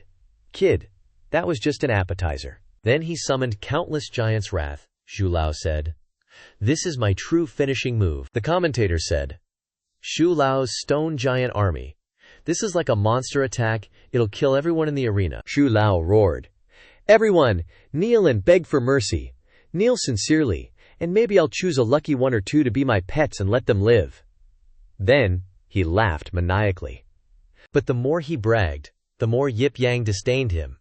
He continued to use Gravity Defense Field. This time, Yip Yang expanded his power to encompass the entire arena. In an instant, it felt like something was pressing down hard on Shui Lao. Shu Lao gritted his teeth, he said, through clenched teeth. "It's heavy." The commentator looked at all the giants' wrath kneeling on the ground and said, "I can't believe my eyes." Shu Lao and his giant army suddenly kneeled before Yip Yang. Yip Yang pointed to the ground and said, "Even if you kneel, I won't spare you." Then, a beam of light shone down on the kneeling giants, and they were smashed to pieces. And Shui Lao was slammed into the ground by an invisible hand. The entire arena exploded. Mei Wei was a mess of tears and snot, he said. "Big bro is too damn cool." And on the arena, Yip Yang was unharmed. Looking at his achievement, unexpectedly, Shui Lao rushed out from behind Yip Yang. He laughed loudly and said, "As long as I'm connected to this arena, I can constantly regenerate my body and keep fighting you." Then, he slammed his hand onto the arena floor. He said, "Come forth." He used his magic. Destruction spawned. Shu Lao's entire body turned into white threads that attacked everyone. Even Ma Wei couldn't escape. Then there were the two girls, Lu Qing and Nanguantong. Luckily Nanguantong was quick and used her shield to block. Next, the threads got closer to Yip Yang. Yip Yang stomped his foot and said, "Then I'll sever your connection to the arena." Yip Yang used beginner level force field defense anti-gravity at the highest level. As soon as he finished speaking, the entire arena lifted into the air. Everyone watched in shock. Half the arena was flying in the sky. Is he a god? Immediately, Shu Lao's threads were cut off. The arena connected to Shui Lao was sent flying straight up into the sky. Shu Lao, all alone up there, screamed and cursed. Peanut, you messed up. Two-faced, doged bastard. Then came a series of bleeping sounds. Yip Yang telepathically told Lu Qing, "Watch closely, I'll only demonstrate this once." Saying that, he took Lu Qing's spear. Yip Yang gripped the spear tightly in his hand. Then he used the beginner-level Qian Kun Yi Zhu spear technique, launching the spear towards Shui Lao. The spear was fired at full power, piercing right through Shui Lao. He didn't even have time to react, getting a mouthful of suffering. Even at this point, he couldn't believe the spear pierced through the rock, impaling Shui Lao and lifting him up to the heavens. Shui Lao was still thinking, "How could I die by the hands of a pawn?" Then, he plummeted straight down to the ground. A tiny Shu Lao lay on the ground as the rescue squad finally arrived. They looked at the devastated arena and said, "It's over already. What are we even here for? So many rescuers with nothing to do." Then the commentator, finally regaining her senses, announced, "The match is over, everyone. Disciple Yip Yang has saved us. It's him, the god, like Disciple Yip Yang." In the stands, everyone clamored, "He's no useless student. He's a frickin' war god. I now believe Lao Yingxiang is his student." Then, everyone chanted Yip Yang's name in unison. Meanwhile, Yip Yang slowly walked towards his two disciples. Finally, he couldn't help but yell, "Ugh, so annoying. What are you all cheering for? I didn't come here to save you guys. I'm just protecting my disciples." Hearing that, the entire audience went silent. Yip Yang used minor healing technique, healing his two disciples' injuries. He said, "Sorry, master's fault. I will get you new ones. Stop staring at them." Lu Qing said to his master, "Master's Qian Kun Yi Zhu is truly a divine skill." Saying that, Yip Yang turned and left. He said, "Let's go, let's get ready to go home." Both Lu Qing and Nan Quan obediently followed. Suddenly, Yip Yang sensed something was off. He looked up at the dark sky and said, "Looks like the weather in Yancheng is about to change." Back at Jian Mo Hall, the girls are learning how to strike Yip Yang. Lan Yu stands there instructing everyone. "I know you've all been hoping I'd talk about this, and today, back at the sect, I'll satisfy you all. I'll guide you on how to attack sect leader Yip." Yan Yu and the Dugandu sisters listened attentively. Yan Yu asked, "Senior sister Lan Yu is usually sent out on business. This lecture is truly a rare opportunity." Starting the lecture on the strongest reclusive expert of the Wuji sect, Lan Yu said, "Even though I have 10,000 ways to make a man bow down, the only thing I truly care about is money." Knowing Lan Yu's desire to earn wealth, they still decided to take a chance to win Yip Yang's heart. Yan Yu said, "As long as I can win the heart of the sect leader." Lan Yu said, "We're all family here. I'll give you a 50% discount." Hearing Lan Yu's words, they immediately handed her a large bag of money and said, "I'll give you all the money I've saved over the past few years." Seeing that, Lan Yu said, "Pay the remaining half with your labor. From now on, cleaning Jian Mo Hall will be your responsibility." They happily said, "No problem." Lan Yu had one question. "Before the lesson starts, everyone tell me, why do you want to get him?" Hearing that, Yan Yu said, "Master is so damn handsome. Whether he's wandering around the sect in flip-flops or nodding off and snoring, he's always so unrestrained and domineering, it makes my heart pound." Hearing the answer, Lan Yu was speechless. She said, "What a brainless fan." The next person, Mu Guanyang, seriously considered and said, "I always feel like I can't lose my sect leader. After all, sect leader is the most important man in my life." Hearing that, Yan Yu angrily said, "Lose your head!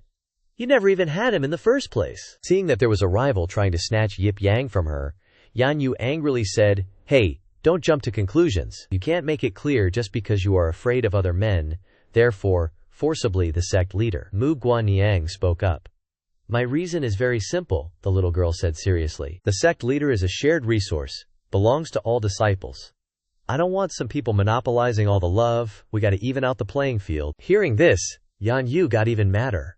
Mu Guanyang had to hold onto Yan Yu's braids to stop her from exploding. Mu Guanyang said, "Calm down." Just then, Lan Yu spoke up. "Quiet. The pre-class investigation is over. Class is now in session. You can listen and work at the same time." As Lan Yu spoke, the stand-in puppet's eyes suddenly popped open wide. Lan Yu continued, Everyone knows the sect leader's super strong. That's his combat power level. But when it comes to relationships, he's basically just a shut-in who loves novels. Simple-minded. Yip Yang is a shut-in who likes novel, basically. Hearing this, the puppet jumped over to where they were talking. Lan Yu went on. So, attacking a shut-in like that is pretty easy. Let me introduce the skills. Outside, Bai Fei was eavesdropping. Even though in her heart she just wanted to think, thank goodness I can temporarily come back using the soul-shifting trick.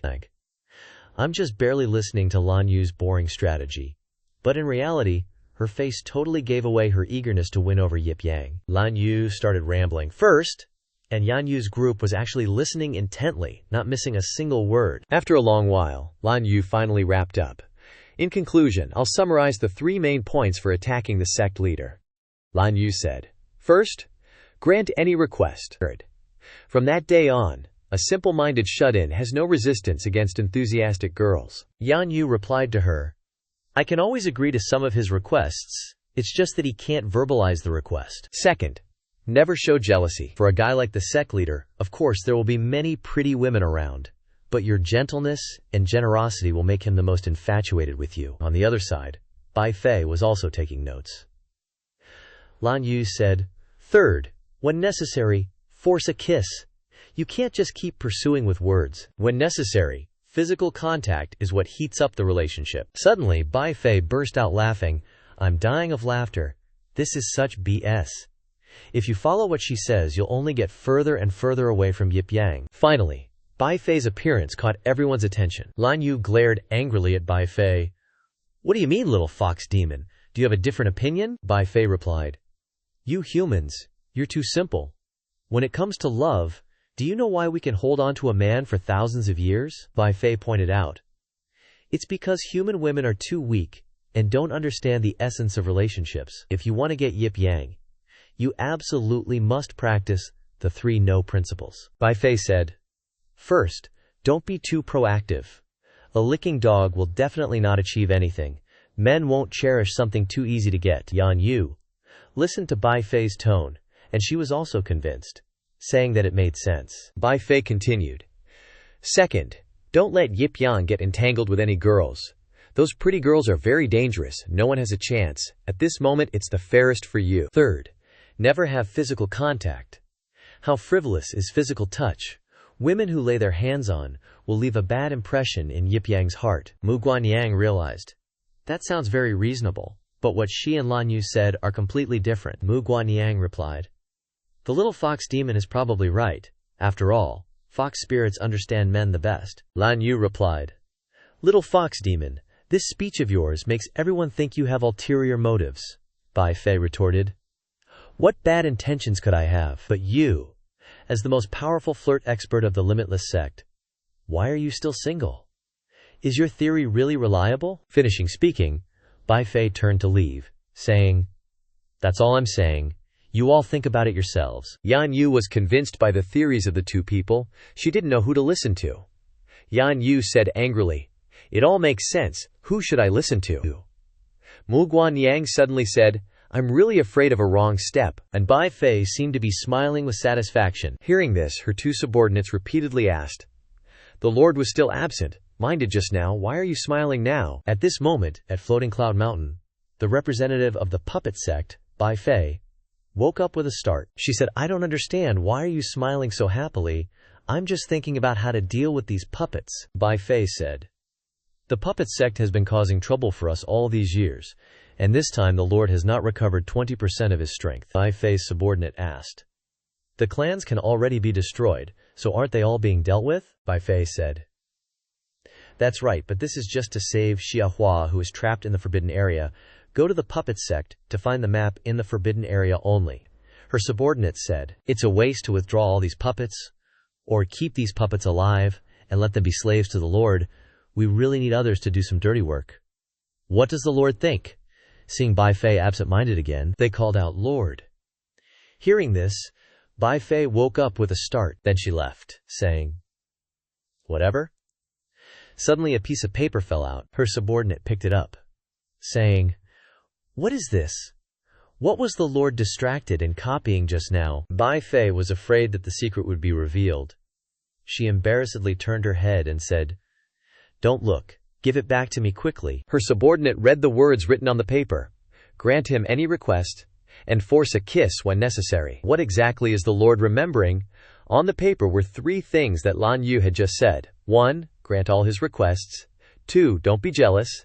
And 3. Force a kiss when necessary. "Oh, shucks," Bai Fei mumbled, snatching the paper back. "Kids these days, always meddling.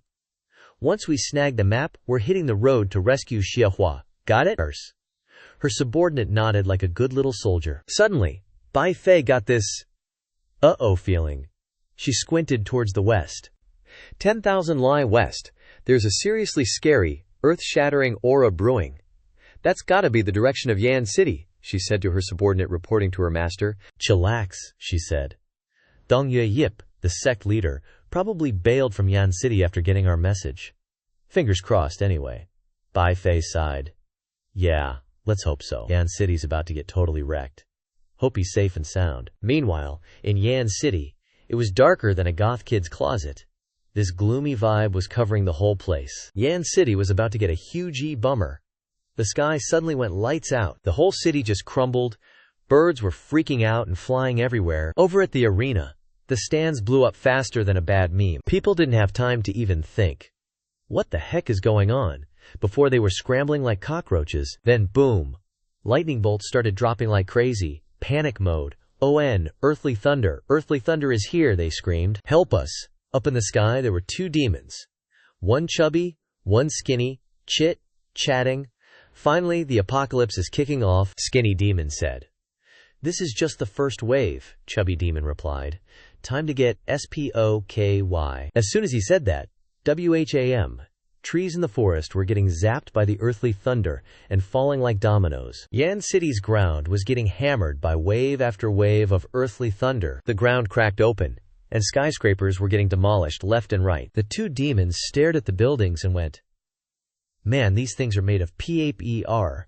When earthly thunder's around, even people's homes weren't safe. Each house fell one by one." Suddenly, Chubby Demon noticed something. Oh snap. The bridge is going down. The bridge that used to ferry everyone around was now getting blown to bits by the earthly thunder. Then, chunks of stone were falling down. Skinny Demon had to admit, "Well, Yan City is officially toast." The wall surrounding the arena collapsed. The people who hadn't escaped yet were screaming for help. "Save us! The arena's collapsing!" Just then, Yip Yang showed up. He used some super-level static skill at level 100. Yip Yang stopped the falling rocks. Then, he made a protective shield to protect everyone. Lu Qing yelled, "Everyone, get to the plaza! Get out of this collapsing place, hurry!" After everyone gathered inside the shield, the arena floor started to cave in. After taking care of things at the arena, Yip Yang flew up and told his 2 disciples, Lu Qing, Dong "Protect yourselves, I'm going up to take a look." With that, Yip Yang turned into a beam of light and zoomed off. Yip Yang was thinking as he flew, "This earthly thunder's only been going for 45 seconds, and the destruction is insane." He flew high above and looked down at the whole city getting wrecked by the earthly thunder. Suddenly, a skyscraper got hit by earthly thunder. There were a mom and her kid below who hadn't escaped yet. The mom reacted fast, grabbed her kid's hand, and ran like crazy. Suddenly, the kid tripped. The mom ran over and hugged her kid tight. Just before the building could faceplant, something seemed to hit the pause button on its fall. The mom, totally confused, peeked open her eyes. Yip Yang popped up in front of them like a freaking superhero, casually holding the whole dang building up with his bare hands. The little girl pointed at Yip Yang, eyes wide like saucers, and shouted, "A fairy, Mommy, it's a fairy, a fairy." Right after that, Yip Yang yeeted the multi-Kekton building away. Up on the bridge, everyone was freaking out, desperately yelling for help. "Help! There's no road ahead." Seeing this hot mess, Yip Yang just casually chucked the building down like it was a pebble. People stared as it fell, scratching their heads. What the heck is falling? The building splashdown made the water go bonkers, threatening to overflow. Yip Yang quickly blasted out a wave of chilly air, instantly freezing the water solid. Then Yip Yang gave a death stare, shooting laser beams out of his eyes. Those lasers hit the ice, and boom! The ice got flattened like a pancake. The flattened ice became a makeshift bridge for everyone to cross. People were tripping over themselves to say, "Thank you, fairy."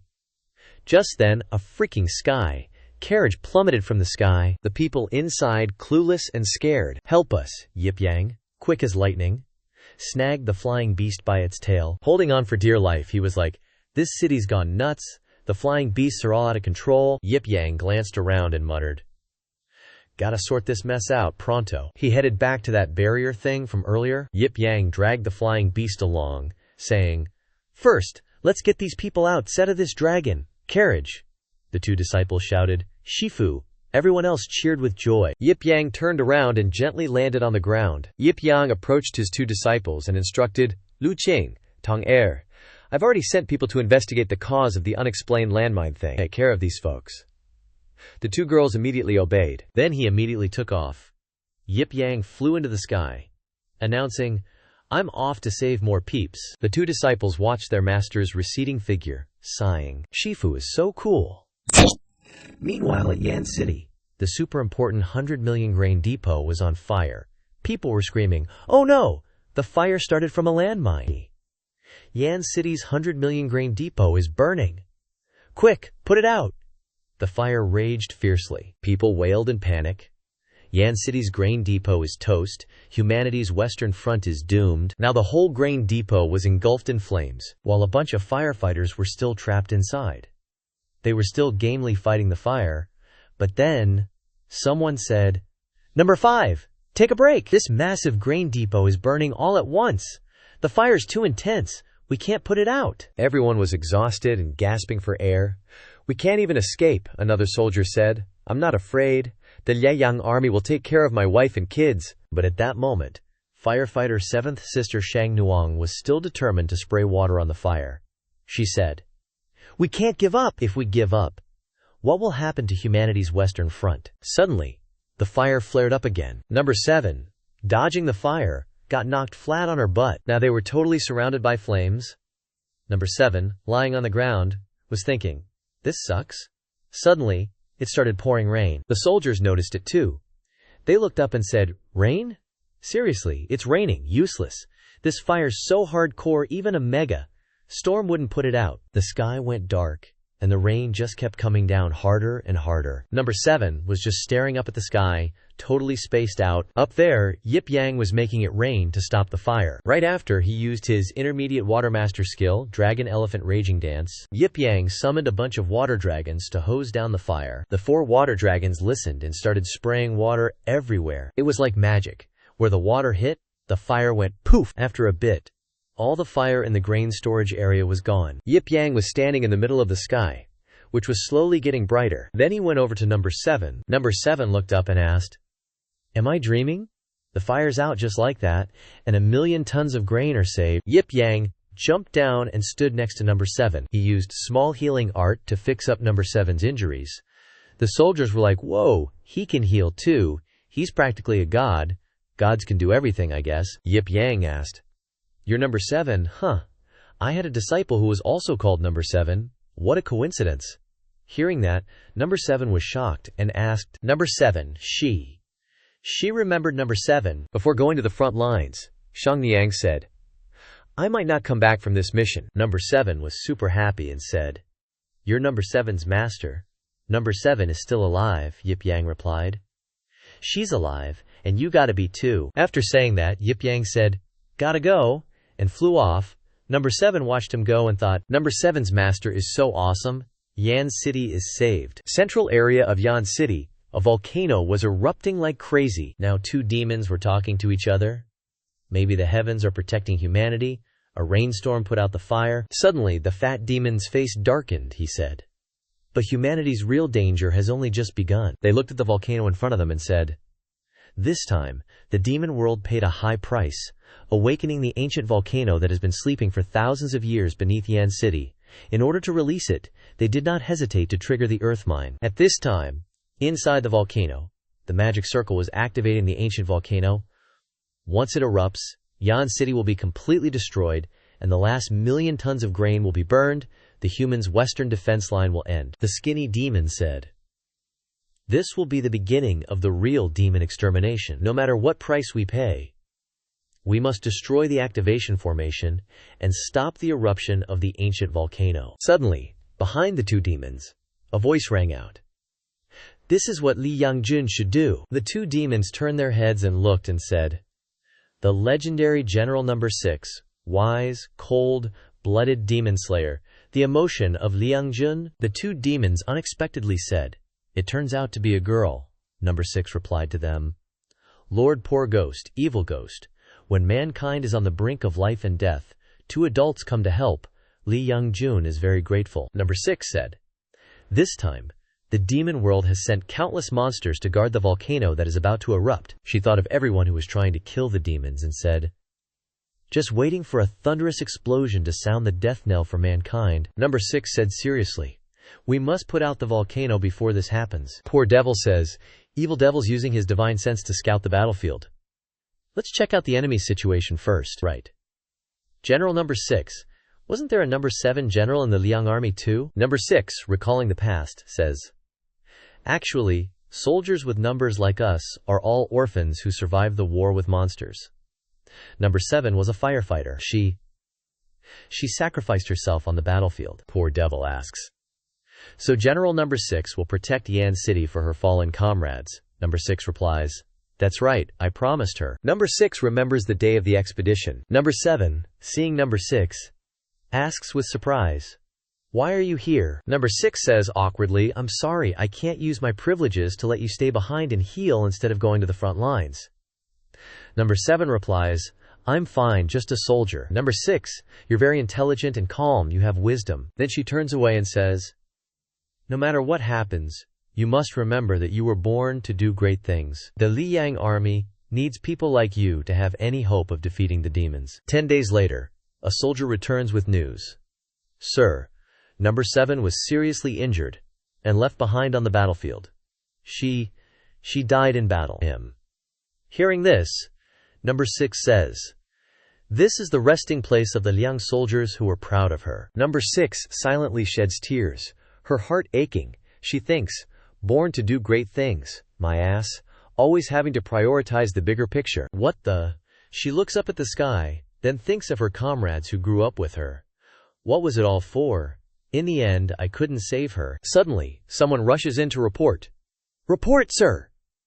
Just ahead, in the volcanic smoke area, the regular soldiers are starting to move slowly. Relying only on a few elite soldiers at the peak of the martial realm, it'll be tough to break through. "The queue is too thick," Evil Devil says. "I've checked out the enemy's situation in Yan City. There's a monstrous family Great Wall in front of us, but we can only force our way through." Poor devil, it's your turn. Hearing this, poor devil says, "This is gonna cost a fortune. The Liang army better compensate me well." Number 6 responds, "As long as we can protect Yan City, the army will compensate you double, Lord Poor Devil." Poor devil, hearing this, says, "To avoid taking a loss, I have to stop this primordial volcano eruption. This is gonna cost me big time." Poor devil waves his hand, using his super scatter bean soldier summoning technique. Immediately, a bunch of silver-grade bean soldiers appear. They rush forward, slashing and hacking at the demons non-stop. Suddenly, a group of primordial demon apes join the fray. Poor devil recognizes them. "There are demon apes too," Evil Devil chimes in. "Look over there. There's something even more troublesome in the sky." Something new seems to appear in the sky. It turns out to be the top 3 of the 7 great calamity demons. They start boasting as soon as they arrive. The game begins. The calamity demon of gluttony roars softly, then uses Ape's heavy slam. Then, he slams a devastating earth shatter attack down below. The ground he punches turns to rubble. Anyone who couldn't escape in time is wiped out by his single attack. The calamity demon of lust says, "Ape, take it easy. The battle will be long. Don't use up all your strength at once." Poor devil's bean soldiers are shattered by the attack. The calamity demon of greed speaks up. Ape loves to show off with his roars. Then, she launches another attack and says, "What an idiot." Her whirlwind sends the soldiers flying in panic. The calamity demon of gluttony yells, "Bitch, are you tired of living, daring to steal my prey?" Seeing this, the calamity demon of greed says, "Cut the crap. There are countless humans in Yan City, surely enough for you all to kill. Just hold the line and wait for the humans to offer themselves up." The calamity demon of lust say, "Are they arguing? Yan City has countless humans, surely enough for you all to kill. Just hold the line and wait for the humans to offer themselves up." Number 6, watching from below, says, "Those are the top 3 calamities among the 7 calamity demons of the demon realm. The top 3 are way stronger than the bottom 3. This is going to be a lot of trouble." Evil Devil adds. The real big trouble isn't those three. No matter how terrifying the three great calamities are, compared to the Jungian calamity, they're just like a speck of dust on the edge of a planet. Suddenly, they all jolted, wondering, what the heck? A figure suddenly appeared on the mountaintop amidst the vines. It's actually the Seven Sins demon Yuan Ni the Berserker is usually asleep, because once he wakes up, its destruction mode activated. He'll destroy everything under the heavens. Just one swing of Yuan Ni's hammer, and the ground there will explode. Besides his scary rage hammer, his body is super tough too. They say an army surrounded him for 7 days and 7 nights without even ruffling a single hair on his head. And afterward, he was still standing tall. His 2 underlings become like 1,000,000 times stronger just being near him, almost reaching the power of the triple sins. Gi Chong, Poverty Ghost, said, "With these monsters here, what's the chance of us diving into the primordial volcano to stop it from erupting?" Guy E, Evil Ghost, replied, "The opponents are too OP. I can't even imagine the odds of making it into the volcano." Number 6 chimed in.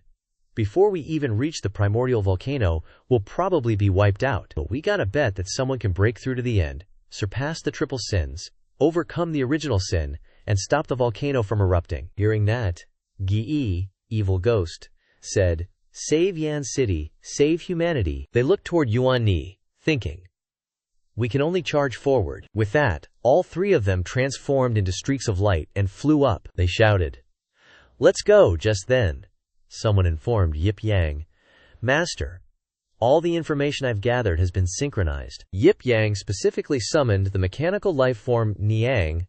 "Oh no, report, Master. Did you receive it?" Yip Yang replied, Yeah, I got it, little buddy. So these monsters are the ones causing trouble, huh? Leave it to me." Yip Yang reached out his hand. "You want? This time I need a H sword." Then, number 6's sword naturally flew out of its sheath. Number 6 screamed, "My sword!" Then watched her sword fly away. Her sword flew to Yip Yang. Yip Yang gripped the sword tightly. Number 2, tell me, can I really see the master using the restricted skills, the limited number skill, professional skill default, with the use of a number, the default use of 1? Yip Yang, intermediate immortal cultivator restricted skill activated. Then he raised the sword to the sky. At that moment, a halo surrounded Yip Yang. One sword slices 10,000 demons level 100. In the sky, beams of light appeared, weaving together to form a net. The net, created by Yip Yang, covered the entire Yan city. His net could even auto, sketlock, and identify targets. First, the first one. Then number 65, 66, 67, continuing to 151, then 1334, all the way to 1340. They were still screaming and devouring humanity, unaware that they had been targeted. Next, the demon monkeys were also targeted. Then, one by one, the 7 sins demons, lust and compulsive lust. Next, the 7 sins demon, Dao Shi, also couldn't escape the targeting. Even Yuan Ni was targeted, one by one, to the number 1001. None of the 7 sins demons could avoid it. A light flashed in Yip Yang's eyes. He raised his sword and shouted, "Chop!" Instantly, each and every one was sliced in half. No mercy. Even the Nguyen Yet's pillar thingy got chopped down. They all plummeted into the erupting volcano below, and the moment they landed, they were engulfed in lava, burned to ash. In the end, just a puff of smoke, the sky cleared right up. So with just one move from Yip Yang, the demons and monsters were totally wiped out. Everyone stared at the volcano and went, "Annihilated!" The battlefield went silent for a sec. The ground was covered in the chopped, cut-up corpses of those demons. A total mess. Gi Chong was like, "Is this Tian Chu?" Number 6 wondered, "Am I dreaming or what?" All the soldiers were stunned too. The monsters' bodies just crumbled. Number 6, even though she didn't know Yip Yang's name, was super grateful. "Thank you, mysterious hero Tian Chu. The demons, saving the world, the Lai Yang army will never forget." Then, everyone cheered. It must be a god who intervened. Heaven blesses humanity. Number 6 said, "We really lucked out," Gi also exclaimed. "That's terrifying. That god just made one move, and those devils were erased." Guy E was shocked. "You gotta know, those monsters included primal sin monsters." Bu Ear asked, "Master, is the next step to stop the volcano from erupting?" Yip Yang replied, Nah, let's bomb the volcano with an M74 intercontinental ballistic missile, Bu Air said. Master wants to blow up the volcano first, and the explosion from the missile is even more terrifying than a volcanic eruption. Yip Yang replied, It's fine, let it erupt. I have my own plan. Yip Yang said, Bu Air, move over here. Bu Air immediately obeyed. O2 appeared in front of Yip Yang, saying, Greetings, Master. Yip Yang saw it and said, Provide me with a spatial coordinate. BUER calculated for a moment and replied, Understood. After a moment, it said, The spatial coordinate you need is 9,862, 1349. Yip Yang told it, You make the first move. BUER immediately obeyed, launching an M74 intercontinental missile. A gleam flashed in BUER's eyes as it stared straight at the volcano. M74 missile has locked onto the target, BUER announced. M74 intercontinental missile attacking. Target locked. Then, the missile shot off. The missile plunged straight into the volcano's mouth. Everyone just saw a streak of light and wondered what it was. Immediately after, the volcano erupted with an earth-shattering boom. The shockwave spread, and the sky lit up. Number 6 sensed something was wrong. We're doomed, she said. The ancient fire mountain's energy is out of control. It's gonna blow. Suddenly, Yip Yang used a formation. A primary level space silence formation at 100 blocked the erupting fire. Guicheng wondered, where did such a big formation suddenly come from? Number 6 said, This is. Yip Yang stepped forward and answered her, Don't worry, I've read the spatial coordinates of where these demons are going. The terrifying energy after the ancient fire mountain erupts will be moved entirely through the formation. So Yip Yang's formation teleported the entire erupting fire to another dimension. At that moment, heavy snow was falling in the Devil Abyss, and a cold air enveloped the entire place. Some random demon beast is all like, My lord! This Manhwa barrier is freaking impenetrable. We can't get in! Xiahua's trapped in there, and things are looking grim. If we can't get in soon, she's toast. Suddenly, Bai Fei's Spidey sense tingles. Something's up. BUM. A magic formation appears in the sky above Makeyuan, and lava starts pouring out like some kind of fiery waterfall. It's falling straight from Taiji Yu Huo Shen's 9 Lotus Ancient Fire Mountain, volcanic eruption that's blowing up all the way from Yancheng. After passing through Yip Yang's formation, it all crashes down into Ma Yuan, obliterating everything. And just like that, a giant freaking mushroom cloud erupts over Ma Yuan. The ground in Ma Yuan? Totally wrecked. Bai Fei, quick as a whip, dodges the brunt of the Taiji Yu Huo Shan blast. Bai Fei and her crew are like, Holy crap! The power of that 9 Lotus Ancient Fire Mountain is insane. Half of Ma Yuan is gone. What the heck is going on? But only Bai Fei knows the real deal. She's thinking, maybe the heavens are secretly helping us out, giving us a chance to sneak into Ma Yuan. Meanwhile, the boss of Ma Yuan, Zhu Tuyaozhu, 9-headed demon lord, is losing it. Why is Yancheng's Taiji Yu Huo Shan attacking Ma Yuan? Those 7 deadly sins and their useless trash are letting humans run wild. Bai Fei can feel his rage all the way over here, she mutters. The Ma Yuan boss is going ballistic. Perfect timing.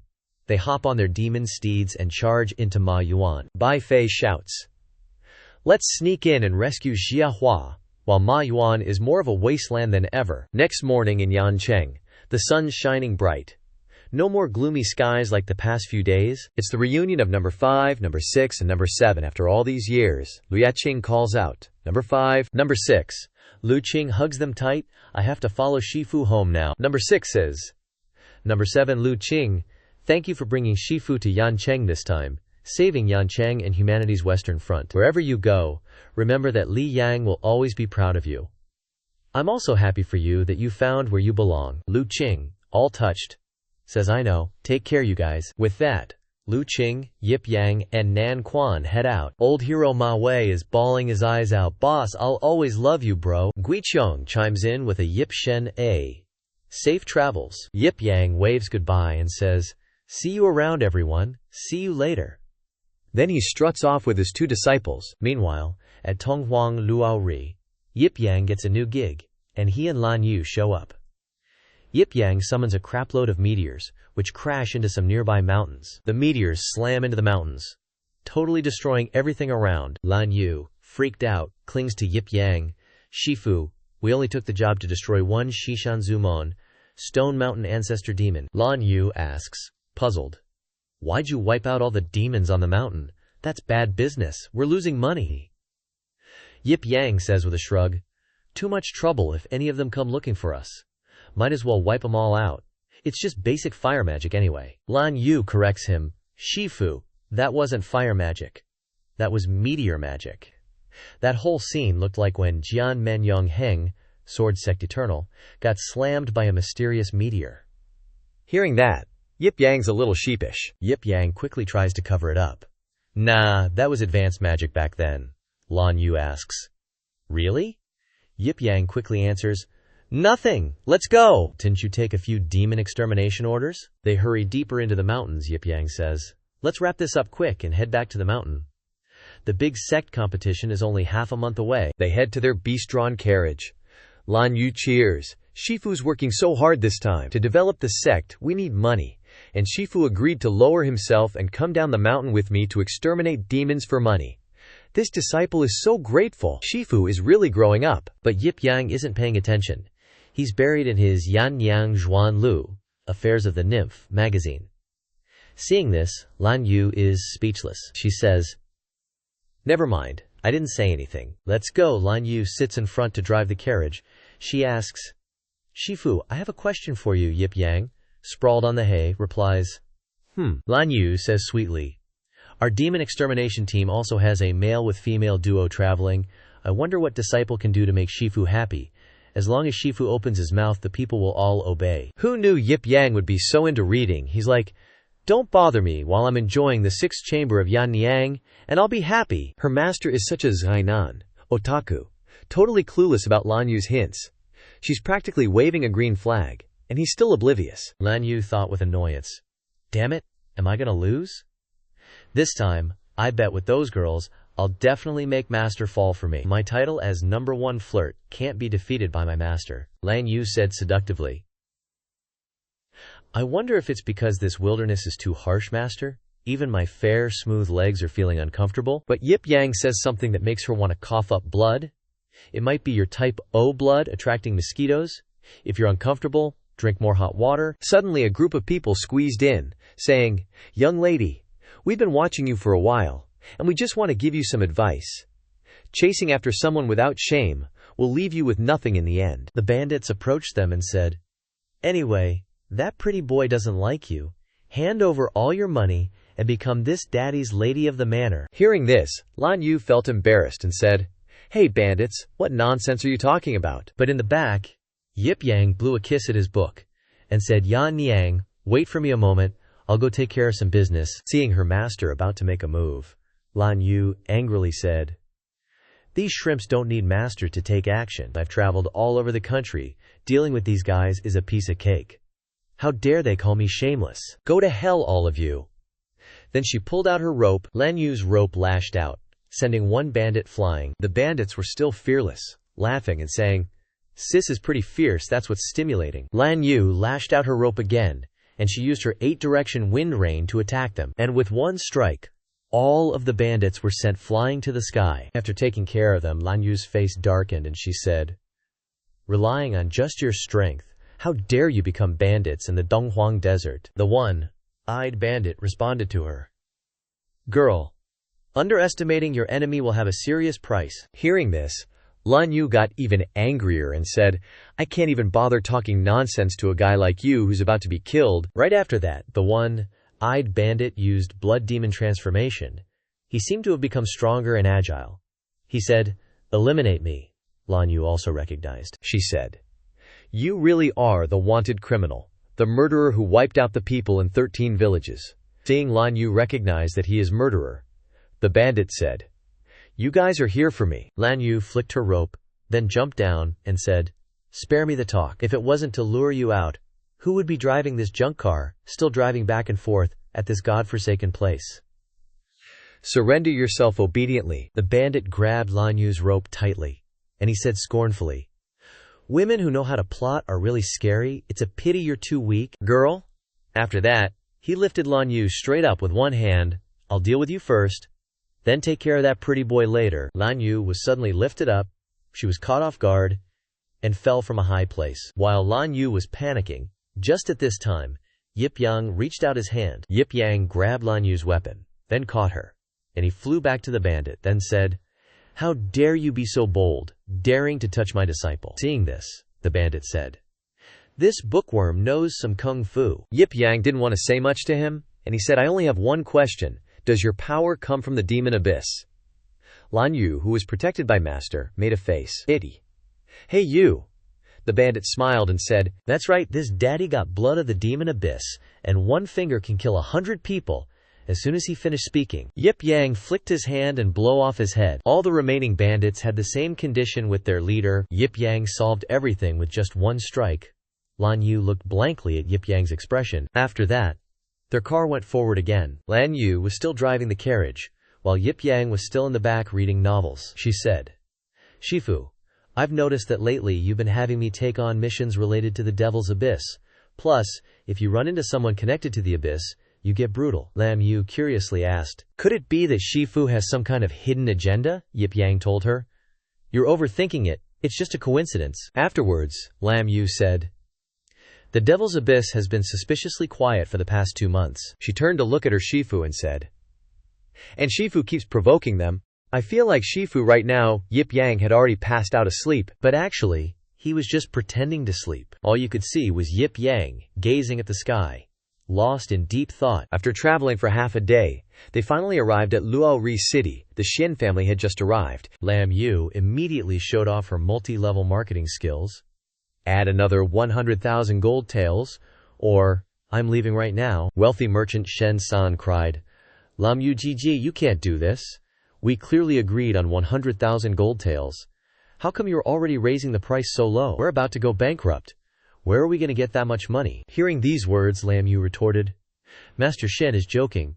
You didn't mention that we'd have to deal with the Earth Fiend, Old Man Earthburrow." Old Man Earthburrow is a city-destroying level demon who has lived for thousands of years. He isn't the strongest in the Devil's Abyss, but he's the oldest. He uses towns as food, absorbing the life force of cities, causing them to rot and decay. Lam Yu said, "There's such a demon in the abyss, and I'm only charging you an extra 20,000 gold taels. You dare to cry and moan about being poor? I've always been upfront with my business. There are only 2 reasons for the price increase. One is that you hid the most important information, that the demon has a significant risk to us, of course, must be compensated. 2. These old houses of yours have signed a contract with the Blackblade Chamber of Commerce, who kill without blinking an eye. Tomorrow is the day of land delivery. Without eliminating Old Man Earthburrow, what kind of ending do you think you'll have?" Wealthy merchant Shen San trembled and knelt on the ground, saying, "I only make 150,000 gold taels from the land sale." Hearing this, Lam Yu said bluntly, "Master Shen, you've made quite a bit of dirty money over the years, haven't you? Are you going to skimp on your life? My time is very precious. If we have fate, maybe we can do business in the next life." Hearing this, wealthy merchant Shen San crawled back and hugged Lam Yu's leg. He sobbed and said, "Lam Yu Gunyang, don't go. 20,000 gold taels I'll pay." Wealthy merchant Shen San seemed to realize. Indeed, according to legend, anyone who does business with her will have all their wolf skin peeled off. Lam Yu nonchalantly said, "Being straightforward like this makes everyone happy. Pretending with me is useless." Then, she called out to Yip Yang, who was standing outside. "Shifu, please do me a favor and take action." Yip Yang walked in, carrying his novel.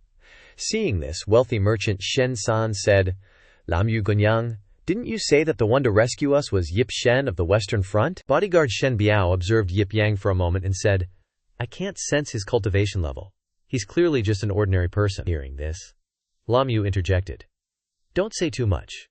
Troubling my Shifu will cost extra." Yip Yang tapped a few times on the ground and said, "The cooldown after summoning Numairu is a bit long." He put his ear to the ground, listening intently. Yip Yang said, "Otherwise, letting her out to pinpoint the demon's location would be more convenient." Wealthy merchant Shen San looked at Yip Yang's actions and said, "Anyway, we can't destroy Old Man Earthburrow. I can't afford it myself.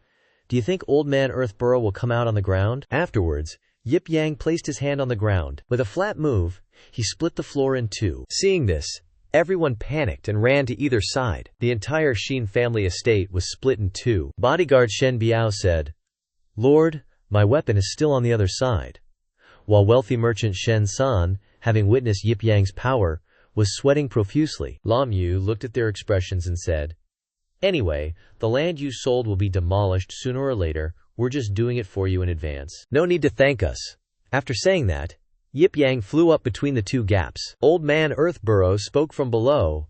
"Foolish humans, how dare you disturb my slumber? Do you know the consequences?" Yip Yang said disdainfully. "What consequences?" the old man said. "Originally, I wanted to slowly savor this city. Because you pissed me off, I'll turn this city into a wasteland in 3 hours." After he finished speaking, he immediately summoned earth and stone. He said, "Now I'll let this area fall first," looking at the entire house shaking violently. Wealthy merchant Shen San thought, "It's over. This piece of land is also lost." Yip Yang, hollering from above, "Lan Yu, based on our current trajectory, can I start getting my hands dirty?" Lan Yu responded, "Please, Shifu." Yip Yang pulled out some kind of salt packet from his sleeve. Merchant Shen San was scratching his head. He's going to use salt against the earthly old geezer. Even bodyguard Shen Biao was gobsmacked. Yip Yang, scratching his head, said, "My disciple told me, when I'm out exorcising demons, I can't be all scary and intimidating, so I listen to her sometimes, like using salt for exorcism." The earthly old geezer was feeling seriously disrespected. He yelled, "You little punk! Are you insulting this venerable one?" Then he just hucked a chunk of the ground at him. Yip Yang stared wide-eyed at the incoming boulder, which immediately shattered into 1,000,000 pieces. Bodyguard Shen Biao was floored. One look blew up a mountain. Lan Yu, totally enraptured, explained, "That's psychic power. Shifu wanted to teach me telekinesis, but I'd rather just whip people." Then Yip Yang yeeted the pile of salt down, shouting, "Repel evil charms." The salt landed right on the earthly old geezer's head. He braced himself with both hands on the ground and used Empyrean Old Softness to create a boulder. Yip Yang gave another flick of his fingers. Using the Tang Sect's basic hidden weapon technique, Torrential Rain Pear Blossom, each grain of salt became a deadly weapon raining down on the earthly old geezer. The salt passed right through the boulder the earthly old geezer made, each grain piercing his body, leaving tiny holes all over him. The earthly old geezer didn't even have time to scream before he collapsed, falling to the ground and exploding into a pile of rocks. Merchant Shen San was in disbelief. "Salt can do that, I'm enlightened," bodyguard Shen Biao added. "Is Limitless Sect still recruiting? I want to become a disciple." Yip Yang jumped down to them and said, "Lan Yu, the demon exorcising mission is done. I'm really looking forward to Demon Abyss's reaction. Let's head back to Limitless Sect." Lan Yu immediately replied, "Yes, Shifu." She didn't forget to remind Boss Shen, "Remember to wire the gold tails to Limitless Sect's account in 3 days, or you'll face the consequences." Merchant Shen San was teary. "Farewell, Miss Lan Yu and Master Yip." Shen Biao was still wondering, "I wonder if Limitless Sect needs a handyman." They went to 4 Seas City, to the City Lord's mansion. They were ushered into the VIP reception room. Demon Slayer Zi Dao Ren, ranked 28th on the Demon Slayer board, was chugging wine and complaining, "Hey, just how strong is this demon bug that we need everyone?" Next to him, Demon Tamer Zhu, ranked 25th on the Demon Slayer board, said, "Bullnose, stop talking nonsense. This reward is definitely mine." Lan Yu and Yip Yang sat down. She said, "Shifu, you're not mad at me for coming back to 4 Seas City and stirring up more trouble, are you?" Lan Yu smiled. Thinking about the reward, she said, "This reward of 500,000 is really tempting." Yip Yang, flipping through a book, said, "It's fine. It's just a small matter anyway." At this moment, Monk Fan Shu, a regular at the bar, came in, yelling, "Sect leader Yip!" Yip Yang immediately went on high alert when he saw Monk Fan Shu yelling, "Yan Niang! Yan Niang!" and trying to snatch the book from his hand. Yip Yang kicked him in the face and shouted, "Get away! Don't touch my Yan Niang!" The little monk then turned to greet Lan Yu. "How petty. Long time no see, Miss Lan Yu." Seeing this, Lan Yu scolded, "Get lost, you bookworm always immersed in novels." Lan Yu didn't realize her master was just the same. Monk Fan Shu said, "Isn't your master the same?" "Beauty is in the eye of the beholder," Lan Yu retorted. "My master is researching the 100 aspects of life. You You, who just exorcised demons all day, got your natal magic treasure stolen by a demoness. It's completely different, Monk Fan Shu said unhappily to Lan Yu. Miss Lan Yu is too fierce. Sect leader Yip, do you need me to share the top secret intelligence for this demon exorcism? Ache. You share Yan Niang 6 with me. Yip Yang just grunted a no. Monk Fan Shu said, the demon to deal with this time is the city lord's precious daughter, or rather, a demon residing within the body of the city lord's precious daughter. To save her, he's invited top exorcists from all over the country, but most of them ended up dead. The scariest part is, even those top-ranked demon slayers, after her hands completed 3 days of purification, the demon repossessed her. Everyone says it's hopeless, but the city lord refuses to give up, constantly raising the reward. Fan Shu, the monk, kept talking, but Yip Yang only gave a Lan Yu didn't believe it, she told the bookworm. You confident about handling the demon? No, Fan Shu monk said. How could I be? I'm just here for the 100 million taels reward. My, Yan Niang's 6th volume and illustration are out, and I need the money. But Lan Yu, miss, why did you come here? Lan Yu smiled and said, of course it's for the money, no other reason. Rewind 3 hours earlier, they met the city lord's young miss at the gate, screaming, I'm not a monster. The little girl cried as she ran out, saying, I'm not a monster. Someone save me. Then, she collapsed to the ground. 2 soldiers picked her up and said, Miss, accept your fate. At night you're a monster. You're doomed to be locked away for life. The little girl cried even louder. Let me go. Everyone around started gossiping. Monsters are terrifying. My daughter used to play with her, but now we can't get near her. This scene reminded Lan Yu of her own past. She too was shunned and called a monster. They said, don't play with the monster, or she'll kill you. Back then, little Lan Yu stood before the sword. Just knowing to cower, they raised their swords and said, I'll use my dad's sword to kill you, monster. Unexpectedly, little Lan Yu fiercely grabbed the sword. With one swift move, she snapped the sword in half. Seeing this, they got even more scared. The kids screamed, Monster, don't play with the monster, and ran away as fast as they could. In the end, little Lan Yu was left alone in the corner. Back at the Eternal Sword Sect, her master told her, I heard you've been moving since you were little, but no matter where you go, you always get bullied and ostracized. From now on, just wear these gloves. You can seal away one side, control it, and you won't be bullied anymore. Little Lan Yu happily said, Thank you, master. Remembering the past, Lan Yu became even more determined. I absolutely won't let anyone discover I'm a monster again. Lan Yu snatched the notice and said, Master, we absolutely have to earn this money. Hearing this, Yip Yang flinched. Lan Yu made up her mind, I definitely have to save this girl. A soldier said, Exorcists, numbers 11 to 20. Please proceed to the young Mrs. Exorcism Hall. Then, they were led to the city lord's daughter's place. They entered the exorcism hall. Standing before them was the city lord, the father whose daughter was possessed by a demon. 4C City Lord Zhao. He bowed and clasped his hands, saying, I beg you, esteemed experts, to save my daughter's life. As long as you save my daughter, besides the reward money, I'm willing to grant any request you have. I only hope my little girl can be saved. Inside the iron cage, his daughter was gaunt and haggard, sitting powerlessly inside. Beside Yip Yang was Zhan Ji, ranked 73rd on the Demon Extermination Board. As for him, Yip Yang, he wasn't even on the Demon Extermination Board, while Yip Chen was 9th on the Heaven Board. Suddenly, Zhan Ji spoke up. Let me handle it. She stepped forward and said, I only ask that you release my elder brother from prison. Zhao, he said, no problem. As long as you save my daughter, even a death row convict can be pardoned. Then, they opened the door for Zhan Ji to enter. Zhan Ji opened the door and stepped closer to Zhao.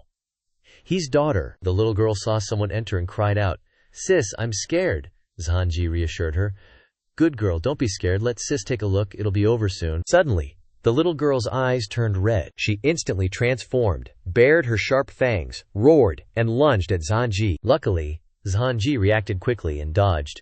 She cursed. You fiendish creature, trying to sneak attack me. Don't even dream about it.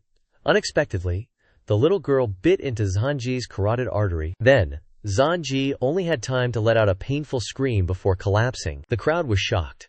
This fiend's speed is really something. The little girl climbed on top and said, Is that all you got? Are all the people here today just a bunch of good, for nothings? At this moment, Diao Yaozu quickly ran forward and said, Fiend, don't even think about rebelling. I'm here to subdue you, bro. Don't fight me for this one. Fan Shu the monk said, Zidao Ren and Diao Yaozu are both top 30 masters on the demon extermination list. Sacrificing themselves for a friend? It's more like one's in trouble, and the other old pal is sacrificing himself to help out. Hearing this, the little girl instantly lunged at Xiao Dao Ren, spitting out the Great Path flames, but she was faster than him and dodged the attack. Diao Yaozu used his demon binding cord to tightly wrap around the little girl, then threw her down to the ground. Immediately, Xiao Ren created a circle of fire around her. Zhao. He felt his daughter was in danger and shouted, Don't hurt my daughter, Diao Yaozu said. Don't worry, that stinky Taoist's demon refining fire will only wound the demon. It won't harm the mortal body.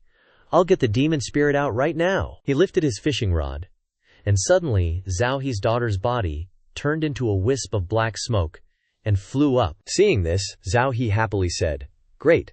Fan Shu the monk also had to say, Zhu Songxian really has the skills. Then, Zhu Dao Ren used his flame snake destruction to subdue the demon. The demon screamed miserably as it was wrapped in his flames. Then he sucked it back into his gourd. Zhu Dao Ren was delighted. Got it? Inside the iron cage, only the bewildered little girl remained, looking around. Lan Yu saw this and happily said, Great, she's saved. Suddenly, Lan Yu realized something was wrong. At this moment, Zhu Dao Ren's arm was bitten off by the little girl. Seeing this, the little girl immediately spat out his arm.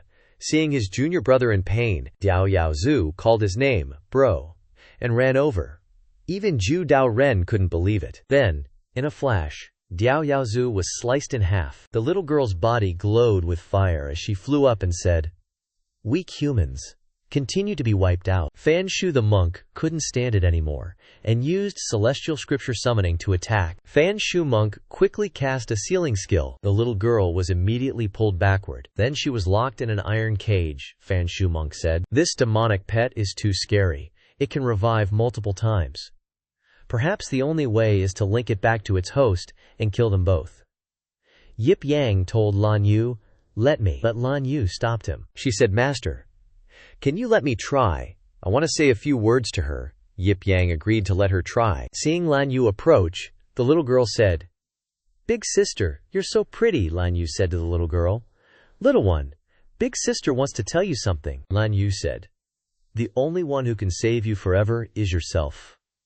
The little girl was confused, not understanding why she said that. Lan Yu continued, You must seize control of your own body. If you don't want to be a monster forever and want to return to the normal world, then snatch your body back. The little girl helplessly asked Lan Yu, Big sister, can I do it? Lan Yu encouraged her. You must believe in yourself, the little girl sadly said. Big sister, I understand. But then, the little girl's face suddenly became terrifying. The little girl said, But big sister, I see a monster in your body too. Can't you control it either? In the little girl's eyes, the reflection of Lan Yu was visible. The little girl asked, We're the same, right? Lan Yu was stunned for a moment. The little girl continued, Why don't we destroy this world together? Destroy our hateful world. The monster in Lan Yu's body seemed to want to awaken, Lan Yu said. That's right, I'm a monster too. No one can accept monsters. Suddenly, Yip Yang appeared behind her and said, I can. Yip Yang said, Even if you're a monster, even if the whole world doesn't accept you, I will protect you. I'll protect you from being hurt by this world forever. It's my duty as your master. Hearing this, her resentment softened. Lan Yu, with tears in her eyes, called out, Master! She turned back and said, You really don't mind that I'm a monster? Yip Yang wiped away her tears and said, No matter how many identities you have, to me, you'll always just be my silly disciple who loves to show off. Seeing this, Lan Yu happily said, Master, I understand now. Then, Yip Yang turned to the little girl and said, Is it okay to use my fists? Zhao He, standing beside him, said, Killing her is useless. Suddenly, Yip Yang revealed, Because the real demon is you. Then he punched Zhao He right in the face, causing him to lose several teeth. Zhao He, caught off guard by the punch, flew backward. He flew through the house's pillars, then flew straight outside. Everyone who witnessed this was stunned, while Lan Yu stared blankly at her master. In an instant, the demon transformed into another form. The demon spoke. Not only does he have an unattractive appearance, but he's also a blabbermouth. I really didn't expect a human to discover the truth. Fan Shu, standing to the side, angrily looked at the demon. So that's it. No wonder I purified her so many times, and she still relapsed again and again. The real culprit is actually City Lord Zhao. He has been demonizing his own daughter repeatedly. The demon, with a bit of strength, pretended to summon. She's no longer my daughter. I've long since obtained the abyss demon blood to evolve into the highest existence. She's just baiting for me to lure demon slayers here. The little girl suddenly freaked out after the demon's attack. Lan Yu excitedly watched the earth-shattering scene before her. You demon? All talk, no action. Gotta admit, some folks in the crowd are smart enough to guess I'm behind this. Yip Yang didn't hold back, trying to wake him up. Guess my butt. He wore a dumbfounded face trying to explain. It's true that good deeds bring trouble. A basic demon detection spell can see the life force of everyone in this room. I just wanted to check your daughter, but the power was too strong and got everyone in the scan. Bullseye. The demon blushed like a maiden. No fear, mate. Demon time. The demon launched the attack. Watch as I erase you with my annihilation eye technique. His grotesque eyes followed the command and attacked. Demon eye soul destruction. On this matter, Bao Yip Fan will always be better, never worse. He quickly fired back with his own eye technique. I know that one. Yip Yang's move has reached basic mastery, lightning eye level 100. The demon eye split in two. The demon was terrified. A loud explosion rang out in the space. The little girl who was controlled was now free and fell to the ground. Lam Yu observed the situation. She sighed in relief, happily watching her younger sister return to a peaceful life. A half hour passed while Yip Ching was lost in a world with cats. Outside the Lord's mansion, he was bored, so he chatted with the cat, making it restless. You think Yan Niang is the empress the rebels are looking for? I'm so hyped up. Release Yan Niang 7 soon. Lam Yu happily walked out of the city and announced, The little girl is okay now. Thank you, master. She's not a monster anymore. Yip Yang kindly commented. Actually, you are not a monster, Lam Yu was startled and shocked by his words. He dumped the kitty to wholeheartedly explain to the girl. It's just that your innate power is too strong and uncontrolled, leading to mutation. When the energy explosion returns, I'll teach you alien power techniques, so you can control your power. Lam Yu, no longer caring about herself, replied, I don't care if I'm a monster or not. All I care about is being your disciple forever. Fan Shu seized the opportunity to ask, I don't care if Lady Lam Yu is a monster either. Can I have some money to buy the Yanyang Chronicles? Annoyed that this guy was ruining the mood, he righteously kicked him. Get lost. Go spread the word. Yip Yang turned and walked away. You go back to the sect first. I have one more thing to do. It'll be quick. To Lam Yu, a beautiful and understanding girl, he bid farewell. All right, I'll go first, master. Don't you run off with that little fox. The demon startled at the figure on the hillside. He ordered, Come out. A moment later, 3 demons jumped to where Yip Yang was standing. Yip Yang, disgusted, didn't even bother turning around to look at them. He asked, What do you want? The ugly snake, din-tailed demon was Ma Yuan Liu Jutu Tao Yao Meng. He acted mysterious and stated his purpose. The Lord of Ma Yuan wants to meet you. Yip Yang, with his inflated ego, said, Ma Yuan, huh?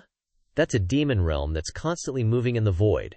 It's not easy to find, but I'm not interested in Ma Yuan. If he wants to meet me, tell him to come to the Wuji sect. Yao Meng exhaled a puff of demonic energy and replied sternly, This is not your decision to make. The 3 demons simultaneously exhaled a gust of energy onto Yip Yang. Yip Yang was completely unharmed. Disappointedly, he said, Is that all? He was protected in a crystal stone, demon sealing crystal. 2 goblin lackeys looked stunned. You're really the legendary Yip Shen? The other lackey saw an opportunity and chimed in, causing them to order. It's Demon Dreamlord's sealing crystal. Impressive.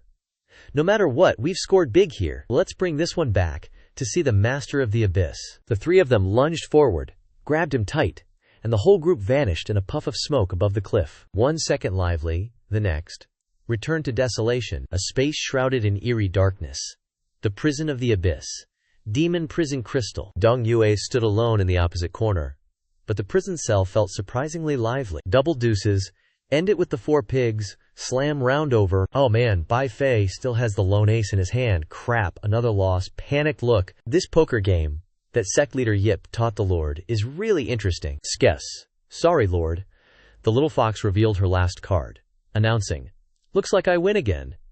This clever little fox is one of the 4 guardians. Xia Hua. Bai Fei jumped when Chihuahua Shui hit the nail on the head.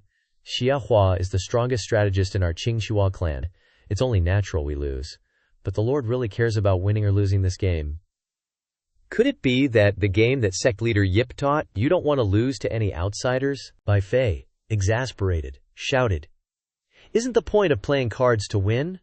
Why bring up that clueless guy?" Xia Hua was the next to hit Bai Fei where it hurts. The opportunity sect leader Yip created was to save us. Who would have thought we'd get chased down and captured by the 9-headed Demon King again? Bai Fei sulked, taking all the blame. Too bad I've only recovered 2/10 of my strength. Gotta think of a way out. Or else in 3 days, he'll take us to where that hidden foe is. Chihuahua Shui, Chun Feng, and Xia Hua suddenly became worried. Dong Ye, who wasn't participating in the conversation, let out a ding. Xia Hua, now tell us your plan to escape from the demon abyss. Skase. Xia Hua started to explain her plan after Bai Fei's suggestion. Now, secretly set up a space formation, wait until we are escorted to the glass prison, then break the formation and escape. There are always demons watching outside the prison. Xia Hua lamented. That thing up there is always watching us. Bai Fei confidently offered an idea. It's okay, I'll block their senses. As long as the 9-headed Demon King doesn't come patrolling, there won't be any problem. Xia Yuan's eyes drooped. She pondered and said, "Right now the 9-headed Demon Lord and the big bosses of the Demon Abyss are probably in Qifeng country playing the Judgment of Human Existence game.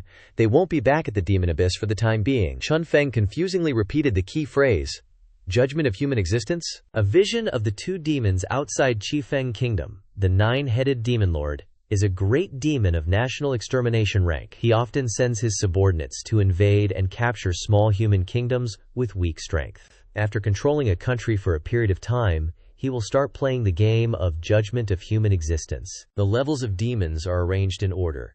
Demon Abyss 6 Giants Gizan, Demon Abyss 6 Giants Makan, Demon Abyss 6 Giants Shu Fei, Demon Abyss 6 Giants Guai Shou. The explanation continued. For example, let the strongest people play chess with him, or choose a few of the strongest warriors and the Demon Abyss giants to compete. The ultimate survival of mankind depends on the outcome of the game. Those demons don't plant debts, they plant villagers.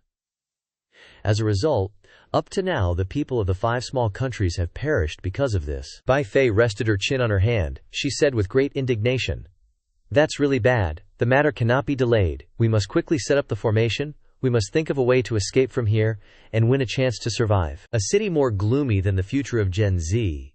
This is the main hall of the Demon Abyss. The 2 demons successfully brought Yip Yang home to meet the family. One of the demons acted like a bodyguard. Lord Demon Dream has ordered, the crystal cannot be opened until the Demon Lord returns. The monk demon who goes to practice, but his heart is not pure, begged Xiao Zheng to see what the legendary human Yip Shen had that was better than others. 2 watchman demons stubbornly blocked the way.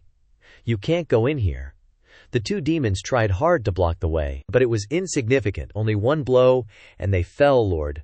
The lion's eyes were cold. He didn't seem like a pushover. Yip Yang successfully met the lion demon. It asked, "You are the legendary Yip Shen. Why can't I sense his realm?" The lion demon is a son, but very nosy. Original sin, it's really in his hands, although it is said that original sin is the weakest existence among the Demon Abyss 6 giants. It is a bit strange to die in his hands. No one touched the lion demon, he suddenly remembered, and became angry. Original sin is dead, but the many believers of demon blood that I gave have been killed by him. After a long time, the lion demon finally got excited and could not be held back. The subordinate behind him hurriedly tried to stop him. "Lord, absolutely not. Wait for the Demon Abyss Lord to return." That young demon monk had to go all out with his passion, still choosing to unleash his palm strike. The Jianghu is cruel, but nothing's more unexpected than his abnormal life force. the demon monk hurriedly explained. This little monk slipped up. There's no regret in a demon's life. Yip Yang's ice mirror shattered. The entire space was enveloped in a thick, blinding fog. There's no way the main character dies. Halfway through the story, Yip Yang sat on the ice mirror, oozing swag. This demon monk's attitude is aggressive, but his actions are cowardly. My Buddha, slaying bullets are ineffective against him. Yip Yang indifferently pulled up a notification. Wanted, Blood Buddha, he said. You're the one spreading the blood of Mo Yuan everywhere to create monsters, aren't you? Blood Buddha. Yip Yang directly commented without a hint of respect. The filth you're making is polluting so many humans. The Blood Buddha, whose name contains Buddha but Buddha doesn't save him, replied. Benefactor is exaggerating. This little monk is merely guiding and saving them. My Buddha is compassionate. Seeing the Blood Buddha constantly pretending to be a good person, he launched his attack. Now it's my turn to guide you. Killing those blood demon monsters one by one is too troublesome. Guiding you directly is much better. The world needs to be cleansed. The Blood Buddha reacted slowly, just staring blankly at the incoming attack. Yip Yang fired a headshot as a warning. The Blood Buddha acted like an ex playing with feelings. He said, everything is transient, like a phantom dream. Benefactor is agitated. Wait for this little monk to properly teach you the heavenly Tao. Before the Blood Buddha could even make a move, he cut off his thoughts. I am the heavenly Tao. One hand of Yip Yang gently performed the basic cultivator finger technique. Leaf cutting flying flower level 100 max. He unleashed countless flying discs in the sky. They were fragments of the wanted poster. The Blood Buddha, trembling before even being hit, shouted, this is bad, retreat now, how can you run? The fragments flew to each person and gifted them a few slashes. After just a few slashes, the demons ascended to heaven. After stirring up enough trouble, he didn't even bother cleaning up the battlefield, turning his back and leaving. Yip Yang sat down on the magnificent chair of the blood demon. In the distance, a winged blood demon was flying back to the base. As soon as it arrived, it reported, Your Highness, we're back. A demon on its back calmly replied, This Red Peak Country's trial game was such a buzzkill. These humans are too weak. The low-standard winged demon stated, I'm already happy enough just being able to slash humans to death. Ignoring him, a demon jumped off its back to investigate. The green demon looked at the ruins in the city in shock. What's going on here? The big boss of the demons finally revealed himself. 9-headed demon lord. The demon who led Yip Yang back, still playing hide, seek, warned, Big trouble, the Blood Buddha was captured by our people. To Mo Yuan, killed, and saw the demon lord as hope. The demon apologized. Your subordinate is useless, please punish me, demon lord. The Ju Tulmoju lost its composure. Jumping down into the city, it strode in aggressively, noticing the person in front. Yip Yang enjoyed the main character aura alone, greeting, You're finally back. He started warming up his hands, preparing to interact. Let's play a game. It's called the Mo Yuan Survival Trial Game. If you win, you can continue living. If you lose, all the demons of Mo Yuan will be killed. The demons stared in surprise at the proposal of the trial game. The 9-headed demon lord, clueless as ever, threatens, Human, the demon abyss has never been a place where you can just run wild. Ye Yang doesn't even bother to glance at him, he says. That monk from earlier couldn't even withstand one finger from me. Do you guys really think you can resist me? The 9-headed demon lord, stubbornly refusing to back down, boasts. One strike from me can also kill the Blood Buddha. You're too arrogant. You think that just because you killed Yuan Zui and the Blood Buddha, you can do whatever you want in the demon abyss? His underlings nod in agreement. That's right. How can the territory of Lord Demon Master be defiled by the likes of you? Ye Yang doesn't mind a little clash, provoking them. Can't be defiled, huh? With just his 2 eyes, he unleashes a massive power, piercing through the city gates. An explosion suddenly ignites in the high sky. The 9-headed demon lord, scared shitless, shouts, You! All his underlings are also terrified. Demon Master Ye Yang gives the demons one last chance. Think carefully. His gaze sharpens, and he speaks word by word. Perhaps the master of the demon abyss thinks he can withstand my attacks. But all the demons of the demon abyss, you can't protect them. Therefore, the only way is to follow my rules and play this game. The demon master is a bit deflated, but still tries to salvage his image. If I don't kill him before he acts, the living beings of the demon abyss will probably all die. An underling comes up with an idea and suggests, Your Excellency, things Things have come to this point. For the sake of the Demon Abyss, we can only agree to proceed with this game first. We will definitely win. Once he leaves the Demon Abyss, we'll find an opportunity to deal with him. At that time, we will definitely make him suffer the most miserable end. Given a boost, the Demon Master reluctantly agrees, "Fine, I'll play this so-called judgment game with you." But the other underlings, hearing the decision, are extremely nervous. Yip Yang casually encourages them, "Cheer up a bit, right now you're gaining a chance to survive. Next, Little 8 will preside over this game." Without rushing, he uses one finger to cast the intermediate level summoning spell, summoning a 100 centimeter Rital Zhang Yueji patterned Xitigarbha. A little angel appears, greeting them. "Hello everyone, now I will be hosting this judgment game on behalf of my master." Little 8 eagerly starts the game. Little 8 loves playing exciting games like this. Everyone, listen carefully to the rules, because they relate to whether you can live or not. Now, the game begins! Little 8 floats in the sky and says, "You'll definitely love this game. The rules are very simple. The Demon Abyss and the Master will each have 5-1 Kananan battles." Looking towards the Demon Lord, she casually says, "Do you Demon Abyss folks feel like your chance has come? Due to the Master's special leniency, as long as the Demon Abyss wins 2 out of the 5 battles, the challenge is successful." Looking at the other demons, she announces an extra bonus. "You can receive a special pardon from the Master." Then, turning back to Yip Yang, she starts to act all cutesy again. "Master is so merciful, Little 8 loves it, and you will too." The demons find them incredibly irritating at this point. Yip Yang snaps his fingers. Little 8 gets the hint and says, "Then let's start the first match." A friendly reminder. If the Demon Abyss wins 2 matches midway through the game, you can all continue to live. Just keep struggling. She also cheerfully says, "If the Demon Abyss loses 4 matches in a row, the Demon Abyss will be destroyed." The Demon Abyss can send out its first player now. A monster shouts angrily, "Let me go first!" But the Demon Lord stops him. "No need." Then he points to the person he wants. Guizhan fights.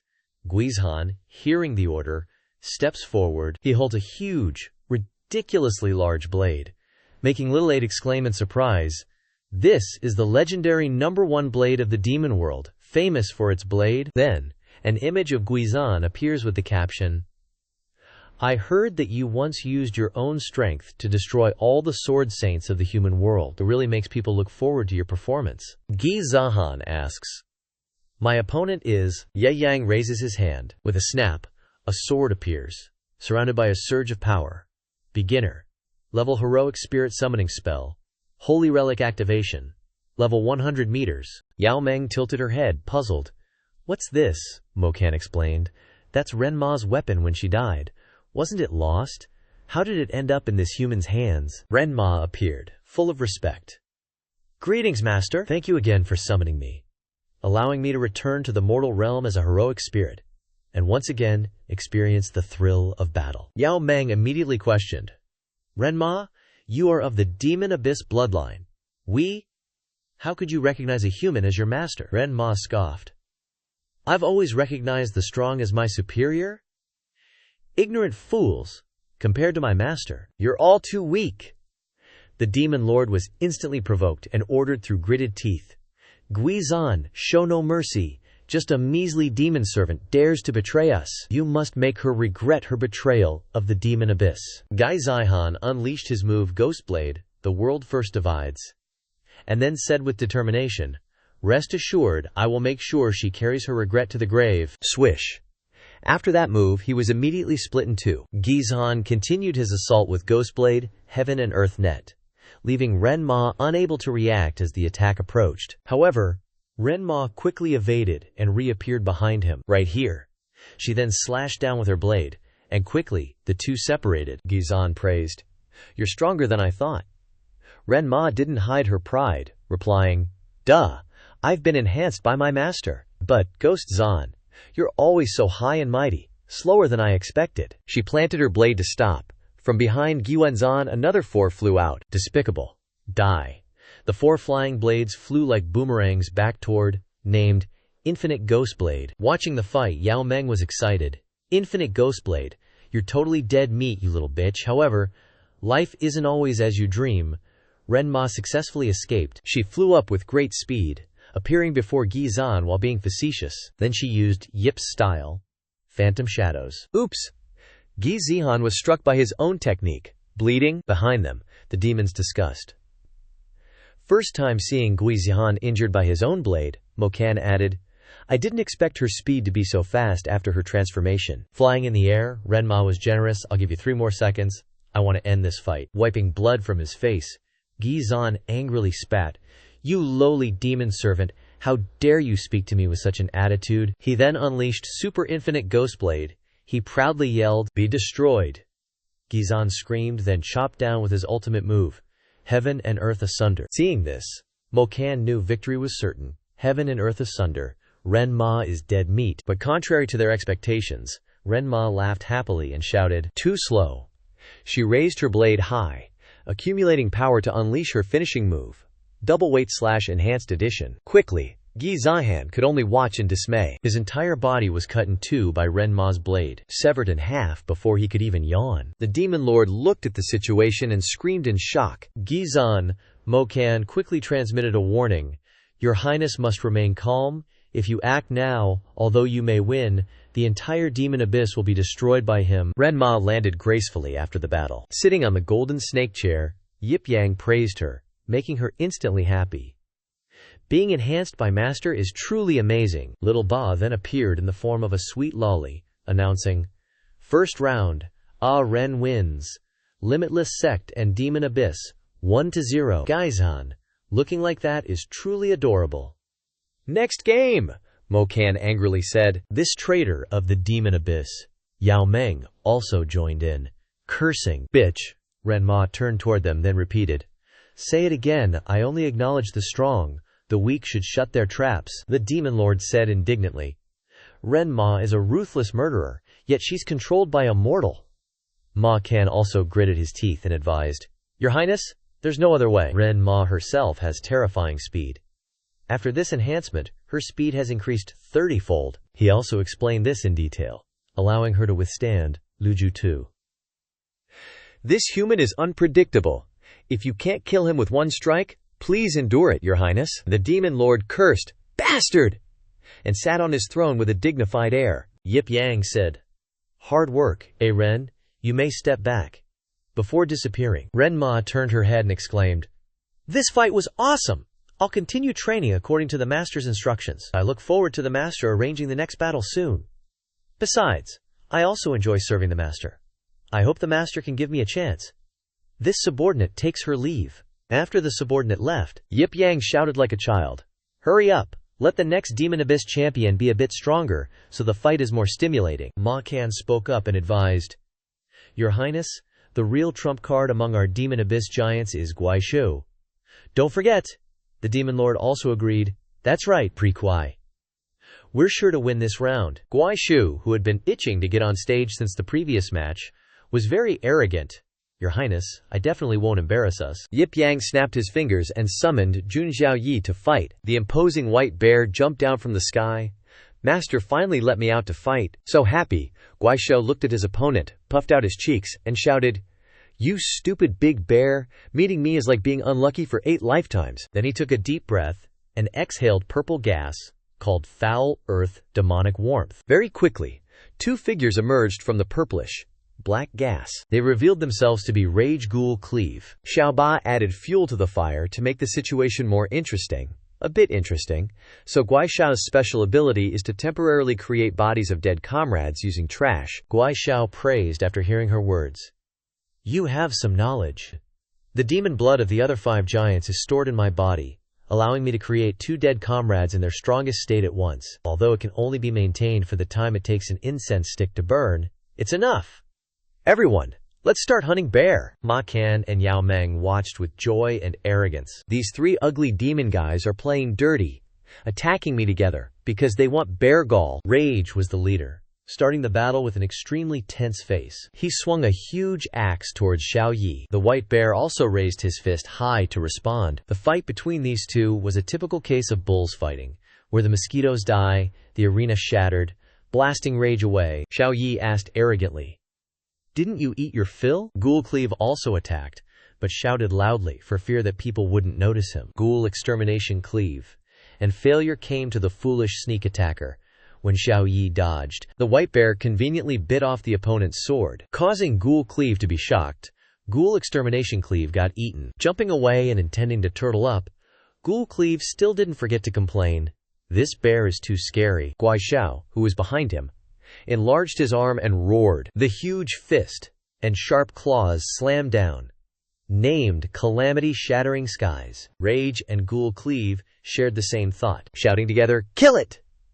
Then one of them focused his strength and used void-piercing rage tusks, while the other used the ultimate technique, Extermination Web. Xiao Ba enjoyed the spectacle and said, "Finally. It's getting a little interesting. The three great demon abyss giants have teamed up to fight Xiao Yi." Xiao Yi stood below, looking up at the hand about to strike down. Then a huge explosion occurred, blasting away the three demons. Quasi Shu seized the chance to slam down hard on the ground, but when he looked up, he was so startled by Xiao Qi's transformation. High-level beast skill, giant beast form. Looking at the giant beast before him, Quasi Xiao cursed under his breath, deciding he had no choice but to use that move. As soon as he finished speaking, a giant hammer appeared. That hammer was slammed down with earth-shattering force, accompanied by the glorious name, God, Slaying Strike, Quoch, Diet then Hat Kitch. And when Bu Nu looked up, perfect. Half his body got chomped off. Gizhan also leaped out from behind Xiao Yi, intending to risk it all. However, Xiangbai also turned his head and opened his mouth wide. Chomp. Second one loses his torso. As for the leader, Quasi Xiao, he fled before the giant foot with a scream of terror. "Save me." No matter how hard ran, he still took a kick that shattered him. Yao Ju, regretting the loss of his talent, couldn't help but shout. Quasi Xiao, Mo Can, was equally furious and cursed. Yip Yang, witnessing this, clapped with glee. "Thumbs up for Xiao Yi. Finish off these demons and monsters." Xiao Yi turned back and replied, "Master overpraises me. To fight for Master is 3 lifetimes of good fortune for Xiao Yi." Xiao Ba announced with glee, "Round 2. I even wanted to butter up Master that Xiao Yi would win." However, then he spoke venomously. "Wuji Sect and Ma Yuan, all of you at Ma Yuan, Xiao Ba is starting to get disappointed in you. I really want to kill you all right now." Yao Meng couldn't help but feel uneasy hearing these words. "All right," Yip Yang said, "not one to bully the weak. I'll give you guys a chance. 3rd round. Lowering the difficulty of the game, I'll send out a disciple who's still in training." Mo Can, with his self-proclaimed accurate intel, said, "Disciples of the Wu Ji sect. Those girls who were originally from the Eternal Sword sect, the strongest, are only at the spirit realm. They only join the Wu Ji sect for half a year. Coming here is a guaranteed death." Yao Zhu then spoke with fury. "Underestimating Makuan will definitely come at a price." Yip Yang snapped his fingers again. The magical girl Su Shu appeared with her broom in hand. Looking around with a blank expression, Su Shu said, "I was cleaning in the sect. Why did Master summon me here?" Yip Yang asked, "Tell your teacher first. What do you think of the new magical girl look I chose for you?" Su Shu honestly shared her thoughts. "It's alright. Very breezy. Most importantly, if wearing it makes Master happy, then that's good." Yip Yang explained to his little disciple. "The reason I summoned you here this time is, you've been cultivating for so long, it's time for some practical combat. Fight this match properly. If you win, your teacher will reward you." Su Shu instantly replied with extreme joy, "Really? If I win, will Master marry me soon?" Then she started rambling. "My brain isn't very smart. I've been reading a lot of books about maintaining relationships between mothers-in-law and daughters-in-law recently, but I'll forget them in a flash. I hope we can get married while I still remember this stuff, to maintain initial stability in our marriage." Yip Yang could only helplessly say, "Go to the arena first. Say, show off some of the results of your special magical girl training." Su Shu asked again, "Don't normal couples give each other a loving hug for encouragement before a battle? Can Master give me a hug?" Yao Meng stepped forward with a dark face. "This match is mine." Mo Can is confident in his heart. There's no one better than him when number 2 is up. Yao Meng will win for sure. The opponent is only the weakest martial realm. Moreover, Yao Meng's poison specializes in harming humans.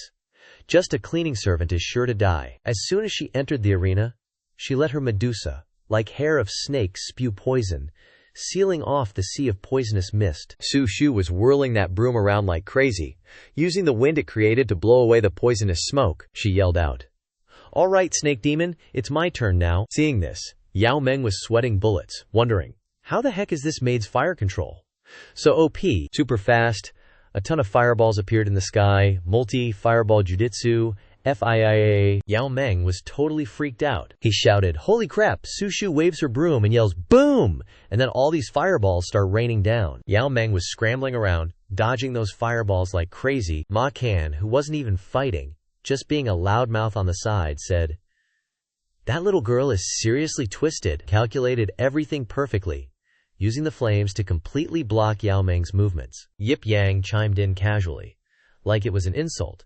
"Seriously, are you guys stupid? This is just Su Shu Dashi mimicking someone." Xiao Ba excitedly praised, "Su Shu really is, like the legends say, absolutely the perfect magical girl for avoiding super, targeted attacks." Standing with her arms outstretched, Su Shu said, "I'll do a magic spell that doesn't need accuracy." Immediately after, a burst of magic chased Yao Meng until his pants nearly fell off, blazing explosion protection. But how could he escape? She was still caught in the fiery tornado. The snake demons below rushed up, yelling, "Lord Yao Meng!" Suddenly, a tentacle flew out. 2 snake demons bit the dust. Xiao Ba was pissed off and threatened, anyone who breaks Master's game rules will be punished by Xiao Ba. Yao Zhu was already super frustrated, but still scared. Yip Yang's hair blew in the wind as he declared, "Since Ma Yuan lost 3 rounds in a row, they'll just have to sit on the golden bench." Yip Yang threatened Ma Yuan with a dark face. There's only one last chance left. At this moment, Su Shu stuttered. "Scary. Master, I won. Should we talk about getting married? No need for betrothal gifts, let's just chat." Yip Yang flicked his finger helplessly. Then, he said, "Go back," leaving Su Shu stunned. Xiao Ba flew in the air with a terrifying appearance, shouting, "The final match, Demon Abyss Destruction, begins the countdown." Yao Zhu stepped forward with boundless confidence. "With me here, no one will ever be able to destroy Demon Abyss." Mei Kan also started flattering with pride. "Please allow your highness to enlighten these ignorant people with the true power of a country, destroying level." Yao Zhu looked at Yip Yang and snarled, "After talking for so many years, I don't even remember how many human nations I've destroyed, how many terrified faces I've seen. Human. Do you dare to fight me one-on-one?" He wasn't to be outdone, and struck the same pose, saying, "Since coming to this world, no one has been a serious opponent of mine. A country, destroying level demon, sounds interesting." Yao Ma just darkened his face and thought, "Dream on. If I didn't fear you for being a demon that brings slaughter to Demon Abyss, I would have attacked you long ago. This match will send you to absolute hell." Yip Yang stepped forward arrogantly with the words of a strong man, "I hope you best not disappoint me." Xiao Ba was beside himself with excitement. Master is about to make a move. Xiao Ba is so thrilled. Yao Zhu attacked first with a punch called Overlord Fist that destroys armies. But Yip Yang just raised one hand to block the attack. The punch quickly went toward Yip Yang, and you just had to return the favor with a super chill counter attack. The Demon Lord started whipping out his hair, like, Okay, very nice, you're full. Triforce attack actually made me flinch. It's worth taking you seriously. 9. Headed hiss. Pie sounds. Suddenly, a gazillion snakes were lunging at Yip Yang's spot. He blocked it with just one hand and yelled, "Not strong enough." Stronger. Yip Yang's eyes flashed with a hint of sadism, demanding, "A little more oomph." The Demon Lord was going just as wild, roaring, vanish. They were clashing so hard they were shaking up the entire demonic abyss. A mini mountain got wrecked, thanks to Yip Yang's energy outburst. Then, BM. 3 figures jumped out from behind the rubble. Mo Kan in his black robes, and Xiao Ba. Yip Yang stood on a rock, hands behind his back, taunting, "Is that all you got for an attack?" He threw a serious punch and asked, "Got anything that'll give me a real thrill?" That punch made the Demon Lord cough up blood like nobody's business. He crashed down, breaking through rocks and making a mega boom on impact. Talk about a dramatic entrance.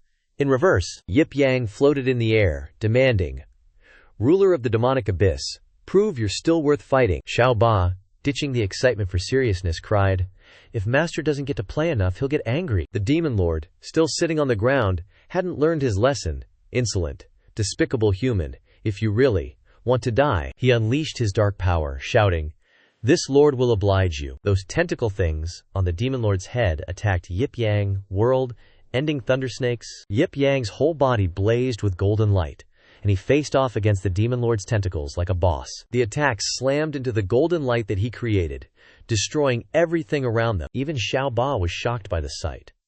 That attack wiped out a ton of floating continents in the demonic abyss. Yip Yang stood there totally unscathed, casually asking, "You thought that kind of weak attack could hurt me?" "Get real," he roared. "What a joke."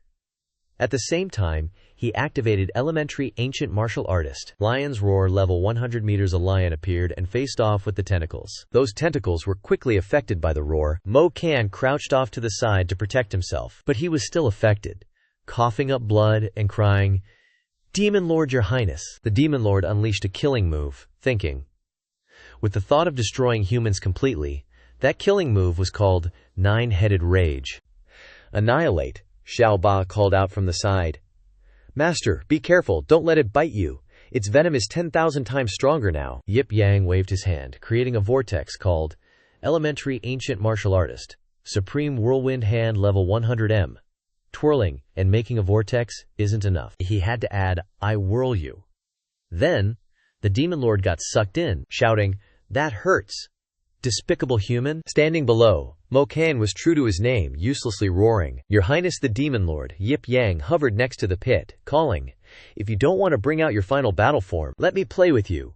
Raising his hand with determination and seriousness, "Then I'll send you on your way." Right then, the Demon Lord told Ma Tan to keep an eye on the barrier and be ready to open it any time to protect Demon Abyss.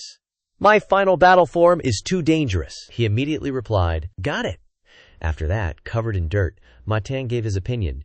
"Your Majesty, Demon Lord, please let it rip. Even if it means destroying the entire Demon Abyss, as long as we beat this despicable human, we won't regret it." Super quick, the Demon Lord used the Demon God transformation to turn into his strongest form. Just like that, a freaky circle appeared in the sky. Yip Yang crossed his arms and waited patiently. "Don't keep me waiting too long, all right?" A huge explosion shook the heavens. The Demon Lord showed up in the middle of it all, crackling with black lightning. In a flash, he transformed while yelling, "Human, it's over." In this new form, he raised his blade high. Nine-headed Demon Lord, Judgment Demon God form. A blinding light shot out with a bunch of demon heads. Judgment space. Open. A small circle appeared in the sky called Ultimate Judgment Power. The Demon Lord roared, "Human, turn to ash!"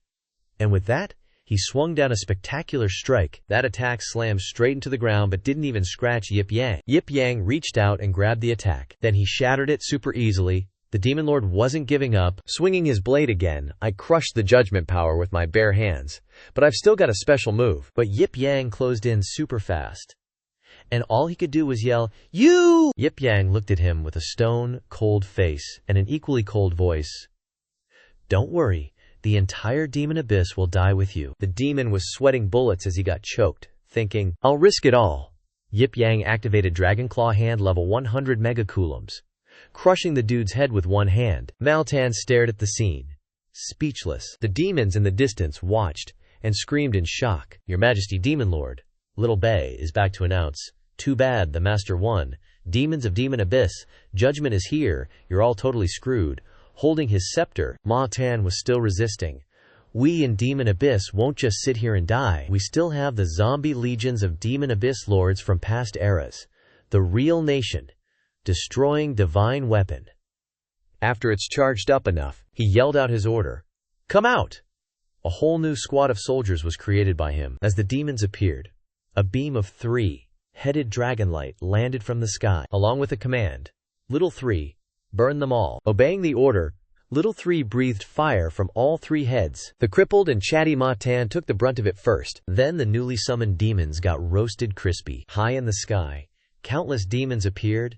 They were the Demon Abyss Archer Legion. Little Two showed up in front of Yip Yang and said, "Master," Yip Yang replied, "I'll leave this side to you." Standing smack middle of the demon horde, Xiao Air spread his arms wide and activated the Quantum Unmanned Merc C, unleashing a freaking torrent of missiles. Standing off to the side, arms crossed and observing, Xiao Ba remarked, "How interesting. I want to play as well." Missiles started bursting forth from Xiao Air like crazy, and before you knew it, the demon palace was blown to smithereens, Kaboom! One missile even zoomed straight towards Ma Yuan, that crystal prison where Bai Fei was playing cards, and exploded with a thump, making her jump up in fright, staring at the destroyed metal door. The soul shackles on Ju. "You are gone!" exclaimed Little Fox in astonishment. "Looks like Yip Yang took care of him." Xia Hua sighed in relief. "Finally, sect leader Yip has arrived." Shan Feng shouted, "Master, hurry and go see him, Bai Fei." "Ugh, stop, why would I go see that guy?" Bai Fei retorted. Shan Feng snarked. "Ever since you left the Limitless Sect, you've said his name at least 1,000 times. Xia Hua chimed in. "Master, go. This might be the last time you see each other in this lifetime." Covering her ears, Little Fox resolutely refused. "I'm not going, but I also have to go. I know that when I meet him, I'll become weak and just want to be by his side." Recalling the blood sea from that day, she was determined. "I can't. I still have to get my revenge." Understanding her feelings, Thu Zhu spoke up on her behalf. "Actually, Master's afraid of implicating sect leader Yip. After all, our enemy is still the only ancient god in this world." Initially, Master turned the Dachu dynasty upside down and sent troops to kill gods. But in the end, Dachu was completely destroyed. Shan Feng agreed. "That's right, sect leader Yip can destroy Ma Yuan, but he can't withstand God." But Bai Fei was stubborn and insisted that they leave. "Fine, I'll use every means to restore my strength." Transforming into a fox demon and leaving, she thought to herself, "I don't want to involve anyone." But, as they left in secret, Yip Yang noticed. "What are you looking at, Master?" Zhao Er asked. But Yip Yang, stone-faced, denied it. "Nothing." Zhao Er snitched. Just now, Master's heart rate fluctuated. Yip Yang snapped, "Do not monitor my heart rate." Walking away without looking back, he yelled, "You guys continue to mess with Ma Yuan. Leave when you're done playing. I'm heading back to the Limitless Sect first." "Yes, Xiaoba." "Got it, Zhao Er," they replied in unison, glancing at the three-headed dragon standing nearby. Yip Yang reminded, "Zhao-san, don't be lazy." Quickly, the scene changed back to the Limitless Sect's prison. Sitting next to the place where Bai Fei had been imprisoned, Yip Yang thought, "I still remember the first time you met me, laughing at why I had such a sad face." Inside the prison cell was the puppet she had created. Looking inside, he sadly reminisced. "You teased me endlessly when I first came to this world. At one, Yuan Otaku, who came to the Limitless Sect for the first time, finally had you by his side." Thinking of the young woman hidden deep in his heart, Yip Yang said to himself, "I'll temporarily give you a vacation, but there will be a day when I catch you again, just you wait." In the bustling and crowded Four Seas city, people were lining up, waiting for the sale of the Yan Niang illustration prints. Fan Shu sighed with eyes closed. "Unbelievable. The pose of the Yin Niang illustration is so special." Yip Yang's drinking buddy, Feng Hao, with a few less hairs on his head, also chimed in. "Even the pure Zhao Yu has had a breakthrough. Unfortunately, sect leader Yip has gone to the sect competition. How unlucky." Suddenly, the otaku girl, Xiang Xiaoxi, appeared, accompanied by someone shouting, "It's Immortal Xiang, the continent's #1 dancer." Unbelievable, she also reads Yan Niang books. Xiang Xiaoxi announced, "I've been commissioned by the publishing house as the ambassador for Yan Niang. Please remember to support Yan Niang." Below, everyone cheered enthusiastically. "Support Yan Niang. We also like Immortal Xiang. Support Yan Niang." Xiang Xiaoxi looked towards some familiar faces, waving. "Bookworm and Chunabu? Long time no see?" Fan Shu stared at her, wide-eyed, asking in wonder strange. With the Immortal's identity and status, why did you accept this book advertisement activity? She didn't hesitate to answer. "Because if I accept this promotional activity, I can get 7 Yin Niang books a month." "Who told me that my master likes Yin Niang? As a disciple, I have to find ways to make my master happy." After that, she went back to work. "Everyone, hurry up and buy Yan Yang. Buy more and you can get my signature." Hearing this, Fan Shu commented jealously, "How lucky this sect leader Yip has such female disciples but is still obsessed with Yan Yang. He's really sick." Feng Hao spoke. "Come to think of it, the sect competition doesn't allow sect leaders to personally participate, right?" Over here at the Lulan Forest, the Dong 15 Yuan Nations Alliance, the place for the sect competition trials, a circle appeared with an entrance. along with the first round's competition method for the Sect trials.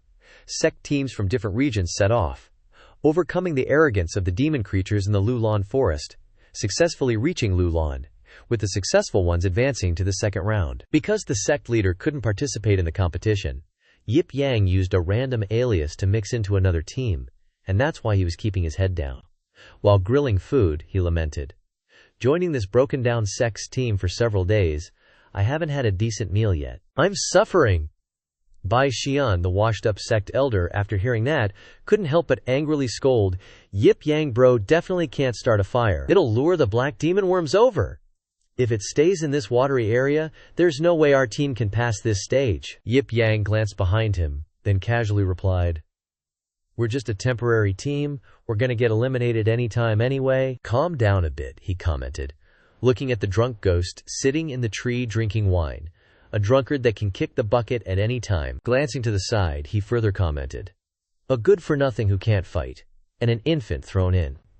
Then, the young sect master of the broken-down sect, the literary young lady Bai Xuan, said with a happy smile, "Xiao Bao, when you grow up, you have to be like your sister, writing trashy novels." Without turning his head, he sneered, "And an old martial realm 7th stage geezer. It's a miracle this team is even alive." Enraged, Bai Xian growled, "No matter what, the black demon worm is a great demon-level creature. Absolutely do not touch it." Extending his hand, already accumulating energy towards the puddle, he stubbornly said, "Then I'll see what happens when I can't touch it." Then he swung his hand hard. Suddenly, a demon creature was sent flying into the sky by him. Yip Yang put on a cold demeanor, adding, "You scared Xiao Bao." Then, with a flick of his finger, the demon creature exploded into pieces. Sheng Yuan and Bai Xian, watching the minced meat, shuddered, their faces turning dark. Yip Yang used his elementary abilities, taking out a leg of the demon creature. Bai Xian was confused. "What are you doing?" At this moment, the leg was already on the fire being grilled. Old man Bai Xian finally sweated as he explained, "What I mean is, our broken-down sect is a sect that should assassinate, so in the future, Yip Yang bro should still use more assassination techniques." "Hear it," he replied, "Old man, I only came to gather enough people. That's asking for too much." Then someone shouted, "The meat's burning." Quickly, time went back to 3 days ago. Old Bai Xian looked left and right in a panic, wondering, where is he? Still missing one last person. Shangji Yu Shi Sect recruits living people to participate in the sect competition. All expenses paid. Yip Yang stepped forward with a nonchalant face. "Living people are okay, right? In the morning I saw you calling for experts." Bai Xian shouted briskly, "State your name! Time's up!" Then immediately signed and stamped, "We will have a bright future." Yip Yang thought, at this moment, the sect leader can't participate in the sect competition, but is a bit worried for those investors. Finding a random sect to put them in is also a way. After writing the form, he carefully asked again, "Hey, is that really enough people?" Bai Xian replied quickly, "Of course. Let me introduce your teammates to you. I am the great elder of the Broken Down Sect. My greatest wish in life is to develop the Broken Down Sect." Then the young lady emerged from behind him with an introduction. "This is the young sect master Bai Xuan. She doesn't know martial arts. She wants to abandon martial arts to become a writer, but the essays she writes are all street vendor level stuff." Bai Xuan introduced, "I once wrote books to earn money. Yan Yang's Tales of the Taishu Immortal Realm." He was shocked, shouting, "What? You're actually a colleague of Bai Piao Piao, the author of Yan Yang? I can't believe a colleague would be so big.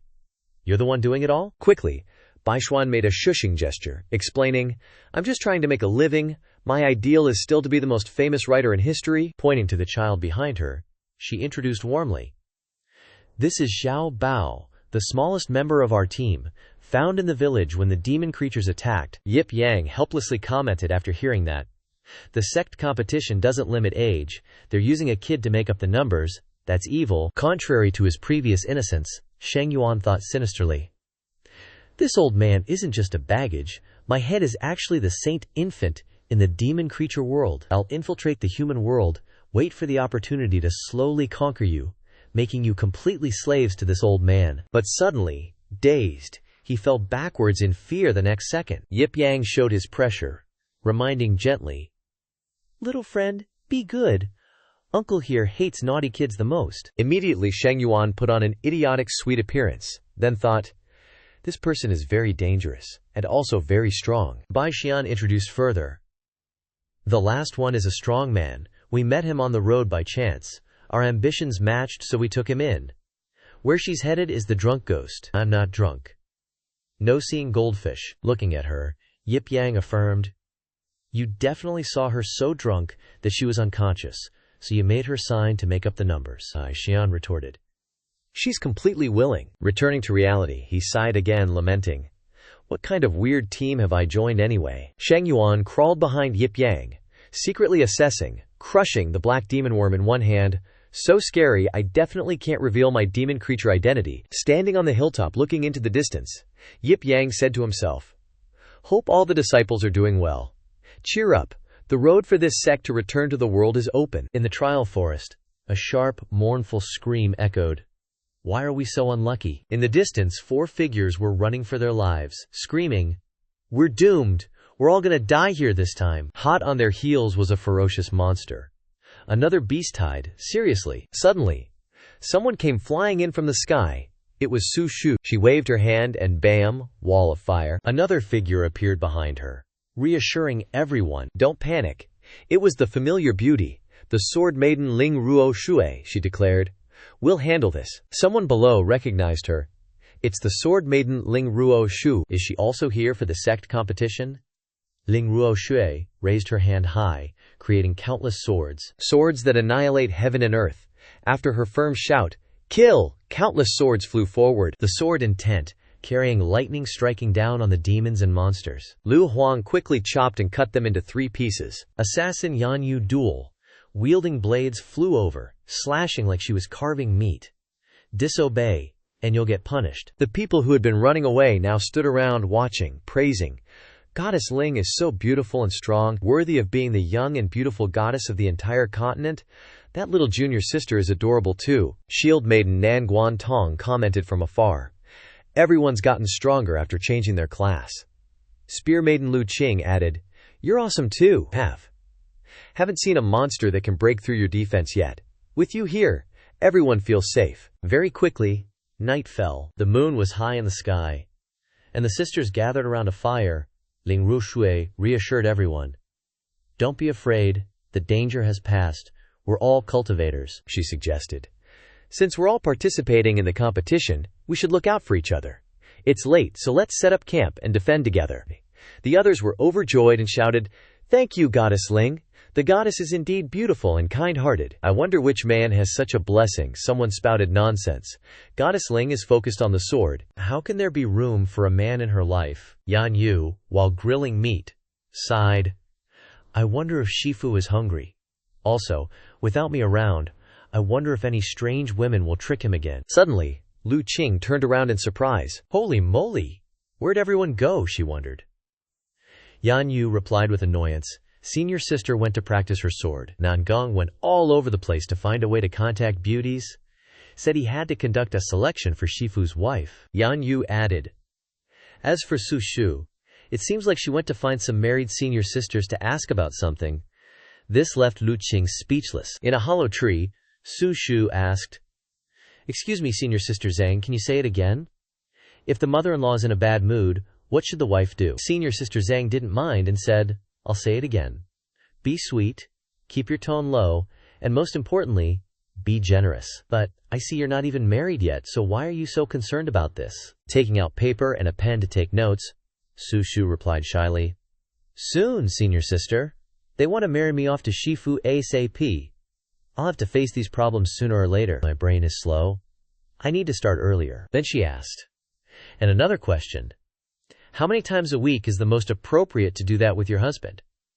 Should I be proactive, or should I be more seductive? High in the tree, someone was watching them. It was Dongfang Xing, with her arms crossed and a belly full of anger. What kind of weird disciples did Shidi take in? Sitting on a high branch, she was indignant. Except for that cultivation machine, Ling Ruo Shu, who is obsessed with the sword. The other disciples seemed more interested in Shidi than cultivating. Then she blurted out.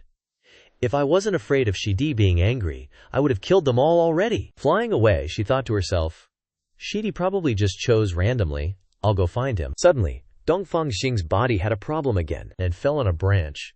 She annoyed, thinking, not good, it's happening again. Soul state is getting unstable. Gritting her teeth and enduring the physical pain, she determined, I must quickly get to Shishide's side. To avoid dying at the last minute without life, no can't control, only can add energy fast. Dongfang Xing found her target, then she cackled maniacally. Hee hee! Like total murder mode activated. With a terrifying laugh, down to the ground with blood raining from the skies, Dongfang Xing yelled, turns out these guys are disguised demons. Guess you guys are just plain unlucky. Licking her hand with her tongue, she was totally chill about what just happened. Way better now. Then she reached out and picked up a token from the ground. Looking at the different characters on the jade pendant, she guessed, Lin Shi Sect. Even the demon lords are here? Could it be that his goal is the same as mine? The treasure of Lulong? If a demon lord is interested, then it seems there's something good in the treasure that even I don't know about. Among the 12 demon lords, Jiu Tushi was taken care of by my junior brother. Even carrying shoes for that pig head doesn't suit him. That fat, aggressive pig demon. She started scheming. After all, he used the strength to destroy a country to act like a god. Jiu too only destroyed a few star-level city-states of small countries. The top demon is just one. I think he's not even counted as a star. At most, a comet. A look of deep contemplation crossed Dongfang Xing's face. Zhu Tian is a monster who has swallowed tens of thousands of people. He's a Hongyu-level character of Ying country. But the scariest is still that Long Lord, a new world-level doomsday existence. If Zhu Tian really shows up, all the people at the Sect competition might get swallowed whole. Then she leaped up and flew away, deciding, okay, I'll stop looking for junior brother for now. I'll see what Zhu Tian is up to first. Using her lightness skill to leave, she was smiling about what was about to happen. Who knows, I might get a treasure that makes me stronger. This Sect competition seems a lot more interesting than I thought. Keep on living, junior brother. In the forest, Sheng Yuan's earth. Shattering cries rang out. Yip Yang wondered, what's going on? Crying non? Stop this early in the morning. Annoying. On the surface, Sheng Yuan was crying his eyes out, but inside he was laughing with glee. Hurry and hand me over to someone else. Just get rid of that scary person, and I can reunite with my people in a safe place. He just kept crying like there was no tomorrow. Bai Xianchuan quickly yelled, I'm old, my nerves can't take a kid's crying. Holding Sheng Yuan as he wailed, he wondered, where did that literary young woman Bai Xuan go? I have zero experience with kids. Suddenly, he had an idea. I don't care anymore. I'll just lift him up high, like this. Kids on Earth seem to like this. Like this. Sheng Yuan's face instantly darkened, feeling like something bad was about to happen. Oh boy, here it comes. He was sent flying high into the air by Yip Yang, twisted into several loops in the air. Sheng Yuan's face was dark and trembling. Why is this guy flying so high? I'm so dizzy, I want to puke. This is so scary. Very quickly, he landed on the ground with a huge thud, making a crater. Carrying the kid in his arms, he said happily, see? Lifting him up high works. He finally stopped. Having landed safely, Sheng Yuan couldn't help but shiver, thinking, I'm alive. Did he figure something out? Is this his way of warning me I absolutely can't act rashly? Suddenly, Zhugi stepped forward and said, give me Xiao Bao. Yip Yang scoffed. You're a drunkard. You think you know how to take care of kids? Sheng Yuan was sweating bullets, listening to what Zhugi said next. Well, I'm a woman after all. I know how to make him stop crying. Just give him a few sips of good wine and he'll be quiet. If you don't give him to me, I'll just take him. Reaching out, she jumped forward. She yelled, I'm taking him. Then she wrapped her legs around Yip Yang's neck, making him blush. Swoosh! Zhugimi's hair fell quickly, and she sat on the inexperienced pretty boy, straddling him. Holding the gourd in her hand, she said, blushing, sorry, a little rough. Whoops, I'm a girl. It's too hot, you're sweating. In a tree far away, a shadow wondered, didn't they say that after Zhu Giwi drinks, she'll kill any male creature? The assassin sitting on the branch sighed in affirmation. So that was a lie. Glancing to the right, Zhu Giai said, I smell the stench of demons. Knowing that I, Zhu Giai, am still the one who stood 99th on the heavenly board, you still dare to come and offer your lives? Sheng Yuan trembled in fear, thinking, she's the strongest Zhu Gi in the demon-slaying 5 ghosts. Luckily, my bloodline is special, and I can hide my demonic nature. Looking at the terrifying Yip Yang, he affirmed, If I tell this person, the world will be destroyed. Zhu Gi flew towards the bushes using her lightness skill, and then shouted, "Under the blades of the demon slaying 5 ghosts, absolutely no demon can survive.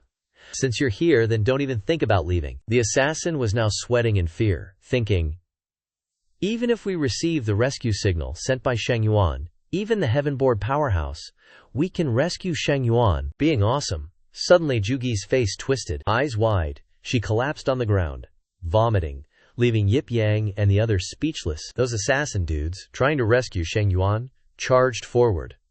They saw Zhang was down for the count and figured they could snatch the kid right out of the weak dude's arms. Yip Yang whips out his sword like a boss and shouts, "So you're kidnapping kids, huh? I hate human traffickers." And with lightning speed, bam, he slices 2 demons in half. The guys floating in the air were like, "Whoa, 3 down already?" They froze. Perched on a branch, they started this totally clueless convo. Sheng Yuan-sama saw us coming to rescue him, but why isn't he reacting? Oh, I get it. He's totally gearing up for the perfect moment to strike with us.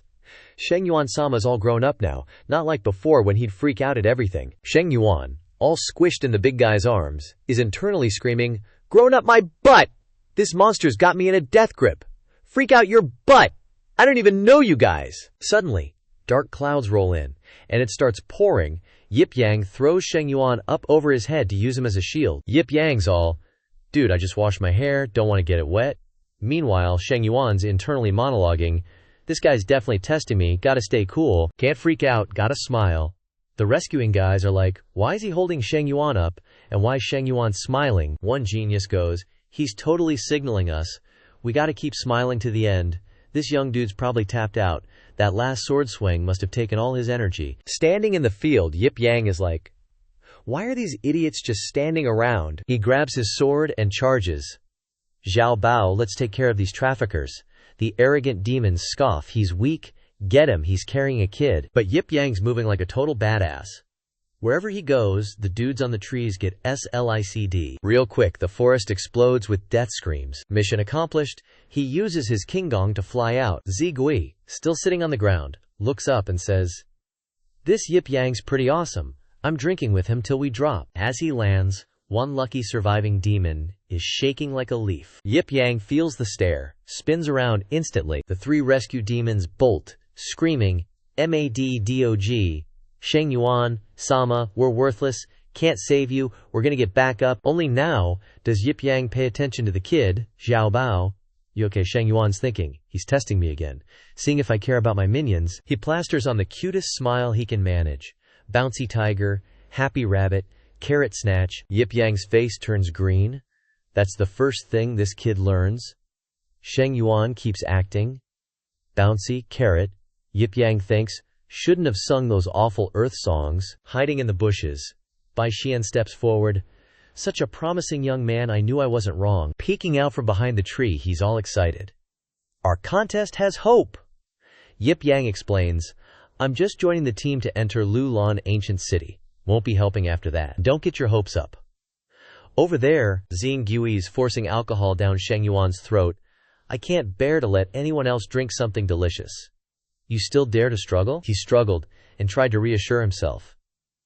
"Patience, he must be patient," Yip Yang said.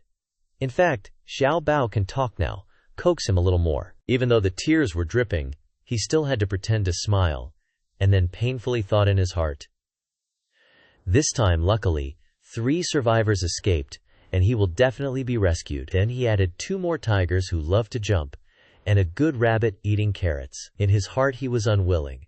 In his life he was a saint and hero. Why should he suffer such humiliation? At this moment, standing next to him, Bai Xian clapped his hands and praised, "Zhao Bao has finally grown up." Lifting up the novel to read, Yip Yang thought to himself, "Should I chase those 3 escapees down? Nah, I'll just read that Yanxiang thing Zhai Nu bought for me." The image of Xiao Er appears. Carrying the novel away, "This is what I specially took from Sihai City. It's still the avatar version of Yanxiang. Charming inside." In the bushes, the fleeing demons cheer each other on. "Keep running. Don't stop." Landing on the ground, the leader shouts in fear. That young man without any cultivation was really scary. Suddenly, in the distance, a figure of a young woman appears, saying, "How scary." Dongfang Xing with a wounded shoulder asked, Is it as scary as me? The fleeing demons saw it and shouted in unison, Dongfangxing, the big devil, why are you here? She's injured. She wasn't even trying to hide it. Yep, this girl's hurt. Needs you guys to sacrifice yourselves to heal me. Then, following up, don't worry, won't hurt a bit. Right after, that little demon spawn opened her yap and sucked all the demon ghosts in. All that power zoomed straight into Dongfangxing's forehead. I was hurt by your Chu Tian, so sucking you guys up is just karma, baby. Suddenly, bam! A blast of power smacked down. Dongfangxing healed up and looked back while running away. Boom, again.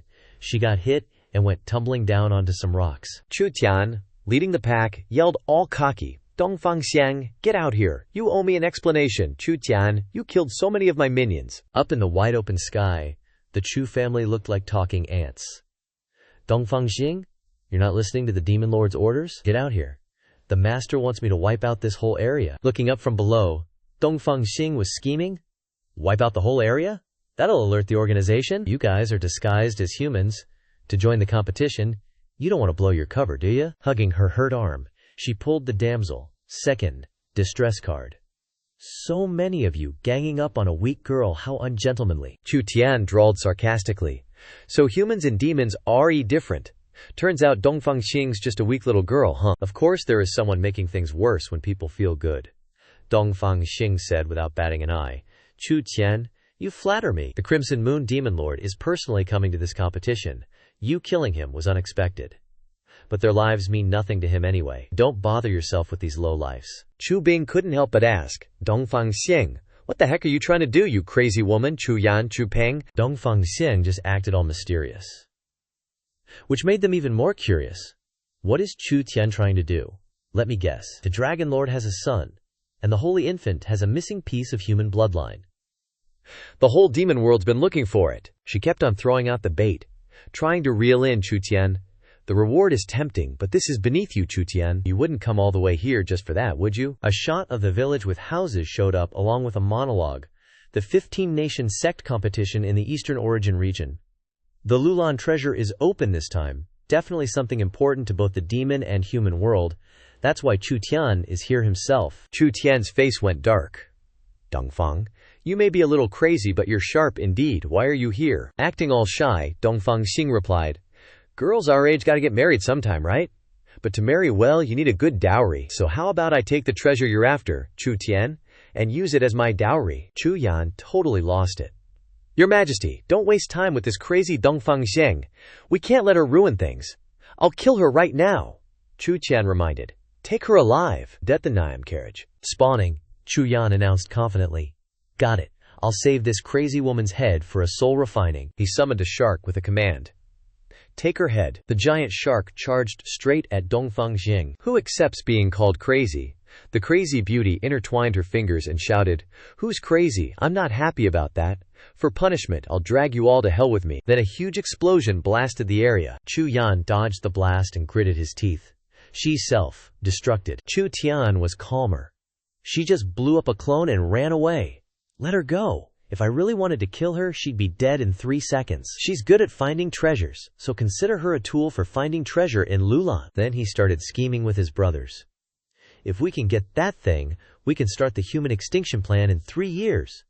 The Dragon Lord will also obey your Majesty. Speaking of which, we got a call for help from the Dragon Lord's holy infant son, but the minions who went to save him all died. Then he was dark-faced and decided to not care about the benefit.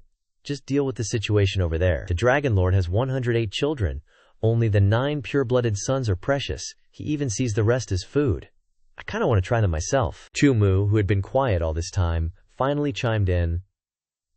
Based on our intel, Wuji Sect, who saved the Demon Lord's head by killing him, is also participating in the competition. And that Yip Chen guy might show up too. Chu Mu, Chu Tian, looked up at the sky and arrogantly stated, my good-for-nothing little brother Ju Yu. I'm so heartbroken for him. It's decided. After we get to Lulan Ancient City, I'll swallow that Yip Chen whole and taste what he tastes like for my dead brother. At Lulan Ancient City, the small city had 2 human statues supporting it on their backs. A person in white clothes stood observing. Yip Yang sighed, rolling his eyes. He decided to haul these weirdos along for the ride. Might as well burn off some energy. Now let's find some grub, Bai Xian piped up. The glutton. Puppy. Earth dude. It's seriously the legendary ancient city. I can smell history. Yip Yang tried to ignore him. Hey, little Bao just peed himself, by the way. Meanwhile, the wine guzzler was getting chased all over the place by some dude, who was even stealing his booze. Raising the holy core above his head, Bai Xian looked like he was praying to a departed soul. Oh, ancestor, we've arrived in Lulan. I haven't failed the Sect's mission to rise again. I'm willing to sacrifice this little punk to the heavens. Yip Yang, up in the air, was not impressed. Jeez, old man. Just then, a giant white bird showed up in the sky. People started gossiping. Quick, look over there. It's the goddess Ling Ruo Shu of the Limitless Sect. Perched on the bird were the 5 junior sisters. Yan. You glanced around and sighed, I miss Master so much. The crowd started chattering about them. That little junior sister is so cute. Su Shu's popularity is really going up lately too. Yip Yang, blending into the crowd, was like, whoa, transportation exists. I thought everyone just flew around on their own power. The white bird suddenly landed. Ling Ruo Shui walked straight towards Yip Yang, causing a commotion. What's going on? What does the goddess have to say to some old, sickly guy from a dying sect? Maybe she caught him doing something shady. He pulled his hat down, face green. Crap. She recognized me. I said I wouldn't run into her this time. Ling Ruo Shui smiled brightly. Senior sister, we parted ways during the Sect's entry trial. I never would have imagined meeting you here. This must be fate. Hearing this, Yip Yang was shocked. She recognized me in disguise back then. What kind of eyes does this sword-obsessed girl have? Suddenly, she scooped Yip Yang up in a princess carry. Senior sister, let's go have a chat. All the nosy guys watching were like, the goddess is giving a dude from a dead-end sect the princess treatment? What the heck? Is she ignoring me because I'm not weak enough? As they flew off, Ling Ruo Shu exclaimed, I've always been grateful for senior sister's help back then. Meeting senior sister is like finding a kindred spirit. This time, we absolutely have to sleep in the same bed and talk for 3 days and 3 nights. Yip Yang yelled, let me down. You've gotten stronger in the last 6 months. She didn't hide it. That's right. Let's turn back the clock to 2 months ago. On a stormy day, Ling Ruo Shu was standing on a cliff, lost in thought. Someone approached her from behind. Ling Ruo Shu was sulking. I told you not to bother me. This is the 3rd time I've failed to break through to the soul realm. Just let me cool off in the rain for a bit. She added, I'll go back on my own when the rain stops. But Yip Yang protested. You've been getting wet for a whole day and night. The rain got heavier, and her mood hit rock bottom, so she stubbornly said, Forgive this disciple's stubbornness. The rain hasn't stopped. Disciple doesn't want to go back. Hearing that, he casually drew his sword and said, Easy peasy. Then, he swung, slicing the sky in half with a single stroke. The sky was now split in 2. It was totally surreal. Seeing the weather change like that, Ling Ruo Shui sighed, I wonder when I'll have even a fraction of Master's swordsmanship. Then, a happy memory flashed with the voice. Over. Master said I needed to relax a little, so he took me traveling to all sorts of places, to experience life. She even thought about seeing the stars and the sea, while being princess carried, and that trip was unexpectedly very effective. According to her, not long after returning from the trip, I went from the spirit realm to continuously breaking through to several realms. Ling Ruo Shu began to break through from the spirit realm to the soul realm, then to the illusion realm, and finally to the mystery realm, back to reality. Ling Ruo Shu asked about senior sister again. I have a big question that I wanted to ask you that isn't convenient to discuss with my junior sisters in the sect, so I can only rely on senior sister. Yip Yang made the same request. Put me down first and then talk. Landing on a rocky peak, she began to share her inner thoughts. I've always told myself that my whole life is dedicated to the path of the sword, and not tainted by the mundane world. In my heart there is only the sword. Master's image always stays in my heart. Standing in front of her master, with confusion, she shared, Thinking of Master, sometimes I even feel that Master is hotter than the inflamed sword. For a moment I don't know if Master or the sword path, which one is more important. Yip Yang was terrified by what he heard, and cursed, turned away. Yip Yang began to explain on theory. Your master's temperature is 363 degrees Celsius to 372 degrees Celsius. Even if you have a fever, it's at most 42 degrees Celsius. The melting point of the sword is 1,500 degrees Celsius. It probably won't be that your master is hotter than the sword. But the most important judgment is that we can solve through the problem. If your master and the sword fall into the water, You can only save one person. Who would you save? Hearing this, Ling Ruo Shui was torn. This. Then she turned around, counting 7 petals. Master swordsmanship, master swordsmanship, Yip Yang wondered.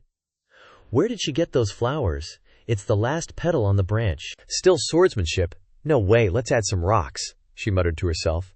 Master, swordsmanship, damn it, I don't want to give up either. Turning back, Ling Ruo Shu said with determination, Big sis, please enlighten me. But the spot in front of her was already empty. Huh, where did Big Sis go? Leaving, Yip Yang left a note under a rock that read, Your problem. I'll help you write a letter to the author of Yan Yang for answers. I still have a competition to attend. Good luck.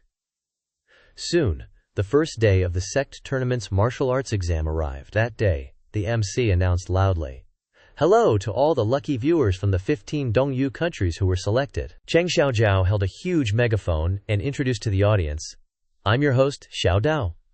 Welcome everyone to the 15 Dongyu countries Sect tournament. On the first day, the Sect teams will be sent to the martial arts exam space to face the trials.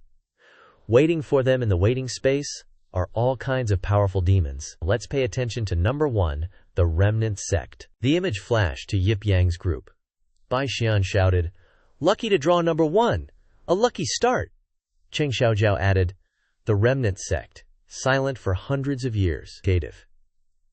They are the team predicted to be eliminated first, but unexpectedly they created a miracle by arriving at the ancient city of Lulan. Everyone, how many minutes do you think they can last in this space? The crowd burst out laughing with contempt.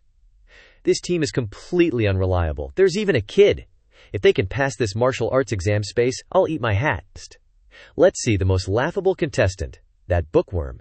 He's definitely gonna piss his pants when he sees a demon beast. Bai Xian, with stars sparkling around his head, said, Our exam is about to begin. Are you all 100 times more confident than yours truly? Thinking in his heart. The goal is to rank first in the tournament and enter the treasure trove of Lulan. Yip Yang, reading a book intently, announced, I won't be fighting. I'm just here to get eliminated. Zigui ignored the world and continued her mission to be a mommy, holding up Sheng Yuan. Bai Xuan said, Xiao Bao might be going home soon. Bai Xian was provoked and cursed. These guys! Among the people waiting to enter, Zhao Tian said with a dark face, I seem to smell the aura of Zhu Tou's younger brother on that book, reading kid. At the ancient city of Lulan, the surrounding spectators commented, Does this team not have a single normal person? Looking at the 5 unusual people arriving at Lulan, everyone was convinced their chances of surviving the martial arts exam space were slim to none. Cheng Xiaodao held the megaphone, shouted towards the crowd. As the first sect to open the show, hope the remnant sects can persist a little longer. Everyone please bless them. Zhao Bing looked at Zhao Tian for advice. Should we kill him? But she was quickly stopped. Wait a minute, get the clues to the Lulan treasure first, then strike. By then, everyone in the ancient city of Lulan will be devoured.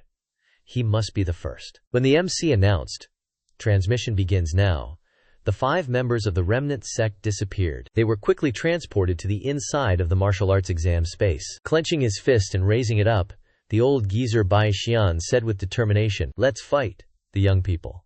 But his teammates were less talkative. Seeing this, Bai Xian had no choice but to swallow his anger. Fine, I'll go myself. Soon, a swarm of all kinds of demons ran at the speed of light towards them. Bai Xian, trembling in fear and turning green, swore.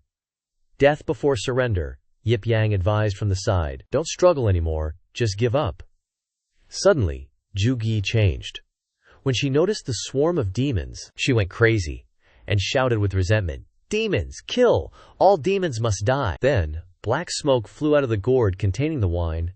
Bai Xuan carried Sheng Yuan on her back, sadly shouted, Zigui is exploding. Behind Zigui appeared the figure of Jia Tianshuan Nu. She was still muttering, Kill all the demons in the world. Then, she flew up to fight alongside Jia Tianshuan Nu. Quickly, the demons were torn to shreds in a moment. Zhu Gi laughed crazily and confirmed, Are there any demons left? Kill, I will kill them all. Jia Tianshuan Nu raised the umbrella in her hand, firing out several golden blades. Those blades also tore into the demons and monsters like a feeding frenzy. Yip Yang watched the scene, puzzled. What's going on? Weren't we supposed to just lie down and get eliminated? Bai Xuan said. If he really is Zhu Gi from the Zha Yao 5 ghosts, This scene is pretty normal. She recalled what she'd heard and recounted it to Yip Yang, Ju Gi. Turns out he's a member of the Tianhe orphan organization, rescued from demon territory by soldiers. But during a rescue mission, all the members of Tianhe were wiped out, except for him. From then on, he was called Ju Gi, and when fighting demons, he loses control of himself. After all the fighting, Ju Gi even lamented. They're all dead. These demons are dead. Not satisfied at all, I wanted to deal with them more. Cheng Xiaojiao, as if not believing the result, announced. All the demons in the #1 martial arts assessment space have been eliminated. All members are about to be teleported out. The Kanzong has advanced. How did they win? The situation wasn't clear inside the martial arts space. Anyway. Congratulations to Kanzong for advancing to the next round. The spectators in the stands couldn't help but wonder, that sickly weak sect advanced. What the heck is going on? Yip Yang, hearing the result, turned green and muttered, even like that they can advance. Whatever. Reading books is the same everywhere. Sheng Yuan was utterly dejected, crying out, I don't want to advance, I want to be eliminated and stay away from that scary guy. The MC, now putting on a smitten expression, drooling, exclaimed, now let's turn our attention to the other teams entering the martial arts assessment space. This year, the most anticipated team is probably the Wujizong. After all, there's Ling Nuo Shui. She's the dream of all male cultivators on the continent. Hearing this, Yip Yang rarely glanced over, thinking, Ruo Shu and them have started. Inside the Wujizong martial arts assessment space, the four were back to playing cards. Nan Guantong wondered, is this okay? Su Shu reassured, just sit tight, daily. With Big Sis here to handle it, we don't need to worry. On Ling Ruo Shu's side, she created countless sword images, ordering them to instantly obliterate the demons and monsters with thousands of sword stabs. Outside, Cheng Xiaojiao enthusiastically cheered, hoping Ling Nuo Shui would have good luck in this sect competition. I think everyone's really looking forward to it. However, she added, or the strongest sword sect, Tianjianzong. Every one of them is a genius born for the sword. Inside the Tianjianzong martial arts assessment space, a disciple complained, I just can't figure it out. Why did the sect leader make us participate in this pointless competition? The 9th generation of Tianjianzong, Lin Yuxian, said with disdain, we Tianjianzong are superior beings. What's so great about fighting ants? Sword Princess Zhu Chan was just as arrogant, such a bunch of country bumpkins. Even someone like Ling Ruo Shui gets called a goddess. How laughable. She took out a sword from her space and lamented. So boring. Then, streams of sword intent rained down, slicing up the demons and monsters below. Outside the martial arts assessment space, someone noticed and wondered, what's that? Cheng Xiaojiao exclaimed with wide eyes. That location is the martial arts assessment space of Tianjianzong. Those terrifying sword rays are actually breaking the space. Tianjianzong is really strong. Let's look forward to the competition. The outer layer of one space suddenly cracked. Looking up at the dark sky, people discussed animatedly, a martial arts assessment space has been blown up. Those people aren't from Tianjianzong. Zhao Tian threw a punch and sneered.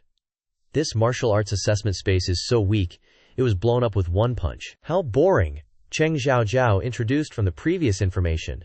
These are members of the Laoshanzong team.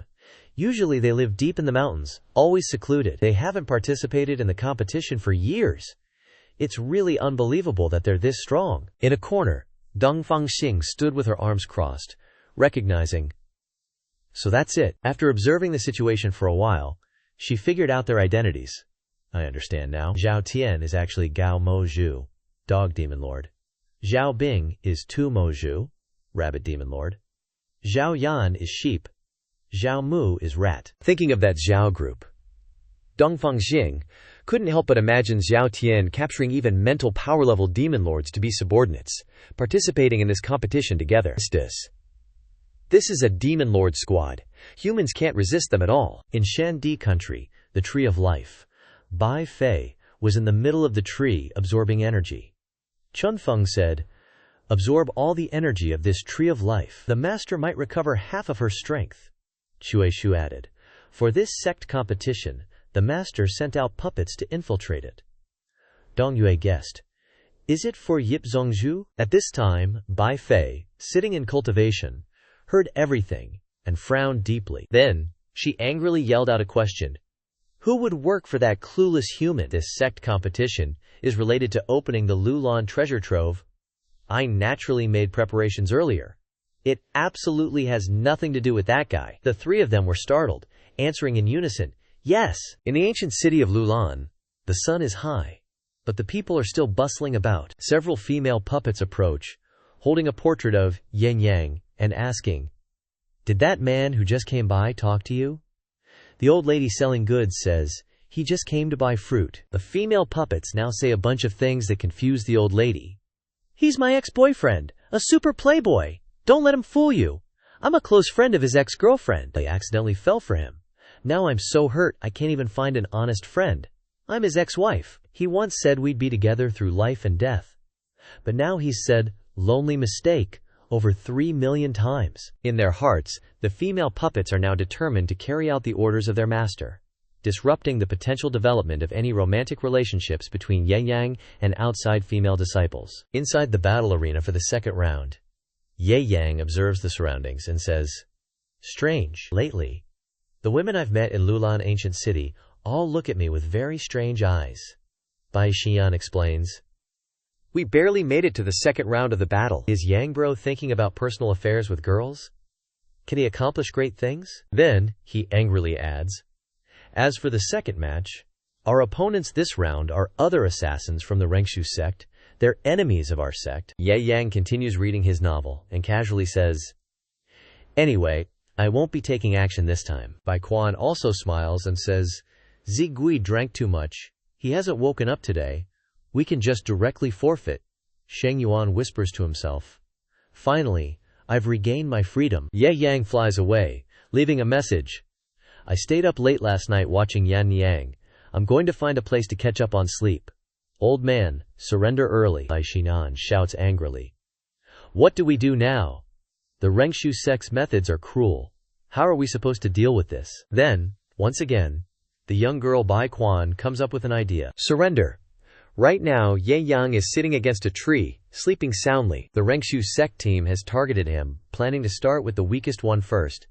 Kill him first! It's his own fault for overestimating himself, entering this Asura-level deathmatch without any cultivation realm. Then, they throw a bunch of shurikens, shouting, "The Rengshu strike, absolutely no mercy." However, as the shurikens fly down, Yip Yang disappears. He very quickly moves to another tree to sleep. The Rengshu sect members, seeing this, can't help but wonder, why did he move? He escaped. He has a magic treasure that can dodge hidden weapons. It's just a weakling's life-saving method. Then, they decide to rush in according to the order. "Everyone, attack, kill him, then we'll share the magic treasure." One of them, holding a blade, quickly approaches Yip Yang and joyfully shouts, "Die!" But suddenly, at this moment, a light flashes, causing him to freeze. The arm he was about to use to slash Yip Yang is burned, making him scream in pain. The other members of the same sect also realize that something is wrong. Yip Yang emits a surge of power that covers the entire area. Beginner, level high, temperature radiation defensive barrier, level 100. The surrounding area is now barren land. He sits slumped on the ground, his body trembling. Bai Xian yells, "Oh my god!" Sheng Yuan, witnessing the scene, can't help but overthink, is this a warning to me? So scary. Just as Yip Yang drowsily wakes up, he hears an announcement. "Congratulations to the Kan sect for advancing to the top 32. He jolts awake and exclaims, "I leveled up just by sleeping?" Then he worries about Ling Ruoshu's opponents. They're the Ling Yun sect. I'm a bit worried about that idiot Su Shu. After all, they're the enemies who kicked her out of the sect. His figure disappears, accompanied by his voice, forcibly entering their battle space. Let's check out the Wuji sect and Ling Yun sect. Battle space. Nan Guantong looks at Ling Ruoshu and asks, "Su Shu wants to fight 1 against 5. Is she okay with that?" She replies, "This is her promise to master. Trust her." Before the fight, Su Shu clasps her hands in prayer. "Grandpa in heaven, today is an important day for me. Since I was little, I've had no father and no mother. It was you who always took care of me. You always said that a girl should get married early. I must strive to fulfill your wish. Senior sister has already stood up for me and master. But I know I'm still not worthy." Looking at the approaching enemies, she is extremely determined. "But I will try to be worthy of master. In this battle, I will definitely make Master see me in a different light. The others are quite rude. Finally, we can fight that bitch Su Shu. The Lingyun sect team continuously insults Su Shu. See that trash Su Shu from the same sect? This woman who was a servant in the Lingyun sect has lost her roots outside, taking her in. The Wuji sect will definitely pay the price. Sitting on her broom, combined with her current outfit, Su Shu looks like a witch and says, "Everyone from the Lingyun sect, it's been a long time," one of them says. "That trash who can't even condense Qi. Just because she can make a flying magic artifact, she thinks she's all that." The old man in the team is also contemptuous, shouting, "Little bitch, you dare to come alone." Su Shu, having some actual strength, doesn't even care. Instead, she throws down the gauntlet. "Enough talk! Dealing with trash like you, I'm enough on my own. Now, I'll fulfill Master's first request. Give each of you a slap." Another person, hearing this, still says, "Just based on you." Su Shu, not bothering to say more, frowns and begins her attack. Illusions flicker. The guy who was just talking big now stands frozen, eyes wide. Then he takes a slap to the face, spitting out blood. The old man in the sect also gets slapped, losing some teeth. Su Shu zooms up, and the Lingyun sect members continuously get their asses handed to them. A disciple who got hit falls to the ground, clutching his face and whining. One person suddenly rips off a mask and yells, "You traitor! You've learned such vile tricks!" It's the sect master of the Lingyun sect, Yun Lian. He clenches his fists, furious and shouting, "You even dare to ambush your benefactor!" Recognizing a familiar face, Su Shu warns, "So it's Sect Master Yun. You disguised yourself to participate in the competition. That's against the rules." Then she corrects herself. "Besides, you're not my benefactor. I only have one benefactor. His name is Yip Yang."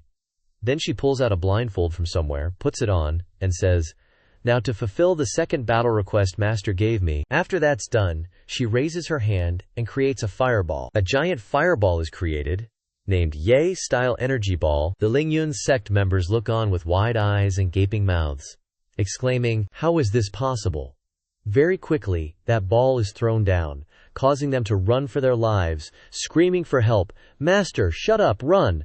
But where can they run? They all take the hit and scream in pain. Su Shu, now calmly standing above, looks down and says, "Master's second request was to tear off their fake masks.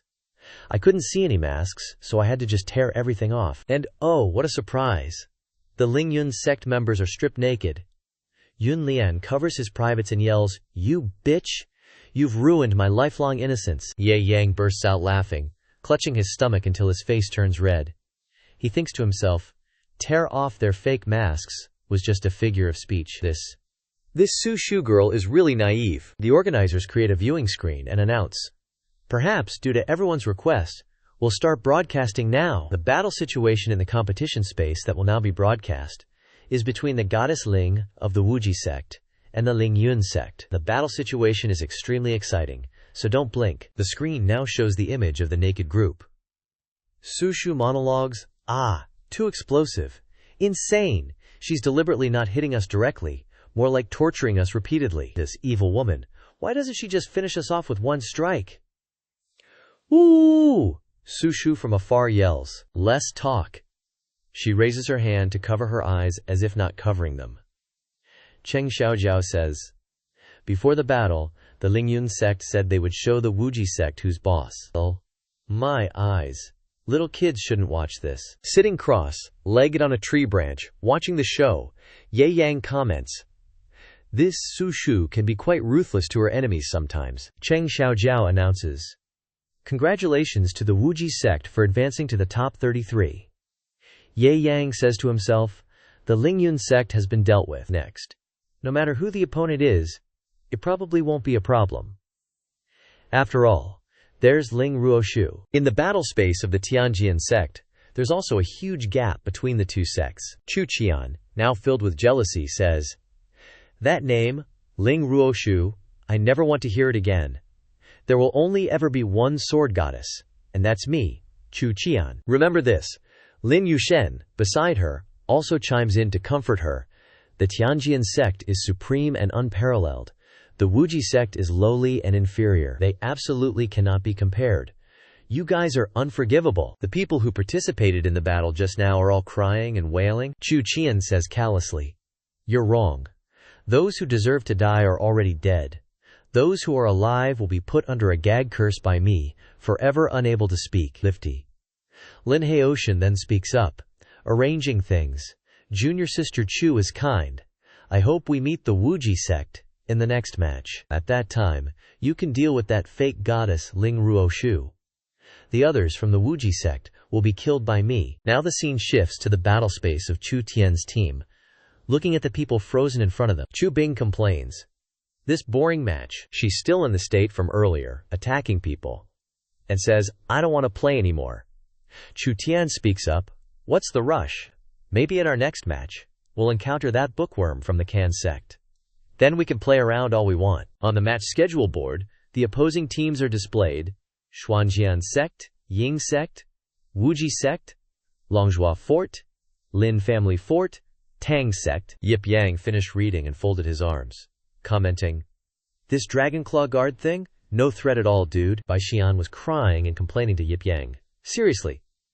Now of all times, Yang Bro's still worried about other sects. Our opponent is the Tianjian sect. Hearing the unfamiliar name, he asked, Tianjian sect? What's that? Bai Xuan, who was playing with Sheng Yuan, chimed in to explain. They're the strongest sword sect in this whole competition. They're basically saying everyone else is just cannon fodder. After hearing that, Yip Yang turned to leave, saying, Deal with it yourselves. I'm not lifting a finger. Bai Xuan set a condition.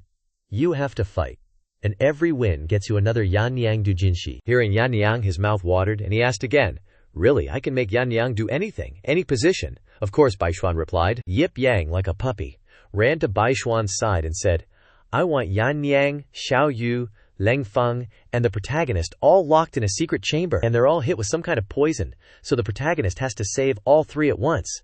She was generous. No problem. Yan Niang's imprisonment. 7 Mountain Light. Coming right up. Then the two slapped hands and said in unison, Deal. Wiping away tears flowing like a broken dam. Bai Xian was overjoyed. The young sect leader finally gets it. This is all for our remnant sect. I heard there are tons of ancient texts in the Lulan treasure vault. I must get them. The day before the remnant sect's decisive battle, at the lodging area for contestants, Yip Yang pushed open a door and saw Su Shu sitting inside. Su Shu tilted her head and smiled warmly, explaining, Shiji said that you're about to fight the Tianjian sect, and told me to come relax you a bit.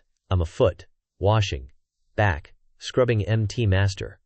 Remembering old memories, she said. Oh yeah, come to think of it, you saved me during the entry trial, and I've always wanted to pay you back. The scene at that time also appeared, along with Yip Yang's words, It's okay now, and Su Shu's admiration, You're so strong. Hearing this, his face turned purple, thinking, The time I covered my face to protect them during the entry trial was mistaken for my Shiji. Only covering my face, this image has not disappeared. Okay. He closed the door and coldly refused politely, Thank you, but no need, please leave. However, the door was blocked by Su Shu's refusal. A ray of white light appeared at a very fast speed. Su Shu forced Yip Yang against the wall, making him panic. What are you doing? Su Shu replied with a solemn excuse. I can't help Shiji, so can Shiji help me practice kissing? I'm about to marry Shifu, but I don't want to act like an ignorant newbie on my wedding night. I only want my first kiss to be with Shifu, but I want to practice with you who have rich experience. It's okay. Seeing Su Shu close her eyes and approach, Yip Yang blushed, feeling shy too, but reassured the other party, Shiji, I will definitely hone my kissing skills to make Shifu satisfied. Shiji, your temperature seems to be rising very high. At the same time, Yip Yang found a way to distract her. Is your Shifu really that important to you? Su Shu replied. Of course. Thinking back to old times, Su Shu explained. We watched the starry sky together, drank wine together. We were alone, as a man and a woman, overnight outside, waking up together. Hearing this, he couldn't help but wonder. Did we experience so much together? Remembering the time when Shifu rubbed her head, Su Shu also said, The important thing is that Shifu doesn't think I'm stupid, a fool who can't cultivate, living in a world of rampant demons and always relying on other people's protection. Although I'm stupid, I can't implicate everyone. Remembering when Yip Yang reminded her to concentrate her spirit to train, she continued, Luckily I met Shifu. You taught me magic, told me to always believe in the light. This time, tears welled up in the corners of Sushu's eyes, and she resolutely said, Actually, Shifu is my light. No matter what, I want to marry Shifu. Yip Yang looked blankly after hearing that, not knowing what to do, raised his hand and wiped away the other person's tears. He exclaimed, You idiot! Very quickly, Sushu leaned in again and pouted her mouth. Just kiss me, Shiji, and do it hard. He snapped his fingers in a panic and said, Go back first. Very quickly, Sushu appeared in the middle of the road. She looked left and right in confusion and wondered, Strange. Why am I here? Shouldn't I be with Shiji to practice kissing? On Lingruo Shui's side, she and her younger sisters put their hands together to pray, I hope that Shiji can be safe when fighting the Tianjian sect tomorrow. Nan Guantong also prayed, As long as Shiji is alive, I will introduce her to Shifu when I get back. Lu Qing was helpless after hearing that. How many people are on your list of Shifus in total? With a burst of enthusiasm, Cheng Xiaojiao's voice echoed through the arena. Welcome everyone to the round of 32. It's the legendary clash between the weakest, the Remnant Sect, and the strongest, the Celestial Sword Sect. A battle for the ages. The peanut gallery started chirping. Wait, how'd the Remnant Sect even make it to the top 32? I bet the drunkards on the heavenly rankings just dragged these losers up here. Even if the drunkard can win one, what about the other 4 chumps? They turned their attention to the Celestial Sword Sect, showering them with praise. Everyone's watching the Celestial Sword Sect members backstage. Lin Yushen is such a hottie. Plus, he's not even 20, and already the 9th generation chosen sword. He's undefeated since his debut. And Zhu Chan's a total goddess, but she's on par with Ling Ruoshu, strongest sword at the Celestial Sword Sect. I wonder how many sword strikes the Remnant Sect can even handle. Bai Xian, clutching his flag, trembled. What are we gonna do? Whoever wins 3 rounds in this match advances. We're so screwed. Yip Yang still reading Enchantress Yan Zhen on. Just stick to the plan. And OMG. An upset. Bai Xian and Bai Xuan are waving the white flag. The Remnant Sect kicks off with TWU forfeits. The Celestial Sword Sect wins 2 rounds straight up. The Celestial Sword Sect crowd chuckled smugly. Up in the stands, munching on snacks, the crowd gossiped. 2 forfeits right off the bat? Unless a miracle happens and they win the next 3, this is a waste of time. Match over. A drunkard, a kid, and a bookworm with no cultivation? Winning 3 in a row? As if. Lin Yushen lounged arrogantly. Uncle Zhang, go finish this. This match is boring. Oh yeah, if they don't forfeit immediately, toy with him a little, Uncle Zhang replied. Rest assured, everyone outside of Celestial Sword Sect is just a plaything. The arena was desolate. Only leaves swirling across the stage. Let Ju Yu go first, Yip Yang cheerfully instructed. Go for it. If you win, I'll buy you booze. My Enchantress Yan is counting on you. Zhang Shibo strutted out, looking super badass, and proclaimed, I won't show any mercy to women or the weak on the battlefield. Whoever opposes my Celestial Sword Sect will end up worse than dog meat. Getting into fighting stance, Ju Yu smirked, then landed a single punch so hard Zhang Shibo spat out blood and an eyeball. An elbow to the chin for good measure, Ju Yu. You successfully liberated a few teeth. The crowd was flabbergasted. What the heck? This drunkard's a savage? Is this a sect competition or a back alley brawl? After being thrashed by Ju Yu, who grabbed his hair and dragged him around, Zhang Shibo could only stammer incoherently. Sitting with the best view, Cheng Xiaojiao slammed the table in shock. Am I seeing things? Grand Elder Zhang Ciji of the Celestial Sword Sect. The legend who annihilated an entire sect with a single sword strike. What the hell is happening here? Ju Yu then flung him into the air with a mighty toss. Zhang Shibo went soaring with a terrified scream. Ju You spat out a mouthful of booze. Covered in liquor, Zhang Shibo actually had the nerve to complain. You drunkard, how could you call that heroic, sneaking an attack on me? Standing below the arena, Ju Yu grinned and snapped her fingers. Zhang Shibo's scream echoed once more, followed by an explosion. Zhu Chan and Lin Yushen watched the scene in disbelief. Cheng Xiaojiao stated her theories. Could that drunkard really be that drunkard from the heavenly rankings? Why did she suddenly join the Remnant Sect? Zhu Chan frowned. I didn't expect a drunkard to join Remnant Sect. Should have let junior brother Lin handle her. Lin Yushen's face darkened. This drunkard beat Uncle Zhang, and I'll settle that debt later. Even if the other two forfeit, I'll wipe out their whole sect after this competition, Cheng Xiaojiao announced. Next up is the fourth match, and entering the field is Sheng Yuan. Yip Yang threatened at this time. Uncle, you don't see Yan Niang, she will be very angry. Sheng Yuan glanced over. His face darkened as he thought to himself that he was really scary. Zhu Chan stepped forward to accept the challenge. Looking at her opponent, she couldn't help but get angry. Sending a kid on stage, are you trying to humiliate me, you trash of the remnant sect? Don't you replace him with forfeit? Sheng Yuan felt humiliated when he heard that, and stepped forward angrily. He quickly punched Zhu Chan in the face, which made her spit out blood. While she was trembling in pain, Sheng Yuan jumped again and locked onto his opponent in preparation to attack him. Zhu Chan swore. Then she immediately ate a foot to the face. This kick actually broke the entire arena floor. This kid's way too violent. One horrified spectator squealed, covering their eyes. Goddess Chu's face is toast. Seems like Ling Ruoshu is the only sword goddess left in this world. Bai Xuan was stunned. Xiao Bao, Yip Yang chimed in. You finally noticed, huh? But instead of what they expected, Bai Xuan blurted out, completely flustering them. Xiao Bao's gone bad. You are who you hang out with. We can't let him play with that drunkard anymore. Looking like a pig's head, Chu Chan was sobbing her eyes out while being carried away on a stretcher. Cheng Xiaojiao announced. Unfortunately, according to the doctor, Miss Chu's meridians are completely shattered. She's permanently crippled and can never cultivate again. That ruined sect's naughty kid is seriously terrifying. Back in Bai Xuan's arms, she pinched Sheng Yuan's butt and scolded. Who told you to act naughty? The other contestants who Chu Chan bullied earlier cheered. We can talk again. The mute charm she used is gone, thanks to the ruined sect. Finally, the bookworm kid will fight the strongest heavenly sword.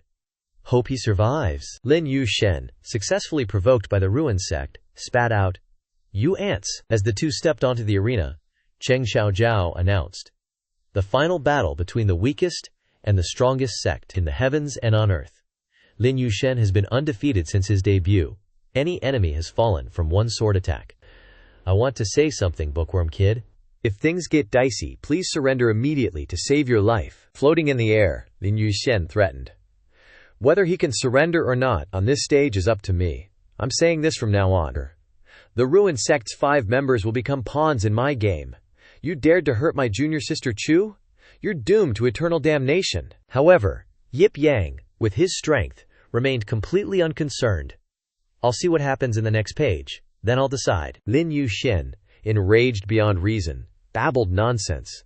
An ant should know to fear the strong. I'll use just one clone to shatter all your meridians. Then, he began creating after-images. Launching the first attack, Heavenly Sword after-images. Cheng Xiaojiao commented from below, observing the match. This is the 9th generation Heavenly Sword flexing his muscles, intentionally not using his main body, humiliating and torturing his opponent to prove the Heavenly Sword sect's supreme superiority. Standing behind, Lin Yushen commanded one of his clones to advance. As the illusion approached, Yip Yang vanished, shocking him. His figure faintly reappeared behind him, his back turned. The illusion grimaced, muttering, This. In the stands, the audience wasn't surprised anymore. The Heavenly Sword after-images failed again. Lin Yushen created countless swords, then declared, This is the secret sword art, Infinite Soul Lock. Now, he sported a sinister expression, before affirming, it's a guaranteed hit. Very quickly, the soul-severing sword technique, with countless sword shadows, flew towards Yip Yang. Very quickly, the arena was destroyed again as the technique landed. However, when the smoke cleared, Yip Yang was still standing there, reading his book. Let's watch the final minute of the match. Cheng Xiaojiao, utterly shocked, exclaimed, What happened? The bookworm kid is clearly standing there, not moving at all. How could all of the Heavenly Sword's attacks miss? From the commentary box, they crossed their arms and commented objectively. Actually, they all hit. We don't know why, but the bookworm kid didn't dodge. Yet Lin Yushen's Heavenly Sword didn't even graze the edge of his robe. But Lin Yushen himself has begun to waver. Could the bookworm kid have a one-time use magical artifact on him? Lin Yushen scowled, grinding his teeth, and said, 2 consecutive attacks failed. It must be because I underestimated him this time. Then he and his illusion charged forward together, chanting, Heavenly Sword's tragic song, sword burst of heaven and earth. Cheng Xiaojiao continued commentating for the audience. This is the Heavenly Sword Sect's most powerful area. Tie-off. Effect attack. Certain death. Viewers, please move away from the arena. An enormous force descended on the entire arena. Lin Yushen smirked arrogantly and sneered, "You're still not dead." Holding the book up in front of Lin Yushen, Yip Yang asked, "Say, why aren't you using the Heavenly Sword Saint body? My disciple has always wanted to study the Heavenly Sword Sect's technique." Here, let me clear the stage for you a bit, then you can perform. Then he snapped his fingers, puzzling his opponent. Instantly, the other illusions exploded. The spectators watched in amazement, commenting, "With one snap of the Bookworm Kid's fingers, every Heavenly Sword clone was directly blown to smithereens." Yip Yang coughed up blood and popped open another eye, then said, "You dumbass! You actually gave me a chance to use the Heavenly Sword's sacred body? Have you even seen it before? Nobody survives this." Then he started moving his magic, creating tons of sword intent. "Go to hell and repent." With her vast knowledge, Cheng Xiaojiao commented again, "Heavenly Sword's sacred body. This is a forbidden technique from the Heavenly Sword Sect. It's summoning the blessed sacred swords of all generations, merging into the strongest attack." Wave after wave of intense sword intent surged towards Yip Yang after closing in on the target. But the small sword merging with the sacred swords was way up high. With his ruined body, Lin Yushen arrogantly said, "To die under the combined attack of all the Heavenly Sword generations is an honor for your mundane life." Yip Yang looked up, facepalmed, and sighed in disdain. "What a trash sword. It can only change a little bit, then give to Ruoshu." Then he just used one foot to kick and shatter the sword. "And as for you." Seeing this scene, Lin Yushen blanked out, astonished. Again, raising his knee, Yip Yang shouted, "The performance is over." He directly kicked the other party's lower body. This blow silenced the birds and bees and everything else. Lin Yushen's face twisted in agony, and he screamed in pain. But the other son's reaction was to get scared out of his mind. Holy crap. While clutching his precious bits and being kicked downwards, Lin Yushen still managed to curse. Very quickly, he slammed into a wall, creating a huge explosion. Then, didn't stop there, and went through all of buildings. And finally, when he touched the ground, he even made a big hole. Lying on the ground with his soul almost separated from his body, Lin Yushen cried, "A generation of heavenly pride actually dies in the hands of a bookworm like you. I'm not reconciled." Cheng Xiaojiao announced for this perfect ending. This battle was really spectacular. The weakest remnant sect actually suppressed the Heavenly Sword Sect. The bookworm contestant finally used a method that we couldn't even imagine to end the match. Congratulations to the remnant sect for advancing to the top 16. She excitedly cheered for him. Are all the men who read the Enchantress strong like this? I've found the common ground between him and Yip Shen already. It's decided. Sure. From now on, the first condition for blind dates is checking out the Enchantress Chronicles. Holding the novel, reading on, Yip Yang thought to himself, "This is really nothing at all." The next morning, warm rays of sunshine shone into Yip Yang's house. He lay wearily on the bed, yawning incessantly. After a period of inner turmoil, he finally sat up. He looked out the window at the scenery, muttering non-stop, "Is the Mu Guanyang Dujin of Bai Piao Piao finished yet?" A shout caught Yip Yang's attention. Thief junior brother, Dongfeng Xing, was swaying on a chair, teasing, "Am I really not better than that enchantress or something?" Yip Yang didn't care about the other girl, and briskly folded up his bedding. He even cleaned up the whole room, leaving Dongfeng Xing to her irritation. Seeing that Yip Yang wasn't paying any attention to her, she supported her chin, annoyed. Suddenly, a pair of slender legs made Dongfeng Xing jump. A loud scream echoed in the house. Yip Yang held her in his arms, and she was delighted. This hateful guy finally couldn't resist my myriad charms. Dongfeng Xing's appearance was flushed like a young maiden. "I knew you would finally succumb to my stone grenade skirt." Out dead of nowhere, Yip Yang chucks her out, and then has the nerve to add, "Go tidy up that mess." Standing in front of the house, satisfied? "All right, the room's clean, let's bounce. It's Su Shu and them's big 32 match today, even though I ain't thrilled. Gotta go see." Outside the window, Dongfeng Xing's cussing can be heard. Yip Yang barely gets his gear on when that familiar voice pipes up, "Shixiang." Dongfeng Xing's all swaying by the pillar, acting cute. "You hurt me." Yip Yang doesn't even bat an eye, just flicks her on the head, Don't block the way. Dongfang Xing regains her balance and shouts after him. Shixiong, I'm here with a favor. Want to go with me to the Lulan treasure trove? I worked my butt off to find it.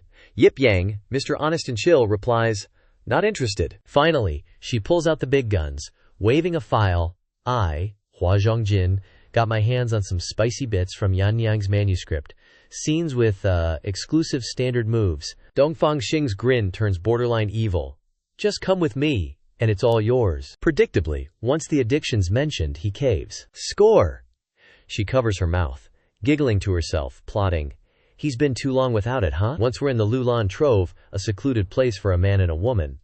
Let's see if I devour you. At the Lulan treasure trove. Her purpose, which has already been laid out, still echoes in Dongfang Xing's head. What Zhu Tian wants is inside here, and it might seriously mess with the demon world and humanity. Gotta snag it first. She starts off trying to get Yip Yang's attention. Shidi.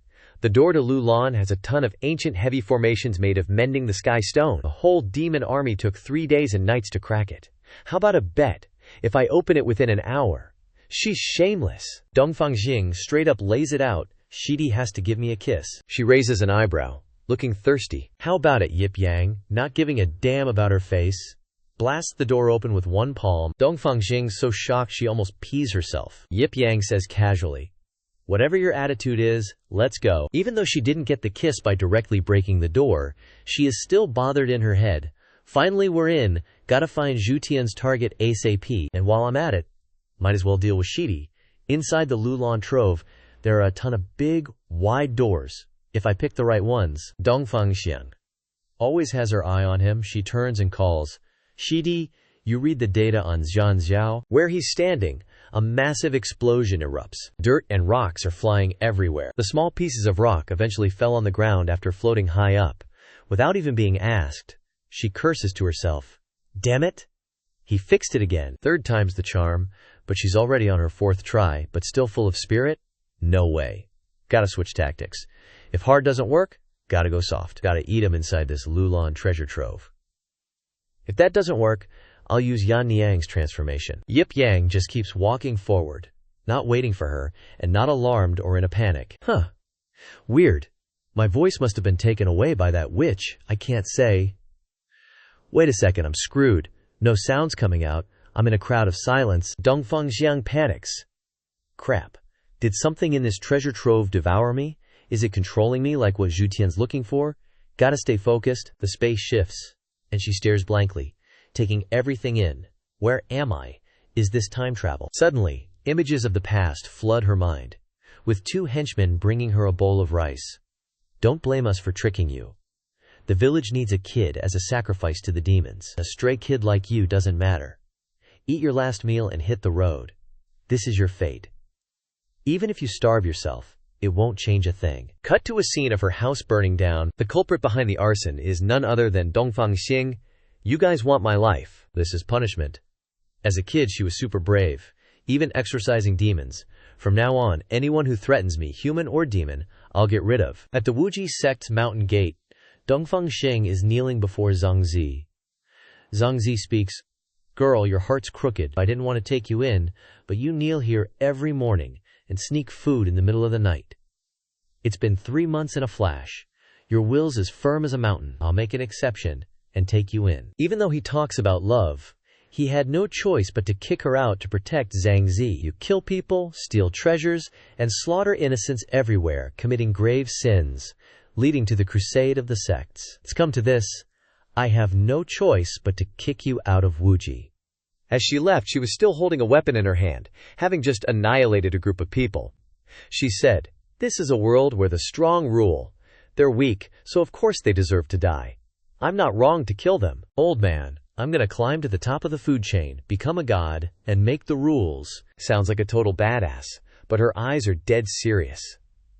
I'm not just leaving Wuji, but I also can't bear to throw away my identity as a human, because I want to go where I want to go and get back to reality. In front of her is a round hole making noises. Dongfang Xing, you've committed mass slaughter in the human and demon realms, violated the laws of heaven, and have been imprisoned by the gods in Juyu for 30,000 years. Do you repent? Hearing this, Dongfang Xing looked a little stunned, repeating, 30,000 years? Has so much time passed? Have I arrived in the future? Suddenly she grins slyly and continues. But what are the laws of heaven? They're just a game made up by the people who make the rules. The spatial circle, feeling provoked, suddenly blew its top, yelling, Dongfang Xing, as long as I have a breath left, I'll rewrite you and refresh the definition of the laws of heaven. Unrepentant fool, then let your divine soul be destroyed. Dongfang Xing not only wasn't scared but kept egging on, come at me. Even though she was provoking it, she still gritted her teeth, bearing the pain. Damn it, I'm still too weak, it ends here. Suddenly, a familiar voice called out in the space, Hey, idiot! Our eyes met, just wanting to look at each other for a long time. He says, End my ass. I'm right here waiting for you, you crazy woman. What are you doing dawdling around? Suddenly someone pressed their face close to mine. She reacted quickly. Shidi, let's go. This is the realm of the gods. That nosy space jumped into the conversation. Too late. This is my world. Since you've come in, then you will be punished by the gods for 1,000 ages. You'll never recover. Yip Yang threw a palm strike at the hole, cursing, What the hell? Just took one hit, and I'm almost done for. The hole was in disbelief, immortal. The thing that looked unbreakable broke in an unbelievable way. The shards of crystal on the hole came crashing down. At the same time, Dongfang Xing was also freed from control. Yip Yang knows how to charm other people's daughters. With a caring tone, the old sect leader said, When you're scared or going crazy, just touch it like this, and you'll feel comfortable and calm down a little. How is it? Immersed in sweetness, she was so happy she was about to cry. You, Yip Yang gently patted her head, asking, Hey, feeling better? Dongfang Xing didn't say anything but screamed in her heart, Shidi. Yip Yang's figure quietly left, she thought to herself. He seems to have become different from humans and demons. He didn't abandon Dongfang Xing, carefully reassuring her, It's okay now, let's go back in and deal with that thing that just affected your body. The two figures walked into the Kolaolan side, Kobe, side. That thing is a powerful creature sleeping deeply in the Kolaolan treasure. Dongfang Xing expressed her gratitude the entire way. Just now, it was just the remnant consciousness of this creature that caused me to fall into the realm of heart demons. Luckily, Shidi saved me. Yip Yang's attention wasn't on the girl, his eyes darting everywhere.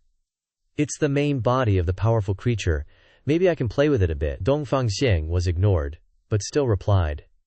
It must be the reason that Zhuao Tian wants to come to the Kolaolan treasure. She nervously remembered the powerful creature.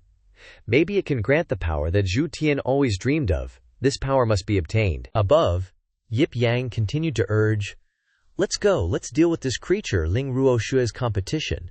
They should be going pretty smoothly. At the arena, the MC joyfully announced, Welcome to the 32nd match of the Sect competition. The Ling goddess that many people have been waiting for from the Wuji one-person team has taken the stage. Ling Ruo Shu's team walked out to the announcement. The men in the audience couldn't escape the beauty of the goddess. The goddess and the Shime are here. The highest sword goddess, I like. Su Shu girl looks both pure and beautiful. Those in the audience went into fishmonger mode.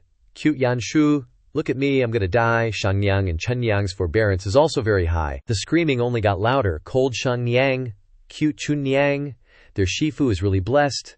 Wuji Sect will win. Wuji Sect is number 1 under heaven. On one side, Wuji's team's opponent, the Longzhao Bao team, all sighed, depressed.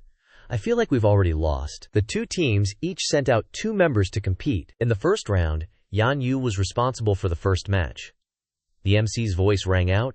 The first match between Wuji and Longzhao Bao is really something to look forward to. Before the match could even start, lightning struck the arena. That dude from the Dragonclaw sect, LaRue, was a total no-show. La Yanyu was watching from the sidelines. Jaw dropped to the floor in disbelief. He hadn't even thrown a single punch before kicking the bucket. The rest of the Dragonclaw sect squad freaked out. What the heck's going on? Who is it? Some show? Coughs from above yelled down, Yo folks, this match has been switched up. Wuji Sect's gonna face us. Zhu Huo went full Kimleon dark side, channeling all his power downwards. You're all gonna die. The MC was stunned, but kept the commentary going. Seriously scary. The remaining 4 Dragonclaw sect fighters got wiped out in one hit. Talk about cannon fodder. The crowd in the stands scrambled for safety. Help! Get out of here! Run, before things get even worse. The MC yelled encouragement. Run! Just run. The advisory board saw the chaos and rushed to intervene. The city lord, furious, shouted at the troublemakers. Outrageous! The city lord of Lulan is here. How dare you demons cause such a ruckus? Zhu Bing's face was like a glacier, and his moves were all about ice too. Zhan Zhao, predictably, used ice as his main attack. Huge chunks of ice hurtled down, smashing onto the arena floor. Zhu Mu started with the trash talk. Keep running. Haven't seen you land a single hit yet. You talk too much though. Anyway, no one can leave Lulan Ancient City. Zhu Mu is annoyingly talkative. Zhu Bing is 10 times more talkative. Master, we already got the spatial coordinates of the Lulan treasure thanks to monitoring Dongfeng Xing, but we can't go there immediately and exterminate the entire Wuji sect first. That is a favor for you humans. Next up is Zhu Tian. Why not get right to the battle? Yip Chen killed my precious brother, so I'll kill his precious disciple to even the score.